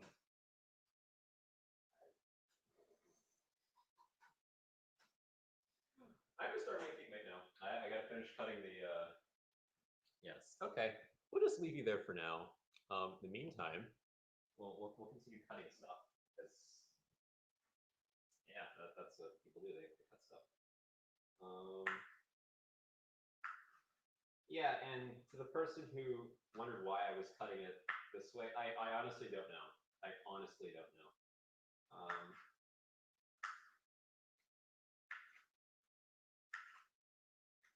Yeah, probably separate. You put into a bowl. Running out of bowls. It is 4:40. Okay. Oh man. Everything's gonna have to come together in the last 15 minutes. I said 6 items, 60 minutes. If I make a grilled cheese and a soup, then I'm at what, 5 items, right? I made pancakes and an omelet.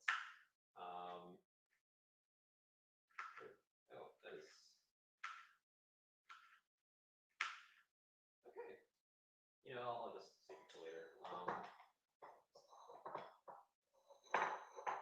Actually, yeah, a little more. Yeah, and I realized that I should have taken this part out, so I don't know what to do with this. What if I just start? Is this how people normally cut it? Seems appropriate. Okay. You know, we'll just have a mix of, you know, properly cut and that's way too big. I hear the pancake in the background. Don't worry. People call it pancake.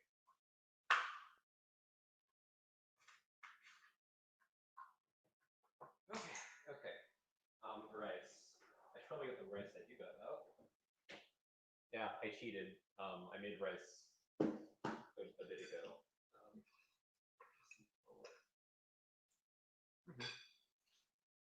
We shall switch to. Okay. Oh. See this monstrosity? This is a disturbing monstrosity right here. There you go. What do we got? No, you cut the seeds out and cut it normally, I think. Okay. Gordon Ramsay would be furious right now. Yes, he would be very furious right now. But Gordon Ramsay ain't here now, ain't he? Okay. Okay. What do we have next? Prepare the vegetable oil. Cool. Oh, no. I have that ready. I want to make more cheese next. So, okay. We'll just sort of clean up. I know, cleaning up and haven't even finished what I was originally making. So, grilled cheese. This is a dead simple grilled cheese. Even I can't stir it up. Okay. Okay. Okay. We have bread. It is big, thick bread, right? Bread. Actually, let's make multiple of these. Yeah. Cool. We have multiple things of bread. Oh no, the fan's starting to turn on. That means I burned something somewhere along the line. Okay. Oh no, we're out of mayonnaise.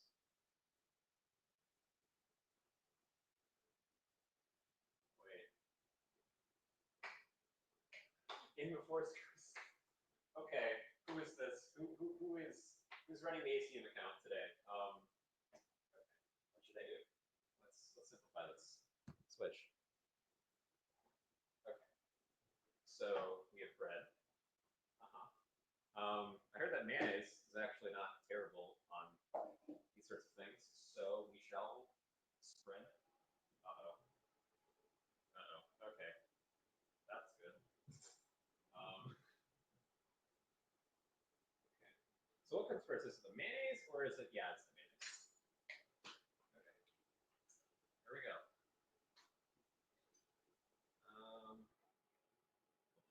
Yeah.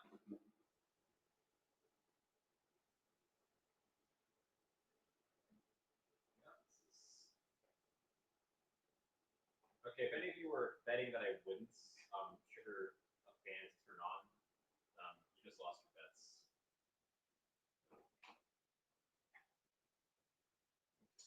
I don't know how to get the rest of this out. The lighter the bread, the sooner it gets you. Okay. You know, I was doing some reading. It turns out whole grain bread isn't actually that much better for you than just,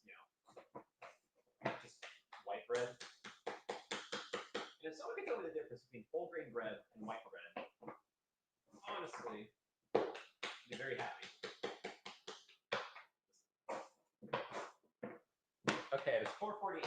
Time to start calling butt. Okay. Oh yeah, you see that? The spread.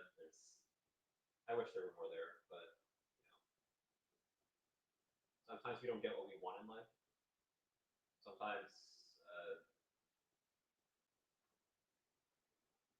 things just don't work out. But today is not one of those days. So, okay, you. Now this one, this is a very delicate operation. Okay, bacon, I will use you. Don't worry. And if I don't finish in 60 minutes, well, it's not false advertising because I never claimed I could do this in 60 minutes. Okay, you. See that? That's, yeah.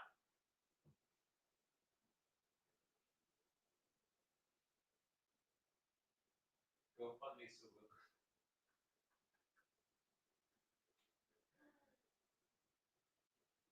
Yes, honestly, we've had the mayo for over a month, and I wasn't sure how long it would last, but it has lasted. Wait, is this?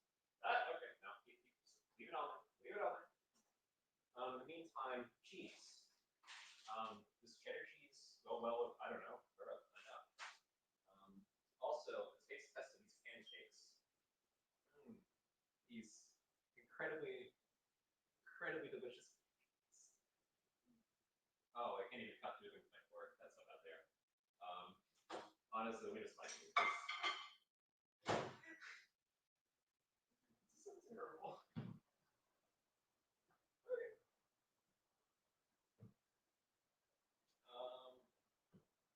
That's sufficient. Okay, it's starting to smoke. I should probably flip it, right? Pretty sure. Oh yeah, look at that. Look at that crust. That's the first thing I did right in the past 20 minutes. So according to my analytics, 73 people have come through the stream. And there are currently 22 people watching. Those are the saddest pancakes I've ever seen. Yeah, I know. Tell me about it.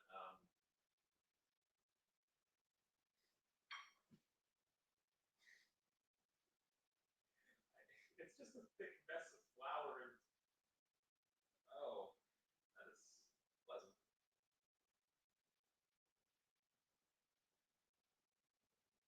I'm absolutely horrified. Oh, hot. Okay, I'm starting to get hungry too. All right. Right one. Yeah.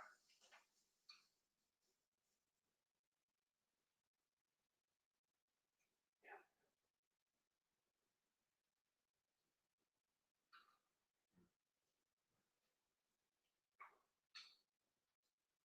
Maybe I should start playing music or something. You know, seems like it would be appropriate. Honestly, anything, yes, anything does look appetizing when you're hungry.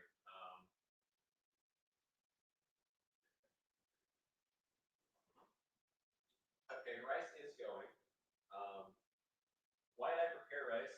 And why am I boiling rice? Well, we're about to use a bunch, so, but come on. Oh, I should not have flipped it so soon. So I need to cut chicken real quick. Can I do it in 8 minutes? Can I do it in 8 minutes? Oh, no, I cannot because I forgot to take the chicken out. Yeah, this is supposed to be chicken stir fry. So what can I do? I'm gonna have to wait until what, like 8 p.m. to actually finish this. What can I make in the meantime? What can I make in 8 minutes, chat? I need to toast the bread more. Okay, fine, I'll toast it more. Yes. Grilled cheese. Oh yeah, I forgot turkey.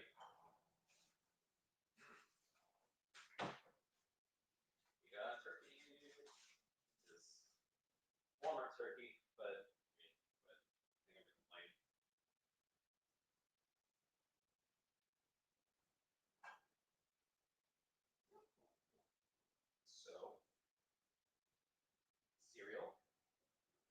Please cook this chicken thoroughly. Please cook the chicken thoroughly. What kind of a man do you think I am? A man who eats raw chicken? Oh no. I think I thoroughly toasted this. Okay. Just realized. Wait. At what point do you normally put this? Right. Yeah, that's appropriate.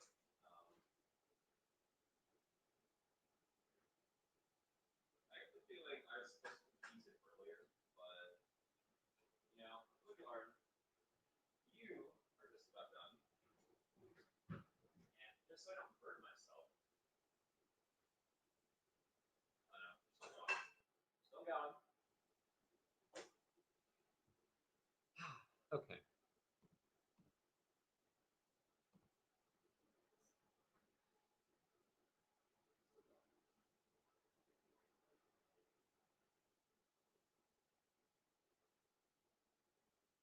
Do you think I can make asparagus in 6 minutes, Dad? Do you think I can make asparagus in 6 minutes? I think I can. Okay. This is definitely not the right order, but you know. Okay, let's not burn ourselves here. Come on. Okay.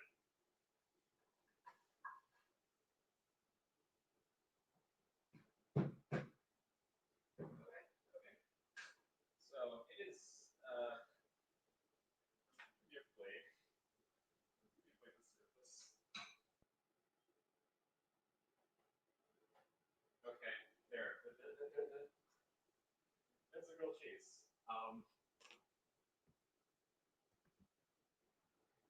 There's a grilled cheese. We did it. We made 3 items of food in 1 hour. Yeah.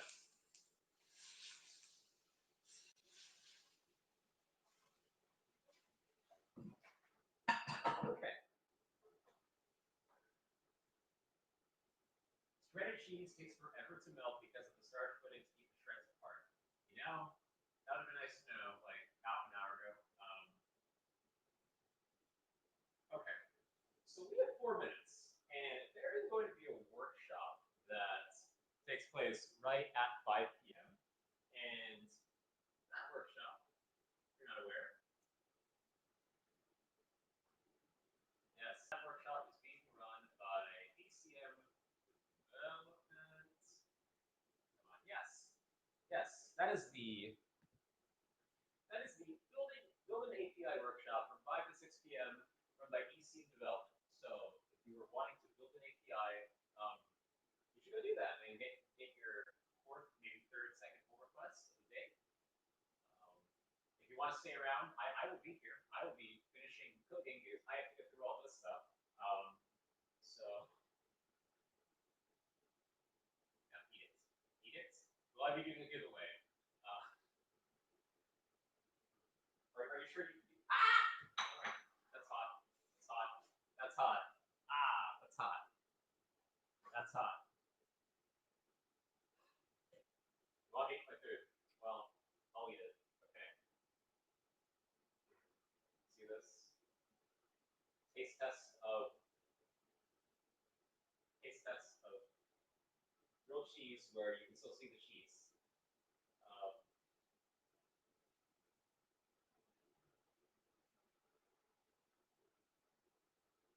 The bread is very good.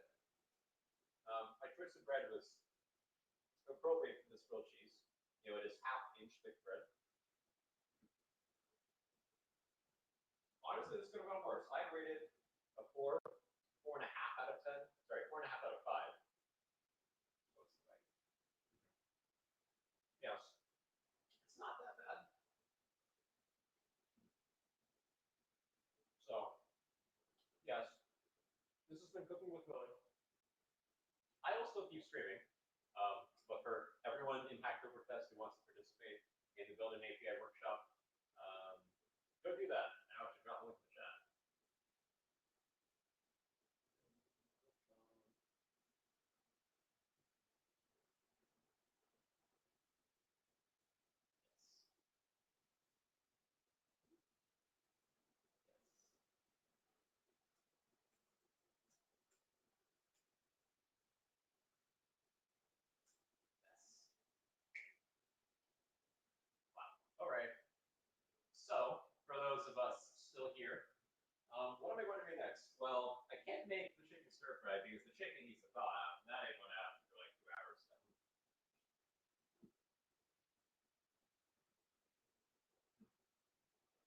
face when you bought mayo and then completely forgot to use it?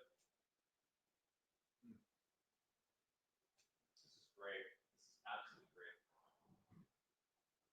Yes. And thank you, chat, for the wonderful encouragement.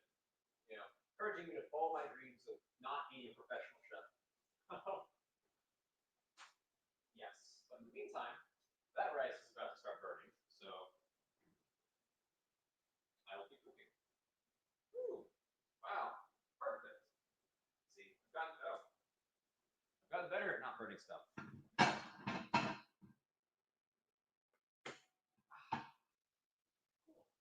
Imagine being an ECS. Well, like, you're surrounded by ECS leaders right now. I watch your words very, very carefully, sir.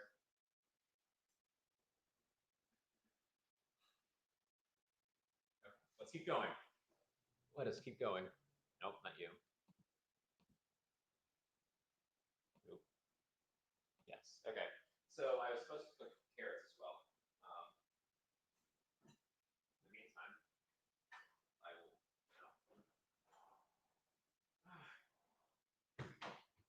So yeah, it turns out I did have mayonnaise. I just bought it, so it wasn't in the fridge, so I didn't see it. Cool. So what I'm going to do is I am going to finish spreading the mayonnaise on.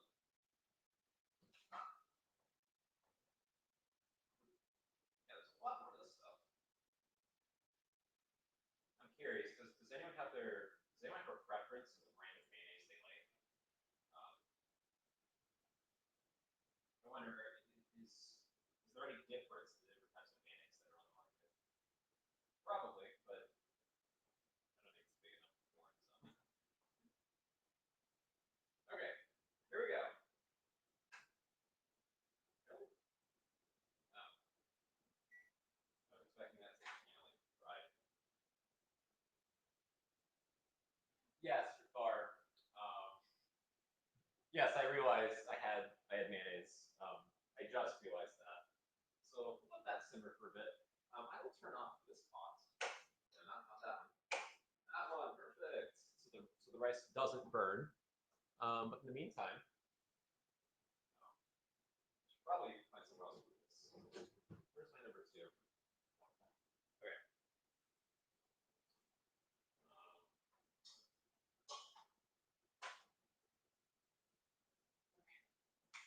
Okay.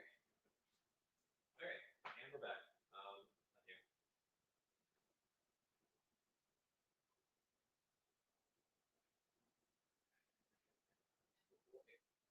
Preference for mayo type is extremely divisive.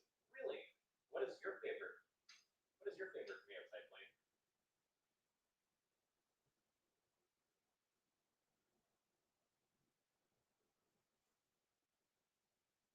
Angelica, if you really want to see me make cooking vlogs, drop a pog in the Willy pog. Yeah, drop a Willy pog if you want to see me cook food regularly, because I meal prep and I cook every weekend. So I mean, I could just start streaming.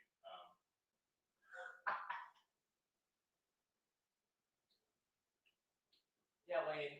Yes, the joke never dies. I probably put this in there. Oh no, I should have. Going. Okay.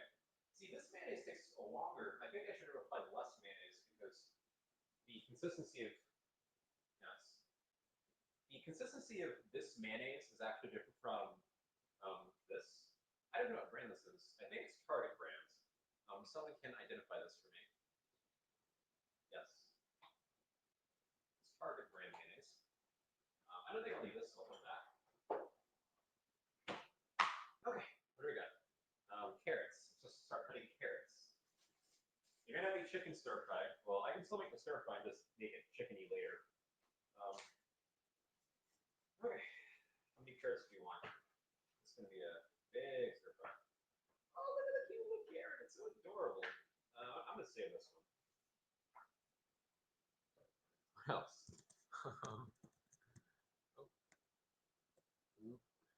Okay, wait, before we do anything stupid.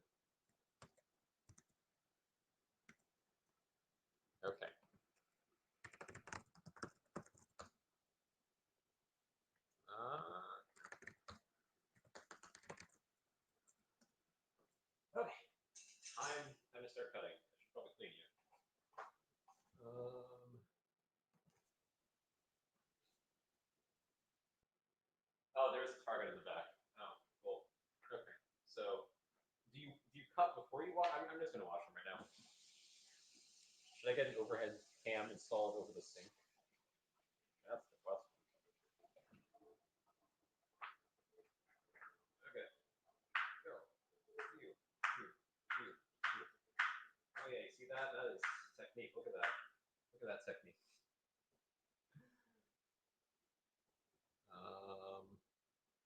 Live.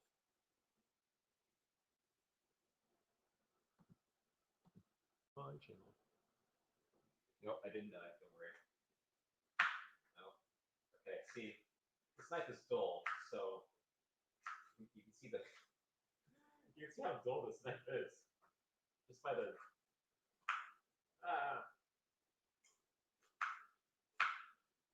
Fun fact. My bus driver used to give me carrots back in 6th grade when I lived in Las Vegas. And I mean, she seemed like a pretty friendly lady, so I took the carrots and I ate them. She claimed she ate so many carrots throughout the year that her hands were actually starting to turn orange from how many carrots she consumed. I don't know if that was true, but her hands seemed a little bit orange when I looked at them, at least from what I remember. So I'll just take her word for it. Carrots turn your hands orange.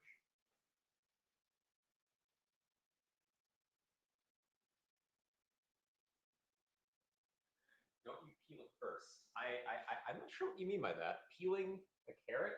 Oh, I'm not qualified enough to do that. So we're just going to eat carrot just like this.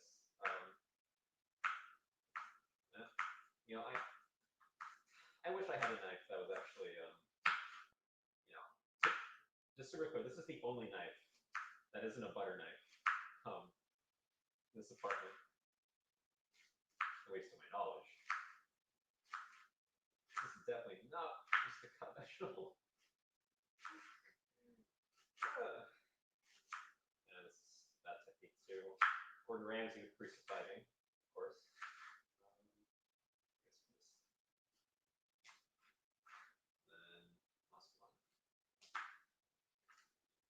Ooh, Cooking with Willie is still going on.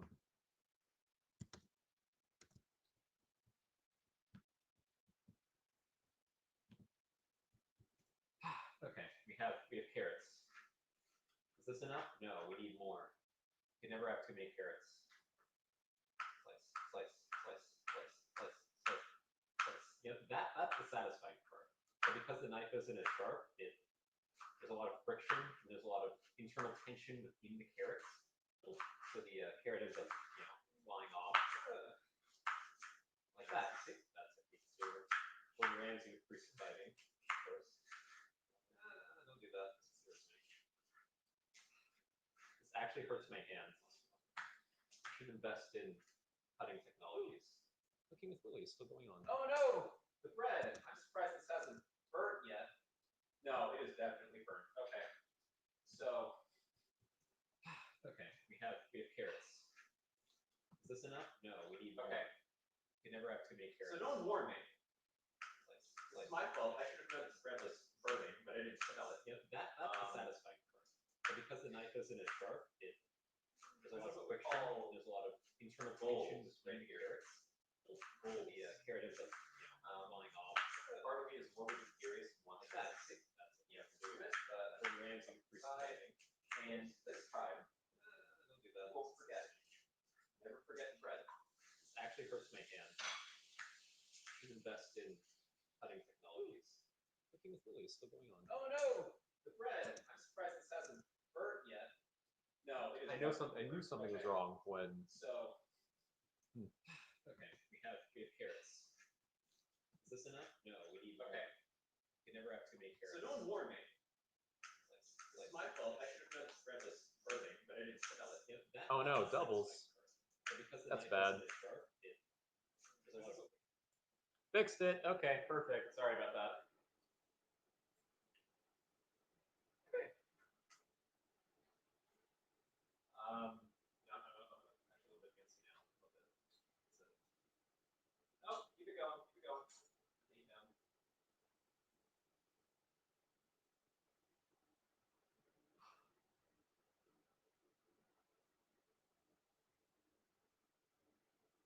We're for just a group of people. Okay, let's switch back to the carrots. Rick, carrots. I'm just gonna.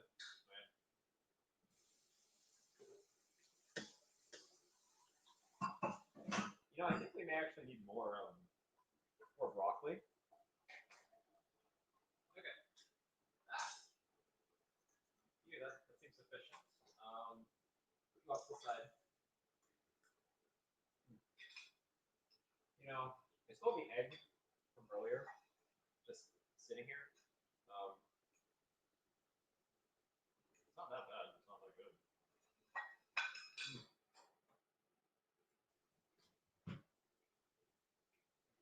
Oh yeah. Okay.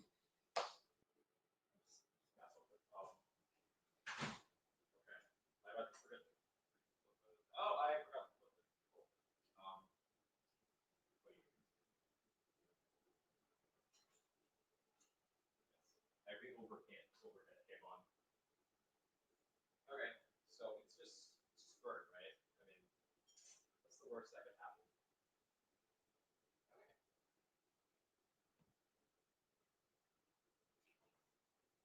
Yes, I burned it. I burned it good. So I got vegetables. I have sugar snap peas.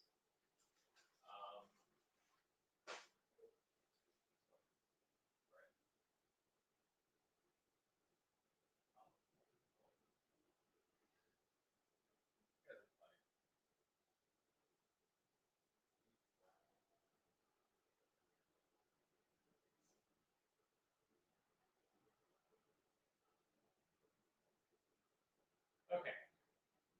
Teriyaki sauce. I know I have teriyaki sauce. Teriyaki sauce. Please tell me I had teriyaki sauce in the cart. Wayne, where's my teriyaki sauce? So yeah, I burned the second one. On a good note though, at least I can make a sandwich. Ah, it's hot. Hot food is hot. Yeah. Honestly, this I don't know what to say actually. Okay, let's remove my disappointments from existence. So okay, we're going to make stir fry. Chicken stir fry, maybe. We got brown sugar. Mix this in a bowl with marshmallow stuff. Yes. Soy sauce, brown sugar, vinegar, and garlic. Who took my garlic? There's my garlic. Okay. So, garlic. You got garlic. Okay, that's not even caramelized. Oh boy. Okay. Pretty bad. I can tell when garlic is gone bad. That's the real question.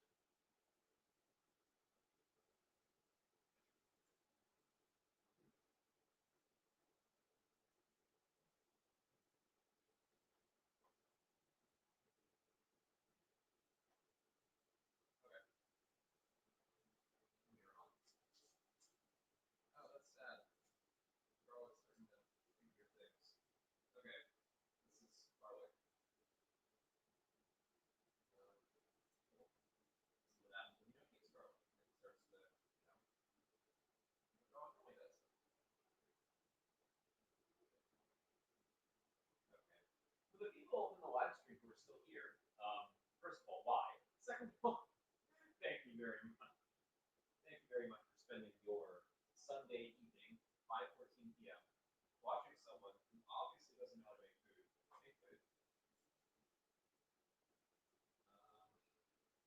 That one's not bad. Oh, yeah, I think I know when garlic is bad for its colors. Cool. Oh, that's convenient. Just comes right out of it.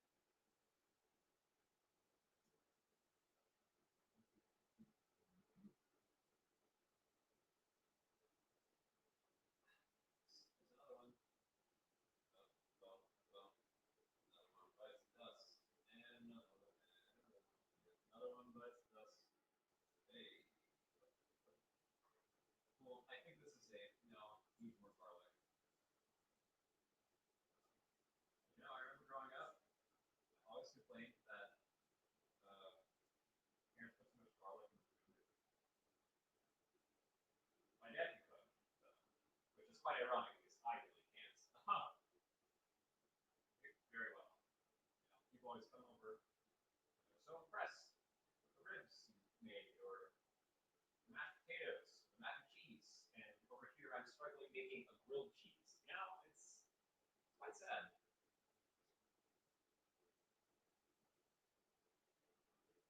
Did the garlic go bad? No, the garlic did not, in fact, go bad. Garlic is perfectly safe. Garlic sucks though because getting out of the thingies.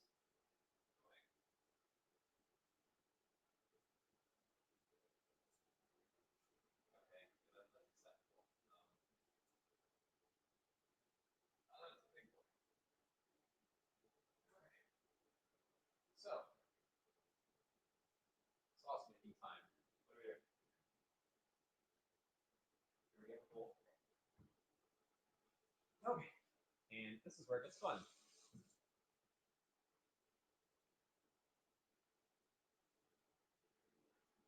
Ooh, baby. All right. Oh, let's turn that off. First of all. Second of all, 1 cup. You're gonna do that with brown sugar. You only need a quarter of a cup. Why did I bring this thing here? Half cup. Quarter cup brown sugar.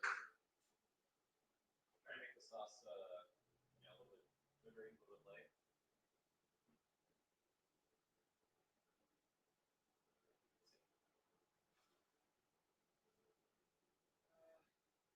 Oh no! This is all kinds of wrong. How do you pour out brown sugar without making a mess? Or I guess not pouring it out. It seems like a sufficient amount of. I'll just fix it later. Okay, that's not even a quarter of a cup, but now let's eyeball it. Yeah, that seems reasonable. Cool. Next bag of brown sugar. Soy sauce. Can't forget about soy sauce. So, yeah, soy sauce is traditionally brewed. Yes. It's a brand of soy sauce that I think many people are aware of. Okay. Not a third of a cup, a quarter of a cup. Yes, a quarter of a cup of soy sauce. So, yeah, that is a non-trivial amount of soy sauce. Okay. 2 tablespoons of vinegar. Yep. Yeah. A little bit of vinegar. That. I haven't actually opened this yet. Okay.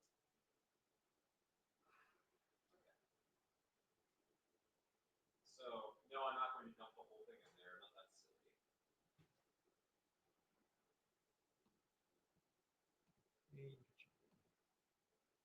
Hi. All right. I'm here. Vinegar. Honestly, I think it said. Oh, yes. 2 tablespoons. Oh. Wow. That's literally a tablespoon. This is a tablespoon, right? I know it's not a tablespoon, but I can approximate. So, okay. That's what? That's more than enough, probably. Cool. So you.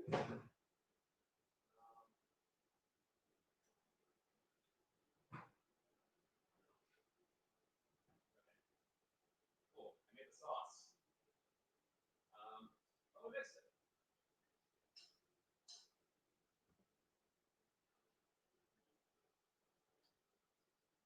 Yes. Not bad. I'm missing the cornstarch. Of course.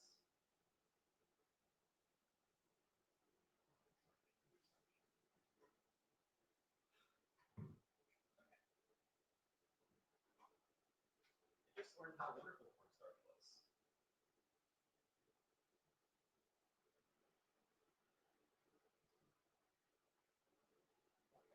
In the meantime, no, I'll actually start cooking some of this stuff. So here we go.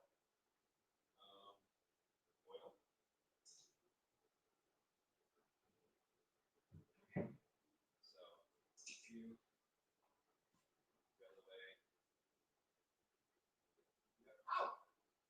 You just have burning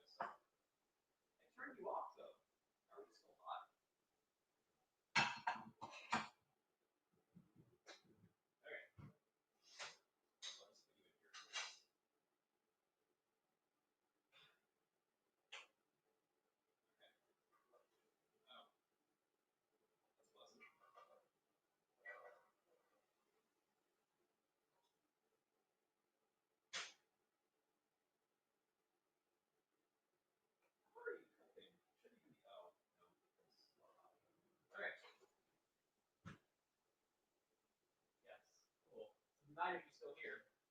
But we're gonna save you now. Thank you. Chat.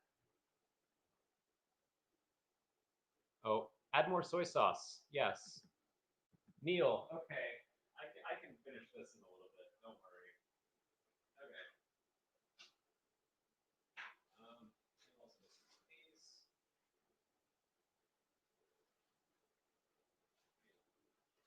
Yeah, that seems sufficient. Okay. Right. Don't forget the seasonings. I have crushed red pepper. I think that's what's supposed to go in here. And then let's see. What else? Oh, I mean, again, you can't go wrong with salt.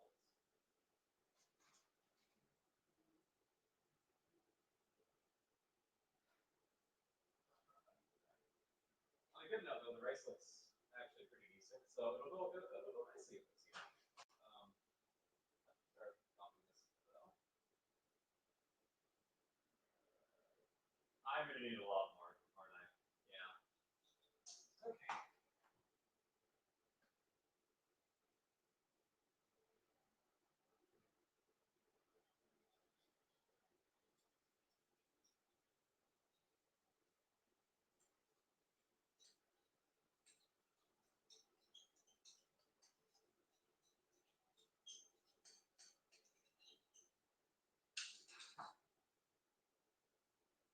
You know, I still have to finish. I still need to finish an assignment for data structures and algorithms. So it's not due until next week, but I've had a bad habit of not starting things until the day before they're due. I know, but it's a little publishing thing to do.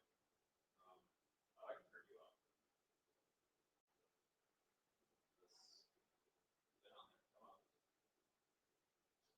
I don't know if they're coming to this right now, but you know, they make a lot more. It's not sure what happens. I don't know, but oh yeah, let's not forget about the.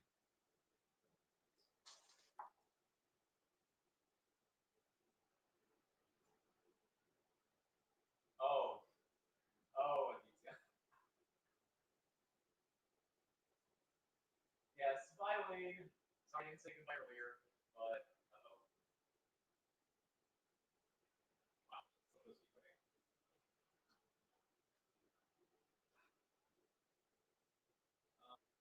Okay, good. Okay. I think it's the part with the lid on and just sort of kind of okay.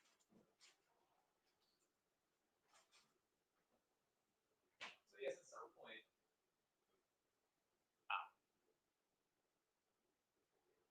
Move it around. Okay. Cool. Oh, the garlic.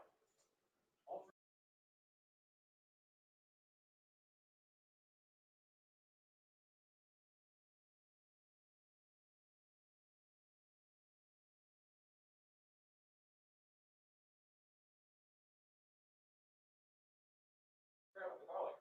See. Right. Brush. Now let's fish. This is just an exercise in me learning how to stream now. Okay. You do see this, right?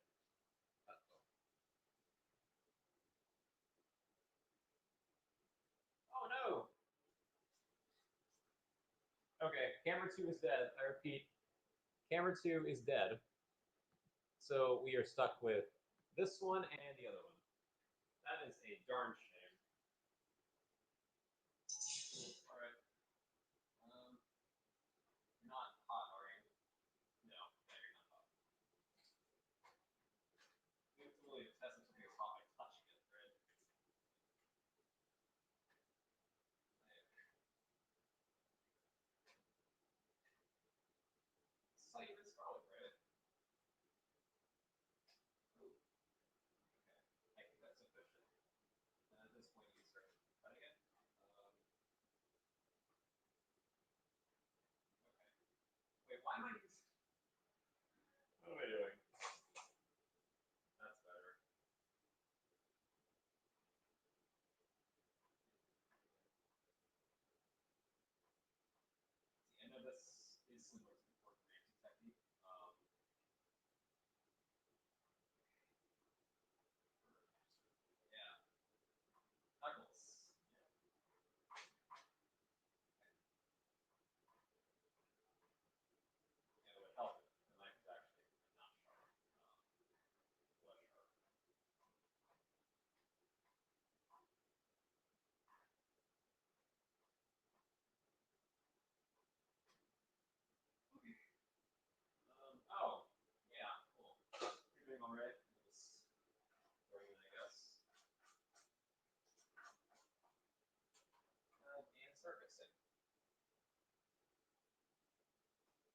I definitely should have put more here.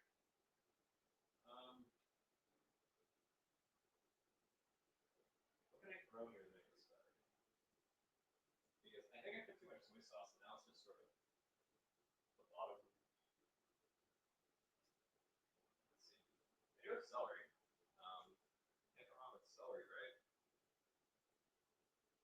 No, I'll save it for another time. So actually, while that's cooking, I might actually be able to start with making casserole. So yes.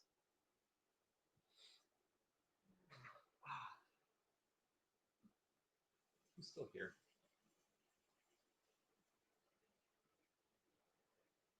This is so beautiful. Okay, so this is the part where I'm going to start making casserole. Okay, casserole, casserole. What is the worst that could happen? Preheat up to 425. Let's do 425, not 350. Combine topping ingredients and set aside. So topping ingredients. We need breadcrumbs. About 1/2 cup. So, okay, let's start cleaning up a little bit, honestly.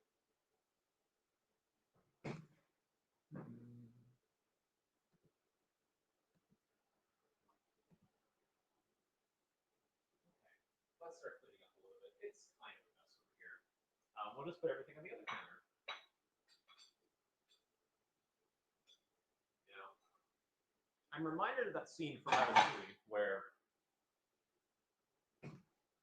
Colette says,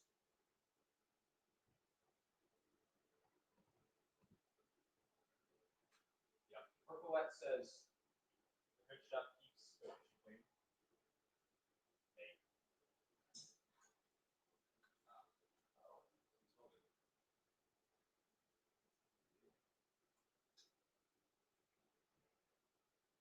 Yeah, I definitely should put more here. I really put this one on.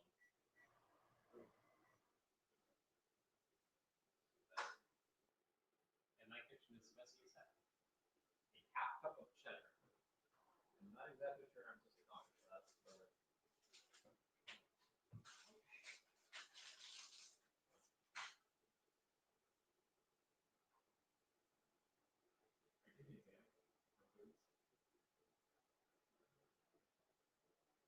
yeah, sorry, I definitely burned something.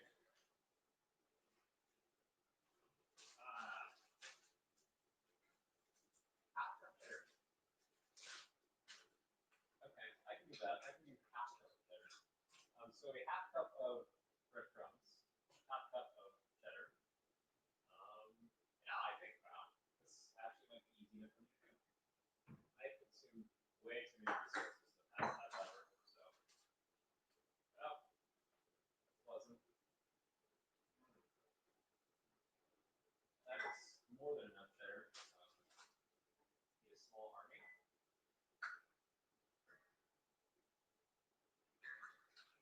Yes, I'll put it in the mix. Remember what you told me.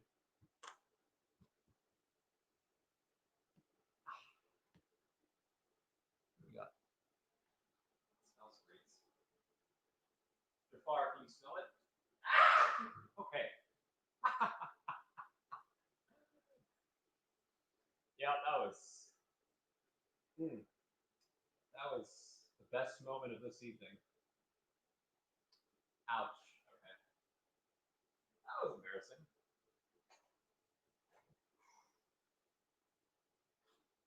Yeah, I'm fine. Just splashed myself with burning sauce, you know. Let's spin the heat down. Wait. Oh my god. I turned on the wrong stove. And now my rice is starting to burn. This is why you can't have nice things. Ah.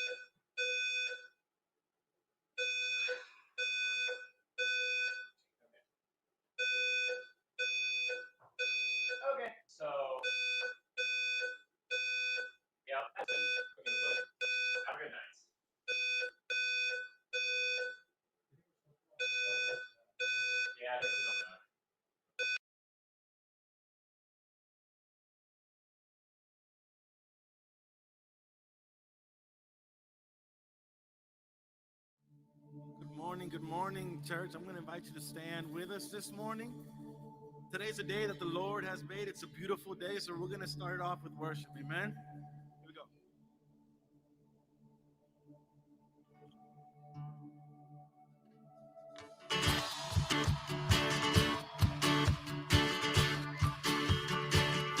Everybody say risen, he's risen, forever glorified.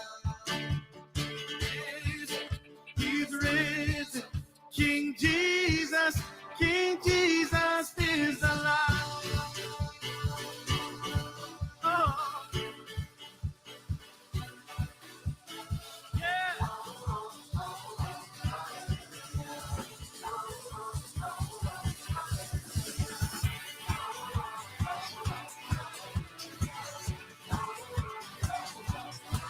Yeah.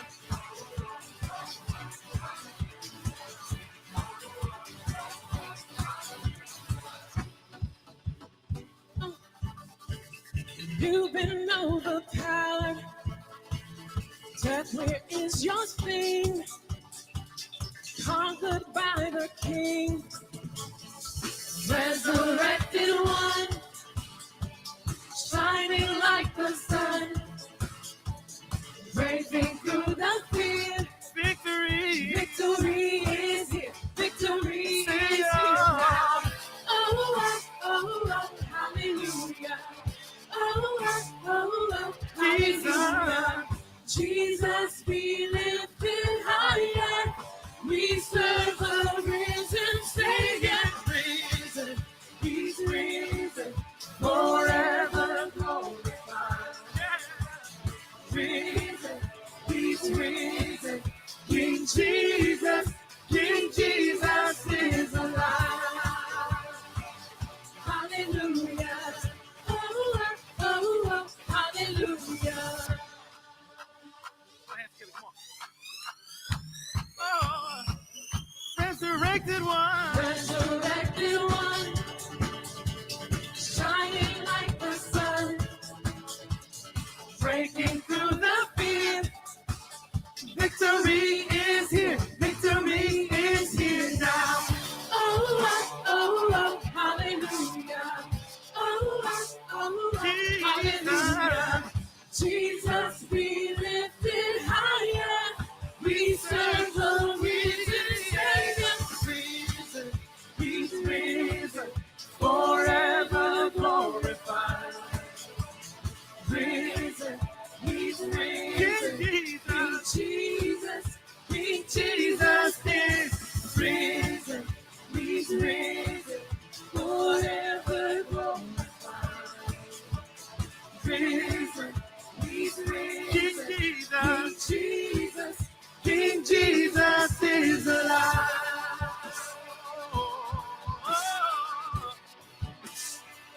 He is alive. Yeah. Same power that crushed the enemy. The same power lives in me. Same power that crushed the enemy. Same power lives in me. Same power lives in me. The same power that crushed the enemy. Same power lives in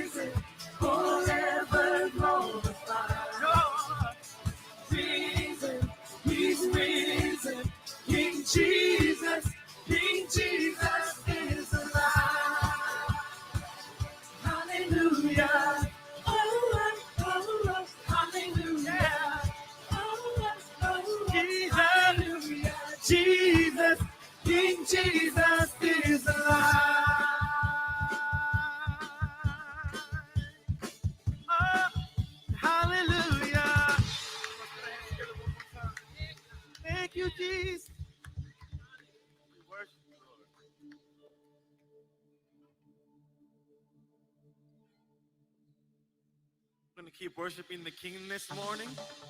We're going to give him the highest praise and we're going to sing a new song. So we just worship you, Jesus, and we thank you for your love. Oh!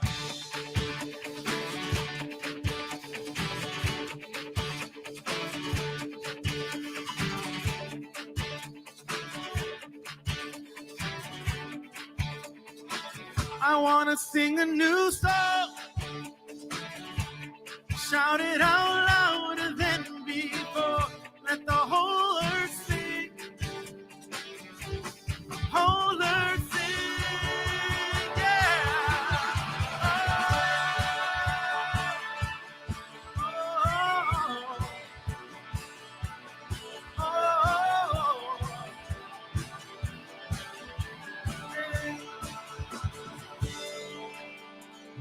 There is a place where we can seek his face, changed in his presence, touched by his grace. There is a sound, hear it all around. Worship is rising, people crying out. I want to sing a new song, shout it out louder than before. Let the whole earth sing, the whole earth sing. It's a song of praise, a song for all of the redeemed. Let the whole earth sing, the whole earth sing. Never the same. He's taking my chains. Freedom in Jesus. Power to save. There is a name. There is a name. Like no other name. Like no other name. Freedom in Jesus. Shout out his name. I want to sing a new song. Shout it out louder than before. Let the whole earth sing. The whole earth sing. It's a song of praise, a song for all of the redeemed. Let the whole earth sing. The whole earth sing. Hallelujah. Hallelujah. Hallelujah. Hallelujah. We sing hallelujah. Hallelujah. Hallelujah.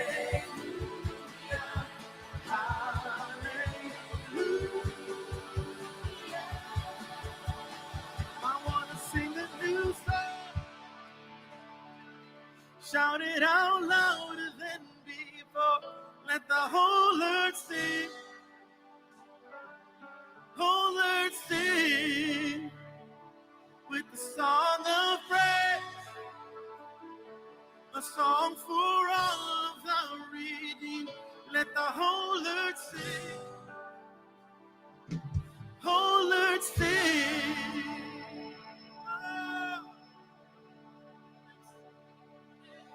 Oh, hallelujah,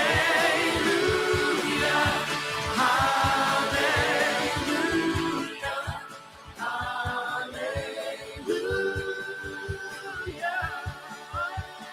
hallelujah, hallelujah, hallelujah.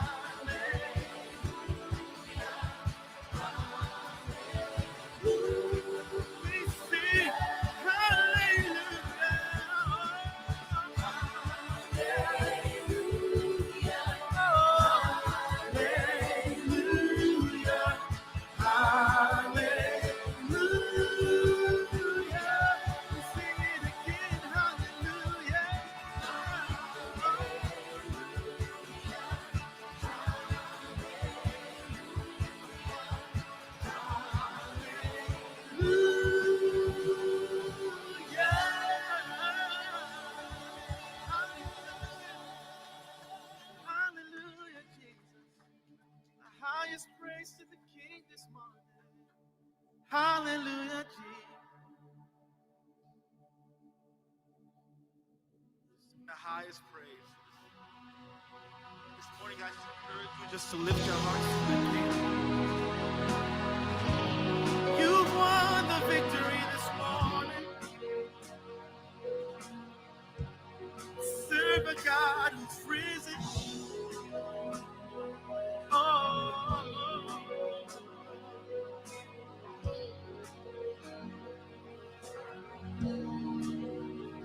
by his stripes we are healed. By his nail-pierced hands we're free. By his blood we're washed clean. Now we have the victory.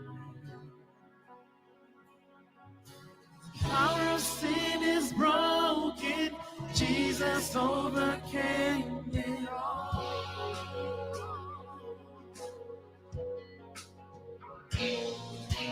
He has won our freedom. Jesus has won it all. Oh, hallelujah. You have won the victory. We sing hallelujah. Hallelujah. Won it all. You have won it all. Death could not hold you down. You are the reason. Seated in majesty. You are the reason. By his stripes, we are healed. By his nail-pierced hands,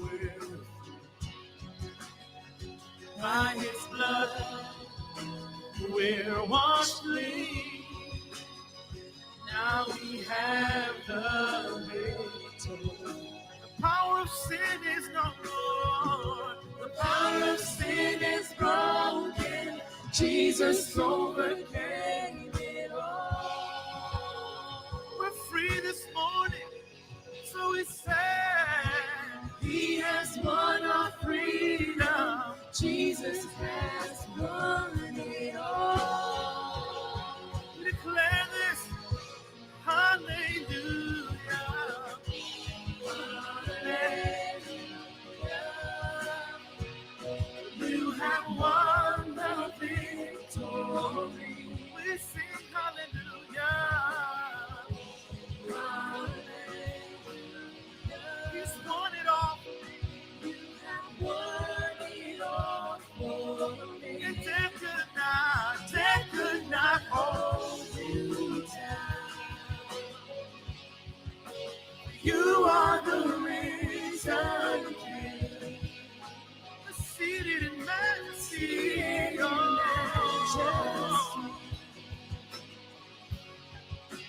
You are the risen King. Come on, let's just lift our hearts to the King this morning. We're free. We're free this morning. We are free this morning. Hallelujah, Jesus. Oh.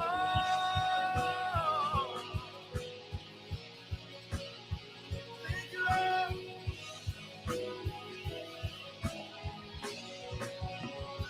Our God is risen. He is alive. He's won the victory. He reigns on high. Our God is risen. He is alive. He's won the victory. He reigns on high. Our God is risen. He is alive. He won the victory. He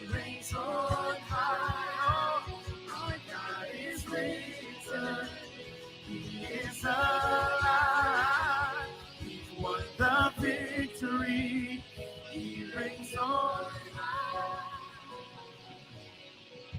And hallelujah,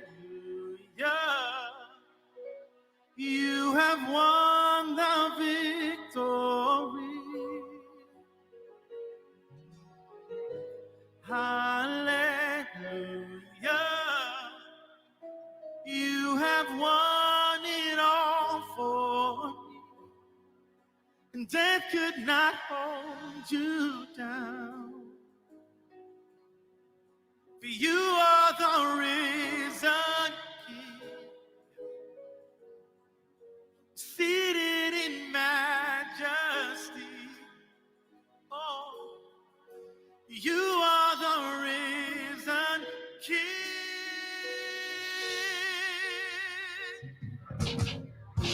Hallelujah,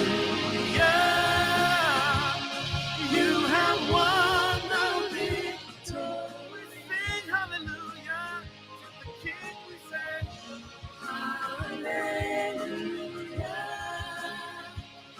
you have won it all. Death could not hold our King down.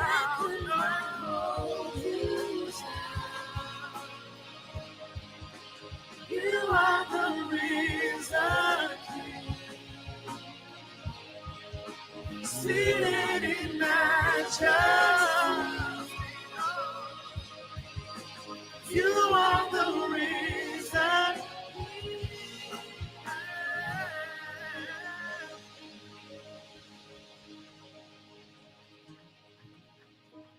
Hallelujah, you have won the victory.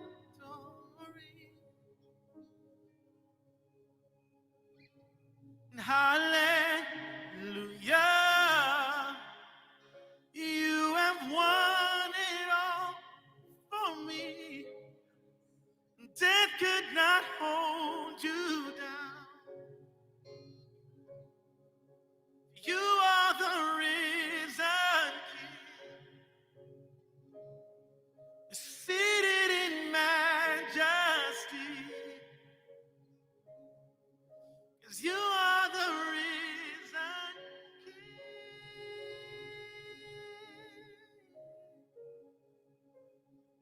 Thank you, Jesus. And hallowed be your name. You have risen.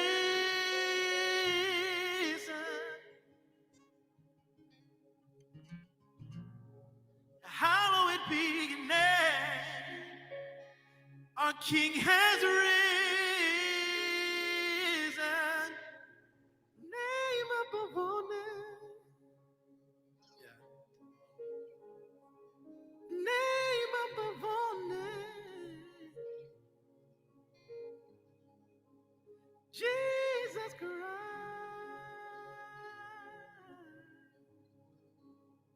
Jesus Christ.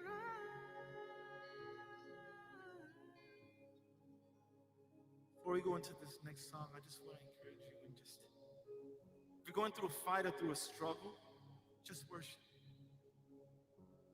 It's not about surrendering to your enemy, it's about surrendering to the King. So this morning, as we go into this next song, we're going to declare that there's no rival, God has no equal, and that He deserves all our praise this morning. So let's just surrender to the King.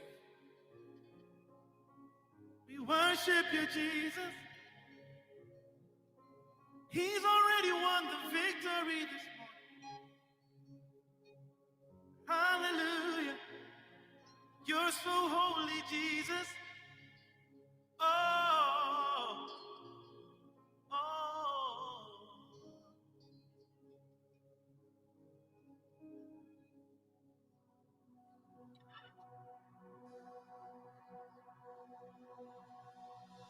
You were the Word at the beginning, one with God the Lord Most High. Your hidden glory in creation, now revealed in you are Christ. What What a beautiful name it is. What a beautiful name it is. The name of Jesus Christ, my King. What a beautiful name it is. Nothing compares to this. What a beautiful name it is. The name of Jesus.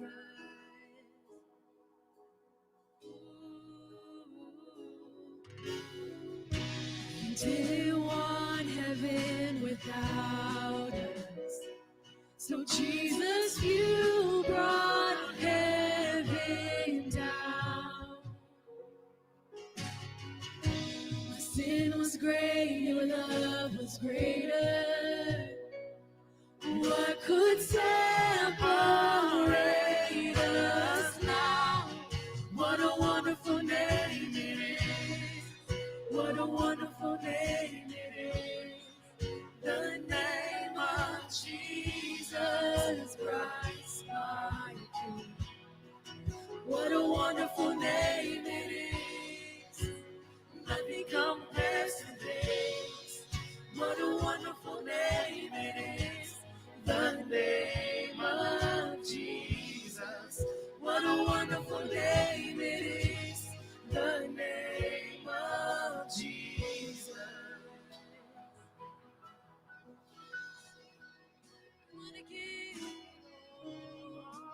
In this next part, I encourage you all just to lift up your hands and just declare this next part because our words have power. Amen.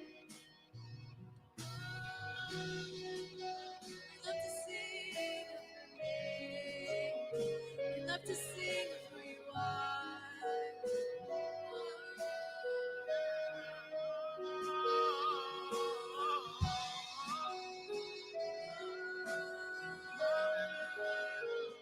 Death couldn't hold you down. No. Death could not hold you.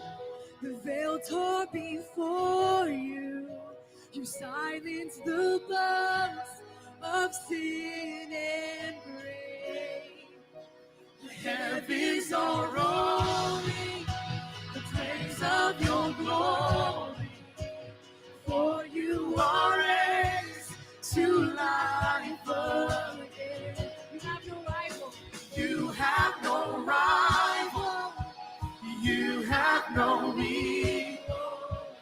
Now and forever, God, you reign.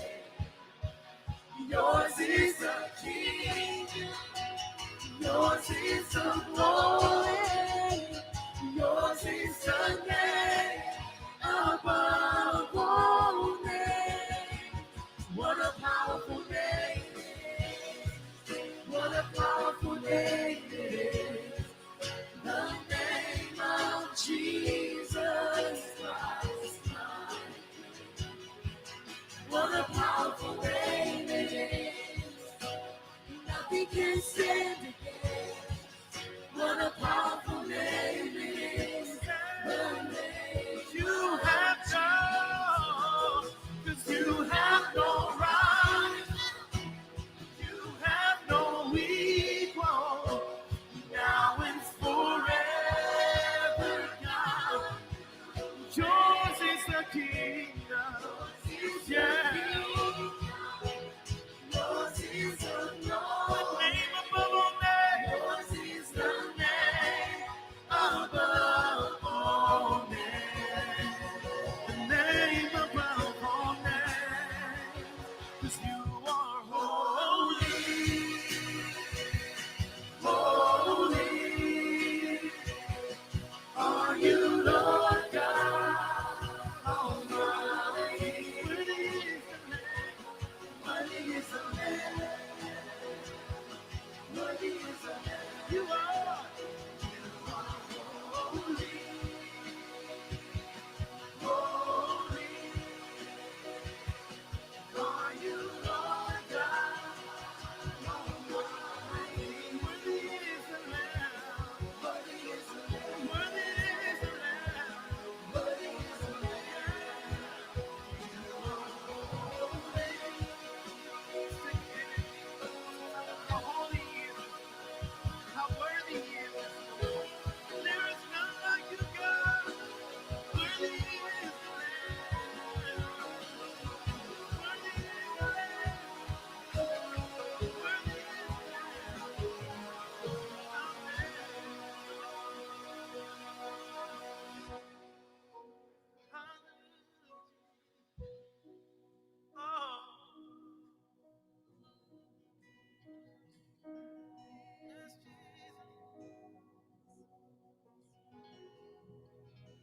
a powerful name it is.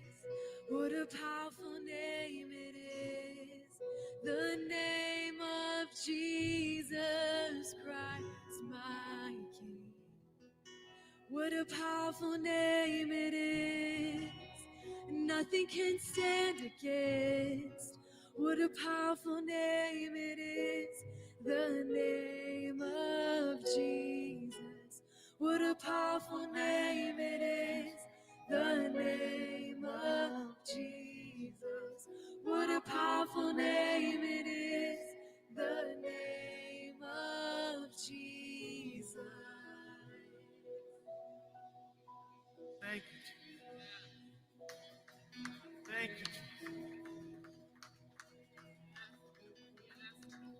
So this morning, God, we declare that you have no rival, that you have no equal. We thank you for your love. We thank you for your grace. We thank you for your power and your strength. We thank you for this time of worship. And we ask that you be with us for the rest of this service. In your mighty name we pray. Amen. Amen. Don't be seated yet. We're going to get this new ritual going for a while. This social distancing meet and greet. So everybody wave to everybody around you. Do the whole 360. Say hi. You're looking good in your mask. Nice to see you. Oh, and then turn around, sit down. Go ahead and do the hokey pokey, and we will sit. Man, it's so good to see you guys. Welcome to second service. During fall break, literally about a third to 40% of our church is out of town. I'm jealous of them. But we are here, and we've got a very special day. We're so thankful for what God is doing. This morning, Pastor Duran is going to be bringing the message, and in the first service, it was so good. You're in for a treat today, and so I'm really looking forward to that. I've got a couple just normal announcements that I want to bring to your attention, but before I do, let me kind of do pastoral mode for a minute. There's some things, some housekeeping that I want to take care of. It's all good. Nothing's bad. I don't think. I'm trying to think. I don't think there's anything really, really terrible going on, but there are some things that I wanted to make you specifically aware of.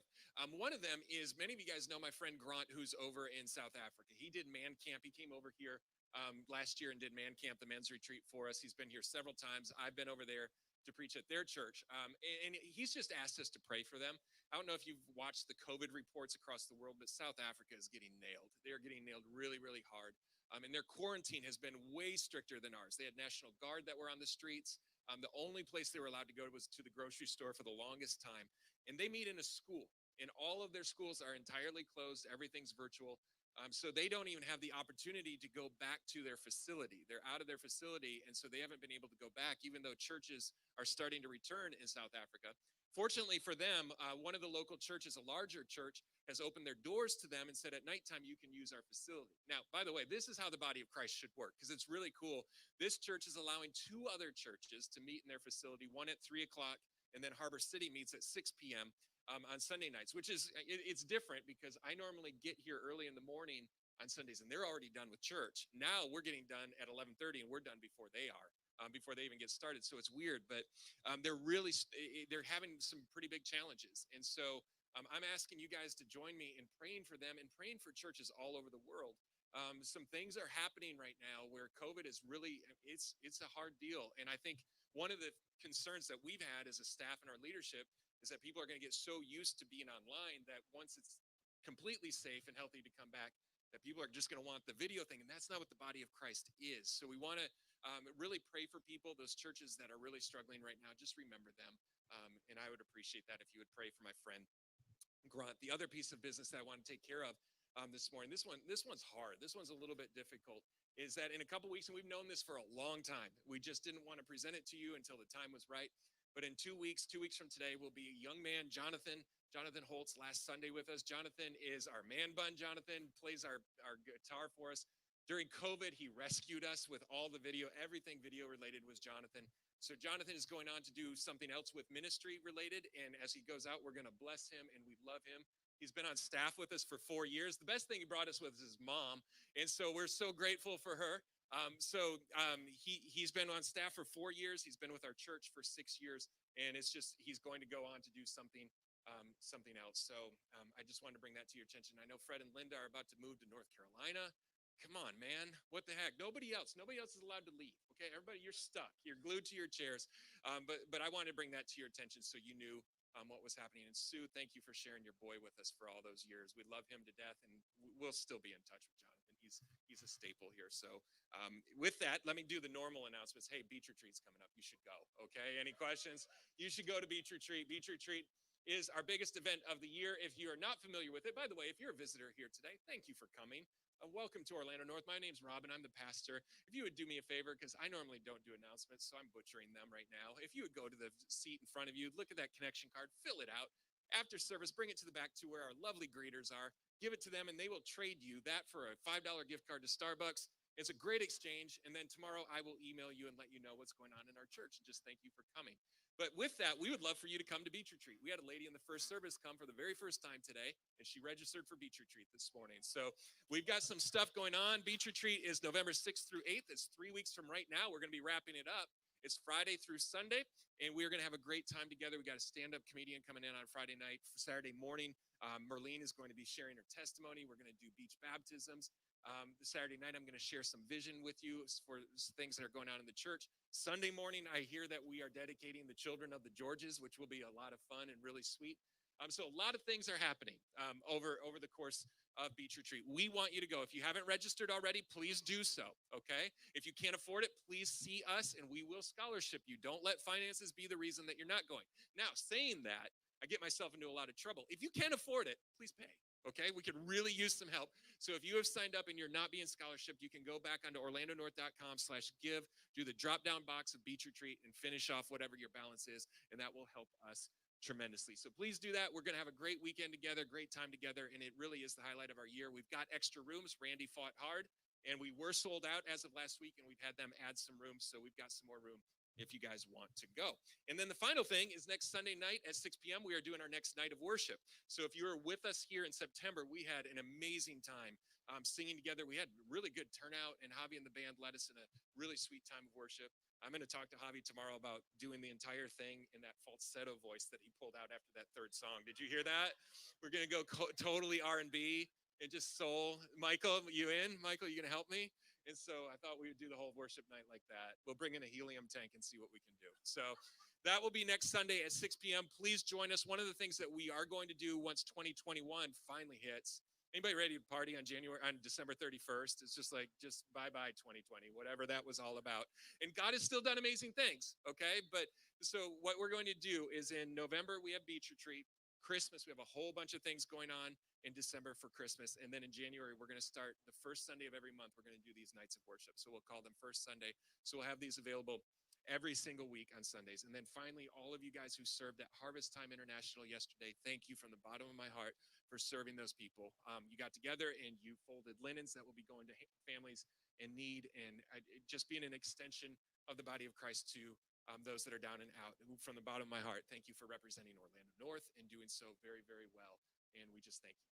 Orlando North, I want to say it's time to give because that's normally what we do, but it's really a weird time to give because we don't pass the buckets or anything like that. So we want to remind you of the importance of giving. We give here at Orlando North for 3 reasons. Number 1, we give out of obedience to Scripture. Number 2, secondly, we give as an act of worship. And third, we give so that we can further God's kingdom throughout our city and throughout the world. There's a number of ways you can give. You can drop a check in the baskets on your way out today, or you can go online to orlandonorth.com/give, or you can go to the QR code, oh my gosh, QR code on your worship guide. Scan that, it will bring you right to where to go. Okay, with that, I'm going to pray. I'm going to turn it over to Pastor Duran. He's going to bring the word. Father, we love you from the bottom of our heart, and we thank you that you have called us to be the body of Christ. I think sometimes we take this for granted, what we have, and you've given your life for this church, for the church, and we appreciate that so much. Today, may we, from the bottom of our hearts, respond in worship to you in gratitude and thankfulness.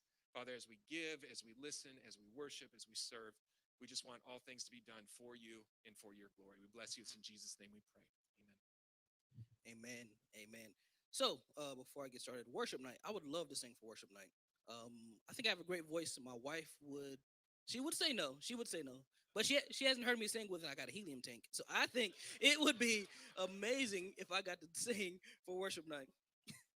But so with that said, thank you guys so much for coming out. We're so excited to see each and every one of you. And I get the pleasure of continuing our series. So for 10 months now, we've been in the Sermon on the Mount.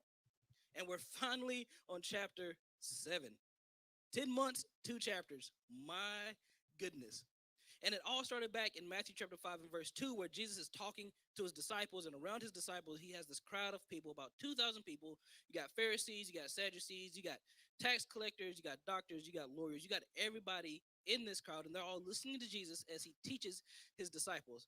And going to school, they try to teach you how to grow a church. And I would say Jesus never attended one of those classes, because whenever he's talking to these people, he doesn't seem interested in growing a church at all, actually. He doesn't seem interested in a crowd. He doesn't care how many people he has, because the way that he's talking to them, it seems like he wants to shrink his church. So if Jesus was here today, he would not be a pastor of a mega church. He'd probably be a pastor of a small church somewhere in Indiana. I don't know, some small town in Indiana, because they got all the small towns.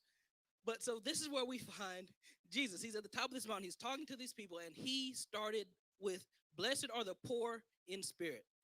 And he does not let up from there. He keeps going and going and going, and keeps digging and digging and digging. And then we finally get to Matthew chapter 7. And in Matthew chapter 7, he is going to ask them to do something that I believe is arguably one of the hardest things to do. Question: have you ever seen The Masked Singer? Yeah, so I love that show. No, not as much as my family, but we get together and we watch the show, even Zayla. So when the music comes on, Zayla gets up, she dances, she jumps around. She thinks it's a great time. Now, for those of you that don't know the show, it's where they take famous people and they dress them up in masks and costumes, and they sing for judges, and they try to get judged on who they are. And in this process, they show videos and they show clips of who they might be, and they give clues and things like that, and the judges are there to try and figure out who they are. Now, my favorite person on this show has to be Ken Jeong. Okay, I think he's hilarious. His stand-up is awful, but in this show, he is hilarious. And he has this one line that he uses all the time: "I know exactly who this is." And then he starts talking about how he knows who they are, and about 95 to 98% of the time, he's wrong. He's wrong every time. So much so that that has become his catchphrase. Whenever he says it, you can look at the judges and they're like, "Oh no, here we go again. You know exactly who this is, right?" And yes, and so then he is wrong. So today, I know you're asking, what in the world does The Masked Singer have to do with Matthew chapter 7? So out of all the things we can talk about today, we're going to be talking about judging. Jesus is on the top of this mountain, and he's talking to these people, and he goes in to talk about judging. And as I said, this is probably one of the hardest things for me to do. Now, I can get up here and I can say, "Oh man, I've never judged anybody a day before in my life." Then you just have to look at my wife and you know that I was lying. But Jesus is talking to him, and he's like, "Look, we are about to deal with something that this whole culture is used to." And so he's sitting at this mountain, he's talking to these people, and then he opens up. Well, he speaks. He doesn't open up. He didn't have a Bible back then. And then he says these words in Matthew chapter 7, verses 1 through 6. Now, before I get into this, I just want to let you know that I have been studying this thing for a while. I picked it up, I put it down, I looked at it, and I just did not feel comfortable. And usually the way God works with me, I'm in the middle of class yesterday afternoon, and it hits me.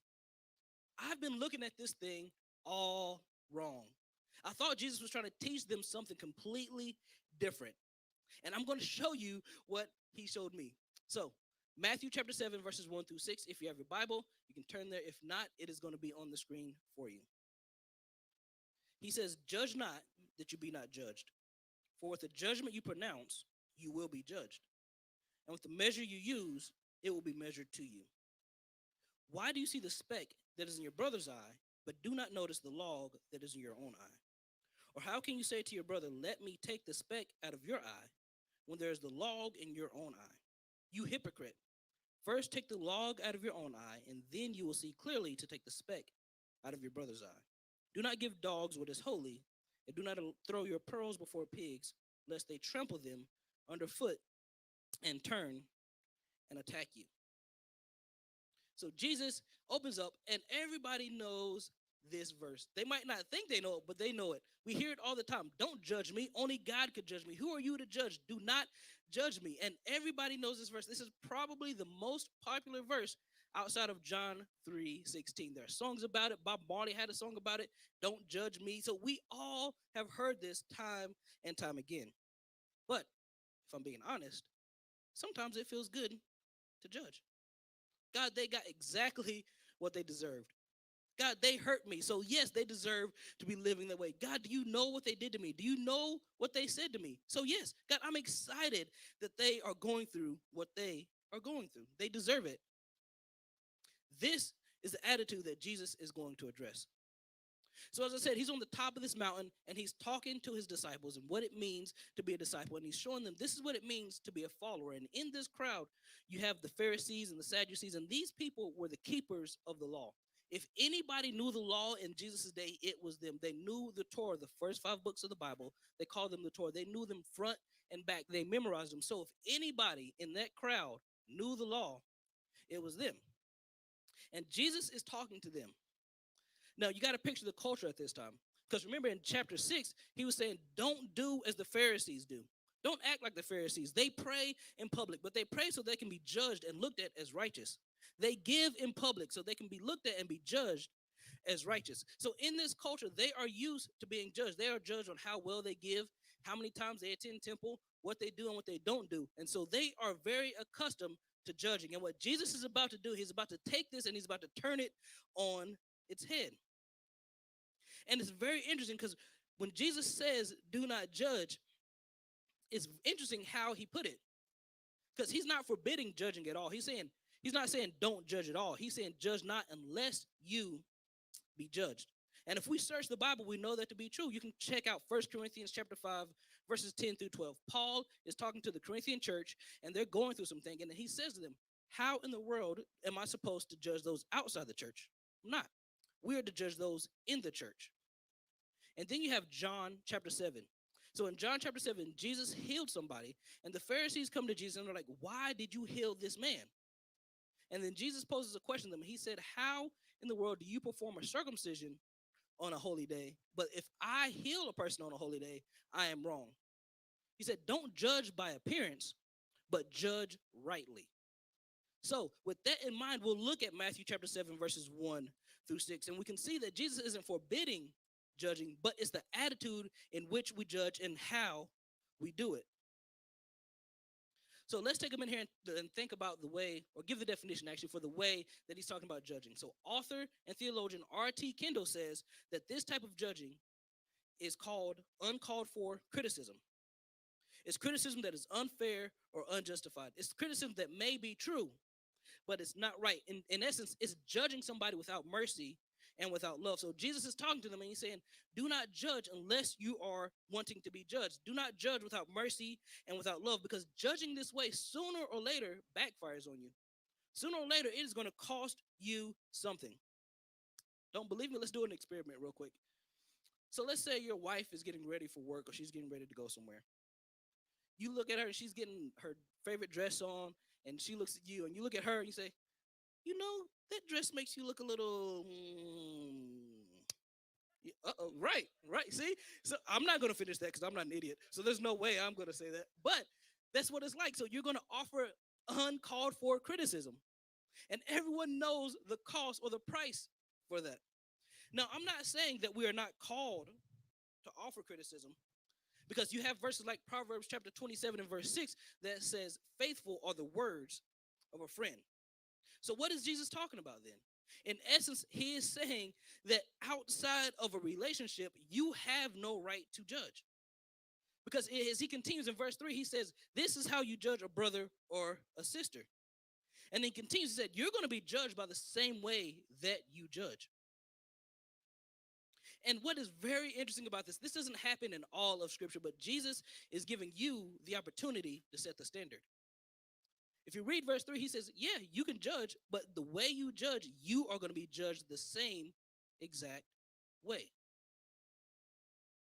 So, what kind of standard are you setting for yourself? What kind of standard do you have for yourself.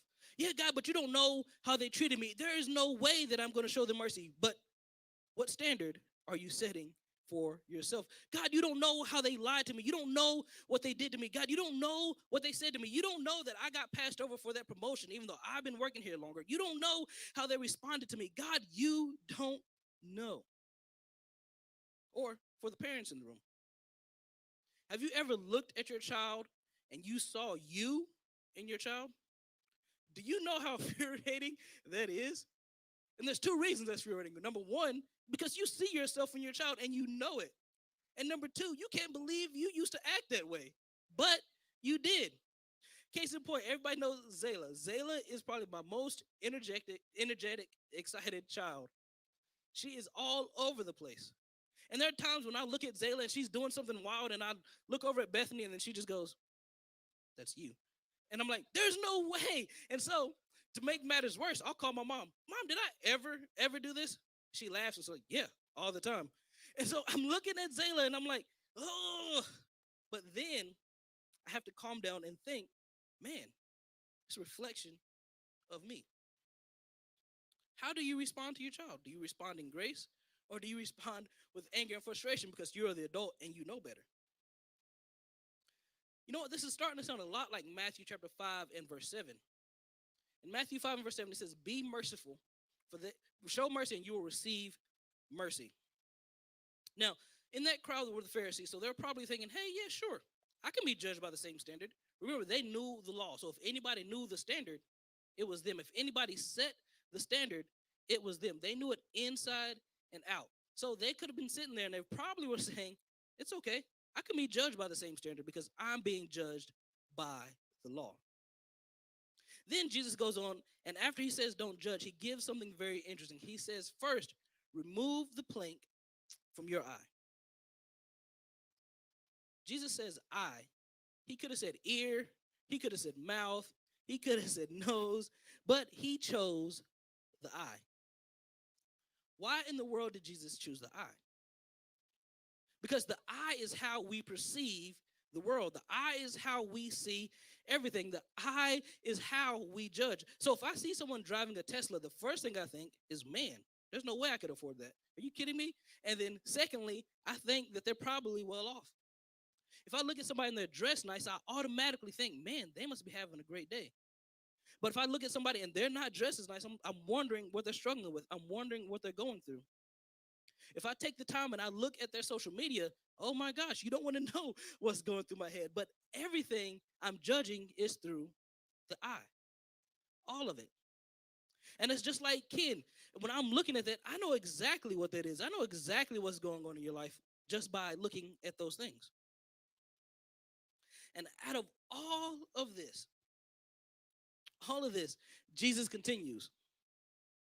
He said, look, there is no way that you can pass judgment because there's a plank in your eye.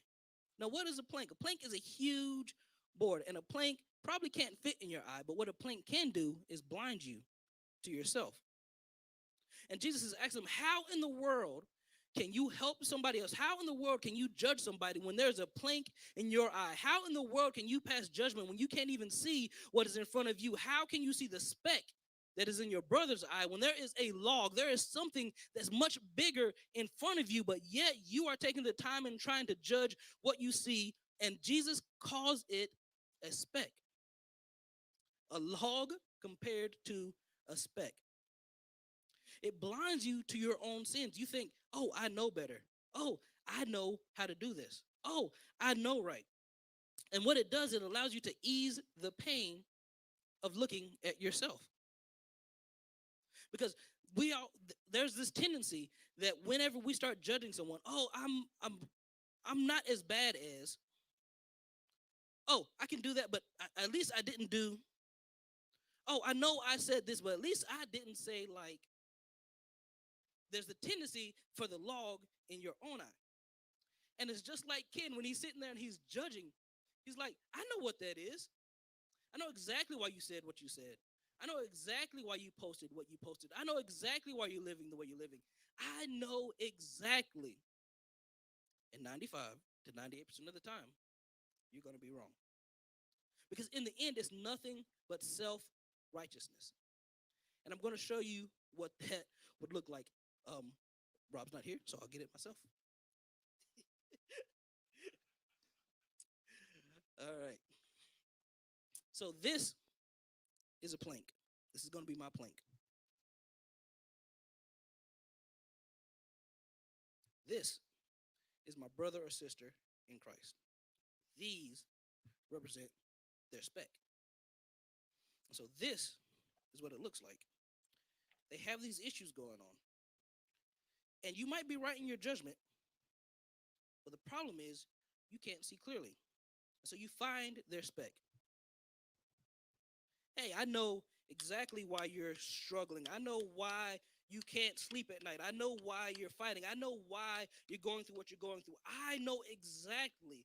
I know why you're not doing it. And Jesus is saying, no, you don't, because you can't see clearly. You don't know what's going on.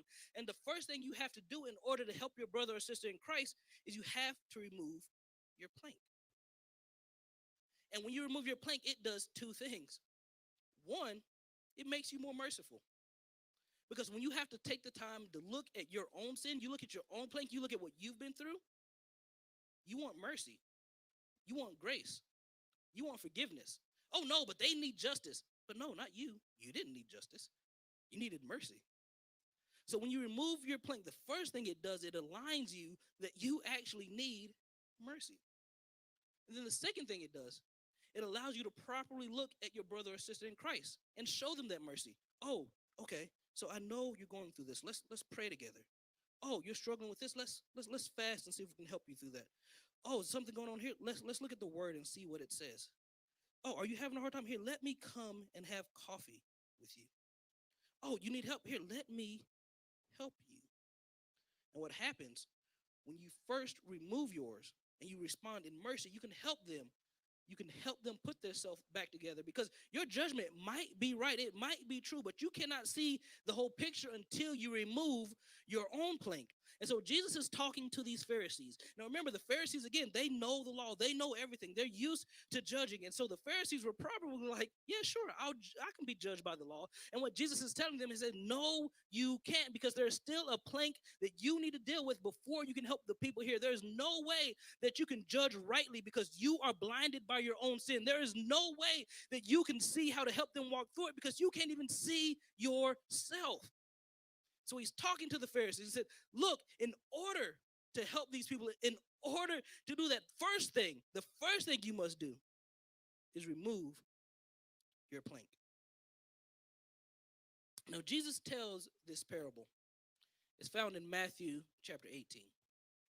And so in Matthew 18, you have this servant, and this servant is called by the master. And this master is saying, hey, servant, you owe me a lot of money. You owe me this.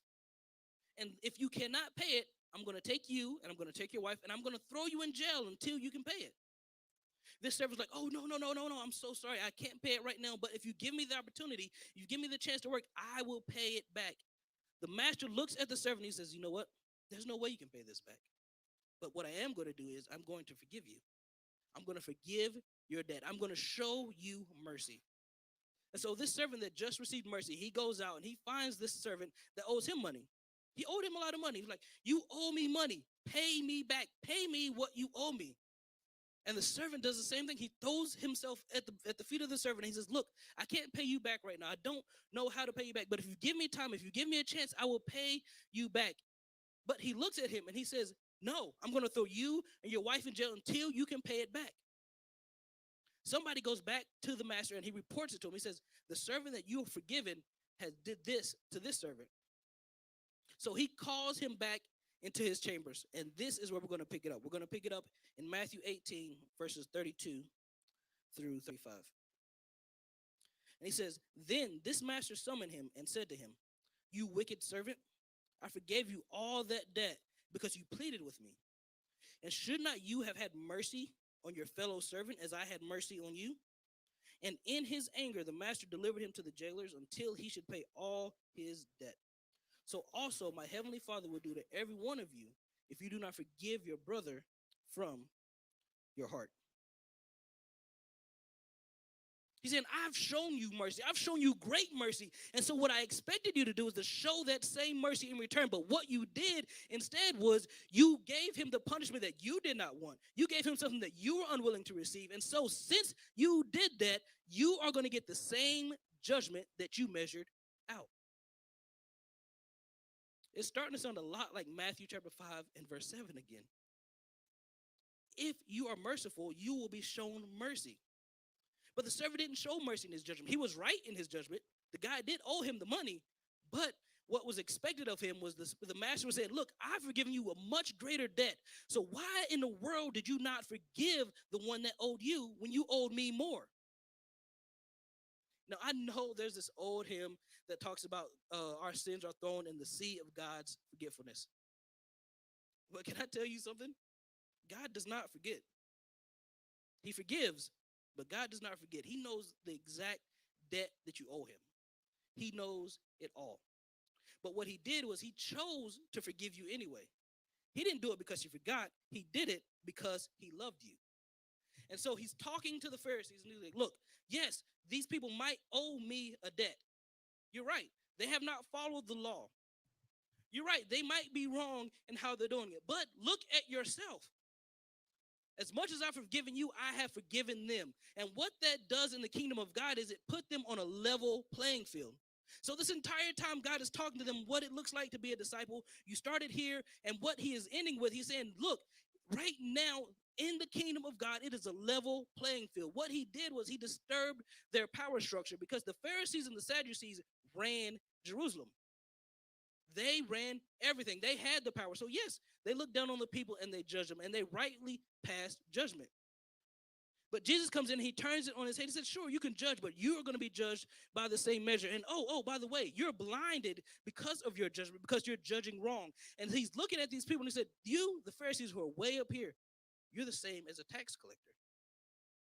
I cannot imagine how they must have felt. No wonder they had an issue with Jesus. He's looking at them and he's like, you're no better than a tax collector. In those days, a tax collector were the lowest of the low. You couldn't get any lower than a tax collector. And in their eyes, you couldn't get any higher than a Pharisee. And Jesus comes to them and he says, you're no greater than a tax collector. He disturbs their power structure. And it's interesting because I can only imagine what they were thinking.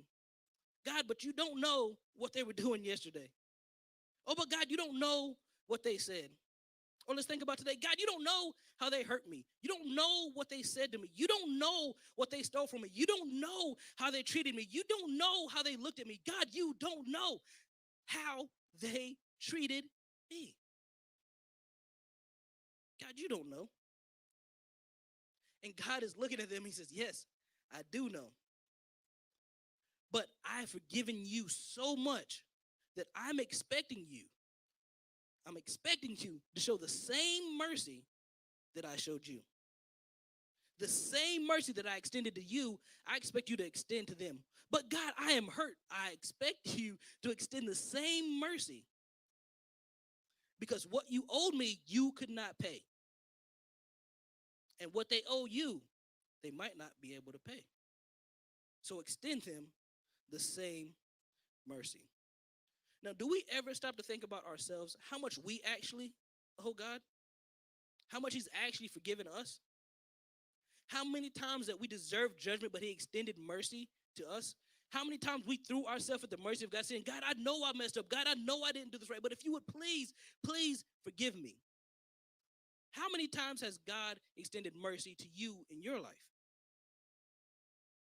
How many times has he looked at you and said, yes, you deserve judgment, but instead of judgment, let me give you mercy? And he's talking to these Pharisees, and they're hearing this for the first time. Mercy? What do you mean mercy? They deserve judgment. Yeah, you're right, they deserve judgment, but so did you, and so do I. Blessed are the merciful, for they shall receive mercy.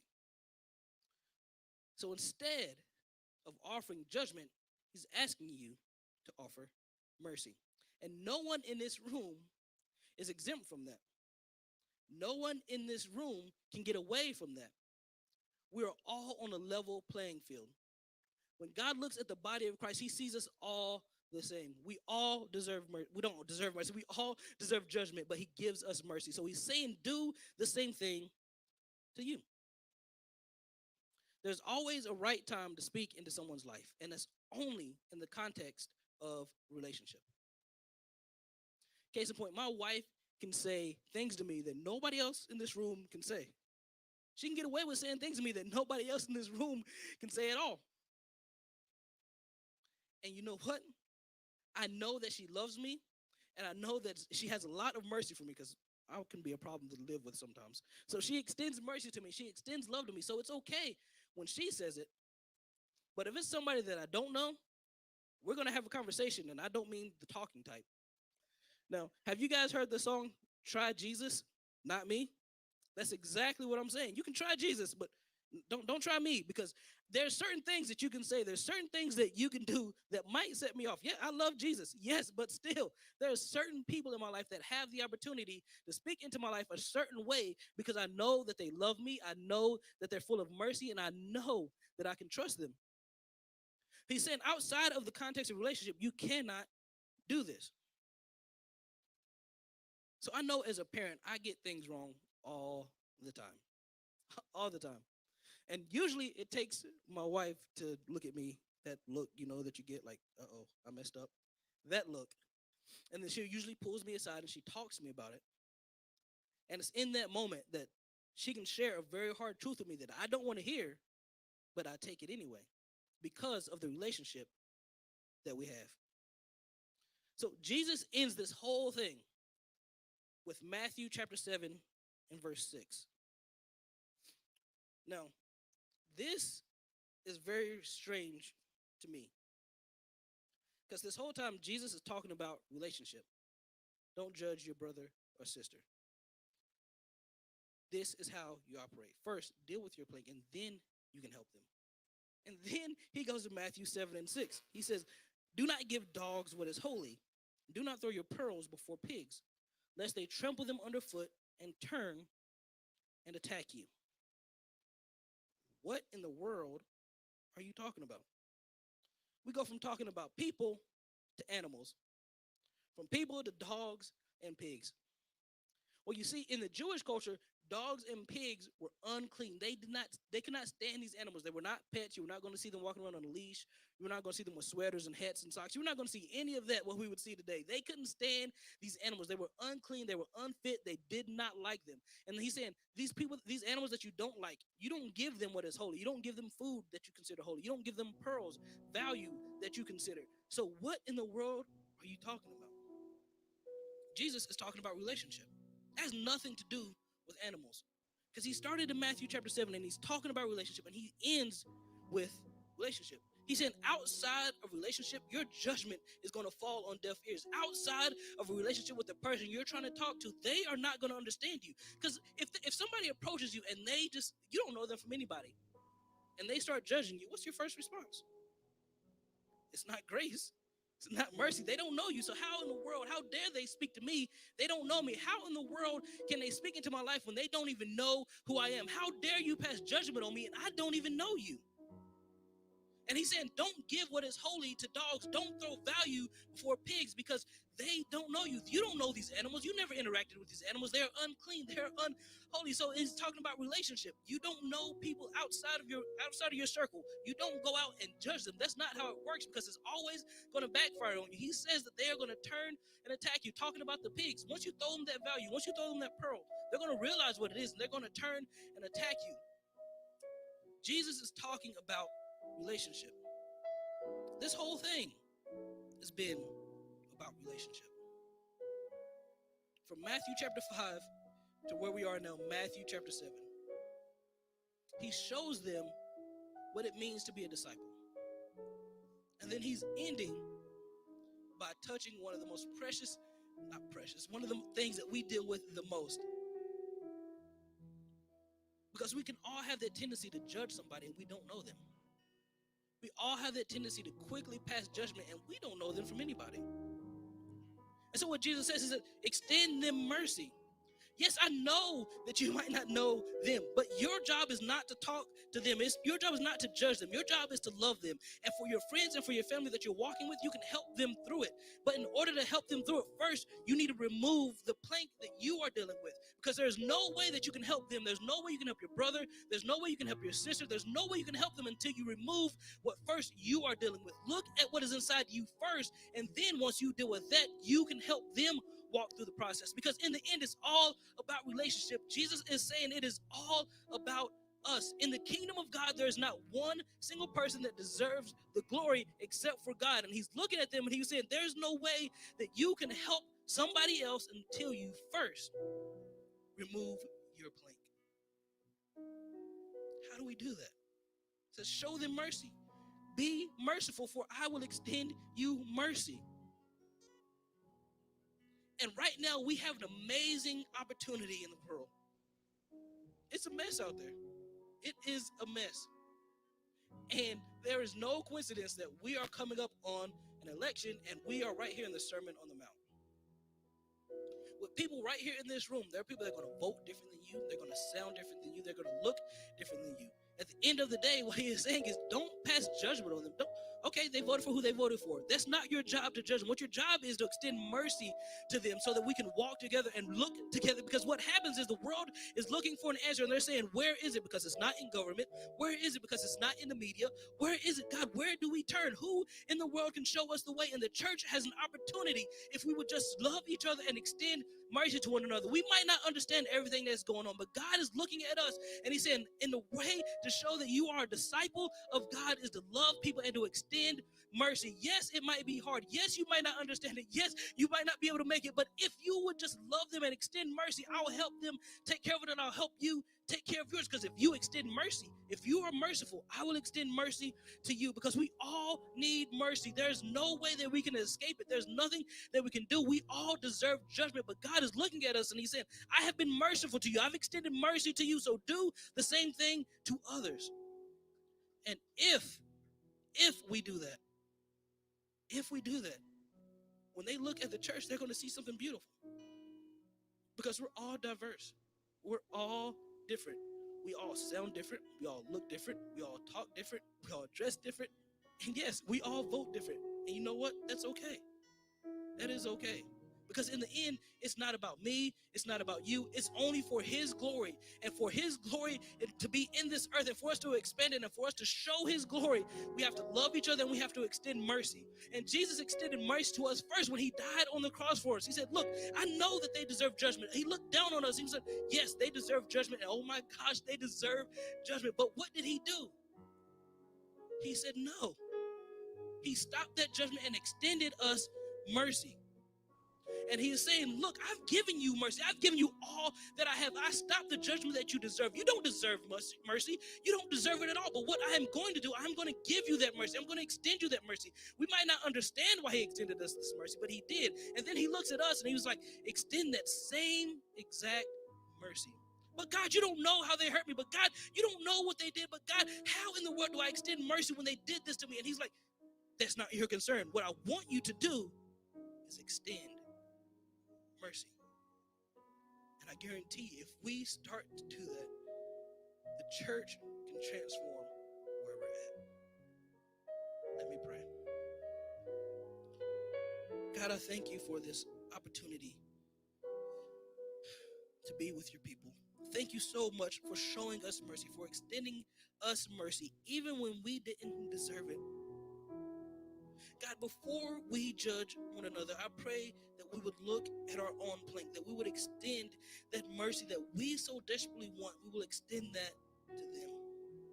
God, I pray that when you look at this church, when you look at Orlando North, God, you will see a people that is diverse, that is beautiful, and that loves one another. And we walk in mercy, and we walk in truth, God, and that you will be glorified and you will be honored, because at the end of the day, God, it is about you and it is about your glory. And I pray, God, that we'd walk in that.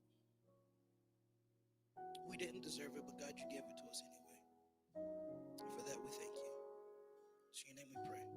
Amen. I invite you to stand with us one more time as we worship. Oh, yeah.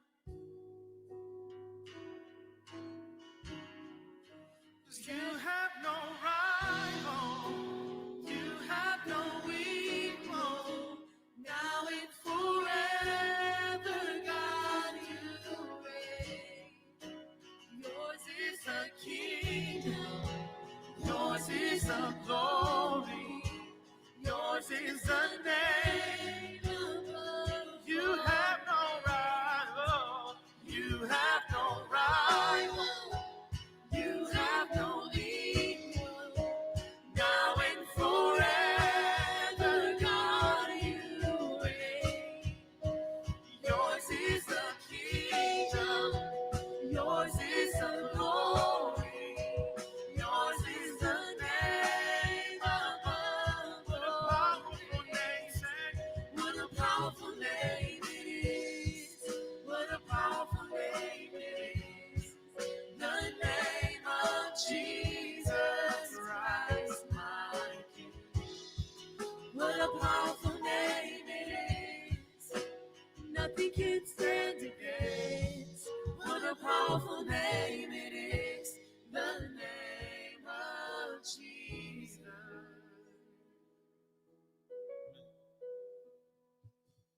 Well, good to see you again. So before we let you guys go, just want to remind you, Beach Retreat, we do got a couple extra rooms. So if you really want to go to Beach Retreat, you're not signed up yet, you can go to orlandonorth.com/beach retreat, or you can sign up on your way out. Remember, there's youth tonight at 6 o'clock. And other than that, let's say these words of benediction together. For from him and through him and to him are all things. To him be the glory forever. Amen. Now take what you received today and go and be Christ Church to the world. We love you. We'll see you next week.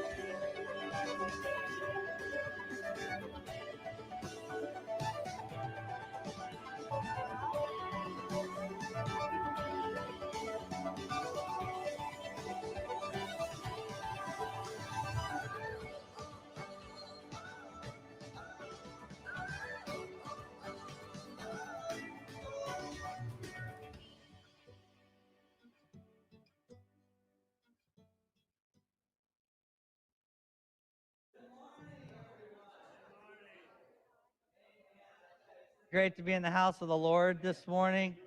I tell you, with so many of our civil liberties and freedoms sort of really under attack in 2020, I don't know about you, but it's so refreshing to actually physically be in a place of worship. Amen. Let's all stand this morning. I want to tell you one thing to be praying for. They're all right, but Jake and Danielle were in an actual automobile accident, and they won't be here today. They're all right, but you know, the sad thing is their new car of a couple months is totaled. But hold them up in prayer. Like I said, they're all right. And I said, you know what? What Satan meant for evil, God's going to turn to good. Amen. Let's all bring our songs and and who we are, our being, to the forefront as we worship our Lord and Savior. Amen. Jesus, Father God, we just invite your presence into this house this morning, God. We just ask that we would feel your presence, Father God, as you pour it out among us. We glorify and exalt your name today, Father, in Jesus' name. Thank you,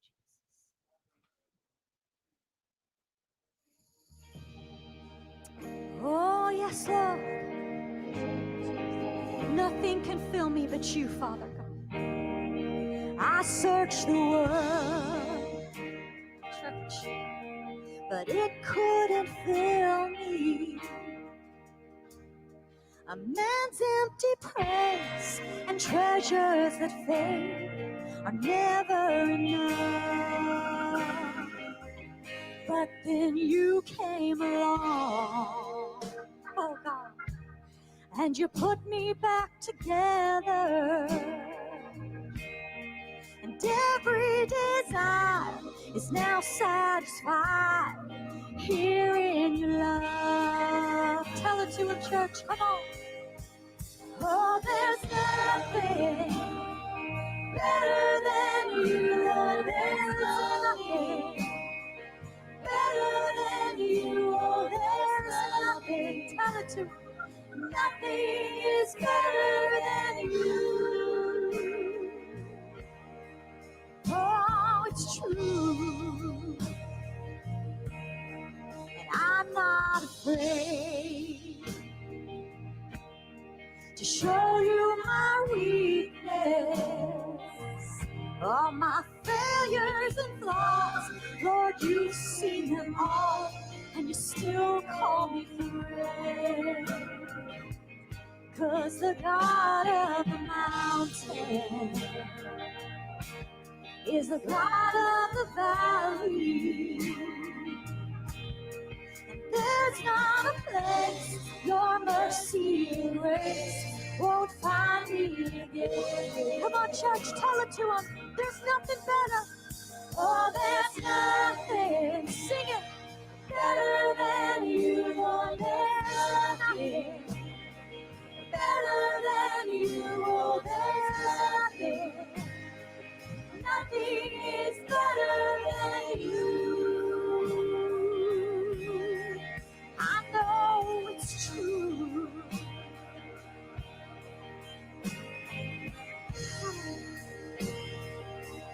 You turn mourning to dance. Come on, Chad. You give beauty for ashes. You turn shame into glory. You're the only one that can. You turn those graves, come on. You turn graves into gardens. You turn bones into armies. You turn seas into highways. You're the only one who can. Turning graves into gardens, come on. You turn graves into gardens. He's building armies. You turn bones into armies. You turn seas into highways. You're the only one who can. Oh, there's nothing better than you, Lord. There's nothing better than you. Oh, there's nothing. Nothing is better than you.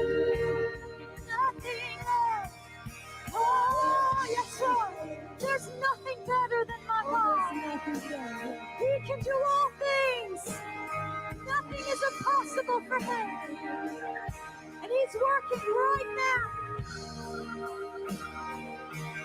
You turn graves into gardens. You turn bones into armies. You turn seas into highways. You're the only one who can.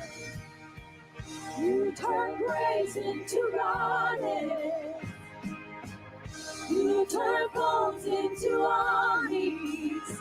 Oh yeah, you turn seas into highways. You're the only one who can. You're the only one who can. You're the only one who can. The only one. The only one. The only one who can is you, God. Thank you, Father. The battle belongs to you and you alone. When we fight, church, we're going to fight on our knees, amen? With our hands lifted high, praising our God. Come on.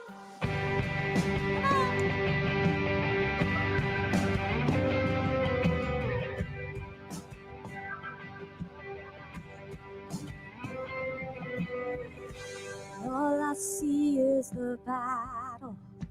You see my victory. When all I see is the mountain, you see a mountain move. And as I walk through the shadow, your love surrounds me. Yes, it does. Oh, yes. There's nothing to fear now, for I am safe with you. Come on, church, sing it with me. So when I fight on my knees, with my hands lifted high, oh God, the battle belongs to you. And every fear I lay at your feet, I'll sing through the night. Oh God, the battle belongs to you. Yes, it does. Hallelujah. And if you are for me, who can be against me? That's what your word says, and I believe it. For Jesus, there's nothing impossible for you. When all I see are the ashes, you see the beauty. Thank you, Lord. Thank you, Lord. Oh, yes. When all I see is the cross, God, you see the empty tomb. So when I fight, come on, put your hands lifted high, church. Hands lifted high.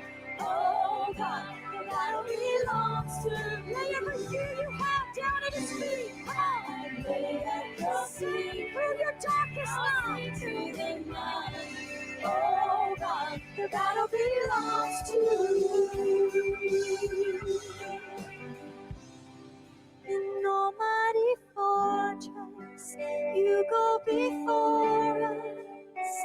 Nothing can stand against the power of our God. You shine in the shadows, you win every battle. And nothing can stand against the power of our God. In almighty fortress, you go before, preparing the way, God. Nothing can stand against, come on, believer. You shine in the shadows, you win every battle. Nothing can stand against the power of Almighty fortress. In almighty fortress, you go before us, and nothing can stand against the power of our God. You shine in the shadows, you win every battle. Nothing can stand against the power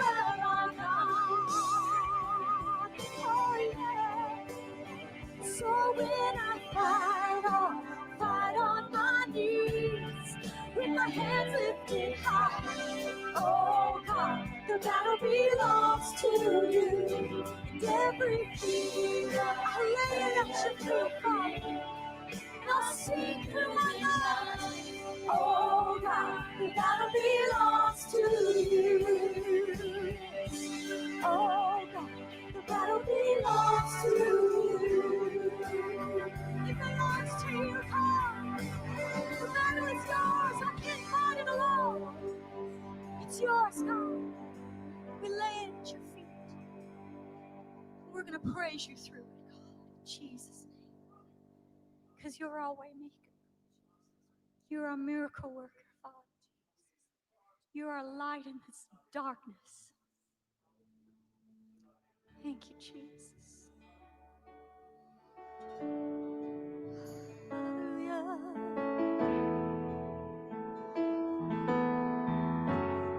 Ooh, yeah.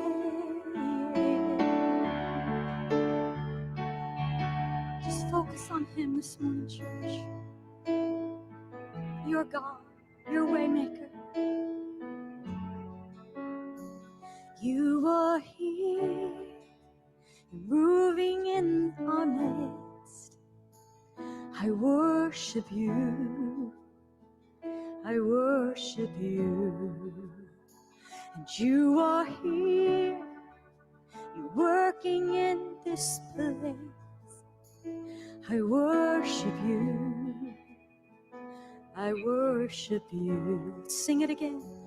You are here, moving in. That's our prayer, God. Move on our pits this morning. Worship you. As your children stand here worshiping our Almighty God. You are here, working in this place. I worship you. I worship. Remind us every day of this, God. You are waymaker, miracle worker, promise keeper, light in the darkness. My God, that is who you are. You are waymaker, miracle worker, promise keeper, light in the darkness. My God, that is who you are. You are here, you're touching every heart. I worship you. Come on and worship Him with me, church. He's your God. You are here. Let Him feel your heart. Oh, Father. I worship you. I worship you. Oh, you are here. You are here. And you're turning lives around. I worship you. I worship you. You are here. You're mending every heart. I worship you. Come on, church. I worship you. Lord, you are waymaker, miracle worker, promise keeper, light in the darkness. My God, that is who you are.